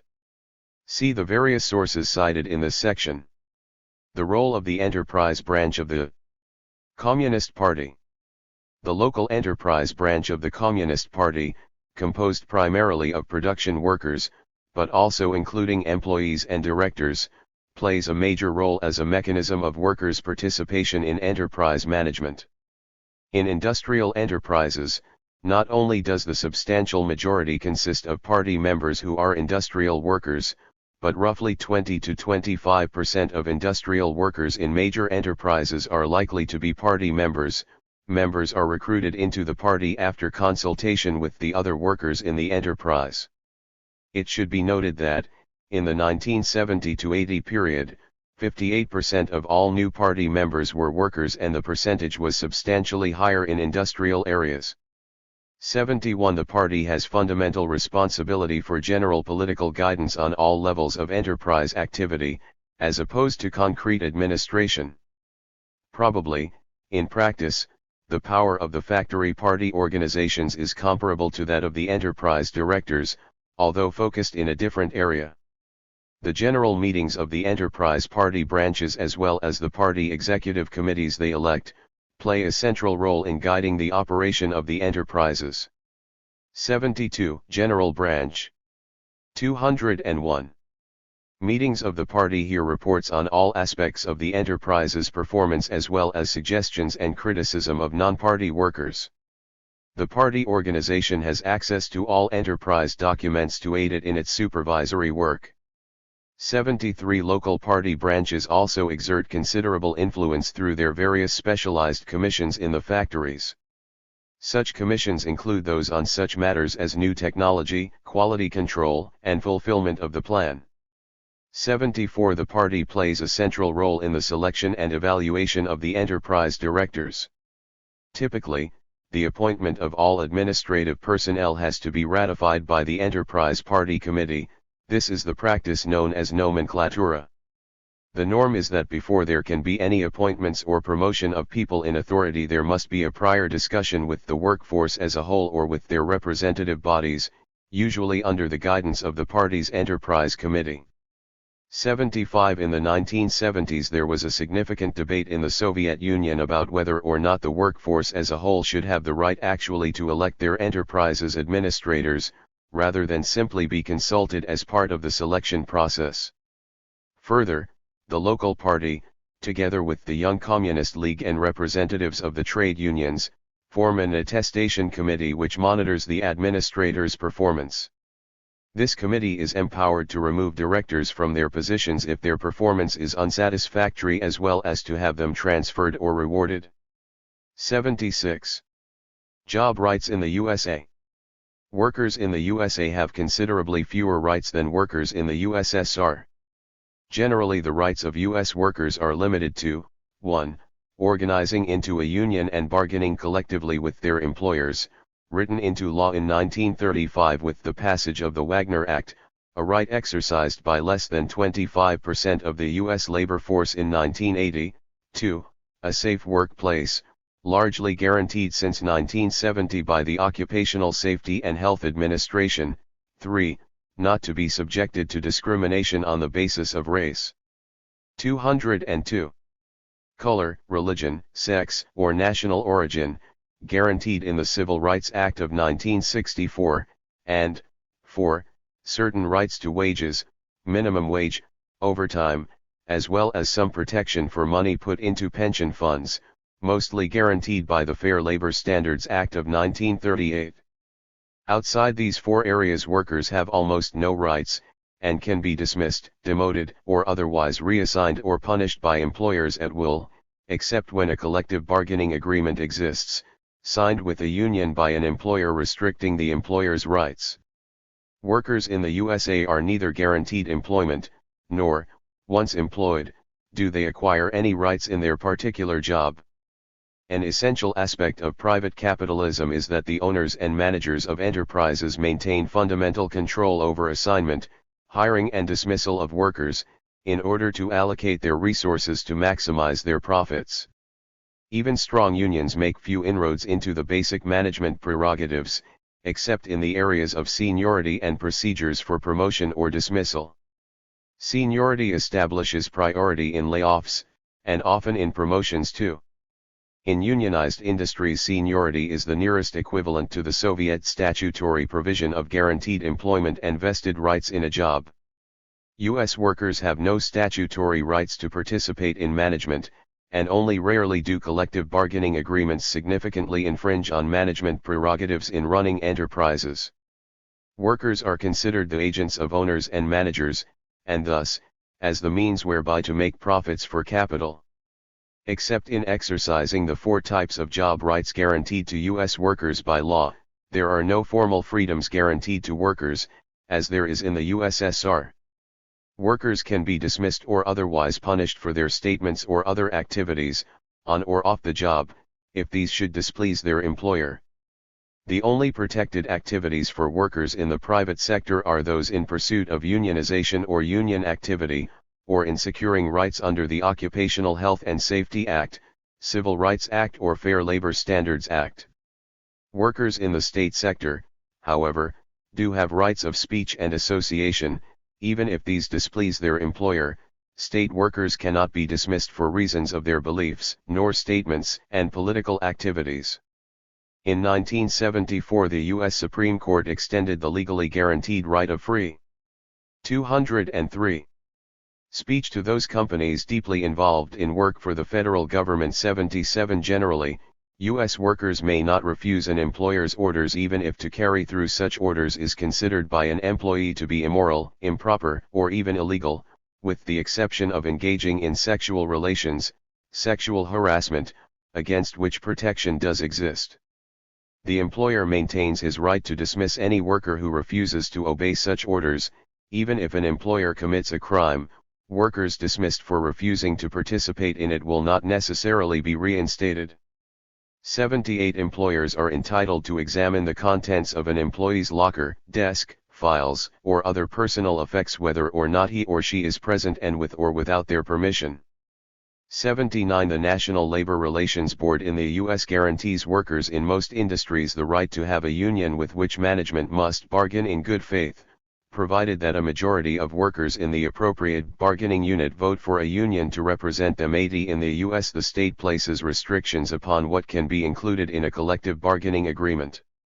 The law prohibits the inclusion in such a contract such matters as, an agreement to hire members of a union only, the closed shop, in about 40% of the states of the U.S., the requirement that after a certain period of time, all employees must join a union, the union shop, an agreement that an employer must discharge an employee, for any reason other than non-payment of dues in a union shop where such is legal, agreements to select the employer's collective bargaining representatives. Agreements not to handle the products of a third party, i.e. so-called hot cargo agreements which prohibit the employers from handling the goods of firms considered unfair by the union. The state also prohibits many forms of labor activity, such as sympathy strikes, secondary boycotts, picketing and mass picketing, even when there is no imminent threat of violence. The U.S. government prohibits strikes over matters relating to jurisdiction, strikes by federal employees, and, for up to 80 days, strikes in sectors deemed by the President to be crucial for the economy. The U.S. government stipulates matters that collective bargaining may concern itself with if either party wants it discussed, so-called mandatory items. These include wages, safety, benefits, discharge, shift differentials, vacations, holidays. 204. Hours, strikes, etc. There is no requirement that any particular outcome has to be reached on such items, only that they must be discussed and that it is legal to strike over them. There are items which are considered neither mandatory or illegal. These so-called voluntary items may be included in a collective bargaining agreement but only when acceptable to both parties. If management refuses to discuss such items, the union is prohibited by law from striking over them. Such items excluded by law from inclusion in agreements, unless management agrees to them without coercion, cover, for example, agreements for the union to ratify promotions or demotions in the supervisory ranks, requirements that the company contribute to industry-wide funds, or strike insurance funds, the prices a company charges for food in its cafeteria. 81 Once a U.S. labor agreement is signed, it has the force of law, unlike many European countries, such as the UK, and is enforceable in the courts. Generally, the union abandons the right to strike during the duration of the contract and, as well, commits its members to specified conditions of labor. Strikes in violation of the contract are thus illegal, and participants as well as the union itself are subject to legal penalties. 82. In the area of occupational health and safety, U.S. workers, since 1970, have greater protection than their Soviet counterparts. The Occupational Health and Safety Act of 1970 requires that every employer shall provide their employees with a place in which they can work free from known perils. Employers must by law furnish a work environment free from recognized hazards that cause, or are likely to cause, death or serious physical damage. The Occupational Safety and Health Administration, OSHA, set up by the Act has developed detailed criteria to safeguard employees covering virtually all aspects of the work environment. These criteria deal with a wide range of practices, means, methods, operations and processes, both those applying to highly diversified employments, horizontal standards, and those applicable only to specific employments, vertical standards. OSHA's rules are both specific, mandating specific safe practices, and result-oriented, leaving it to the employer to devise the specific means whereby an acceptable level of safety or toxicity is obtained. The tendency over time has been for result-oriented programs to grow at the expense of those that impose specific practices on employers. 205. The two most important aspects of safety rights under the OSHA law are those dealing with toxic substances and hazardous physical agents, and the requirement of protective guards for machines. 83. The Soviet Constitution, as well as legislation, specifies that a safe working environment should be provided, but although the unions have the power to implement this legal right, including the power to refuse to work in unsafe conditions, most observers report that the general safety and toxicity standards in Soviet enterprises is less rigorous than in the US. Conclusion. Generally, the Soviet system of economic rights is considerably more advanced than that either in the USA or Western capitalist countries at a similar level of economic development, although the social welfare systems of many Northern European capitalist countries, with considerably wealthier economies, are comparable in many respects. The Soviet system is especially advanced in the area of job rights. Tremendous advances over their own past have been made in providing basic economic security and adequate standard of living for their working people. The Soviet system's accomplishments in the provision of economic and social benefits is generally conceded even by most dissidents and émigrés. Once they have settled in the West, émigrés frequently express stronger support for the Soviet system of health, education, and social security than they did upon emigration. The writings of dissidents demonstrate that their criticisms are not of the welfare services and job rights, but of the political system. To quote from a study of émigré attitudes, it is evident from both the quantitative data and the qualitative impressions gathered from the personal interviews, that the refugees most favor those aspects of the Soviet system which cater to their desire for welfare benefits. Such institutions, 206, form the cornerstone of the type of society they would like to live in. 84. 6. The Land of the Free. The remainder of this book is devoted primarily to an examination of the most central, for Westerners, and controversial aspect of human rights, the question of civil liberties. This chapter examines the history of formal civil liberties in the U.S., and in the following chapter the history of civil liberties, tolerance and repression, in the USSR from the Bolshevik Revolution to the mid-1950s is examined. The penultimate chapter deals with the level of tolerance and repression and the situation of the dissident movement in the USSR in the last generation. In the final chapter an attempt is made to generalize from the experience of the US and the USSR since their respective revolutions to the present, in order to develop a general theory of the variation, comparatively and over time, in the degree of tolerance/repression or civil liberties in any society. This present chapter attempts to show that, in fact, there has been no qualitative difference between the civil liberties granted to those who attack the fundamental institutions of U.S. society and the civil liberties granted to those who attack the fundamental institutions of any other society. Whenever dissidence has threatened to promote mass-based assaults on the prevailing property and state system, or the ability of the state to mobilize for external war or intervention, it has been repressed in the US as surely and thoroughly as it has been in the Soviet Union. See the following 2 chapters. Such is the nature of any state. 212. The American Revolution and Civil Liberties. During the American War of Independence from Great Britain, 1775–83, there were few civil liberties for loyalists in areas controlled by the rebels. In this respect, as well as others, the birth of the American Republic was no different from any other Revolutionary War. There was considerable loyalist sympathy among the colonists. Approximately 1/3 of white adults sympathized with the Crown and supported British rule against the Americans. It has been estimated that between 30,000 and 50,000 Americans served with the British Army against the revolutionaries. In 1780 there were perhaps 8,000 loyalists in the British regular army while Washington's army numbered only 9,000. Loyalists were active in all aspects of mobilization and support of the British cause, as well as in direct military actions against the independence forces. Because the exercise of speaking, writing, and of other civil liberties in support of the king endangered the rebel cause, these human rights were suppressed. Everywhere there was unlimited freedom to support the rebel cause, but support of the king, or even criticism of the rebels, brought tar and feathers, if not jail. Liberty of speech belonged solely to those who spoke the speech of liberty. Repression of loyalist sentiments began in the mid-1760s with the formation of the Sons of Liberty, who engaged in patriotic violence and intimidation against Tory publishers and other vocal supporters of the king. Boycotts, riotous demonstrations, and mob violence became the fate of authors of articles, pamphlets and newspapers that reflected support of Britain.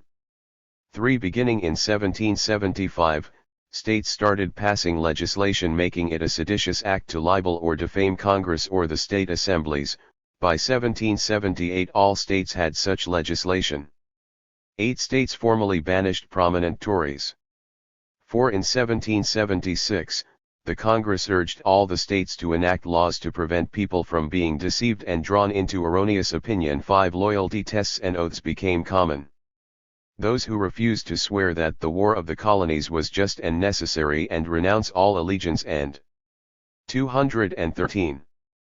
Obedience to George III and promise fair and true allegiance to his state were subject to political, legal, and civil punishments, including disenfranchisement, loss of legal rights, confiscation of property, banishment, disarming, special taxes, loss of jobs and imprisonment. To practice a profession, one had to secure a certificate of loyalty. In all states, Tories were deprived of the right to vote and prohibited from holding any office. Basic civil rights, such as the right to buy or sell land, travel, or serve on a jury, were denied to Tories in most states. 6 Denunciation of the patriot cause or utterance of remarks deemed to undermine it were severely punished. Legislation was common which imposed penalties from heavy fines or jail sentences to death and forfeiture of property for utterance of opinions denying the independent authority of the new states and asserting the sovereignty of the king. 7 Loyalists were banned from the teaching profession. 8 They were forcibly moved en masse from lesser to greater secure areas, especially when an area was under threat from the British. For example, Rhode Island forcibly relocated some of its loyalists to the northern part of the state, and New York and New Jersey's loyalists were shifted to Connecticut. 9 In 1777 the Continental Congress advised the states to confiscate loyalist estates.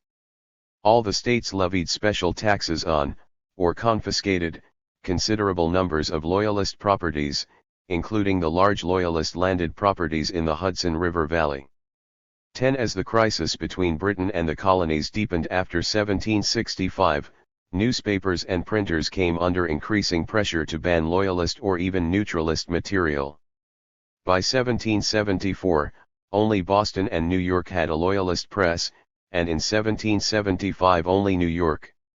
Violence and boycott had done its work even before the Declaration of Independence. 11 During the Revolution, committees of censorship were set up.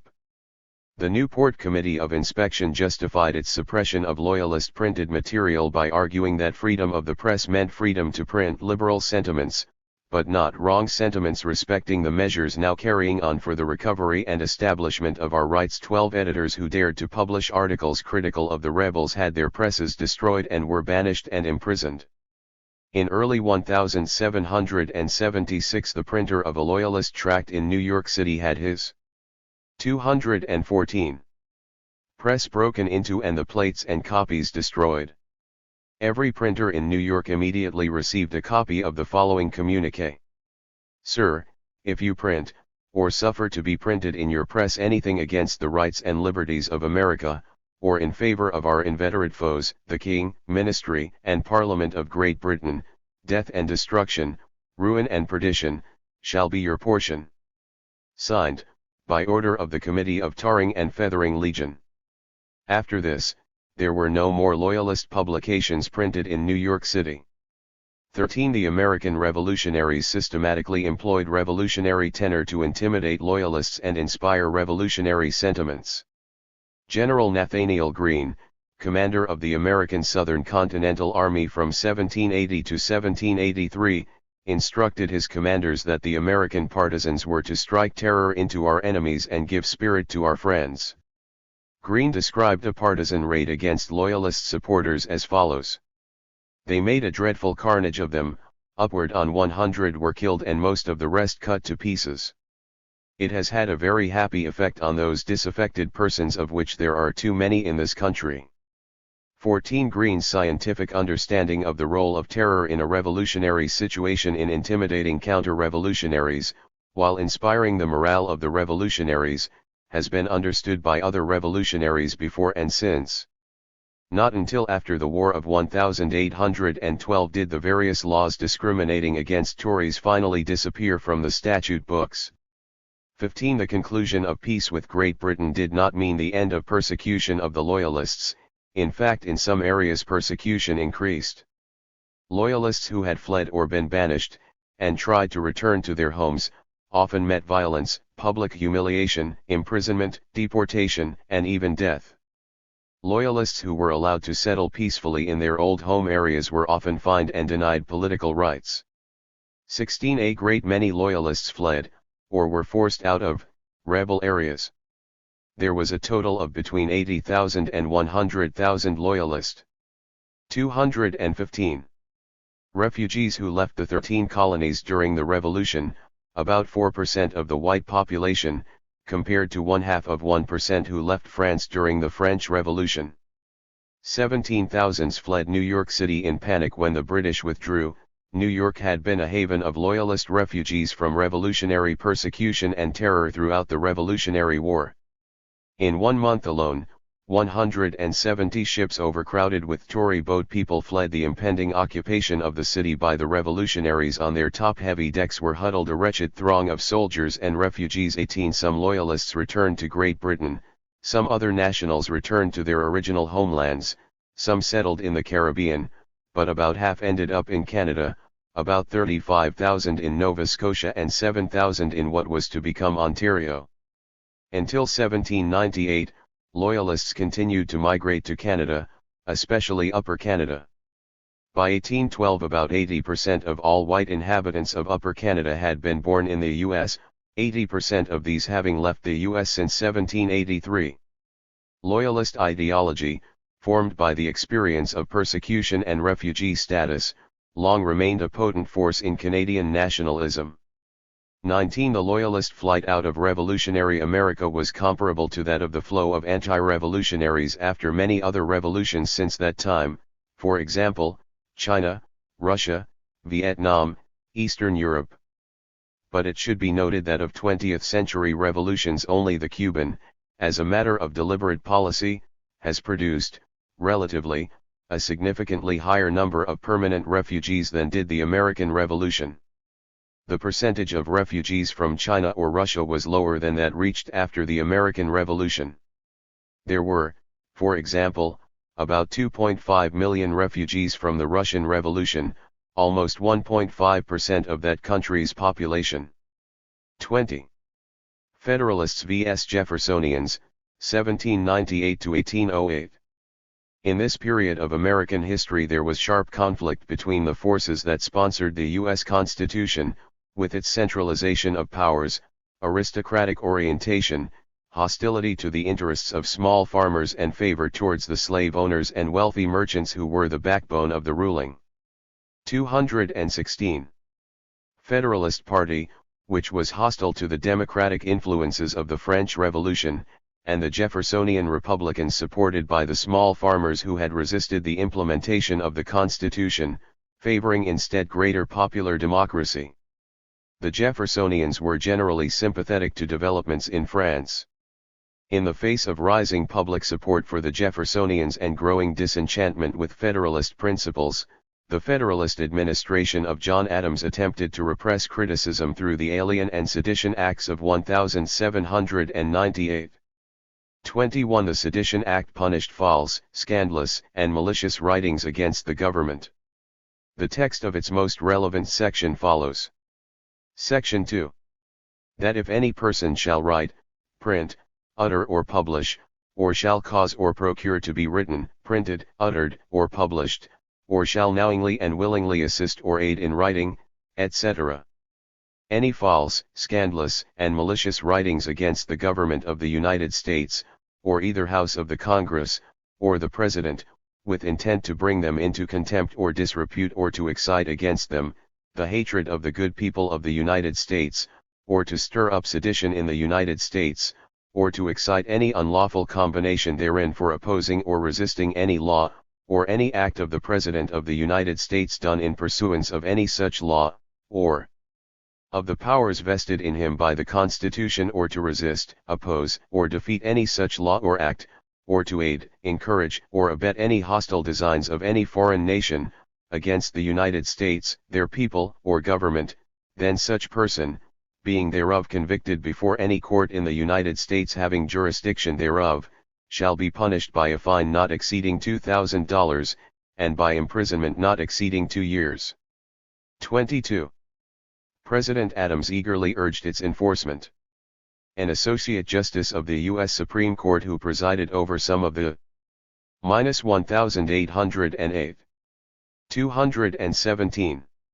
Sedition Act trials, argued that falsehoods and scandals against the government should be punished with becoming rigor. 23. The Alien and Sedition Acts were used by the Federalists against newspaper editors and other prominent personalities who were enemies of their party. 25 persons were arrested between 1798 and 1801 under the sedition law, 11 cases came to trial and 10 persons were convicted. The most important of the prosecutions were against the leading Republican newspapers in the country, the Aurora, Philadelphia, the Examiner, Richmond, the Argus, New York, and the Independent Chronicle, Boston. 24. The trials against the leading Republican newspaper editors were heavily biased against the defendants, with prejudiced Federalist judges closely guiding the proceeding and juries selected on account of their Federalist sympathies. 25. The greatest punishment enacted under the Sedition Act, however, was not against a newspaper publisher, but against a labor radical, David Brown, who, in October 1798, erected a Liberty pole in Dedham, Massachusetts, with the words, "No Stamp Act, no Sedition Act, no Alien Bills, no Land Tax, downfall to the tyrants of America, peace and retirement to the President, long live the Vice President and the minority, may moral virtue be the basis of civil government." As a result, he was arrested and sentenced to 18 months in jail. 26. When the Jeffersonians displaced the Federalists in 1801. All those who were in prison under the Sedition Act were pardoned and all fines were eventually repaid, some not until 1850, by Congress. Once in power, however, the Jeffersonians began to repress the Federalist editors, just as previously they themselves had been repressed, but not by means of the Sedition Act, which expired in 1801. In 1804, a Federalist printer in New York, Croswell, was indicted for scandalizing, traducing and vilifying the President and for alienating from him the obedience, fidelity and allegiance of the citizens of New York by printing a malicious libel in his paper. In Connecticut, in 1806, a federal grand jury returned indictments of seditious libel against a Superior Court judge and the editors of the Federalist Connecticut Courant, a total of 6 people. 27 sedition laws did not die with the resolution of the conflict between the Federalists and Jeffersonians. A number of state 218 governments themselves passed sedition acts. For example, Tennessee, in 1817, passed the following act. Whoever shall be guilty of uttering seditious words or speeches, spreading abroad false news, writing or dispersing scurrilous libels against the state or general government, disturbing or obstructing any lawful officer in executing his office, or of instigating others to cabal and meet together, to contrive, invent, suggest, or incite rebellious conspiracies, riots, or any manner of unlawful feud or differences, thereby to stir the people up maliciously to contrive the ruin and destruction of the peace, safety, and order of the government, or shall knowingly conceal such evil practices, shall be punished by fine and imprisonment at the discretion of the court and jury trying the case, and may be compelled to give good and sufficient security for his or her good behavior during the court's pleasure, and shall be incapable of bearing any office of honor, trust, or profit in the state government for the space of 3 years. It shall be the duty of the judge to give the section in charge to the grand jury, and no prosecutor shall be required to an indictment under this section. 28. The conflict over slavery and civil liberties, 1830–77. The denial of basic civil liberties during this period was extensive. The most blatant repression of the human rights of speech, assembly, publication, movement, etc., was the denial of even a semblance of civil liberties to the slaves in the plantation system, in both the seceding and non-seceding states. There were fundamental restrictions on the formal liberties both of white abolitionists and anti-secessionist forces in the South, and pro-77. 219. Southern forces in the North, as well as on the liberties of anti-Reconstruction forces in the South after 1865. The abolitionists. Until 1828, agitation against slavery in the South was tolerated. But after 1828 the various Southern states initiated laws prohibiting speaking or publishing against slavery, and mob violence against abolitionists, informally sanctioned by the Southern states, became prevalent. A typical Southern law read: if a person by speaking or writing maintains that owners have no right of property in their slaves, he shall be confined in jail not more than 1 year and fined not exceeding $500. Virginia, in the 1850s, passed legislation banning publications which tended to incite insurrections, under penalty of death.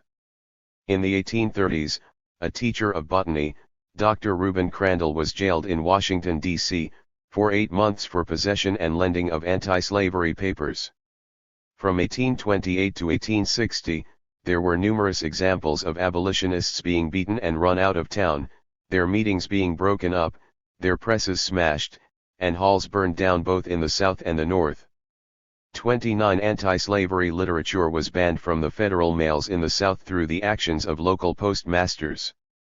In 1836, Virginia passed a law authorizing postmasters to exclude incendiary publications and empowering justices of the peace to burn publicly such condemned matter, and to jail anyone knowingly subscribing to or receiving abolitionist literature. The postmaster of Lynchburg, Virginia, sent the following letter to Horace Greeley, editor of the New York Tribune. Sir, I inform you that I shall not, in future, deliver from this office the copies of the Tribune which come here, because I believe them to be of that incendiary character which are forbidden circulation by the laws of the land, and a proper regard for the safety of society. You will, therefore, discontinue them. Respectfully, R.H. Glass, Postmaster. 30. 220. Threats to property, in this case in human beings, was not tolerated, and the human rights of critics of slavery were systematically repressed. As in all civil wars, there were no civil liberties for opponents in the American Civil War. War measures.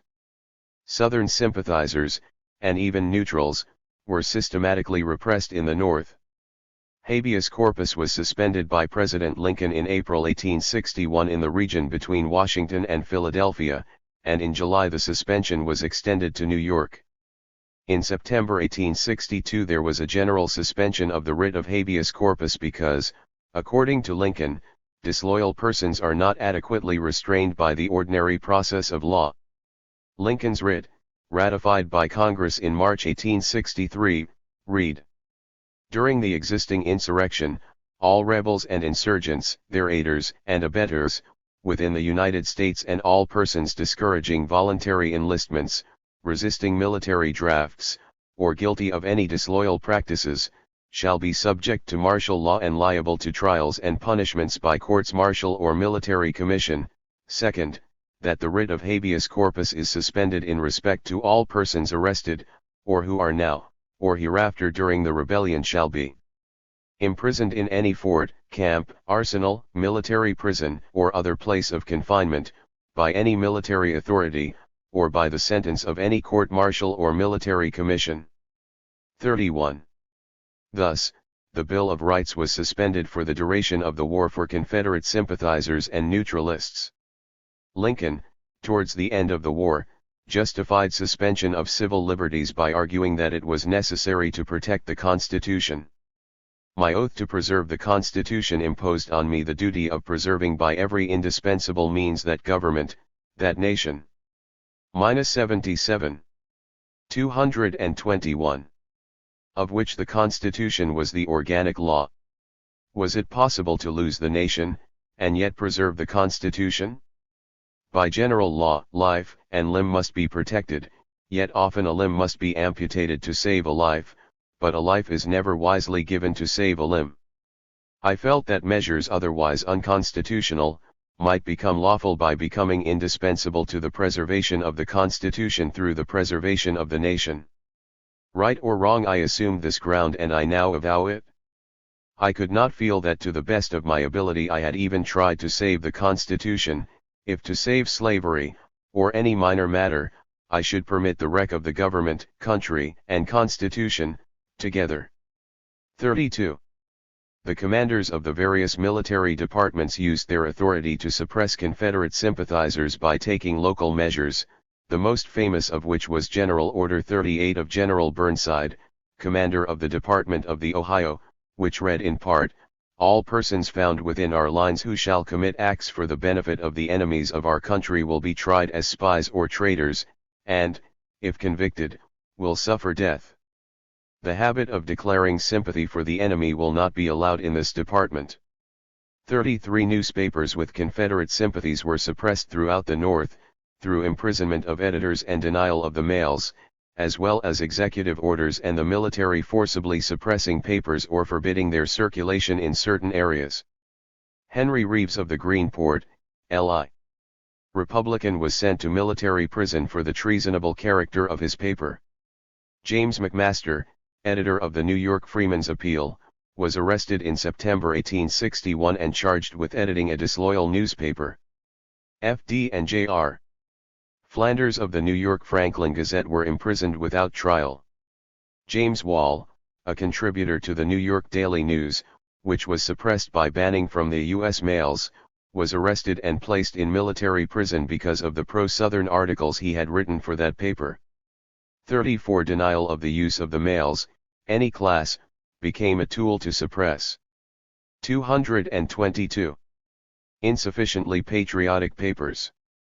In addition to the New York Daily News, excluded papers included the South and the Exchange, both from Baltimore, the New York Day Book, the Brooklyn Eagle, the New York Journal of Commerce and the Freeman's Journal.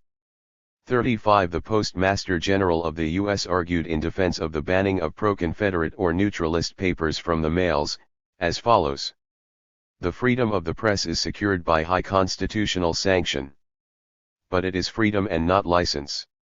It cannot aim blows at the government and the Constitution, and at the same time claim its protection. While, therefore, this department neither enjoyed nor claimed the power to suppress such treasonable publications, but left them free to publish what they pleased, it could not be called upon to give them circulation. The mails established by the United States could not, upon any known principle of law or public right, be used for its destruction. I would not, except in time of war, have adopted the arguments of my predecessors.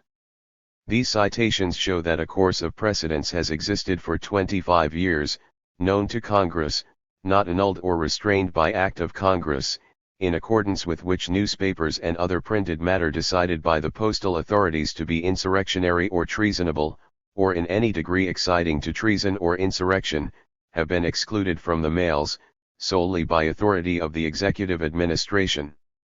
This under the rules as settled by the Supreme Court, as applicable to the executive construction of laws with whose execution the departments are specially charged, would establish my action as within the legal construction of the Postal Acts.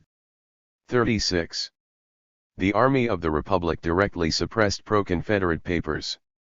In St. Louis, the Missouri State Journal, the Herald, and the Evening News were suspended. All newspapers in -77. 223. Missouri, except those in St. Louis, had to furnish advance copy of each issue to the Army for inspection before they could go to press.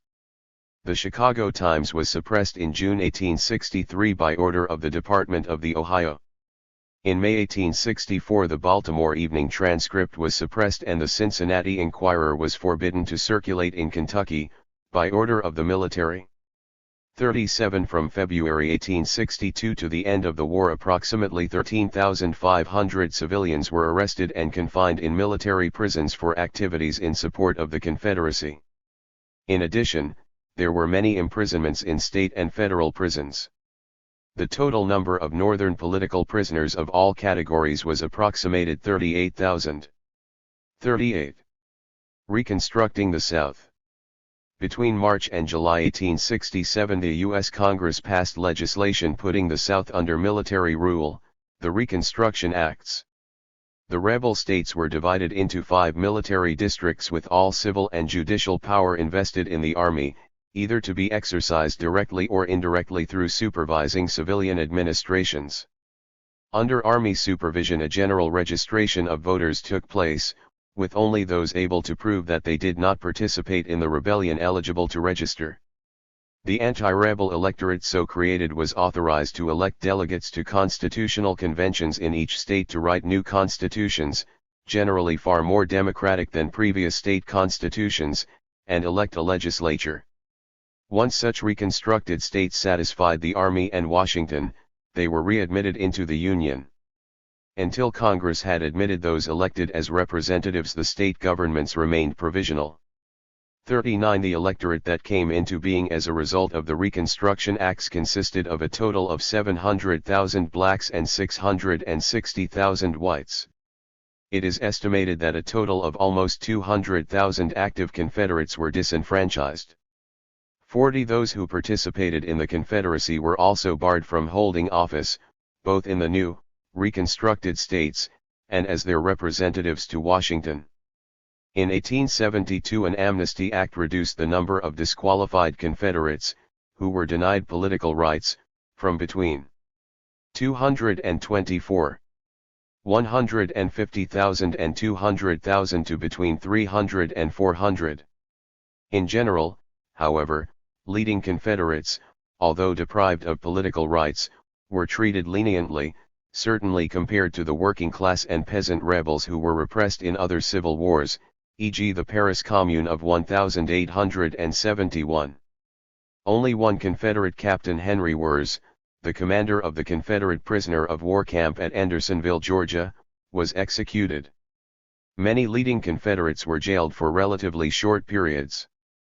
But even the President of the Confederacy, Jefferson Davis, served only 2 years in jail.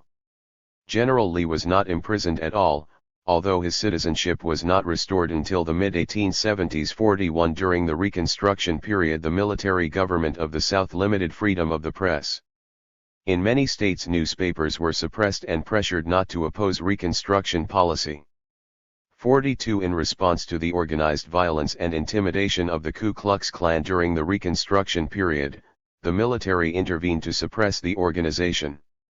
In 1871, President Grant declared martial law in 9 counties of South Carolina, suspending habeas corpus and arresting between 500 and 600 persons. Between 1870 and 1876 there were 1,200 convictions for interfering with the political and civil rights of citizens. 43 As in all civil wars, there were refugees. Many secessionist leaders and Confederate officials, fearing harsh treatment, fled the country, along with numerous slave owners who migrated to the slave-holding areas of Latin America, mostly Cuba and Brazil. 44 In 1878 and 1879, with the withdrawal of the army from the South and the overthrow of the Reconstruction governments and the consequent reduction of the black population to semi-slave status, many blacks attempted to flee the South. A systematic effort was made by plantation owners and local government officials to prevent this emigration. River crossings were blocked and blacks attempting to leave the South were forcibly returned to the areas they had left, this in order to guarantee the plantation labor force. Needless to say, there were few effective civil liberties or political rights for black people in the South from the end of Reconstruction until the 1860s, especially after the 1890s when blacks were almost completely disenfranchised. 225. The repression of the working class.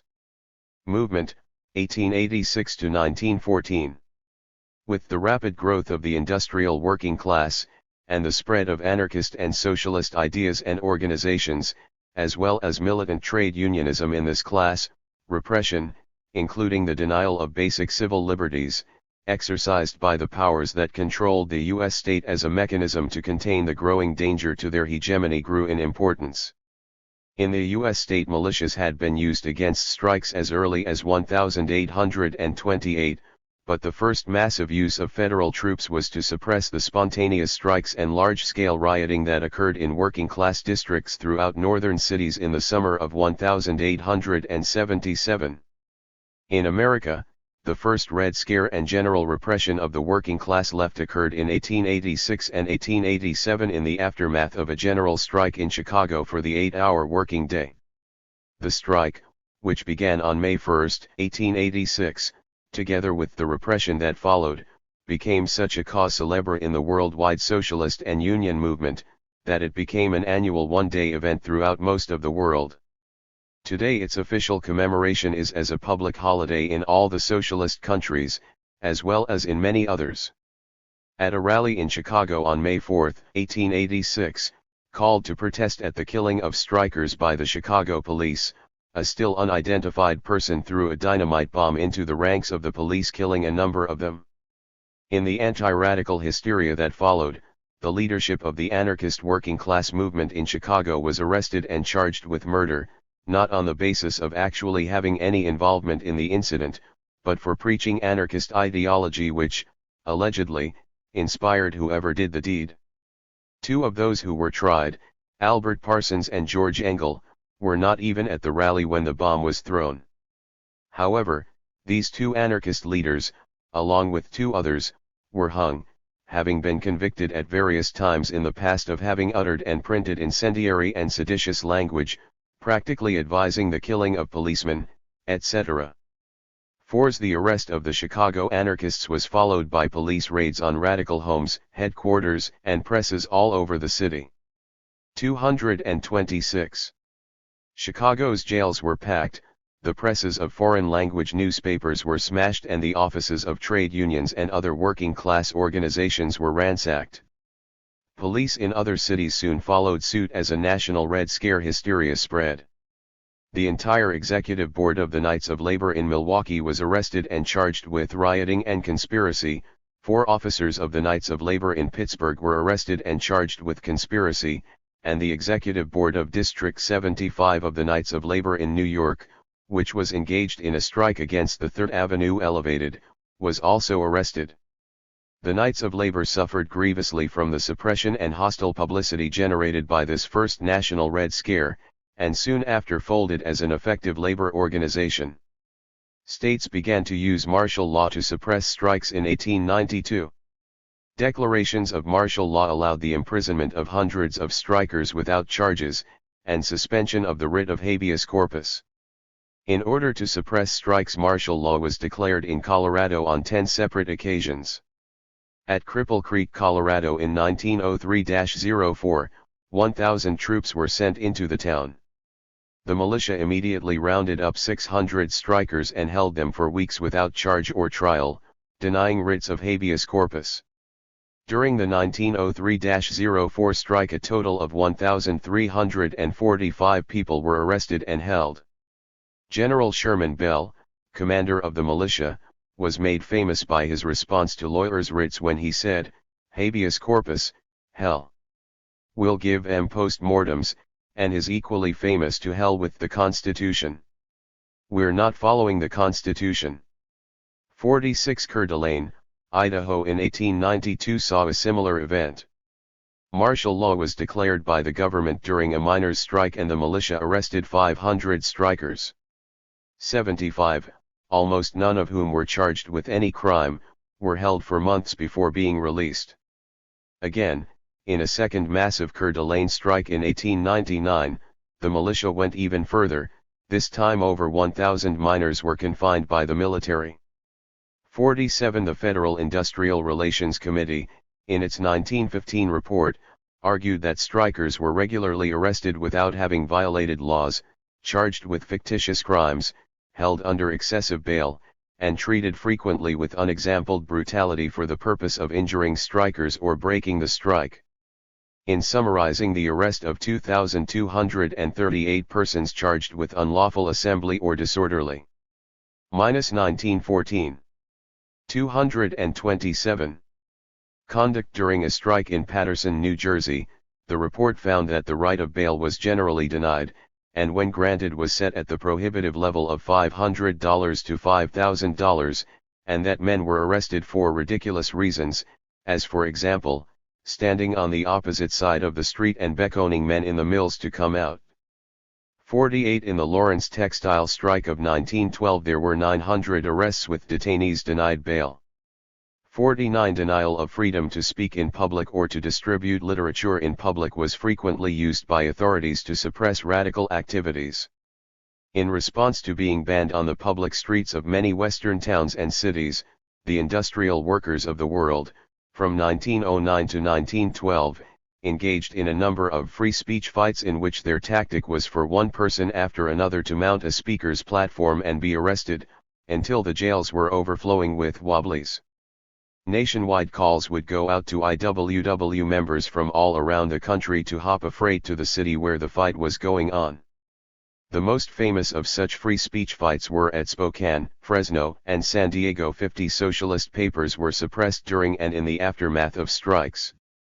In 1888, the Chicago Alarm was suspended from April 8 to July 14 because of its alleged anarchistic tendencies. On September 5, 1912, the socialist paper of Butte, Montana was published with 3 blank columns indicating a censored piece. Copies of the weekly issue of Passaic, New Jersey, were confiscated by the police during a strike and its editor was arrested and charged with aiding and abetting hostility to the government. In West Virginia during the strike of 1912-13 the military arrested and held incommunicado the editor of the Labor Argus. During the Coeur d'Alene strike, a local newspaper editor was arrested and detained because of material published in his paper criticizing the martial law decree on the grounds of violating the Constitution. During the Cripple Creek strike, the editor of the Victor Record, along with his staff and printers, who criticized the actions of the militia were arrested and put into the bullpen with the strikers. 51 Johann Most, a leading anarchist, was arrested in September 1901 for reprinting in his weekly Freiheit, an article allegedly defending political assassinations. Most was convicted of a misdemeanor based on breach of the peace and abuse of free speech. 52. 228. Denial of civil liberties to socialists, anarchists, militant trade unionists and their supporters became so common in this period that in 1914, the American Sociological Society devoted its entire annual meeting to freedom of communication. The prominent, early American sociologist, Edward A. Ross, who, in 1900, had been forced to resign from Stanford University for political reasons, said, During the last dozen years the tales of suppression of free assemblage, free press, and free speech, by local authorities or the state operating under martial law have been so numerous as to have become an old story. They are attacked at the instigation of an economically and socially powerful class, itself enjoying to the full the advantages of free communication, but bent on denying them to the class it holds within its power. It is inexpressibly surprising that the rights of free communication, established so long ago at such cost of patriot blood, time-tested rights which in thousands of instances have vindicated their value for moral and social progress, accepted rights which in the minds of disinterested men are as settled as many principles of human conduct can be, should with increasing frequency be flaunted by strong employers and set at naught by local authorities. 53. A number of professors besides Ross were forced out of university positions at this time because of their pro-socialist or pro-union attitudes. These included George Herron, Iowa College, 1893, E.W. Bemis, University of Chicago, 1895, E.M.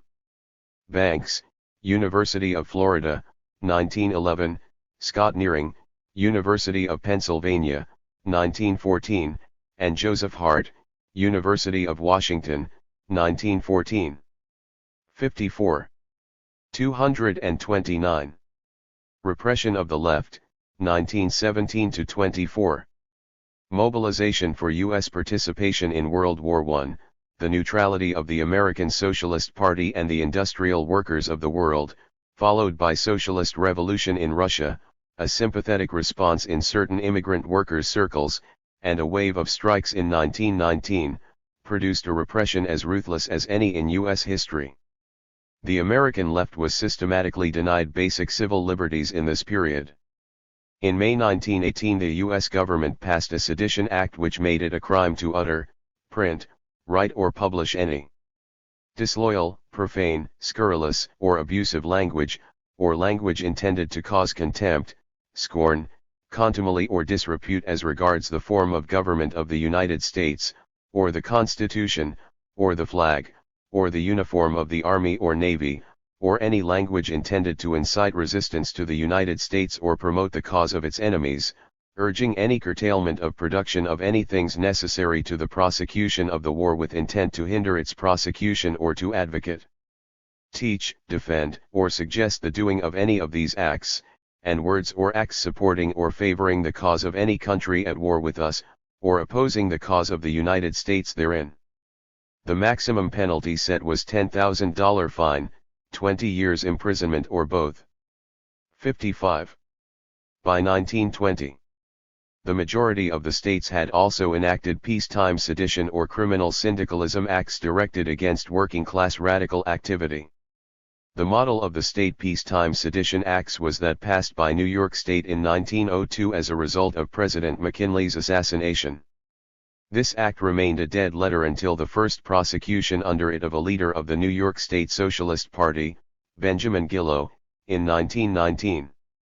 The New York criminal syndicalism law made it a felony to advocate by 230 speech or writing, or to join any society or attend any meeting that taught or advocated the doctrine that organized government should be overthrown by force or violence, or by assassination, or by any unlawful means. 56. In 1919 and 1920 there was a wave of hastily passed state laws based on the New York model. West Virginia made criminal any teaching in sympathy with or favorable to ideals hostile to those now or henceforth existing under the Constitution and laws of the state. Montana made it a crime to use any language calculated to incite or inflame resistance to any duly constituted state authority. Arizona made it a criminal offense to advocate the violation of the constitutional or statutory rights of another as a means of accomplishing industrial or political ends. The California criminal syndicalism law passed in 1919 defines criminal syndicalism as any doctrine or precept advocating, teaching or aiding and abetting the commission of crime, sabotage, which word is hereby defined as meaning willful and malicious physical damage or injury to physical property, or unlawful acts of force and violence or unlawful methods of terrorism as a means of accomplishing a change in industrial ownership or control, or affecting any political change. 57. Imprisonment of from 1 to 14 years became the penalty for anyone who advocates, teaches, aids or abets criminal syndicalism, who willfully attempts to justify it, who publishes or circulates any written or printed matter advocating or advising it, who organizes, assists in organizing, or knowingly becomes a member of any group organized to advocate it, without necessarily urging this doctrine himself, or who commits any act advocated by this doctrine with intent to effect a change in industrial ownership or any political change. 58. -24. 231. Between 1919 and 1924, 504 persons in California were arrested and held for bail of $15,000 each under the statute, and 264 cases were tried. 59 in the 1917 to 23 period, 33 states and a number of cities passed laws which forbade the display of a red flag. In most states the penalty for displaying the symbol of communism was a maximum of 6 months in jail and or a fine of $500. Approximately 1,400 persons were arrested under these laws and about 300 were convicted and imprisoned. 60 The New York State statute made it a misdemeanor to display the red banner, in any public assembly or parade as a symbol or emblem of any organization or association, or in furtherance of any political, social, or economic principle, doctrine or propaganda. Other states went further and forbade the display of the red flag anywhere, including private homes.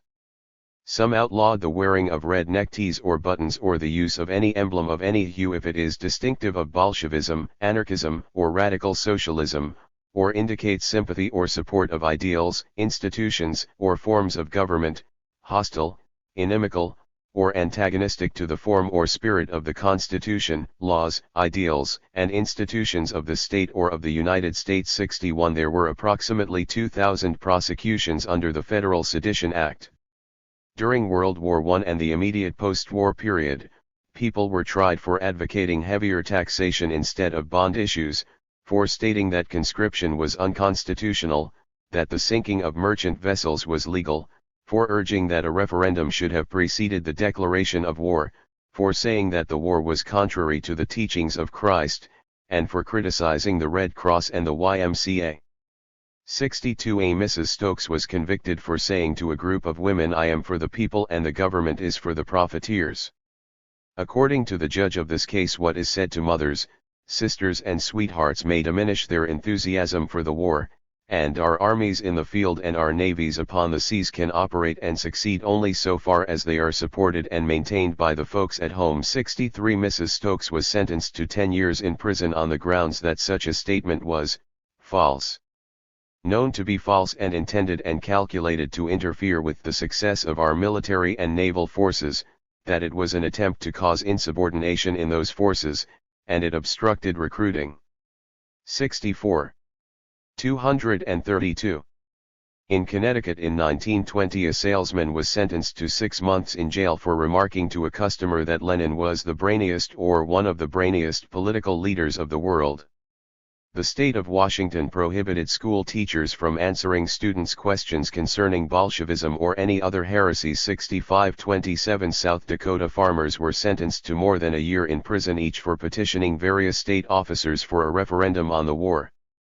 The Attorney General declared that the convictions in this case were one of the greatest deterrents against the spread of hostile propaganda, and particularly that class of propaganda which advanced and played upon the theme that this was a capitalist's war. 66 On July 4, 1919 in Oakland, California, known radicals were rounded up and jailed because of suspicions that there would be an organized disruption on that date. For the same reason the mayor of New York suspended all meetings for the same day. 67 Yetta Stromberg was convicted in California under its red flag statute and sentenced to up to 5 years for displaying a flag at a socialist youth camp that symbolized opposition to government. 68 The U.S. government attempted to suppress the newly formed Communist Party. Anita Whitney was convicted under the California Criminal Syndicalism Act in January 1920 for membership in the Communist Labor Party and attendance at its state convention in Oakland. She was sentenced to between 1 to 14 years. 69 Angelo Herndon, a black communist, was arrested in Atlanta, Georgia and sentenced to between 18 and 20 years in prison for being in possession of communist literature, including membership blanks, and a booklet called The Communist Position on the Negro Question, which argued for black self-determination in the Black Belt counties of the South. 70 Benjamin Gitlow, one of the founders of the American Communist Party, was convicted in New York in January 1920 and sentenced to between 5 and 10 years hard labor, of which he served 3, for printing the founding manifesto of the Communist Party, in the publication of which he was business manager. Revolutionary Age. 71 The Industrial Workers of the World, IWW, an important revolutionary union with significant influence in certain areas of industry in the period 1905 to 17, was systematically destroyed by state repression in the 1917 to 24 period. -24. 233. In April 1918, 113 IWW leaders were charged in Chicago with a long list of seditious acts, an average of over 100 per defendant, or a total of over 10,000 charges. After 4 months of testimony, largely consisting of quotations and citations from IWW newspapers and pamphlets, the jury, after debating for about 1 hour, returned verdicts of guilty for all defendants on all counts. 35 of the Chicago defendants were sentenced to 5 years in prison, 33 to 10 years, and 15, including their most prominent leaders, Haywood and St. John, to 20 years. Total fines levied exceeded $2 million.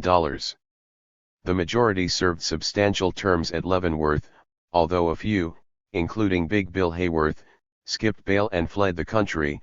Haywood died in the Soviet Union, a refugee from American repression. 72 The Chicago indictments were followed by mass arrests of IWW leaders in other parts of the country. 62 IWW members were convicted in January 1919 in California and sentenced to between 1 and 10 years. These defendants, along with other Wobblies not tried, had been imprisoned for between 10 and 12 months while awaiting trial. 73 26 IWW members received prison terms of between 1 to 9 years in Wichita, Kansas in late 1918. 64 Wobblies were arrested in Omaha, Nebraska in November 1917, and held for a year and a half, before charges against them were dropped. 74 In addition to mass arrests and imprisonment of leaders, the IWW was subjected to numerous other forms of repression, including the banning of its publications from the U.S. mails, not only from second-class status. 64 IWW offices around the country were systematically raided by the federal government on September 5, 1917, who seized tons of official and personal correspondence, organization minutes and financial records, stickers, buttons, cards, membership lists, leaflets, pamphlets, circulars, books and office equipment, much of which was introduced as evidence in the various IWW trials. The U.S. Army directly suppressed the IWW in the Pacific Northwest. In Montana, troops raided the Flathead County IWW headquarters and held local members in confinement for several weeks without filing charges against them. In Washington state, the Army raided IWW halls, closed the Spokane headquarters, broke up IWW meetings, searched freight trains for Wobbly workers, arrested organizers, and jailed dozens of Wobblies, releasing only those 234 willing to work without agitating strikes and who the Army felt would not be a menace to the best interests of industry. 76 De facto martial law was implemented in the Northwest during World War I, with the courts denying writs of habeas corpus for confined IWW members. 77 In September 1917, one of the leading socialist papers in the country, the Milwaukee Leader, was deprived of its second-class mailing rights and all first-class mail addressed to the leader was returned to the sender. The District Court of Appeals that upheld the postmaster's decision in this case argued, "No one can read them without becoming convinced that they were printed in a spirit of hostility to our own government and in a spirit of sympathy for the Central Powers, that through them, appellants sought to hinder and embarrass the government in the prosecution of the war." 78. The other leading socialist paper, the New York Call, received the same treatment. 79. The post office ban on these two newspapers lasted until December 1919, 13 months after the end of the war. 80. The Socialist Seattle Union Record received worse treatment. In late 1919 the Attorney General closed its office because it urged workers to kick the governing class into the discard at the next election. 81. In January 1920, 3 men were arrested in Syracuse for distributing leaflets describing ill treatment of political prisoners and calling for an amnesty meeting.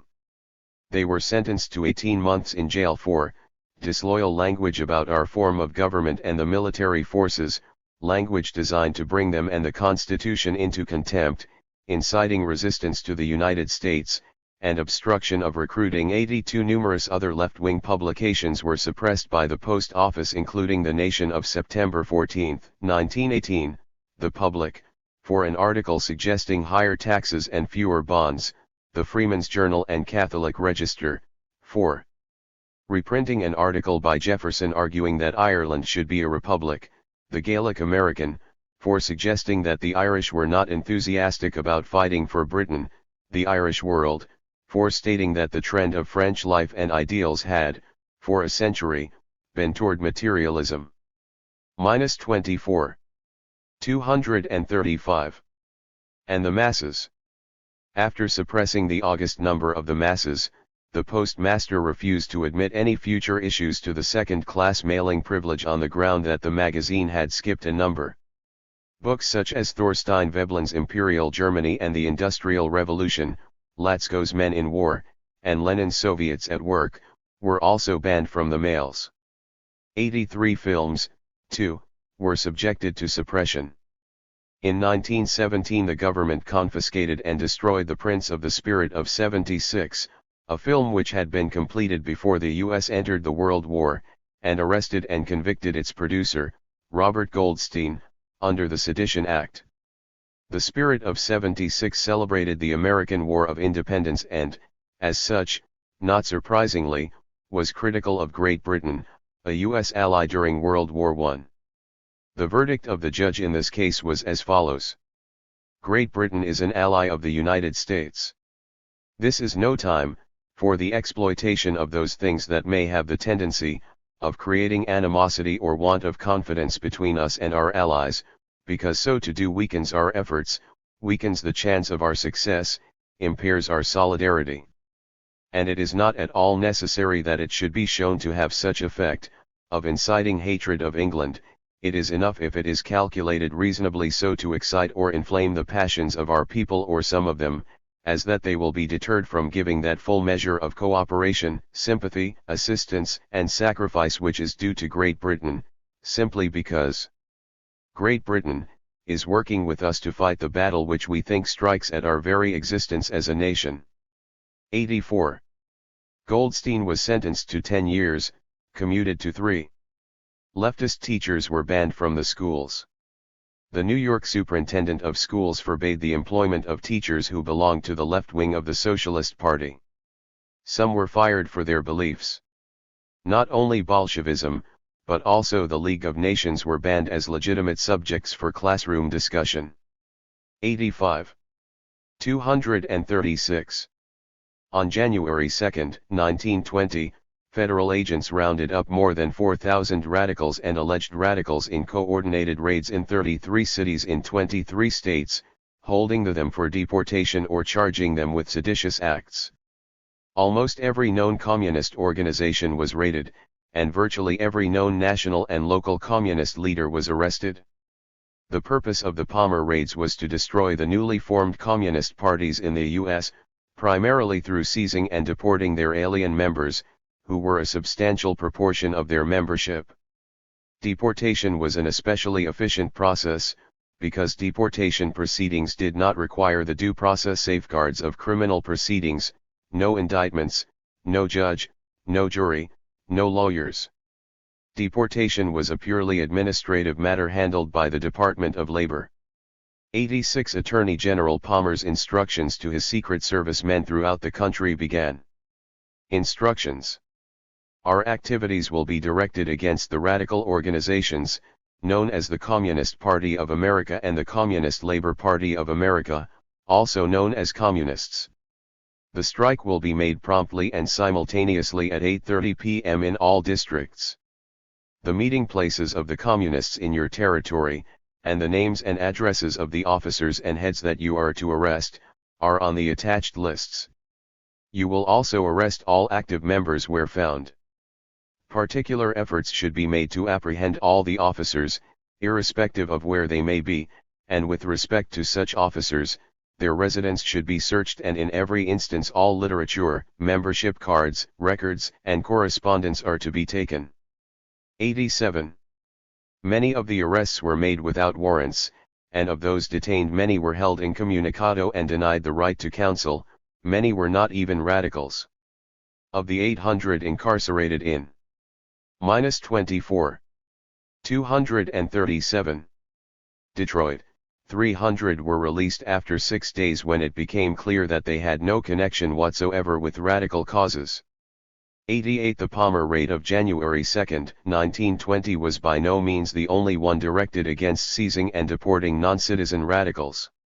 For example, on November 7, 1919, the government conducted raids in 12 cities against the pro-communist Union of Russian Workers, arresting a total of 250 people and confiscating truckloads of literature.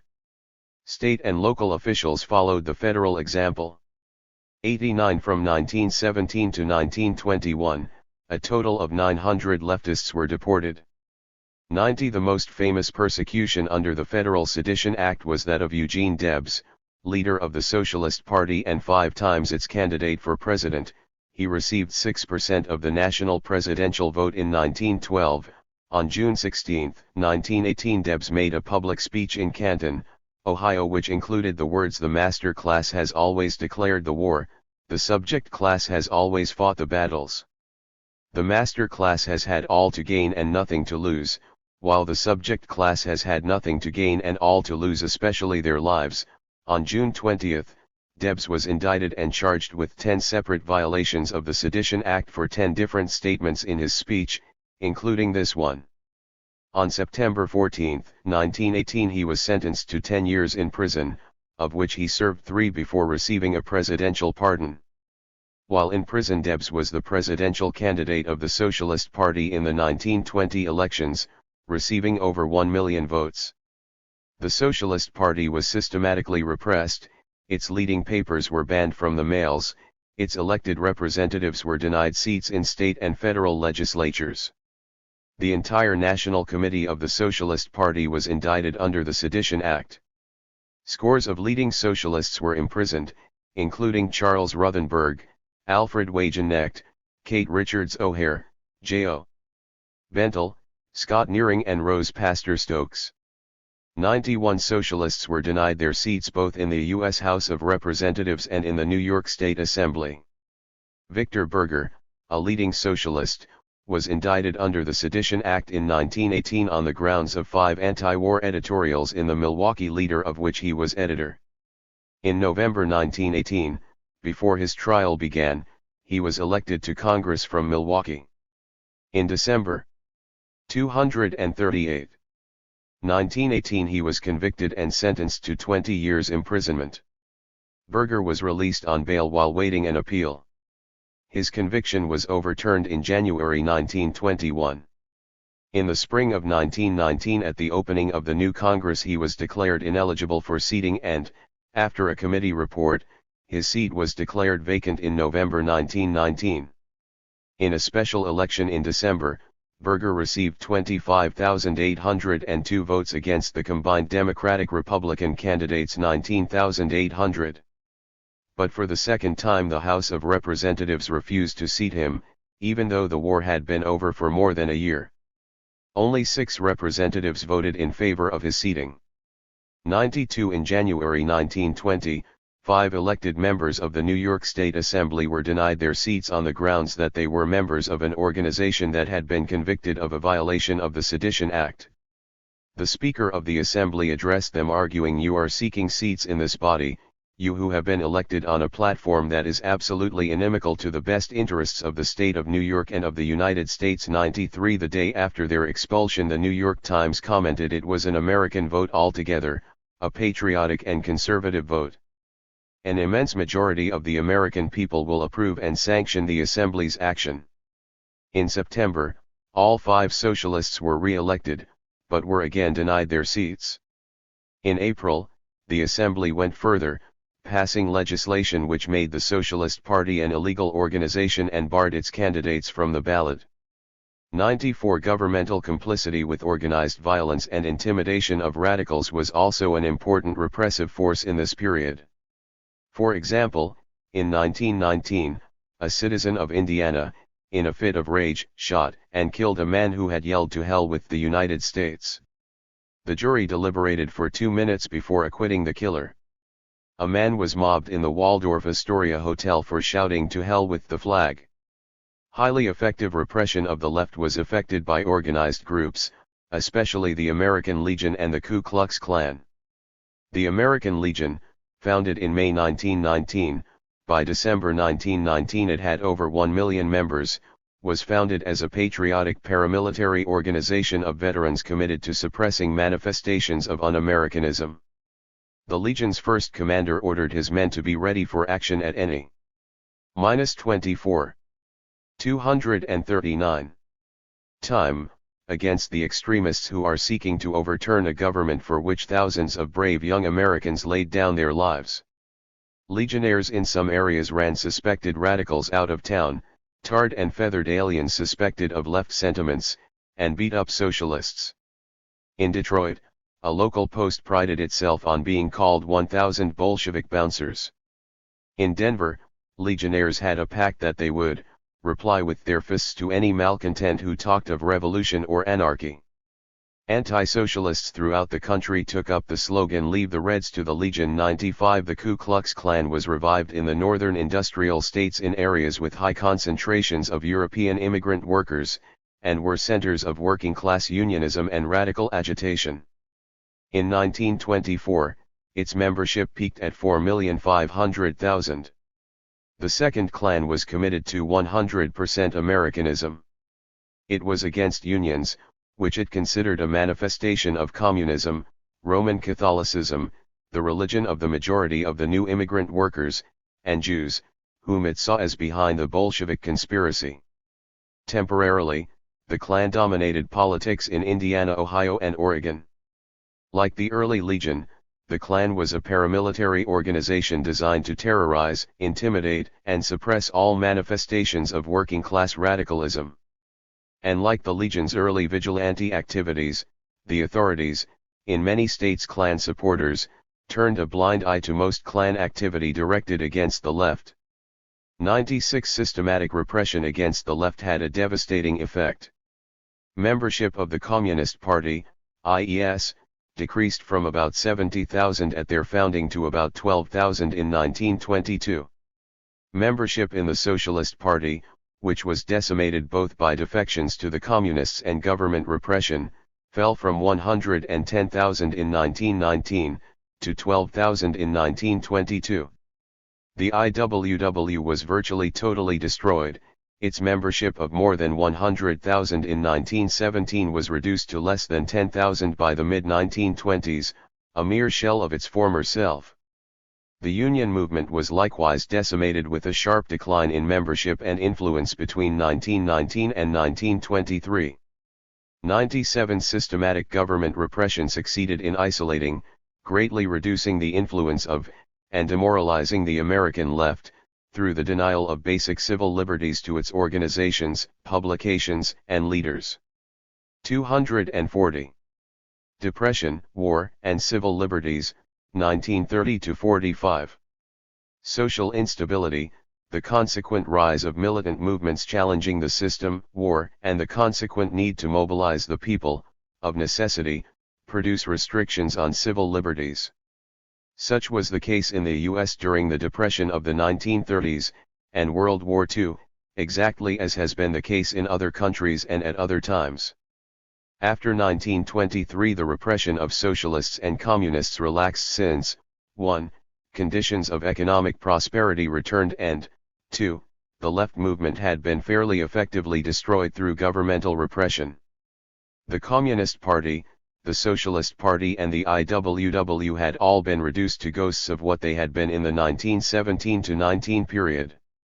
The US was neither involved in, nor preparing itself for, any major overseas adventures, and clearly there was no significant threat, or even the potentiality of a threat, from domestic working-class movements.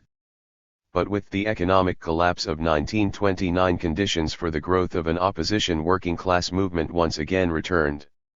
With the outbreak of another European war and US involvement increasingly likely, after 1937, the need to mobilize support for US overseas activities grew. Thus, although the restrictions on civil liberties in the 1930-47 period were relatively mild, except for the Japanese Americans, compared to what happened before and after, they were nevertheless considerable.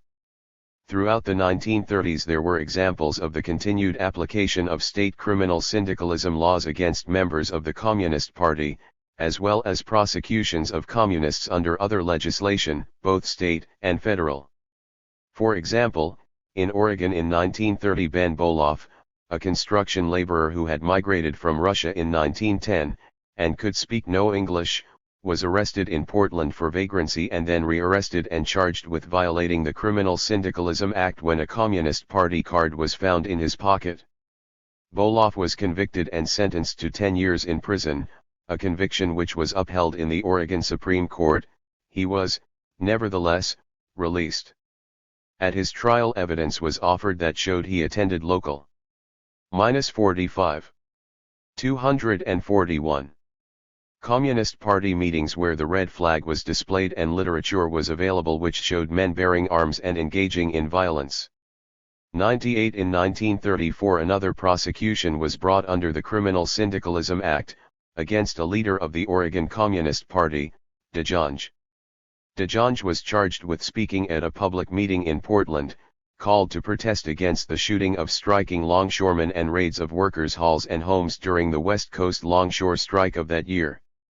Although the meeting was entirely peaceful and non-incendiary, it was raided by police, with DeJonge being indicted on the grounds that he did then and there conduct and assist in conducting an assemblage of persons, organization, society, and group, to wit, the Communist Party, which said assemblage of persons, organizations, society, and group did then and there teach and advocate the doctrine of criminal syndicalism and sabotage. Communist Party literature was offered as the sole proof of the advocacy of criminal syndicalism. DeJonge was sentenced to 7 years in prison, his conviction being sustained by the Oregon Supreme Court, but overturned by the U.S. Supreme Court. 99. In the late 1930s, New Jersey in general, and Paterson and Jersey City in particular, put considerable restrictions on the civil liberties of those supporting unions in local strikes. Paterson prohibited labor meetings, as well as meetings to protest against the prohibition of labor meetings. Roger Baldwin, the director of the American Civil Liberties Union, was arrested in Paterson as he started to read the Declaration of Independence in front of the City Hall. Jersey City virtually prohibited any but approved speakers from finding a platform of any kind in the city. Owners of public halls were deterred from renting them out, permits for the distribution of handbills were refused, prospective speakers who went to Jersey City were deported back to New York.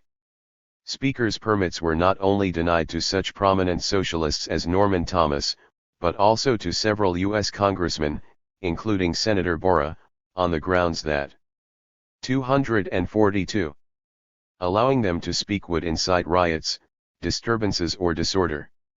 100. With the outbreak of World War II in September 1939, the American Communist Party took a neutralist position, identical to that taken by the Socialist and Communist parties, and the IWW during World War I, identifying the war as one between capitalist countries, in which the workers had no interest. Consequently, in October and November 1939, Earl Browder, General Secretary of the Communist Party, and Harry Kahn, foreign editor of the Daily Worker, along with another CP leader, were arrested under the passport laws. Browder was sentenced, in March 1941, to a 4-year sentence of which he served a year before being pardoned by Roosevelt, after the Soviet Union and the US had become allies. There were a number of other prosecutions of communists in the 1939-41 period reminiscent of the suppression of the anti-war left in the 1917-19 period, including revocations of citizenship of naturalized citizens, contempt citations by congressional committees for refusing to turn over membership lists, and convictions for collecting signatures on party election petitions during the 1940 election. In Oklahoma, 18 Communist Party members were tried under the Oklahoma criminal syndicalism law and held under $100,000 bail each. 2 were sentenced to 10 years each, but were shortly released. 101 In June 1940, the U.S. passed another federal sedition act, the Smith Act, directed against those who were opposing growing U.S. involvement in the European War. This act provided for heavy penalties for teaching and advocating the overthrow of the United States government by force and violence, prohibited the advocacy of insubordination, disloyalty, mutiny, or refusal of duty in the military forces of the U.S., and required the registration and fingerprinting of all non-US citizens. 102 The Smith Act was first used to prosecute the Socialist Workers' Party, Trotskyist, because it refused to support the U.S. involvement in the war, on the grounds that it was an intercapitalist war. With the changed line of the U.S. Communist Party after Germany attacked the Soviet Union in 1941, the restrictions on the civil liberties of communists ceased, not to be resumed until after the war. Inevitably, sympathizers with the national enemy during the war and, in the case of the Japanese, those defined by ethnicity as potential sympathizers of Germany and Japan, were systematically -45. 243. Denied civil liberties in the 1938-45 period. It should be pointed out, however, that, apparently for racist reasons, restrictions on Japanese Americans were considerably greater than those on sympathizers with the Nazis. In 1938, both the federal government and the city of New York began a campaign to destroy the German-American Bund, the leading pro-Nazi organization in the U.S. The city of New York employed tax laws effectively against the Bund, claiming that the Nazis had violated the tax laws by not reporting income on the street sale of pamphlets and regalia. A detailed study of the Bund's financial records revealed irregularities that were used to convict Bund leaders of embezzlement. Bund funds were frozen during the investigation, making it impossible for it to pay its debts. Bund Führer Kuhn went into hiding after the entry of the U.S. into the war. He escaped to Mexico, where he was arrested and deported back to the U.S. He was convicted on several counts, including espionage, and sentenced to 15 years in prison. Between July 1942 and January 1944, a total of 42 individuals, 46 organizations, and 46 publications were indicted by federal grand juries for sedition under the Smith Act for being supportive of fascist causes. Nazi leader Kuhn, and 19 other prominent Bundists, were indicted under the Naturalization Acts for retaining allegiance to a foreign power at the time of their naturalization. 103 In general, however, Nazi leaders and sympathizers, while effectively repressed, fared reasonably well during the war years. One of the most massive repressions of civil liberties in American history occurred during the war in respect of those of Japanese descent. All Japanese living west of the Mississippi, regardless of the degree of Japanese blood, whether or not they were citizens, or how many years they, or their ancestors, had been in the U.S., were forcibly removed to isolated relocation camps. The 85% of Japanese Americans who lived west of the Mississippi, a total of 112,000 persons, were given between 48 hours and 2 weeks to prepare for evacuation to camps in the barren areas of the West. They were allowed to take with them only what they could carry, thus being forced to dispose of their houses, cars, appliances, and other possessions, typically to unscrupulous buyers who offered extremely low prices for Japanese possessions, knowing that they had to sell immediately. 244. The Japanese Americans lost hundreds of millions of dollars in this period. The West Coast Japanese were put under the authority of the U.S. Army. Relocation, concentration, camps were opened in the most desolate areas of California, Arizona, Colorado, Utah, and Arkansas. Until the relocation camps were ready, the Japanese were put into 15 temporary assembly centers, usually racetracks or fairgrounds. The camps were enclosed by barbed wire, with military sentinels stationed in towers to prevent escape. Families were crowded into single rooms. Employment was offered at the rate of $16 a month, which often, although promised, failed to materialize. Strikes against labor conditions in the camp were systematically repressed by the Army, which confined strike leaders, isolating them from the rest of the camp population, for the duration of the war. The celebration of Japanese culture and the use of the Japanese language were strongly discouraged, and Japanese schools were forbidden. 104. Repression of the American Communist Party and Civil Liberties, 1947–56. The Smith Act, which had been passed in 1940, was used against the Communist Party for the first time in July 1948, when indictments were brought against 12 of the 13 members of the National Board of the party, including William Z. Foster, Chairman, Eugene Dennis, General Secretary, Robert Thompson, Labor Secretary, Benjamin Davis, New York City Councilman, Henry Winston, John Gates, editor of the Daily Worker, Gilbert Green, and Gus Hall. The 12 were charged as follows. The defendants herein, unlawfully, willfully, and knowingly, did conspire with each other, and with divers other persons, to organize as the Communist Party of the United States of America, a society, group, and assembly of persons who teach and advocate the overthrow.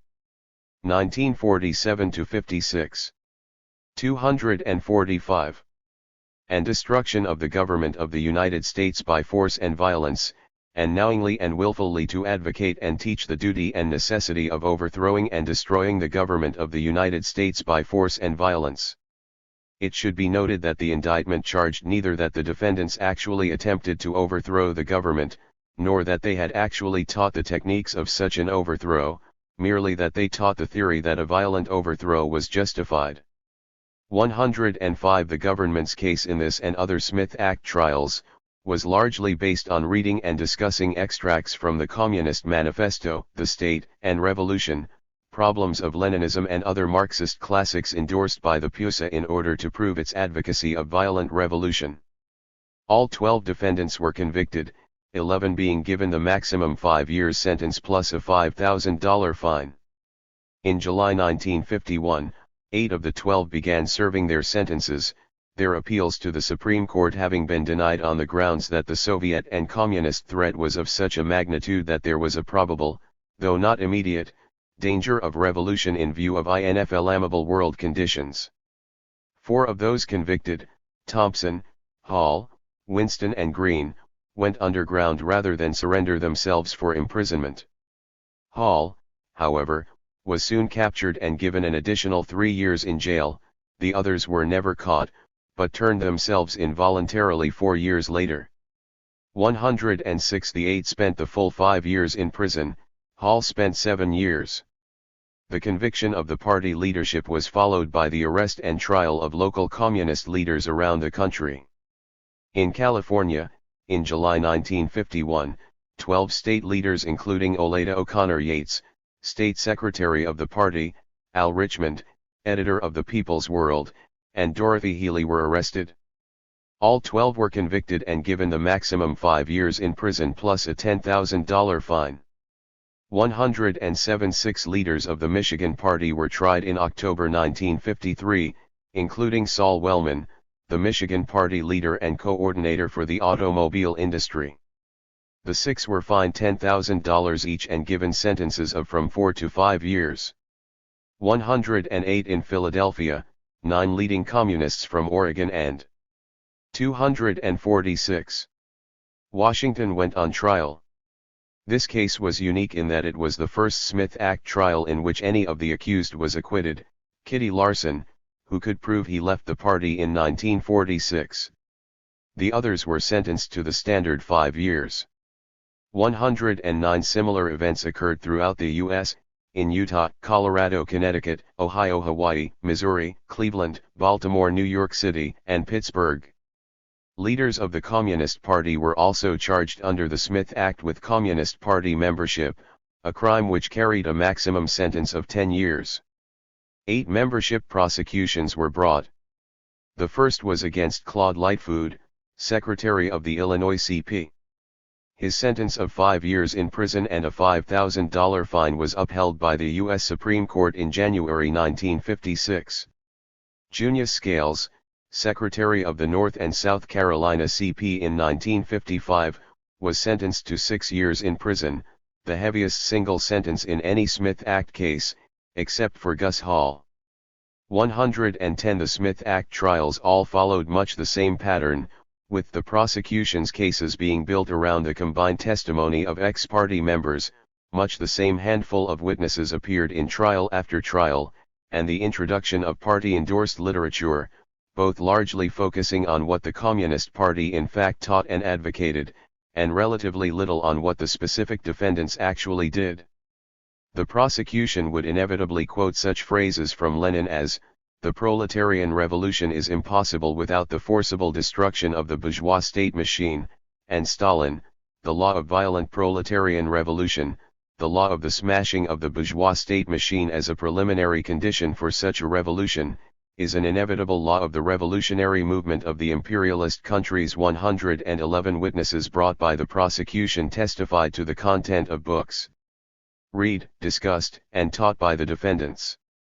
112 specific charges alleged such offenses under the Smith Act as having attended and participated in various CP conventions, having attended classes on the history of the Communist Party of the Soviet Union, having written and caused to be published an article entitled Concentration and Trade Union Work, did attend and participate, did cause to be used a safe deposit box, to conceal his true identity, did use the false name, did 1947-56. 247. Attend a rally, a conference, an affair, a forum, did prepare a press release, circulated copies of a letter, etc. During some of the trials, library hand trucks were wheeled into the courtroom to facilitate citations by both sides from a wide range of Marxist literature. 113 When communist leaders took the stand in their own defense, in order to explain communist teachings, it was standard practice to ask them to talk about the activities of other communists, which they always refused to do. This refusal was frequently interpreted as contempt of court and punished by 30-day sentences for each violation.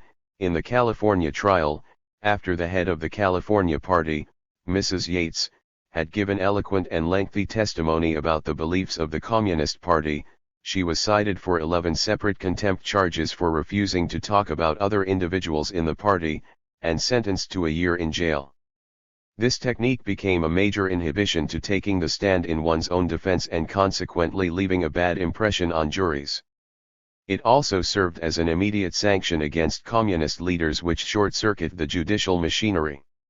Legal defense became a problem. Left lawyers were sometimes cited for contempt and sentenced. In order to present a more respectable defense, the party at one point attempted to secure respectable lawyers who were not sympathetic to communism, but found this virtually impossible. The 17 defendants in the Flynn case, in New York in 1952, submitted an affidavit showing that they had approached 28 law firms asking for an interview, had received no reply from 12, and had been refused by 16. Non-communist lawyers did not want to jeopardize their careers by defending communists. 114 By the end of 1956, 108 Communist Party leaders had been convicted under the Smith Act. Of the remaining 37 indictments originally brought by federal grand juries, there had been 5 severances, 10 acquittals, and 22 cases still pending in the courts. It should be noted, however, that as of June 1, 1958, only 28 of the leaders actually spent time in prison after their conviction. 115 Between 1949 and 1952 most of the states passed legislation making it a criminal offense to advocate violent governmental change, or to join an organization so advocating. By 1953, 39 states had such legislation. In Maryland, leaders of organizations which advocated violent governmental change became subject to 248. A maximum of 20 years in prison, while mere membership was punishable by 5 years in jail. Maryland also made it a crime to advocate the setting up of a U.S. government under foreign domination, even if violent methods were not advocated. 116 Connecticut made it a crime to print scurrilous or abusive matter, concerning the form of government in the United States, its military forces, flag, or uniforms, or to advocate before 10 or more persons any measure intended to injuriously affect the government of the United States or the state of Connecticut. In Michigan in 1950, writing or speaking subversive words could incur a life sentence. Tennessee introduced the death penalty for unlawful advocacy. Indiana made unlawful advocacy punishable by 3 years in prison. In Massachusetts, to be a member of the party or to knowingly allow a meeting place to be used by the CP could incur a 3-year sentence. In Texas, membership of the Communist Party became punishable by 20 years in prison. Towns and cities also passed anti-communist legislation. Los Angeles County required registration of Communist Party members, and tried Henry Steinberg, a local leader, for refusing to register.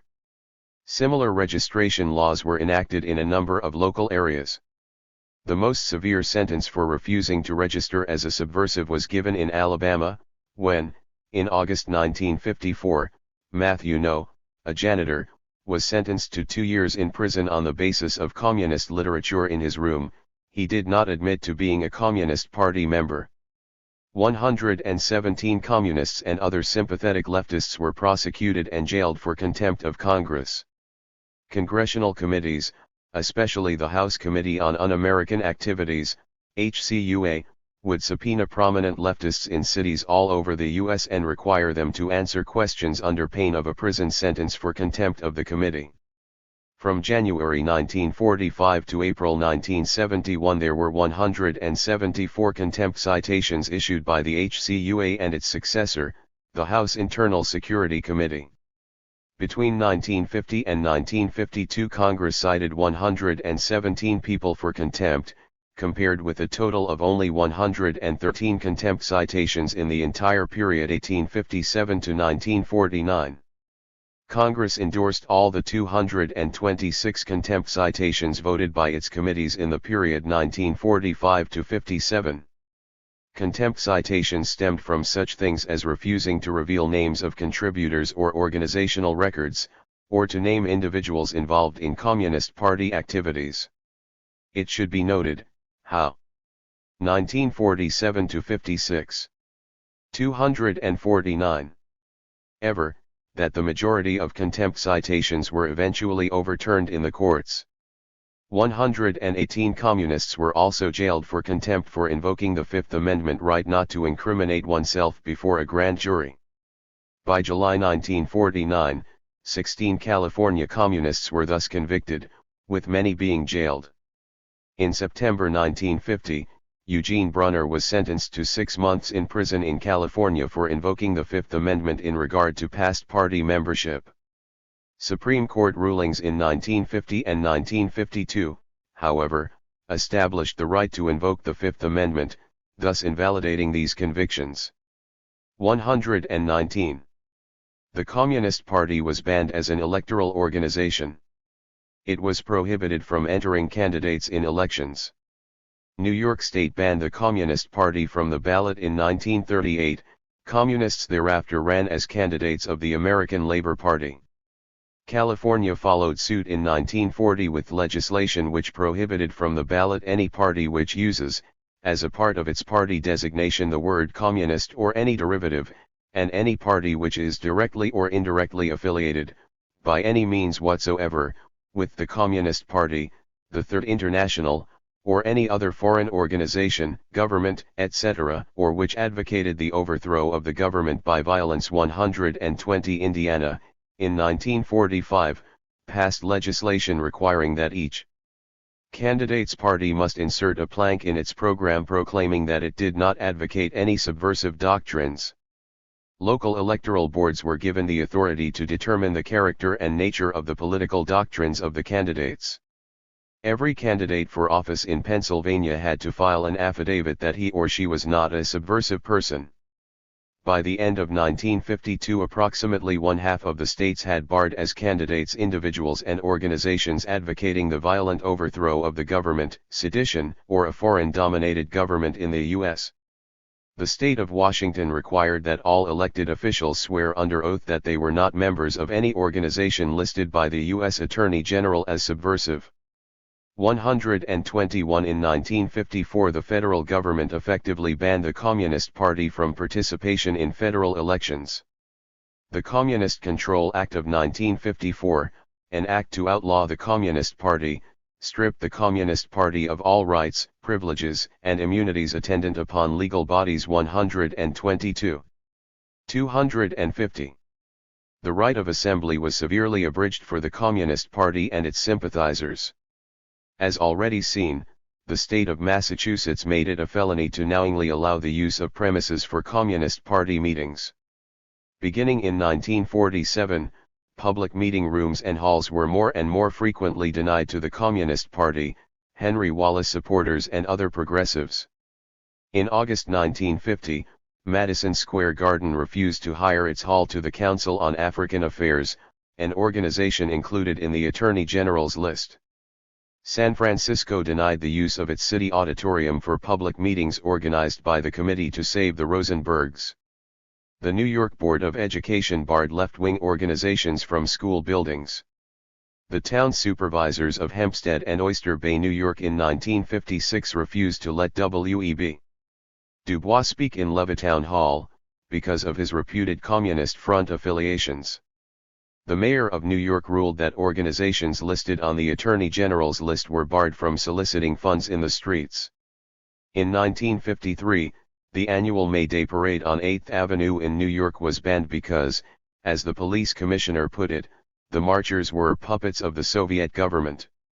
In August 1950, a proposed Communist Party-sponsored protest demonstration against U.S. involvement in the Korean War was banned. When the rally was held without police authorization, 1,000 police broke it up, arresting 14 people and beating many more. 123 The communist press was restricted both through the arrest and imprisonment of the editors of the major communist papers, and also through the seizure of the Daily Worker in 1956. In March 1956, the Federal Bureau of Internal Revenue raided and seized the offices of the Daily Worker, on the grounds that the party owed back taxes. 124 There was considerable repression in the cultural field, especially in the film industry, television, and radio. 10 leading progressive motion picture writers and directors were indicted in 1947 and sentenced to jail for refusing to tell the House Committee on Un-American Activities their political beliefs and affiliations. 125 They and about 250 others were blacklisted, including some of the most talented directors, writers, and actors in Hollywood. 126 other leading playwrights and authors were similarly treated. In 1956, Arthur Miller, whose works had long 1947–56. 251. Been blacklisted by the film, television, and radio industry, was subpoenaed by the HCUA and convicted of contempt for refusing to talk about the activities of other people. Leftists were banned from appearances on radio and television. Leading artists, such as Paul Robeson, were denied access to both the mass media and public concert halls. 127 In 1947, President Truman issued an executive order imposing a loyalty oath on federal employees as a condition of employment. The Attorney General compiled a list of subversive organizations, and any members of such organizations were excluded from federal jobs. In 1953, President Eisenhower, through another executive order, changed the standard of eligibility for federal employment from loyalty oaths to security clearance through investigation. During the Truman administration 1,210 people were dismissed and about 6,000 others resigned as a result of the loyalty program. This compares with only about 100 dismissals during the World War II years. From 1953 to 1956 there were approximately a further 1,500 dismissals and 6,000 more resignations as a result of security investigations. Thus, during the 1947 to 56 period, there were about 2,700 civilian dismissals and 12,000 resignations as a result of the loyalty and security programs. 128 states and local government also barred subversives from employment. By the end of 1950, 32 states had implemented bans against communists and other subversives in public employment. The most common, actual grounds for dismissal were Fifth Amendment discharges, refusal to answer questions posed by legislative committees. 129 In October 1950, California legally transformed all public employees into civil defense workers and gave them 30 days to swear that they had not, within the last 5 years, advocated the violent overthrow of the government nor belonged to any organization that did so. Beginning in 1953, California state employees were also automatically dismissed for refusal to answer any questions put to them by governmental agencies and committees. 130 The County of Los Angeles required its employees to swear that they did not belong to any of 142 subversive organizations. As a result of the county, and a similar city ordinance, 45 employees were immediately discharged. 131 New York City's loyalty program resulted in the dismissal of over 250 city employees between 1943 and 1956. Excluding 252 teachers, it has been estimated that a total of about 500 state, municipal and local government employees were dismissed for political reasons from 1948 to 1956. 132 The federal government imposed security clearances as a condition of work in many occupations in industry and transport. Clearance became a condition of work for maritime workers. By the end of 1956, 3,783 workers, around 2,500 merchant seamen and 1,300 waterfront men, were denied clearance, and hence their jobs. The security program decimated leftist strength in maritime unions.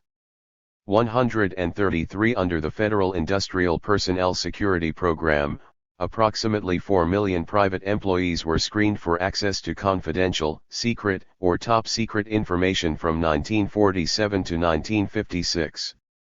Besides the maritime workers, another 1,529 were denied clearance, and the majority of them also their jobs. A woman worker in an electrical plant was fired because her sister had signed a communist-sponsored petition and she had refused to stop seeing her.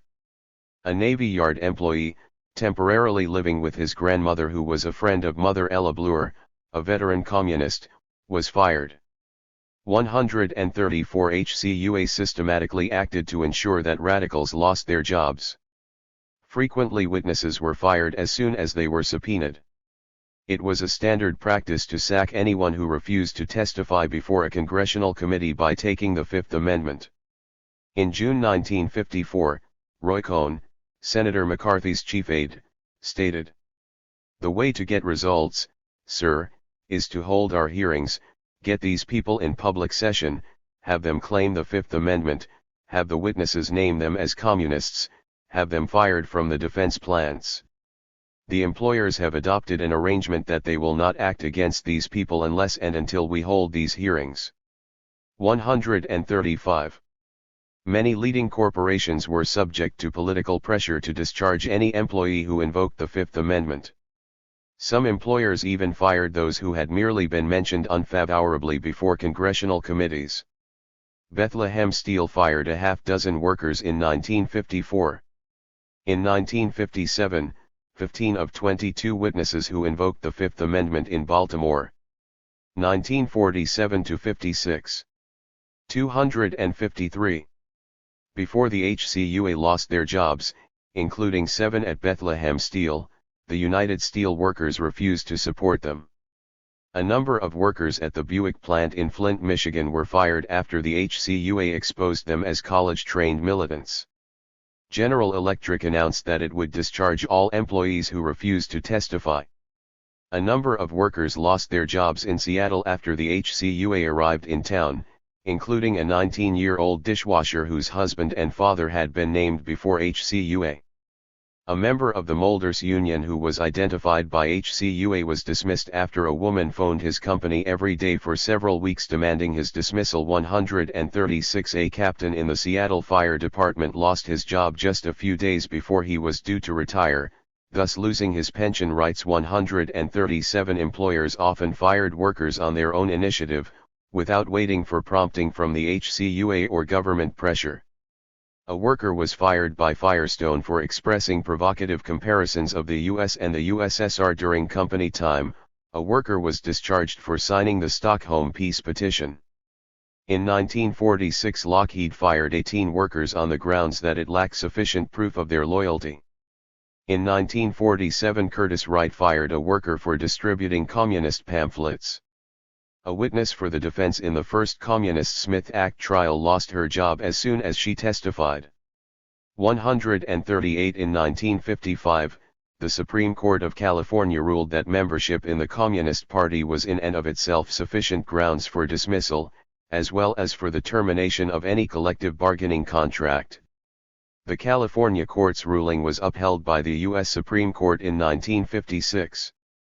139 Those dismissed found it very difficult to find alternative employment in any but low-paying jobs. For example, the vice president of an electronics firm who was denied security clearance had his salary reduced from $18,000 to $4,000 a year. There were suicides, and emigration to Mexico, Canada, and Europe in search of work. In 1947, the Taft-Hartley Act effectively prohibited communists from holding office in trade unions. All union officials had to swear that they were not members of, or affiliated to, the Communist Party. Unions that refused to file such oaths for their officers were excluded from the government guarantees of the National Labor Relations Board, NLRB, a considerable detriment.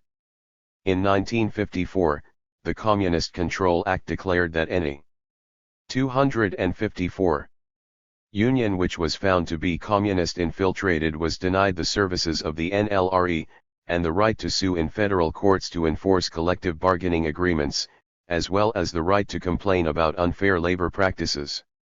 In 1949, the Congress of Industrial Organizations, CIO, expelled 9 unions, representing about 900,000 workers, including the influential West Coast Longshoremen, ILWU, and the United Electrical Workers, for being communist infiltrated. The CIO then proceeded to set up competing unions and encourage its existing unions to raid those unions that were expelled. As a result of the combined assault of the federal government and the CIO, the left-wing unions, except for the ILWU, were decimated. Communists and other leftists were banned from office by most unions and many were expelled altogether. By 1954 about 60% of all unions had amended their constitutions to bar communists from office. 40% also banned communists from membership, a serious liability in plants with union shops. Many unions also refused to defend those fired for being subversives or for refusing to testify before congressional committees. 140 Not only were communists and their sympathizers denied employment, they were also denied the benefits of government social security programs. In 1955, the Department of Health, Education, and Welfare ruled that CP members were ineligible for retirement benefits. Not only did it stop social security payments to known communists, but in some cases it demanded the return of previous payments. William Z. Foster and other leading communists were cut off the security rolls. In June 1956, however, this policy was terminated. In 1954, the Veterans Administration, VA, ruled that no further disability payments would be given to those convicted under the Smith Act. Party leaders Robert Thompson and Saul Wellman were thus cut off from the benefits they had been receiving as a result of their World War II injuries. The VA further demanded that Wellman pay back the $10,000 he had already received. Not until 1958 was this policy overturned. Unemployment benefits were often denied to people who were fired for having taken the Fifth Amendment.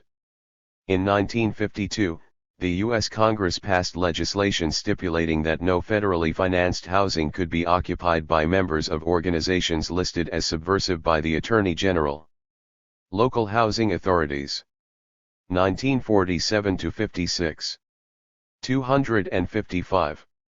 Were instructed to demand that all tenants sign a certificate of non-membership of any subversive organization.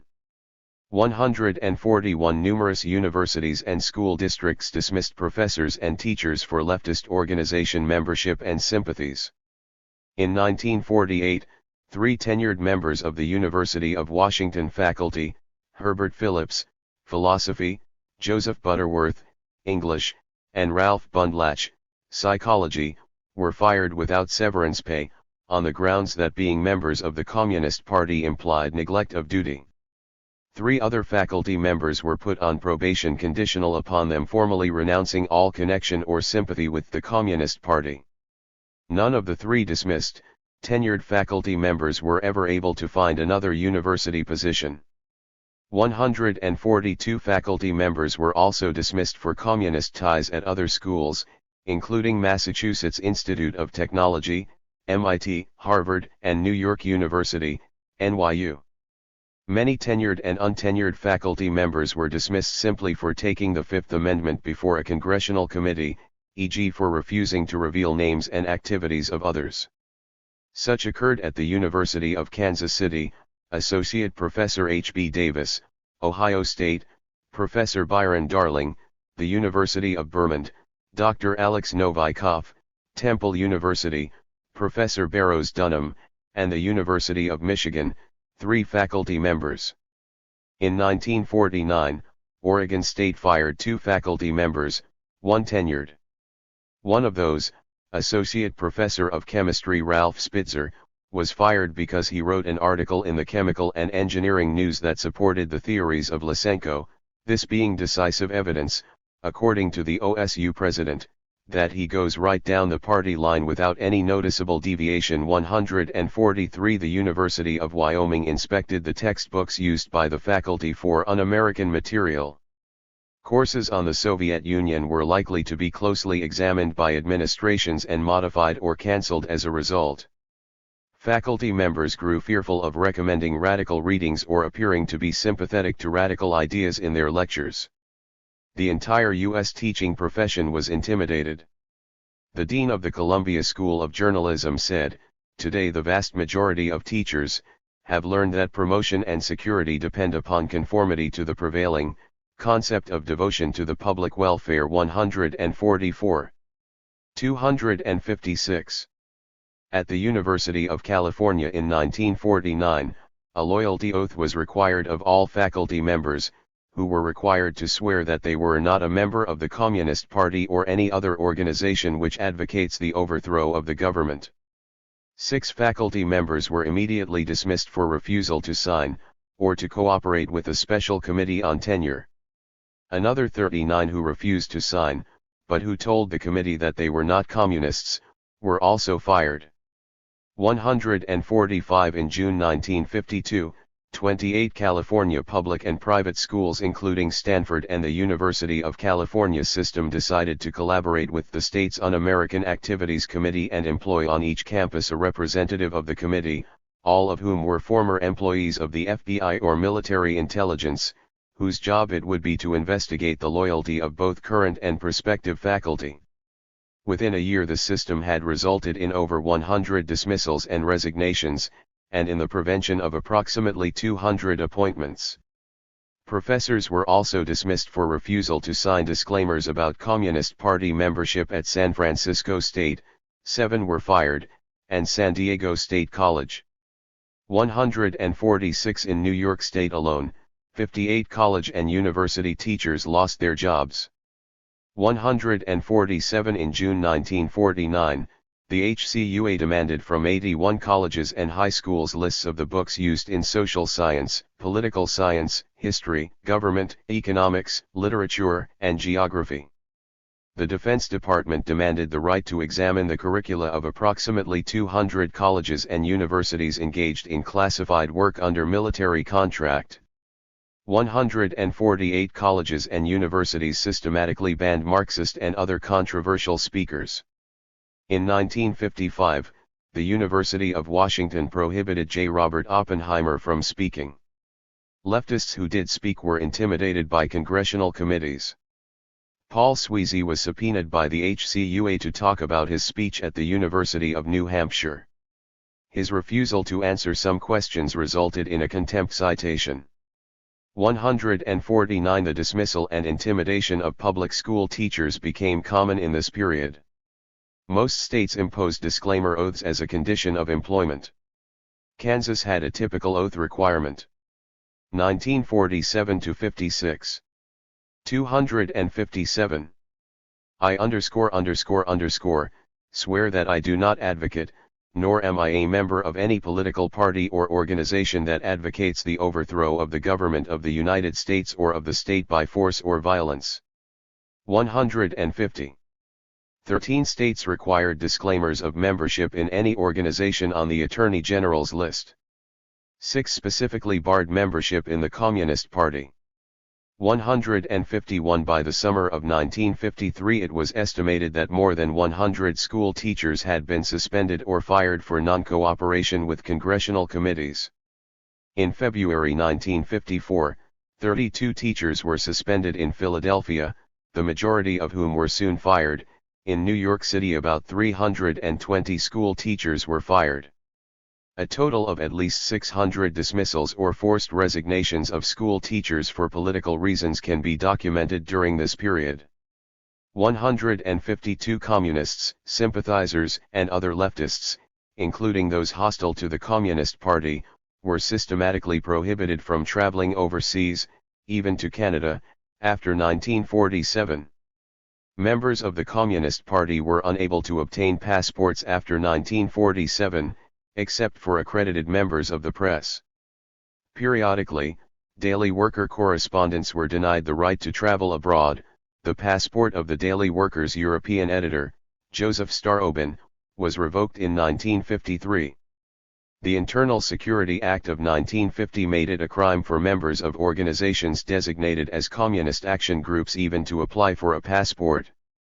The U.S. Secretary of State, Dean Acheson, stated, in May 1952, that it was government policy to withhold passports from all those whom there was reason to believe were in the CP or whose conduct abroad is likely to be contrary to the best interests of the United States, and from anyone who might reasonably be believed to be going abroad to engage in activities which will advance the communist movement. 153 passports were revoked or denied to Dr. Walter Bergman, a prominent member of the Norman Thomas Socialist Party, Howard Fast, the novelist, William O. Douglas, the Supreme Court Justice, for travel to China, Edward G. Robinson, Arthur Miller, Carl Foreman, Rockwell Kent, and Max Shachtman, leader of the militantly anti-communist Independent Socialist League.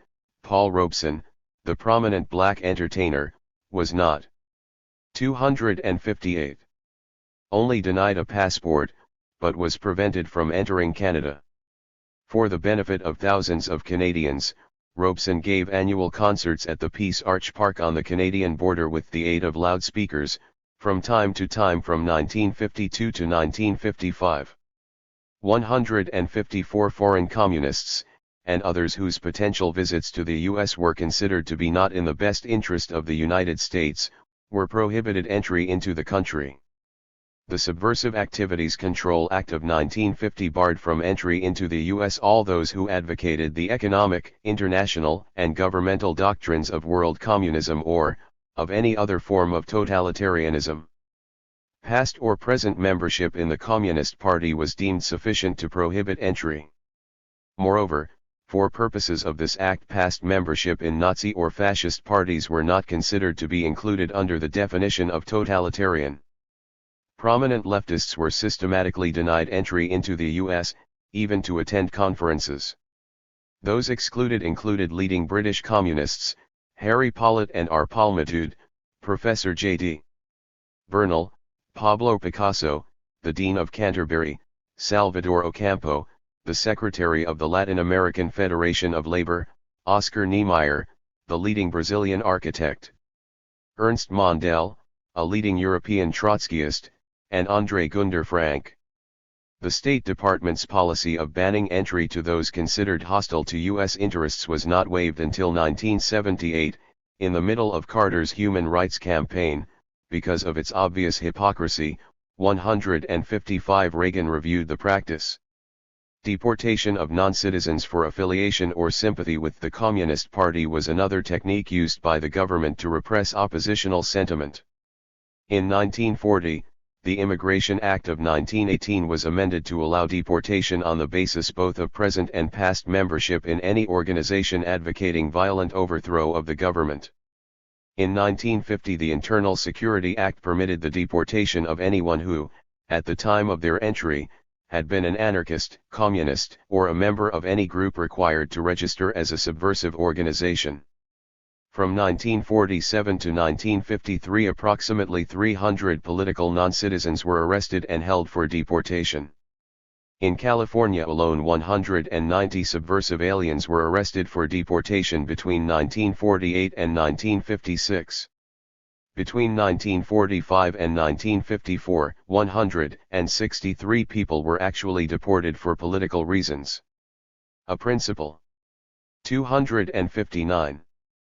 Deterrent to the deportation of non-citizens accused of subversive associations was that all the socialist countries refused to accept as deportees persons who had been born in those countries, thus requiring the U.S. to allow them to stay in the U.S. indefinitely.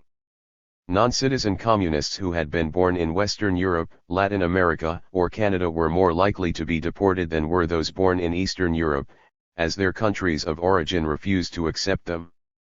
The majority of those subject to deportation orders were thoroughly integrated into American society, many having left Europe as small children, and even being unable to speak the language of the countries to which they were deported. A 1956 study showed that 60% of the deportees had lived in America for more than 40 years, and 81% for more than 30 years, while more than half had children who were American citizens. 20% could neither read nor write the language of their country of birth. 156 communists and sympathizers were targeted for forcible removal to relocation camps maintained under the authority of the McCarran Act, which permitted the government to detain persons considered dangerous during a national crisis. In 1951, the FBI's Security Index of persons considered potentially dangerous, and thus detainable during a crisis, contained 13,901 names. By 1954, the index consisted of approximately 26,000 names. In addition to the Security Index of Communist Party militants, the FBI, from 1948 to 1960, also maintained a reserve index which consisted of people considered sympathetic to the Communist Party. This list also included members of other non-communist-led organizations. 157. The 1960s and political repression. The last half of the 1960s saw a significant increase in domestic opposition both among blacks and among white students in the U.S. The American state's response to this revitalized opposition movement was repression, as it had been so many times before. Repression in this period took the form of arrests of radicals, often on fabricated charges, systematic. 260. Harassment of leftist and black nationalist organizations, systematic disruption of radical organizations, and even assassinations and the driving of black leaders into exile. In the post-1965 period, there was a tremendous increase in police surveillance of radicals. By the beginning of 1972, more than 500 municipalities were reported to have political police, so-called red squads. It was estimated that in the U.S. as a whole almost 5,000 agents were assigned to such work. In 1970, the Los Angeles Police Department's political division had 167 agents. In 1972, New York City's 361. In Chicago, in 1969, it was reported that over 1,000 agents were working on political matters, for local, state and federal agencies. The superintendent of the Illinois State Police was quoted at the time as saying, "I've never seen anything like the intensity of the current investigations in all my years in law enforcement." 158 New York City's political police held files on 1.2 million persons, reduced, in 1973, to 240,000, 159 during the late 1960s and early 1970s. Active surveillance was maintained on more than 250,000 Americans. A 1976 report of the Senate Intelligence Committee concluded that such active surveillance had infringed on a broad scale the freedom and privacy of those under surveillance. 160 Although the FBI Security Index was formally abolished by an act of Congress in 1971, the FBI continued to maintain the list of subversives, merely renaming the old list the Administrative Index. The criteria for inclusion in the renamed index became an individual being in a position to influence others to engage in acts inimical to the national defense, or furnish financial aid or other assistance to revolutionary elements because of their sympathy, associations, or ideology. The new index had 15,259 names. These individuals were marked either for immediate arrest in a national emergency or for priority investigation after those with arrest priority had been confined. 161 In 1970, the FBI instructed its local branches to report on every black student union and similar group, regardless of their past or present involvement in disorders, together with all individuals belonging to militant New Left campus organizations. In the same year, the FBI initiated a key black extremist program, designed to locate and monitor black extremists who are either key leaders or activists and are particularly extreme, agitative, anti-government, and vocal in their 261 calls for terrorism and violence. Such individuals were to be put in the top priority for arrest category in the FBI Security Index/Administrative Index. In 1971, the FBI initiated an investigation of the New University Conference, an organization of college teachers and graduate students, and the Vietnam Veterans Against the War. 162 In 1968, the FBI Security Index of those marked for detention in case of a national emergency was expanded to include the categories of black nationalists and anarchists, Students for a Democratic Society, SDS, and other new leftists. A 1968 FBI memo to field offices instructed field agents to investigate, with a view to inclusion on the Security Index, individuals in the New Left movement whose potential dangerousness to internal security was clearly demonstrated by their statements, conduct and actions, even if no membership in a basic revolutionary organization could be established. The memo specified that individuals with anarchistic tendencies should be included in the Security Index on the basis of statements and actions that establish his rejection of law and order and reveal him to be a potential threat to the security of the United States. 163 The FBI's anti-radical activities went far beyond mere surveillance and the maintenance of lists of those to be arrested in a national emergency. The FBI was actively engaged in disrupting left organizations and discrediting left leaders. One FBI tactic used against both Marxist and black nationalist organizations was to plant information that a certain leader was an FBI agent, in order to discredit him or her. In 1964, a New York Communist Party official was expelled from the party, accused of being an agent, because of such a planted story. 164 The FBI report on the furor around the expulsion stated that it crippled the activities of the New York State Communist Organization, and the turmoil within the party continues to this date. Identical things happened to black organizations in the late 1960s. For example, a black organization received a letter purporting to be from a soul brother in a junior position in the FBI which pointed to one of their leaders as an FBI agent.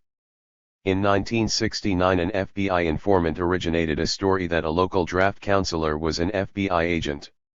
This led to the ostracization of the counselor. 165. 262. In May 1968, the FBI launched a systematic campaign to in their words, expose, disrupt, and otherwise neutralize the activities of the various new left organizations, their leadership and adherents. It became FBI policy to plant FBI provocateurs in SDS chapters to instigate violence, to disrupt new left organizations by discrediting leaders, causing splits and aggravating sectarianism among organizations, and to engineer the firing of radical university faculty members. FBI policy was to provoke personal conflicts or animosities among new left leaders by creating or supporting factions, generating stories discrediting leaders and disrupting their personal life, as well as aggravating hostilities among different left organizations. FBI agents were frequently instructed to initiate violent acts including attacking the police, bombing, and disrupting meetings and demonstrations. In Seattle, FBI infiltrators engaged in a series of acts of bombing and burning university and civic buildings. 166 The FBI also sent letters, anonymous or otherwise, to sponsors of anti-war coalition demonstrations, pointing out that members of subversive or communist organizations were involved or behind such activities.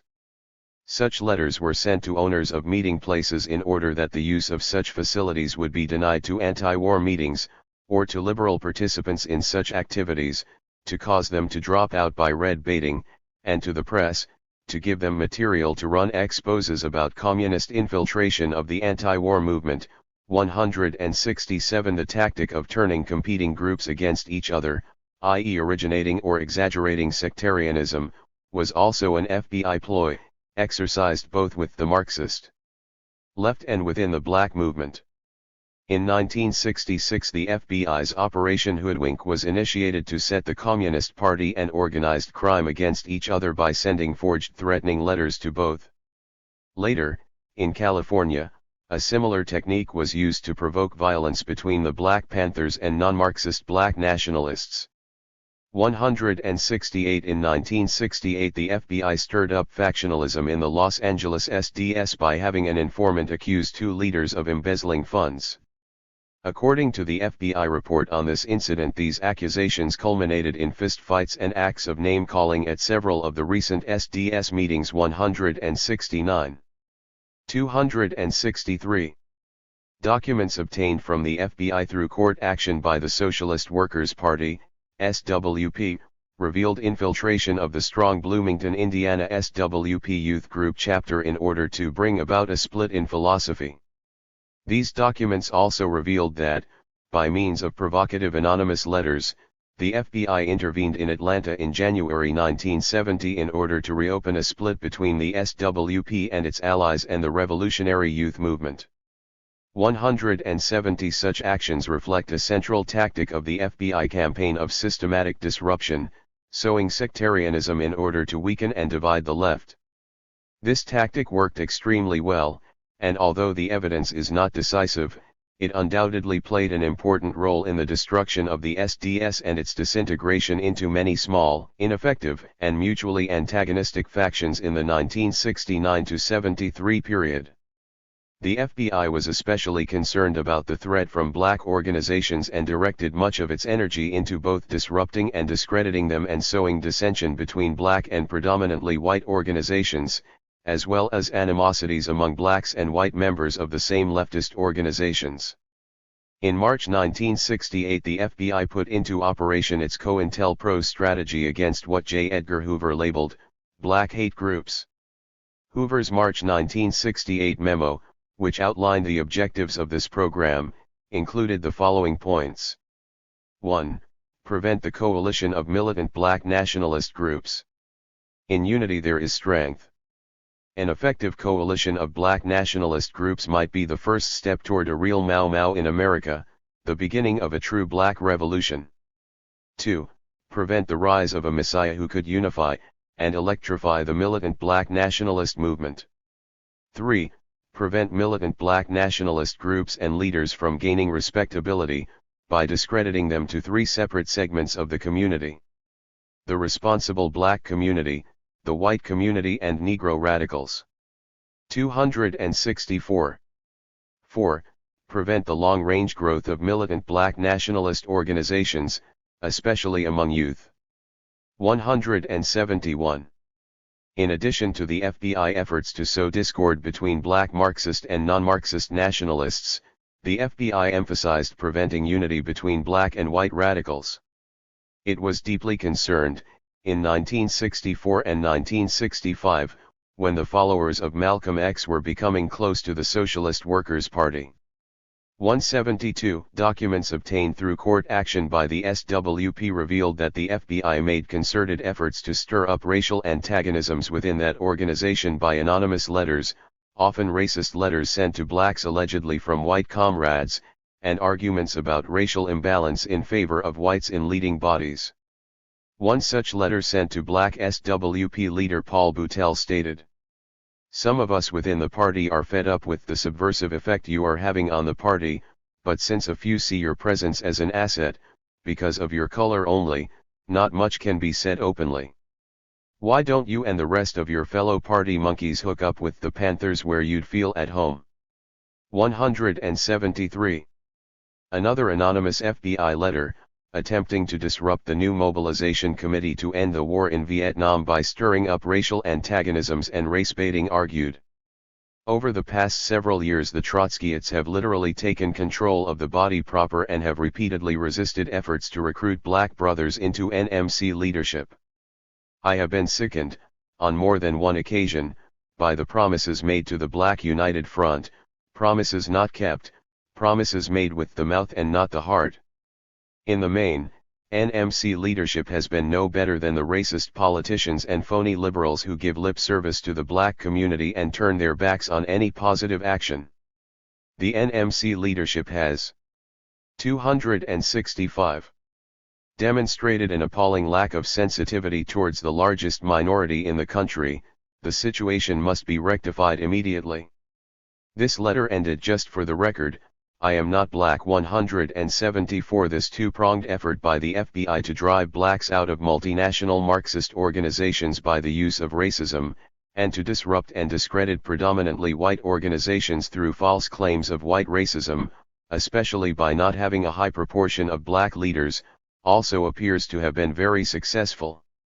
It was developed to undermine the Communist Party in the late 1940s and early 1950s and, according to leading participants, probably played an important role in the party's notoriously disruptive anti-white chauvinism campaign, in which much of the CP's energy was directed into divisive attacks on itself. 175. The continuing use of both of these devices to divide and demoralize predominantly white organizations, and to hinder the recruitment of minorities by multinational organizations throughout the 1970s, strongly suggests a continued FBI employment of this tactic throughout this decade. The extremely effective use of both racism and race-baiting, guilt-tripping, because of their appeal to racially sensitive minorities and guilt-ridden young radicals, certainly did not discourage the FBI and other police organizations from promoting or adding to such disruptive activities.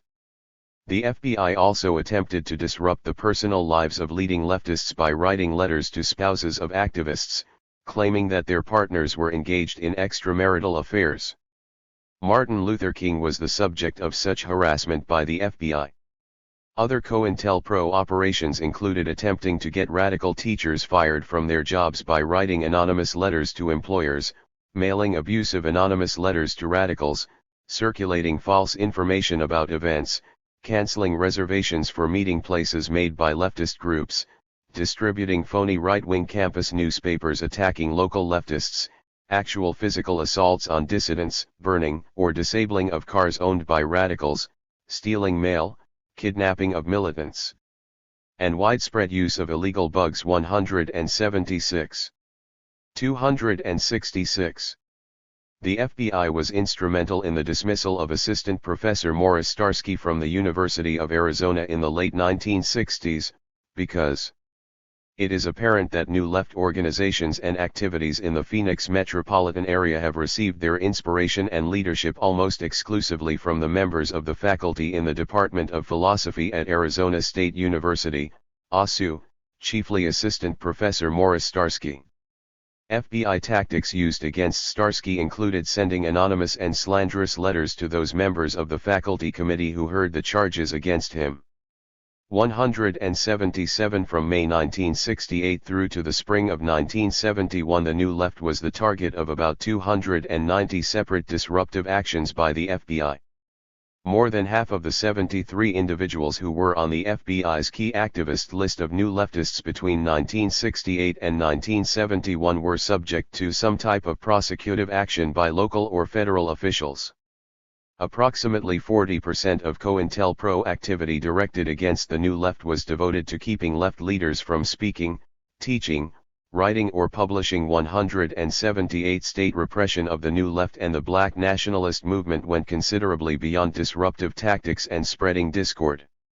After the first of the major 1960s black riots, Bill Epton, a black organizer for the Progressive Labor Party, was arrested and convicted under the New York State Criminal Anarchy Statute, the first time such a charge had been brought in the state in 40 years. 179 There were a number of major trials for conspiracy to commit felonies against leaders or participants in various political actions.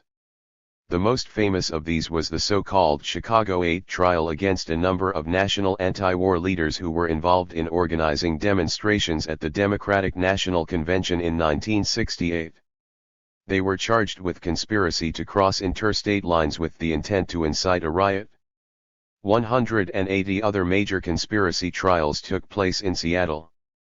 8 leaders of the Seattle Liberation Front, SLF, were charged with conspiracy to damage federal property, and rioting. These charges were based on a February 1970 SLF demonstration that ended. 267. With paint spraying and window breaking at the Seattle Federal Courthouse.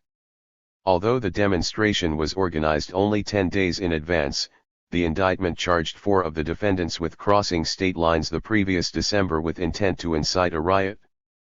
181 In September 1969, a leader of a Detroit demonstration was arrested under an old red flag law. Many political radicals were arrested and convicted, and some sentenced to severe prison terms for possession of marijuana. John Sinclair, the leader of the White Panther Party, was sentenced to 9.5 years for smoking a marijuana cigarette with 2 undercover agents. Lee Johnson, a black anti-war organizer, was sentenced to 30 years for giving marijuana to an undercover agent. After lengthy appeals, both of these convictions were eventually overturned. 182 There were over 100 documented cases of people being prosecuted under flag protection statutes for such actions as displaying a flag with a peace symbol replacing the stars. 183 Anti-war activists who ran coffee houses near military bases were systematically harassed.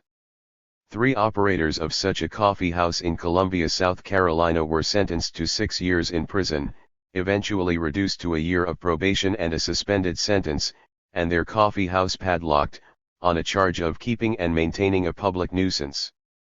Organizers of another coffee house, near Fort Sill, Oklahoma, were sentenced to 6 months by a federal judge for trespassing on government property, because, in the words of the federal judge, acts of lowering the morale of the troops at Fort Sill are a serious matter. 184 A number of student activists were killed by the police and National Guard. The most well-known example was the shooting to death of 4 Kent State University students in May 1970. Most of the dead and wounded students were shot in the back or side after a student threw a stone at the soldiers.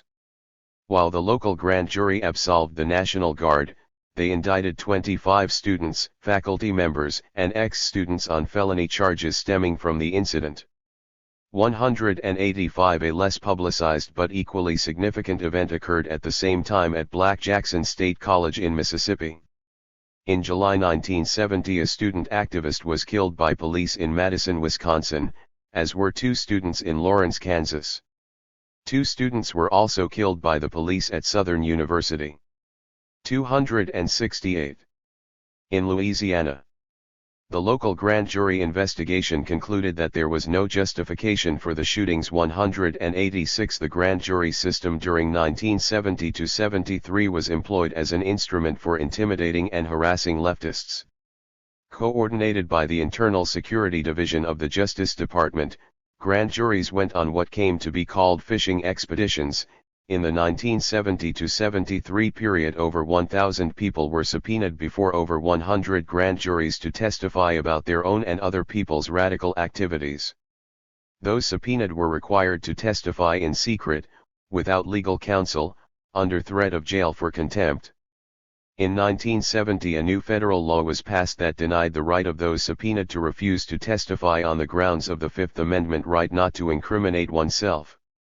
The new concept of use immunity meant that the Fifth Amendment precluded only the use of one's own testimony against oneself, but that all questions had to be answered, even if statements were self-incriminating.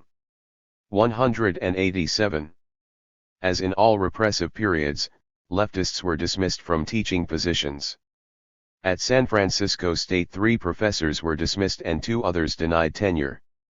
Stoughton Lynd, a leading radical historian, was refused a position at Northern Illinois University, as well as at the University of Illinois at Chicago Circle, by the chancellor of the state college system, who overruled the presidents of the colleges, because he had traveled to North Vietnam. Angela Davis was dismissed from the University of California because she was a member of the Communist Party.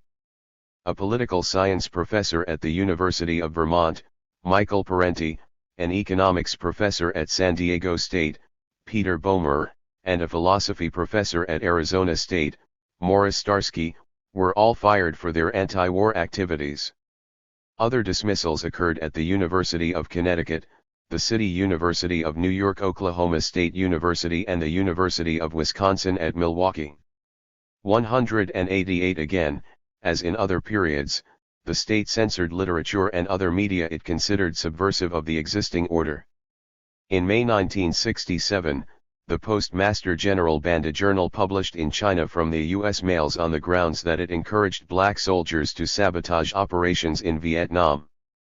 Films produced in socialist countries, namely Cuba and Vietnam, were prohibited from entry into the country, and were seized by the U.S.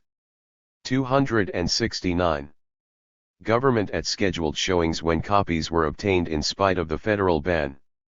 189 The most systematic and effective repressive U.S. government campaign was that against the Black Panther Party.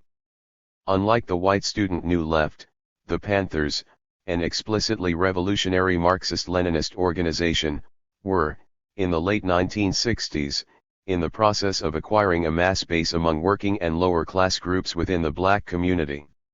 The FBI reported that in the spring of 1970, 25% of blacks and 43% of blacks under 21, had great respect for the Black Panther Party.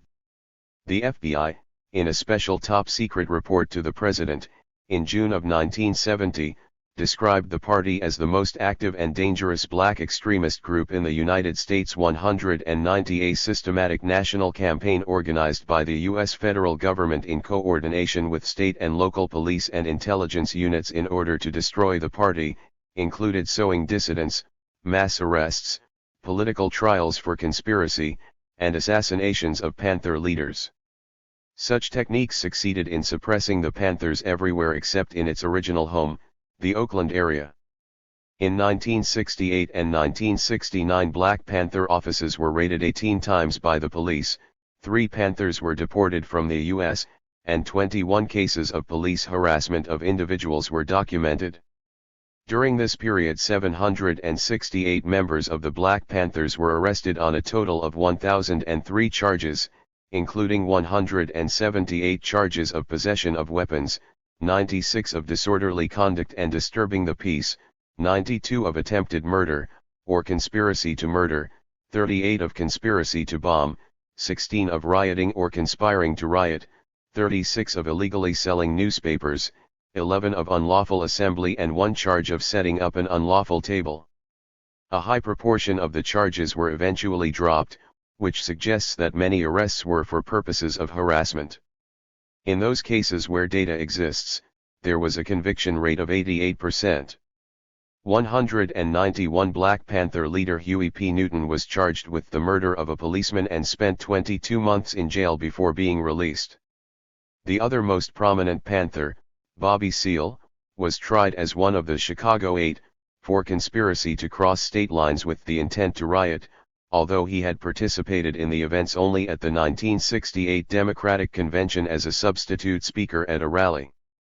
Seal was also arrested and jailed for alleged 270 involvement in the murder of a New Haven Black Panther. 21 leading New York City Panthers were arrested in 1969 for conspiracy to bomb department stores and murder policemen and were held in jail for over 2 years before being acquitted.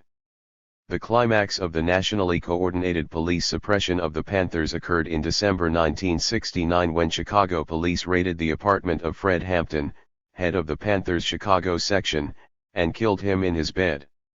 A grand jury investigation of this incident found that 83 to 99 shots were fired, all but one of which were from police weapons. 192 in summary.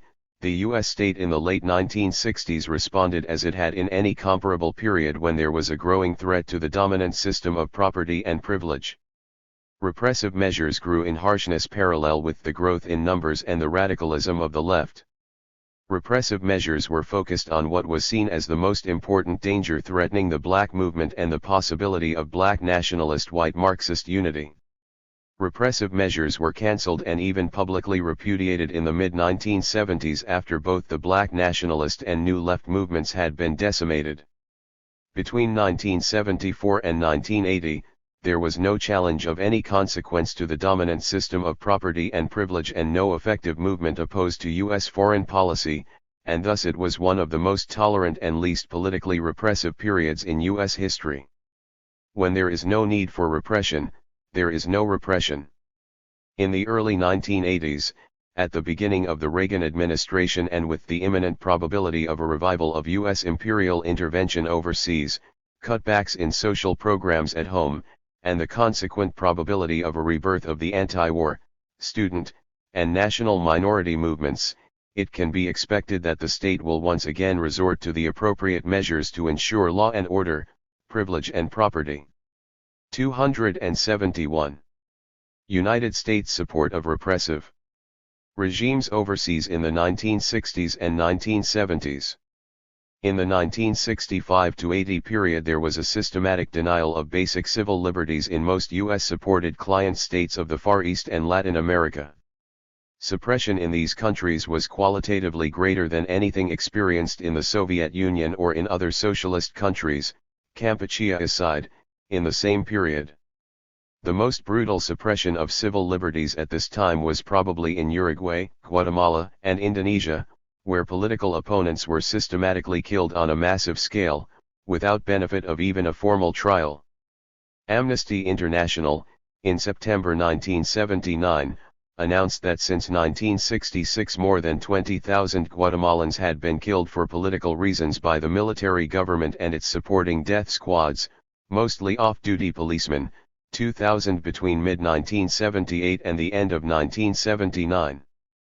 There have been no convictions for any of these 20,000 murders. It reported that all those arrested for political reasons have been killed, only one of whom was allowed to make contact with friends, relatives, or lawyers. Amnesty International does not adopt prisoners of conscience in Guatemala because prisoners of conscience are murdered within a short time of their detention. 193 About 1 in 500 persons in Uruguay in the late 1970s was in jail or concentration camps for political reasons. Political incarceration at an equivalent rate for the Soviet Union at the same time would mean over 500,000 prisoners, compared to the actual total of between 100 and 500. I.e. the rate of incarceration for political reasons in Uruguay was more than 1,000 times higher than in the Soviet Union, see Chapter 8. It has been estimated that between 1973 and 1978 a total of 40,000 people were jailed for political reasons, about 1.4% of the population. The comparable number of political prisoners in the Soviet Union would be approximately 3.5 million, i.e. the overall rate of political incarceration in the 1973-78 period was about 10,000 times higher in Uruguay than in the Soviet Union. 194. 272. Since the military coup in Argentina in March 1976 through to the end of 1978, 15,000 political opponents went missing without a trace and have been officially declared dead by the government. A year after the coup there were between 5,000 and 10,000 political prisoners, as well as tens of thousands forced into exile. 195 similar data can be reported for other Latin American countries, especially Chile, Brazil, El Salvador, and Paraguay, where political opponents systematically disappear, many murdered by death squads, consisting mainly of off-duty police and military personnel, unofficially sanctioned and protected by the state. Amnesty International's annual report for 1975-76 notes that more than 80% of the urgent appeals and actions for victims of torture are from Latin America. 196 American client states in the Far East have also been especially brutal in their suppression of civil liberties. Estimates of the number of leftists killed after the 1965 military coup in Indonesia run from between 500,000 and more than 1 million, disproportionately people of Chinese descent. Official government figures report another 750,000 people arrested for political reasons. Amnesty International estimated that in 1977 there were still between 55,000 and 100,000 political prisoners. Indonesia's heavy-handed approach to civil liberties was again demonstrated after the December 1975 Indonesian invasion of East Timor. Estimates of the number of East Timorese killed by the Indonesian army run to 1/6 of the population. A report of the Australian Parliament found that the Indonesian army engaged in indiscriminate killing on a scale unprecedented in post-World War II history. 197 South Korea and the Philippines are also notorious for suppression of civil liberties. By the end of 1977, more than 60,000 persons had been arrested by the Marcos regime. In 1981, 15,000 were imprisoned without trial in South Korea for their writings, speeches, union activity, or for demonstrating. 198 Suppression of basic civil liberties is also virtually universal in the various right-wing dictatorships and racist regimes of Southern Africa and the Middle East. Political prisoners in Iran between 1973 and 1976 are estimated at 25,000 to 100,000, and 300 officially acknowledged executions. 199 The Republic of South Africa systematically detains opponents without trial and restricts 273 their freedom of movement, expression, and association, as well as tries and convicts opponents of apartheid. Israel engages in similar practices against Palestinians. According to Amnesty International, Israel employs the use of administrative measures to physically restrict individuals without due process of law, including detaining them without trial. 200 The U.S. state systematically supports the repressive regimes in Asia, Africa, and Latin America and their use of the repression of civil liberties as a mechanism to secure their rule, and thus consolidate existing property and power arrangements. Table 8.1 shows the relation between increased political repression and denial of civil liberties, and both increased benefits to U.S. transnational corporations and increased economic and military support from the U.S. Over 200,000 Latin American military personnel were trained in the U.S. between 1949 and 1980. The U.S. not only trains foreign military personnel in about 150 different bases and schools but also sends military advisory missions to a great many less developed countries. Most of the arrests, confinements, executions and torture of political prisoners in right-wing regimes are carried out by the military police, who are largely trained and often advised by the U.S., or the Brazilian military, itself trained by the U.S. Savak, the Shah of Iran's secret police, was set up by the CIA in 1957 and its leading officers were trained by the U.S. Many Savak agents received instruction under U.S. police training programs financed by the Agency for International Development, AID. The U.S. military and intelligence agencies provide training in torture techniques to the police and military as well as providing torture technology. The rationale for U.S. support for repression of civil liberties in the right wing, less developed countries is that repression is essential in order to fulfill the overriding demand for the security necessary to obtain stability for economic development and the consequent prosperity that will render conservative parliamentary capitalist forms viable. Both the US and the various military regimes justify their use of wholesale confinement, torture and execution of opponents as necessary to eliminate the terrorist, i.e., revolutionary forces threatening their societies. It is of interest to point out that the tens of thousands of leftists killed in Latin 274 America, from 1973 to 1976, as part of the campaign to stamp out terrorism contrasts with the worldwide total of 292 deaths reported by the State Department's Office for Combating Terrorism in the same period as allegedly caused by terrorists, i.e., leftist revolutionaries. 201 In spite of the very large disparity between deaths caused by leftist terrorists and by military regimes, it should nevertheless be pointed out that the massive repression of political opponents has been far from irrational or gratuitous. To preserve and consolidate the system of property which both encompasses base disparities of wealth and income, and freedom for US and other transnational corporations to invest, communist and other anti-capitalist movements have had to be destroyed or prevented from achieving enough strength to make a revolution. Conclusion. This chapter has attempted to demonstrate that the level of civil liberties, tolerance, and repression over the course of US history, from its revolution of 1776 to the 1970s, has been a product of the threat to the dominant institutions of that society and the need to mobilize for foreign or domestic war. The next two chapters on the Soviet Union over the comparable period in its history from its revolution of 1917 to the 1980s, attempt to demonstrate that most of the variation over time in the level of tolerance and repression in that society, as well as the comparative differences between it and the US, are due primarily to the variations and differences in the degree of internal threat to its prevailing institutions and the need to mobilize for external and internal war. In other words, it will be shown that there is no qualitative difference in this respect between the two countries.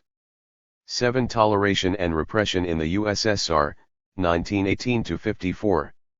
This chapter and the following one examine the level of tolerance/repression of ideas contrary to the values of the Soviet system, as well as the variations in the level of due process guarantees for political opponents, over the course of Soviet history. This chapter focuses on the period of civil war, 1918 to 20, the new economic policy, 1922 to 27, the Cultural Revolution and collectivization, 1928 to 31, the so-called Great Purge, 1936 to 38, and the post-war, 1948 to 55, periods. Chapter 8 explores the contemporary, 1965 to 82, period. Chapter 9 interprets the results of chapters 6, 7, and 8 in an attempt to develop a general theory of the level of tolerance of public advocacy that can account for variations in political repression in any state society, capitalist or socialist. This attempt to develop an analytical framework within which to explain the somewhat radical fluctuations in tolerance and repression over the course of Soviet history should, in no sense, be taken as a justification for the unjust and erroneous action taken against either many innocent, middle and rich peasants in the 1930-31 period of rapid collectivization, or the many innocent leaders and officials of the CPSU and other Soviet institutions who were purged and, in all too many cases, executed, in the 1936-38 period. Those who want both to understand such events, so that they may not happen again, to understand the real liberating potential of socialism and capitalism are perhaps compelled more than others to seek an understanding of the causes of such phenomena. It is insufficient, and scientifically 284. Inaccurate, to lightly dismiss actions against innocent people as a result of the personality of a few bad leaders or of merely mistaken policies. If the left is, 1. Successfully to avoid such serious errors in the future, and, 2. To give a scientific account of these past events to those who today are justly concerned about human rights in socialist societies, and who, because of such legitimate concerns, keep their distance from the left, then it is essential that a careful and non-emotionally charged analysis be developed. The last chapters of this book are an attempt at such an analysis. It should be stressed that official contemporary CPSU accounts of the developments of the collectivization and Great Purge periods are not used as evidence here, and that heavy reliance has been accorded to Western, carefully documented sources, as well as the reports of leading opponents of the CPSU leadership during this period, for example, Deutscher, Medvedev, Brzezinski. Unquestionably, 1. Many innocent peasants were wrongfully considered to be class enemies and treated accordingly during the height of the campaign for collectivization, and, 2. Such Soviet leaders as Bukharin, Kamenev, Trotsky, Tukhachevsky, and Zinoviev were neither guilty of any collaboration with Western intelligence agencies, nor guilty of the charges of conspiring to overthrow Soviet power, as was falsely claimed in the 3 Moscow trials of 1936–38.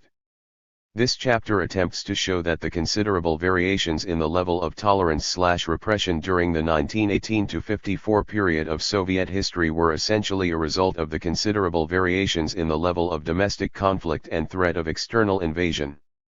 In general, the greater the level of domestic crisis and the perceived probability of external invasions, then the lower the level of tolerance of public advocacy of anti-Bolshevik or anti-leadership ideas.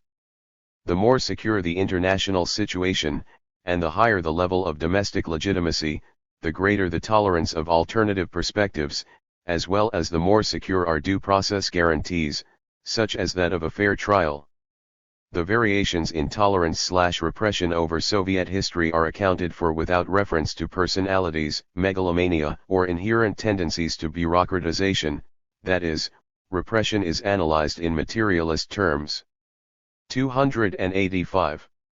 Civil War, Invasion, and Relaxation, 1918–27. In any revolutionary civil war, both sides act against opponents behind their lines, just as they take direct action opposing organized armed groups. Such was the case in the Russian Revolution and Civil War, as it has been in the American, English, French, Cuban, Vietnamese, Angolan, or any other revolutions. Out of the Military Revolutionary Committee of the Soviets, which organized the seizure of power in October 1917, grew a special security branch, mandated to seek out counter-revolutionaries and saboteurs, the Extraordinary Commission to Combat Counter-Revolution and Sabotage, the CHIKA. Organized under the leadership of the Polish revolutionary Jarutyński, the early CHIKA was described by John Reed as self-restrained and gentle, an evaluation with which most authorities, including Roy Medvedev and Isaac Deutscher, concur too. During the first 6 months of CHIKA activity, throughout the spring of 1918, only 22 people were executed for sabotage or counter-revolutionary activities. During the second half of 1918, however, as the Civil War intensified, a wave of conspiracies and terrorist acts swept over the young Soviet Republic and the party was obliged to respond with the Red Terror. The bulk of CHIKA activities took place near the military fronts and were directed against those who were playing an active role in aiding the White Armies. According to Roy Medvedev, CHIKA activities were thought of not as juridical or investigative agencies. They were military administrative punitive agencies. Just as a soldier at the front kills his opponent simply because he sees him with a weapon in his hand, so the CHIKA's mission was to seek out and destroy counter-revolutionaries and saboteurs, the internal enemy. A civil war is a special kind of conflict. 286. The front passes through every city, every village, every house. 4. During the last 6 months of 1918, approximately 6,000 people were shot for counter-revolutionary activities and sabotage, and during the next 2.5 years of civil war another 7,000, many more people were confined. Given the ferocity of the war, as well as the historical standards of White Terror, including that engaged in by the Russian Whites at the time, or other revolutionaries' terrors, for example, that of the French Revolution, this Red Terror was mild. According to Bolsheviks at the time, if the CHIKA can be accused of anything, it is not excessive zeal in shooting, but insufficient application of the supreme penalty. 5. According to Medvedev, the Red Terror of 1918-21 was a question of saving the Soviet state from certain downfall. 6. Deutsche comparing the Red Terror of 1918-21 with that of the French Jacobins in 1793 and 1794, emphasized the revolution's gentle treatment of its enemies. The Bolshevik regime was nearing the close of its second decade without showing signs of Jacobin-like insanity. To be sure, there was no lack of terror in the years of the Civil War, from 1918 to 1921. But that terror was still a measure of war against an armed and militant counter-revolution. Its methods and objectives were defined by the nature of that war. Unlike the Jacobins, the Bolsheviks did not execute their Girondists.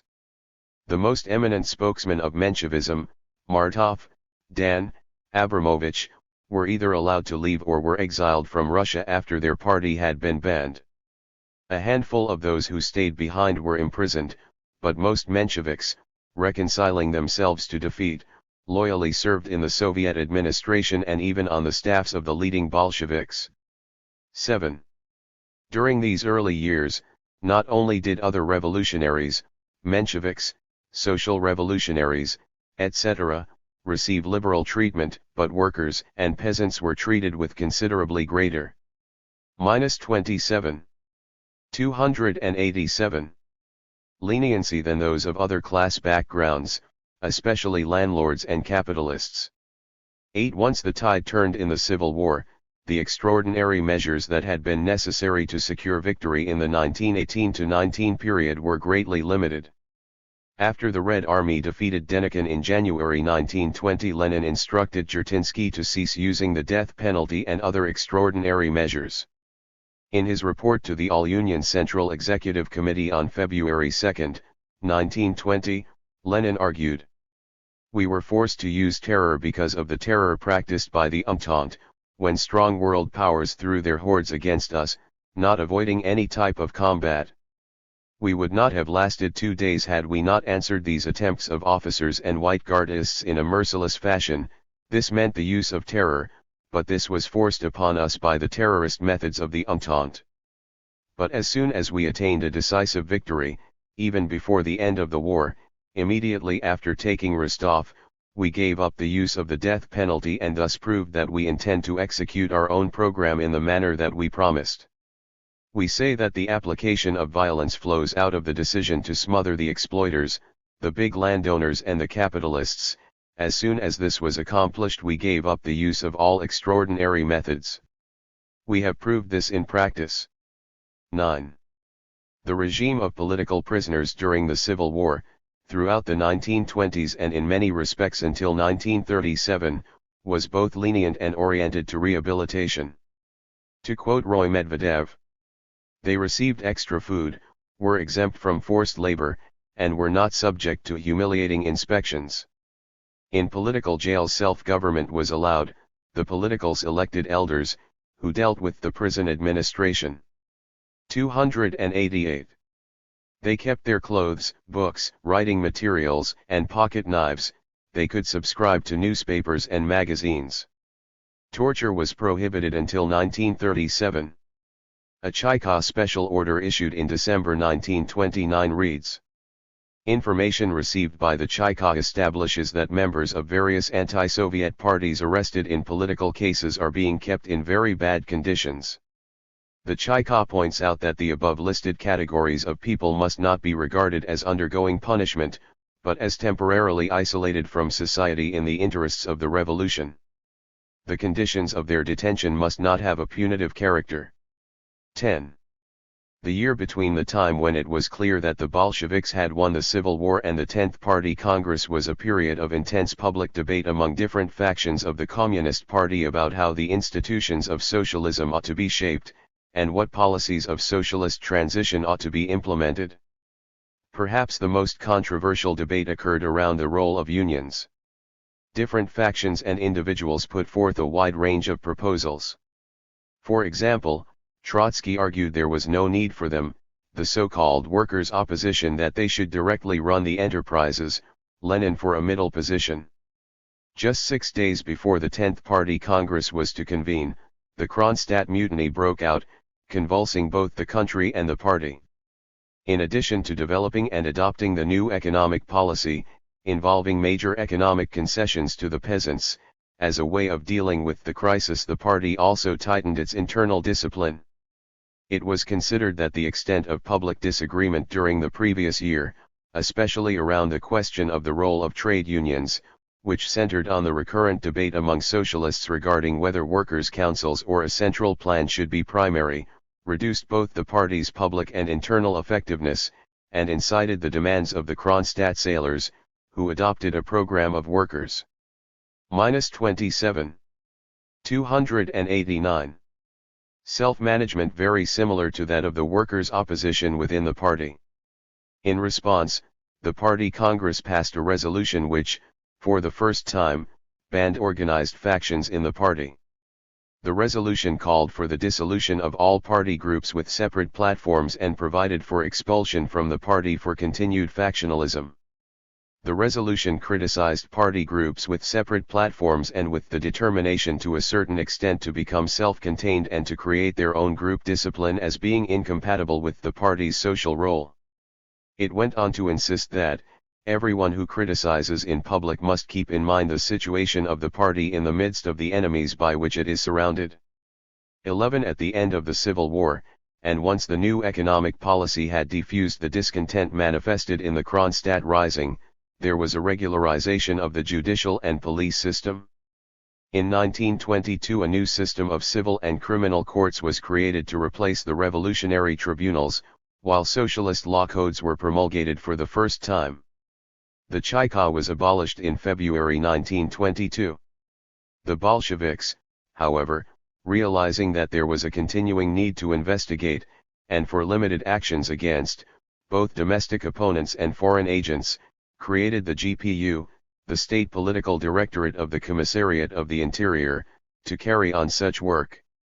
The criminal code adopted in 1922, sensitive to the needs of both justice and self-preservation, read: propaganda, or agitation, or participation in an organization, or cooperation with organizations, have the effect, i.e. the propaganda or agitation, of helping in the slightest way that part of the international bourgeoisie, which is endeavoring to overthrow the Soviet system, by force, whether by intervention, or blockade, or by espionage, or by financing of the press, or by other means, is punishable by death or imprisonment.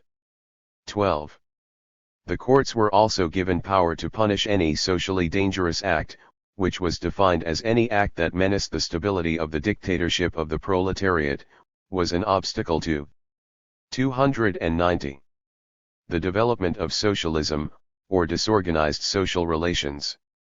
13. Thus, like any other state, the consolidated socialist regime organized its repressive apparatus to defend itself both against external enemies and domestic opponents who actively opposed the system of property relations it was designed to protect. As a state it could not act otherwise and survive.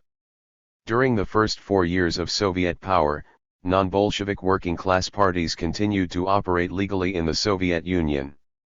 The left social revolutionaries were co-partners with the Bolsheviks on the ruling Council of People's Commissars, occupying 7 of the 18 seats, until July 1918.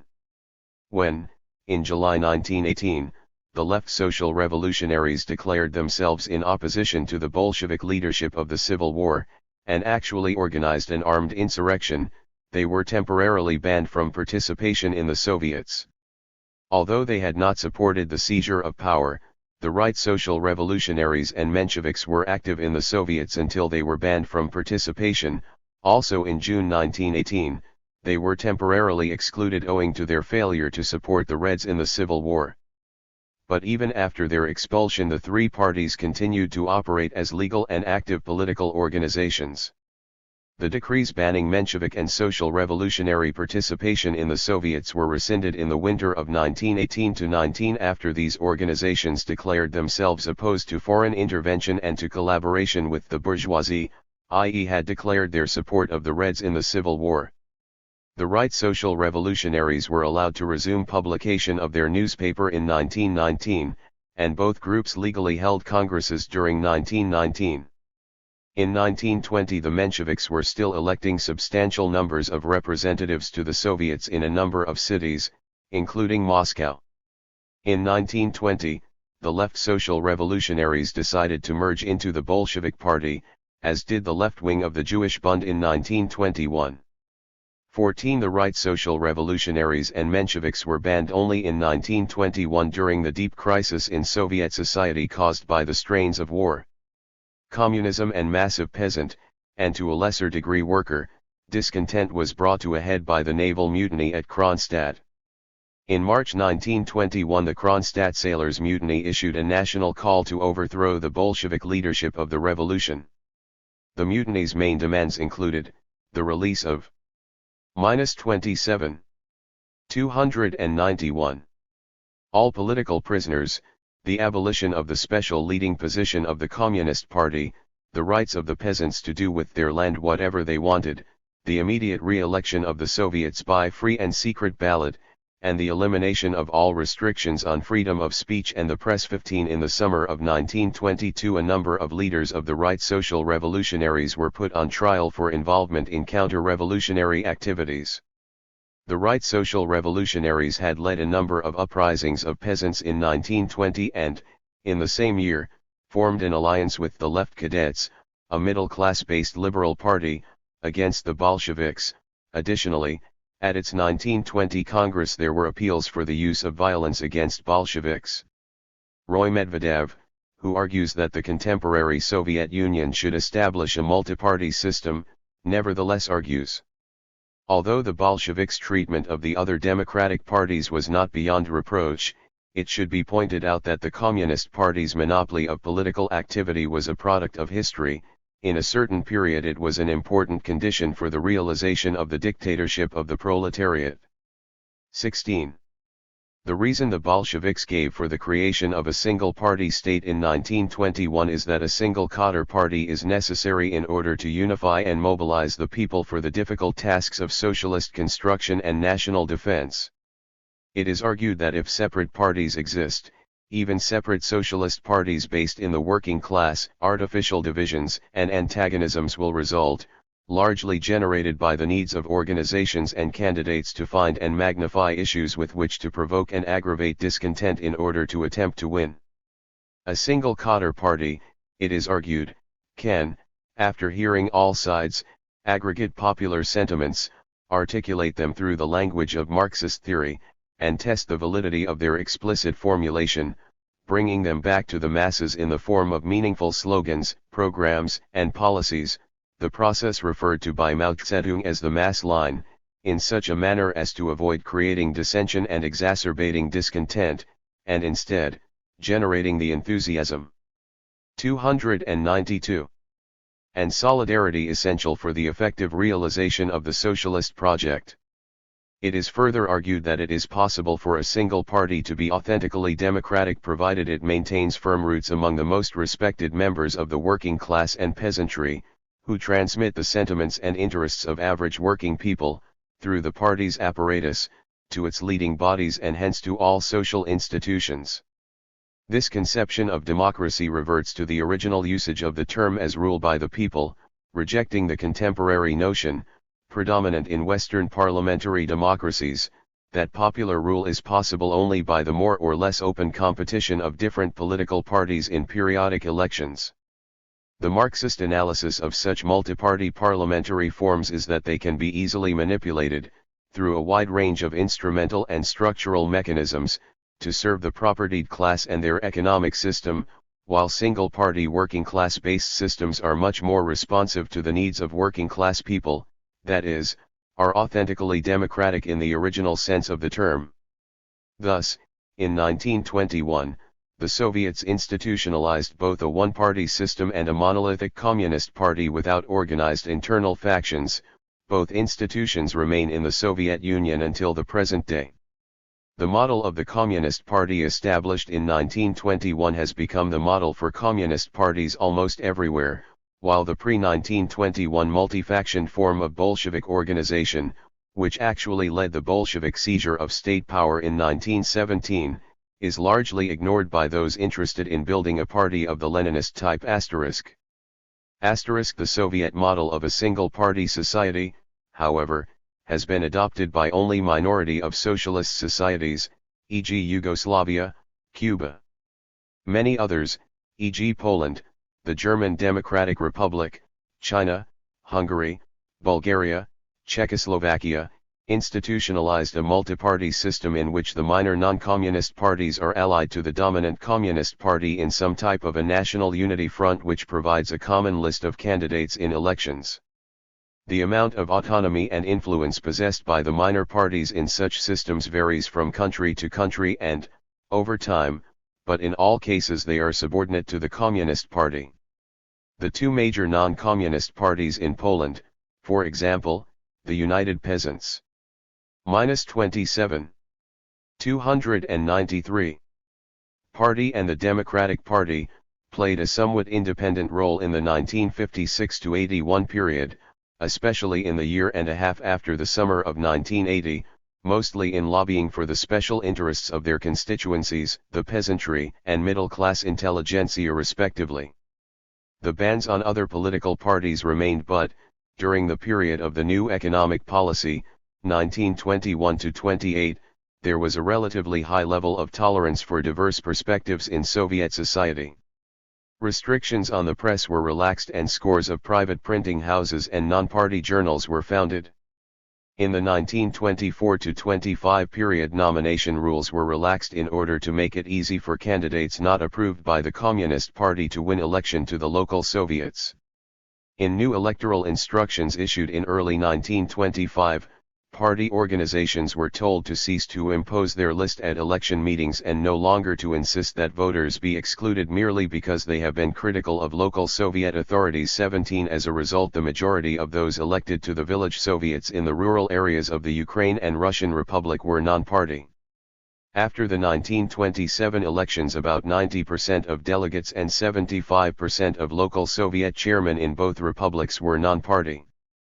18 The ban on organized factions in the party was not rescinded, but a vital internal party life, as well as toleration of widely diverse viewpoints within the party, continued throughout the period of the new economic policy.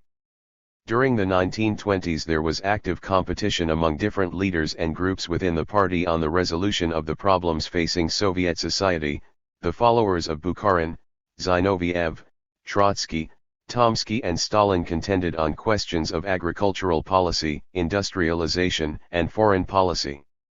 While the center-right alliance of those around Stalin and Bukharin had the upper hand in the period after Lenin's death, they were united on the continuation of the new economic policy and a fairly moderate international line. Their left opponents continued to occupy leading positions. In April 1926 the United Opposition, comprising followers of Trotsky, Zinoviev, and Kamina, as well as the remnants of the workers' opposition and other leftists, formed to oppose the alliance of Bukharin's and Stalin's followers. They opposed the moderate industrial and agricultural policies that the leftists 294 thought were undermining the socialist transition, as well as what was perceived as the leading group's failure to support revolutionary actions in other countries, for example, China. 19 For organizing this loosely knit organization in violation of the 1921 party statutes, its leaders were expelled from the Central Committee, but not from the party. On the 10th anniversary of the Bolshevik Revolution, the United Opposition organized street demonstrations in Moscow and Leningrad, with the result that Zinoviev and Trotsky, the two most prominent leaders of the left, were expelled from the party. The 15th Congress held in December 1927 declared adherence to the opposition, and propaganda of its views, to be incompatible with membership in the party. 20 Trotsky, unyielding, was forced to go into comfortable exile in Central Asia, and finally, at the beginning of 1929, was expelled from the country. He was allowed to take all his personal effects and papers with him. Throughout the mid-1930s, internal opposition within the party, even of the most aggressive type, such as that of Trotsky, was treated with relative benevolence. The relatively high level of tolerance of the new economic policy period in Soviet history was brought to an end by a deteriorating international and agricultural situation. In May 1926 there was a military coup in Poland, led by anti-communist General Pilsudski, hero of the 1920 Polish invasion of the Ukraine. In 1927, the Communist Party of China, which had begun to play a strong and growing role in that country, was repressed and thousands of its members massacred. In 1927 Britain broke off diplomatic relations, while relations with France became strained. Soviet leaders began to predict an imminent economic crisis of capitalism, and hence the outbreak of a new inter-imperialist war. Further, the food supply from the countryside to the cities decreased radically over the 1926-28 period, precipitating a growing crisis in the party's relationship to the peasantry. In the 1926-28 period, as the agricultural crisis heightened, the independent journals and printing houses were either closed down or coordinated with party policy, to prevent them from becoming alternative centers for the mobilization of public opinion. 21 Party discipline was again tightened and the role of the party in the nomination processes, especially in the rural areas, considerably enhanced. 295. How History Judges, Famine and Collectivization, 1928-34. 1928 witnessed a radical shift in the general approach of the CPSU both to international and domestic questions. At the 6th Congress of the Communist International held that year, it was predicted that the world capitalist economy would soon collapse into depression and that the resultant shortage of markets would provoke another period of inter-imperialist warfare. Given such conditions, it was expected both that the revolutionary class struggle would revive and that renewed attacks on the Soviet Union could be expected. Such an analysis dictated that the USSR quickly modernize its economy and acquire a modern defensive military establishment in order to protect itself from the expected foreign onslaught. This primary inspiration of the 1928-31 period was sharply articulated in a speech of the party's General Secretary in February 1931. Sometimes people ask whether it is not possible to slow the pace somewhat, to hold back the movement. No, comrades, that is impossible. It is impossible to reduce the pace. On the contrary, it should be increased as much as is within our power. To reduce the pace means to lag. And the laggards are beaten. But we do not want to be beaten. No, we do not want it. The history of old Russia consisted, among other things, of being beaten continuously for her backwardness. The Mongol Khans beat her. The Turkish boys beat her. The Swedish feudal lords beat her. The Polish-Lithuanian landlords beat her. The Anglo-French capitalists beat her. The Japanese barons beat her. All beat her because of her backwardness, because of military backwardness, of cultural backwardness, of governmental backwardness, of industrial backwardness, of agricultural backwardness. They beat her because it was profitable and could be. 296. Done without punishment. Do you want for our socialist fatherland to be beaten and lose its independence? If you don't want this, you should in the shortest time liquidate its backwardness. We lag behind the advanced countries by 50 to 100 years. We must make up this distance in 10 years. Either we do this or they crush us. 22.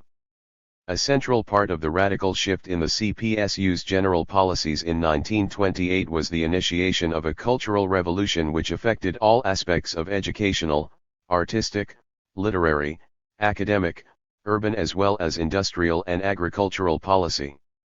The Cultural Revolution's central focus was rapid modernization through central planning, speedy industrialization, and modernization of agriculture, while promoting and celebrating working class and proletarian culture.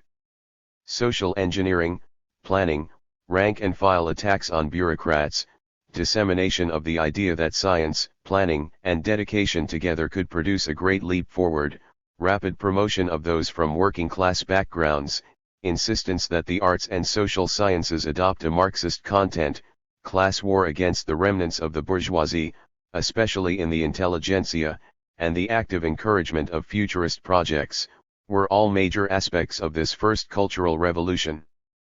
The Chinese proletarian cultural revolution 35 years later had largely similar aims. To quote Fitzpatrick, "Cultural revolution had many facets. It was a worker promotion movement linked to a political campaign to discredit the right opposition within the party. It was an iconoclastic youth movement directed against bureaucratic authority. It was a process whereby militant communist groups in the professions established local dictatorships and attempted to revolutionize their disciplines. It was finally, a heyday for revolutionary theorists and harebrained schemas whose blueprints for the new society not only attracted disciplines among the communist cultural militants but also in many cases gained solid institutional support." 23-34. 297. Cultural revolution also involved a response on the part of the leadership to pressures within the communist movement and the society as a whole. The class war concept of confrontation between proletariat and bourgeoisie reflected real social tensions between the materially disadvantaged and the privileged. The anti-bureaucratic drive of cultural revolution, often verging on an attack on established authority per se, reflected real grievances of the younger generation. Within the professions, communists and non-communists tended to gather in potentially antagonistic camps. The appeal for proletarian hegemony in scholarship and the arts did not originally come from the party leadership, but from groups within the professions and scholarly institutions. 24. In the words of Hoff and Feinsod, the Cultural Revolution in the Soviet Union had, on a somewhat lesser scale, much the same spirit as its Chinese counterpart 4 decades later. Individual specialists often were harassed by local forces, purges were conducted within the bureaucracy and the universities, culture became politicized as the radical figures in the various cultural realms were unleashed to launch frontal attacks upon the established cultural authorities. The People's Commissariat of Enlightenment, which supervised education and the arts, as well as the non-communist intelligentsia, and many utopians took advantage of the situation to push forward their pet projects. 25. According to Hoff and Feinsod, the plan opened up an exhilarating period of struggle and combat, a leap forward into the new. 298. Jerusalem. The air was electric with positions to be stormed, class enemies to be destroyed, and fortresses to be built. The last remnants of private capitalism and the old bourgeois cultural appeared to be headed for extinction. 26. Cultural struggle was waged in the universities to establish proletarian hegemony in the various academic disciplines. Socialist realism was actively promoted as the only truly proletarian art and literature. The pre-1928 policies of the People's Commissariat of Enlightenment were attacked by young communists as too eclectic in their toleration of different art forms, including even the most traditional, and for advancing traditional educational institutions. Anti-Marxist professors were purged from the social science faculties of universities, and party activists now came to dominate the university governing boards, and insisted that universities both actively recruit students of proletarian background and teach proletarian values. The intelligentsia vigorously debated its role in the new society. Students challenged their professors, making them undergo examination and re-election to their positions. Younger, more militant scholars, with programs for focusing their research and writing on problems of practical relevance to society and the economy, overthrew the dominance of the older, more traditional authorities in discipline after discipline. Bureaucratic administrative forms were attacked and innovative methods experimented with. Writers enthusiastically read their works before factory audiences and worked with workers on collective histories of industrial enterprises. Much of the thrust of the Soviet Cultural Revolution was in education, both in order to quickly create a new generation of read and expert working-class technicians and intellectuals to staff the professional and administrative positions in the rapidly industrializing economy, and to develop a new proletarian culture appropriate to a society which was consolidating proletarian socialist institutions, especially the creation of the new Soviet Man 17, both the first 5-year plan, for rapid industrialization, and the campaign for the modernization of agriculture through the creation of large-scale units utilizing modern industrial technology. -34. 299. were central aspects of the storming the heavens philosophy, of which the Soviet Cultural Revolution of 1928-31 was the ideological manifestation. The campaign for the collectivization of agriculture, which was launched in 1928 and radically accelerated in the winter of 1929-30, can be understood only as an integral part of this general line. Russian agriculture was extremely backward.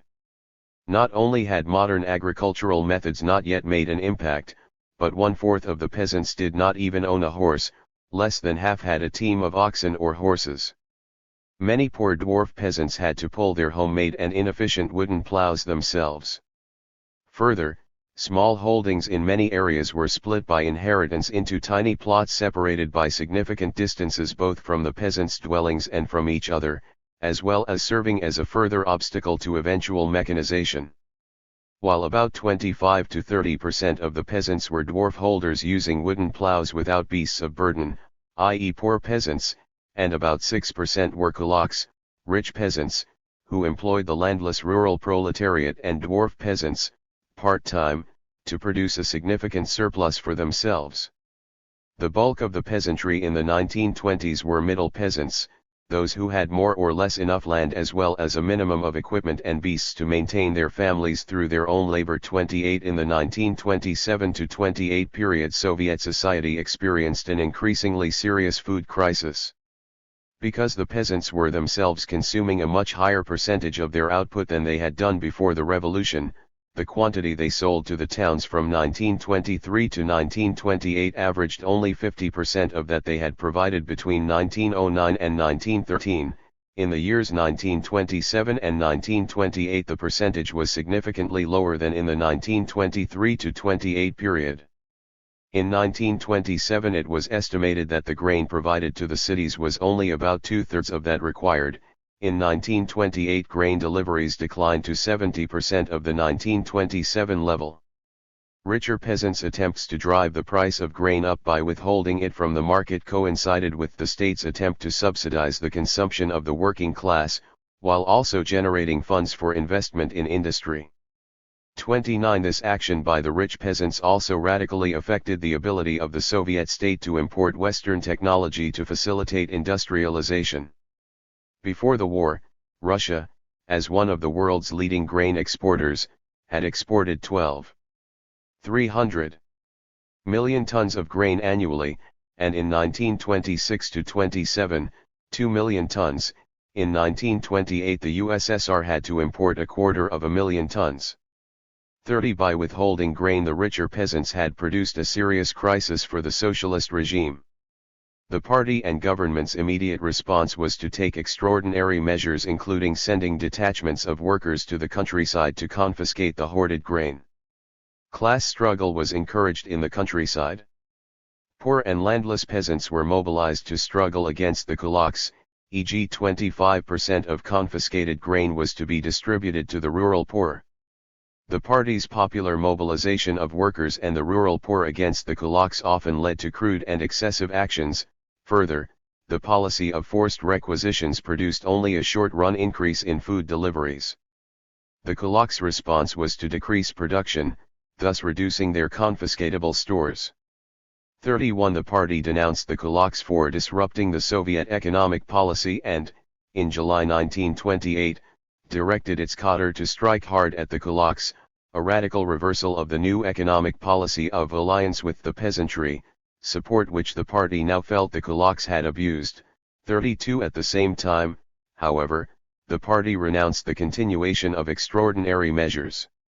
As incentives for the peasants to increase production, new directives were issued to raise grain prices by 15 to 20% and to increase the availability of manufactured goods in the countryside. Throughout the second half of 1928, the party press repeatedly asserted that there would be no more searches and forced seizures of grain. 33 But in the winter of 1928-29, the rich peasants' failure to respond by increasing grain deliveries led to further search and seizure operations. Less grain, in fact, was delivered than during the previous year. Grain rationing now had to be introduced in the cities. 2 winters of forced requisitioning interspersed by a period of failed attempts at reconciliation was invoking great antagonism between the party, with its urban worker and poor peasant backers, and the kulaks, while, in Roy Medvedev's words, the country was threatened with the complete disorganization of the whole national economy, and with famine imminent, something had to be done at once. 34 Collectivization, advocated for many years by the party's left, e.g. Trotsky, Zinoviev, became increasingly necessary.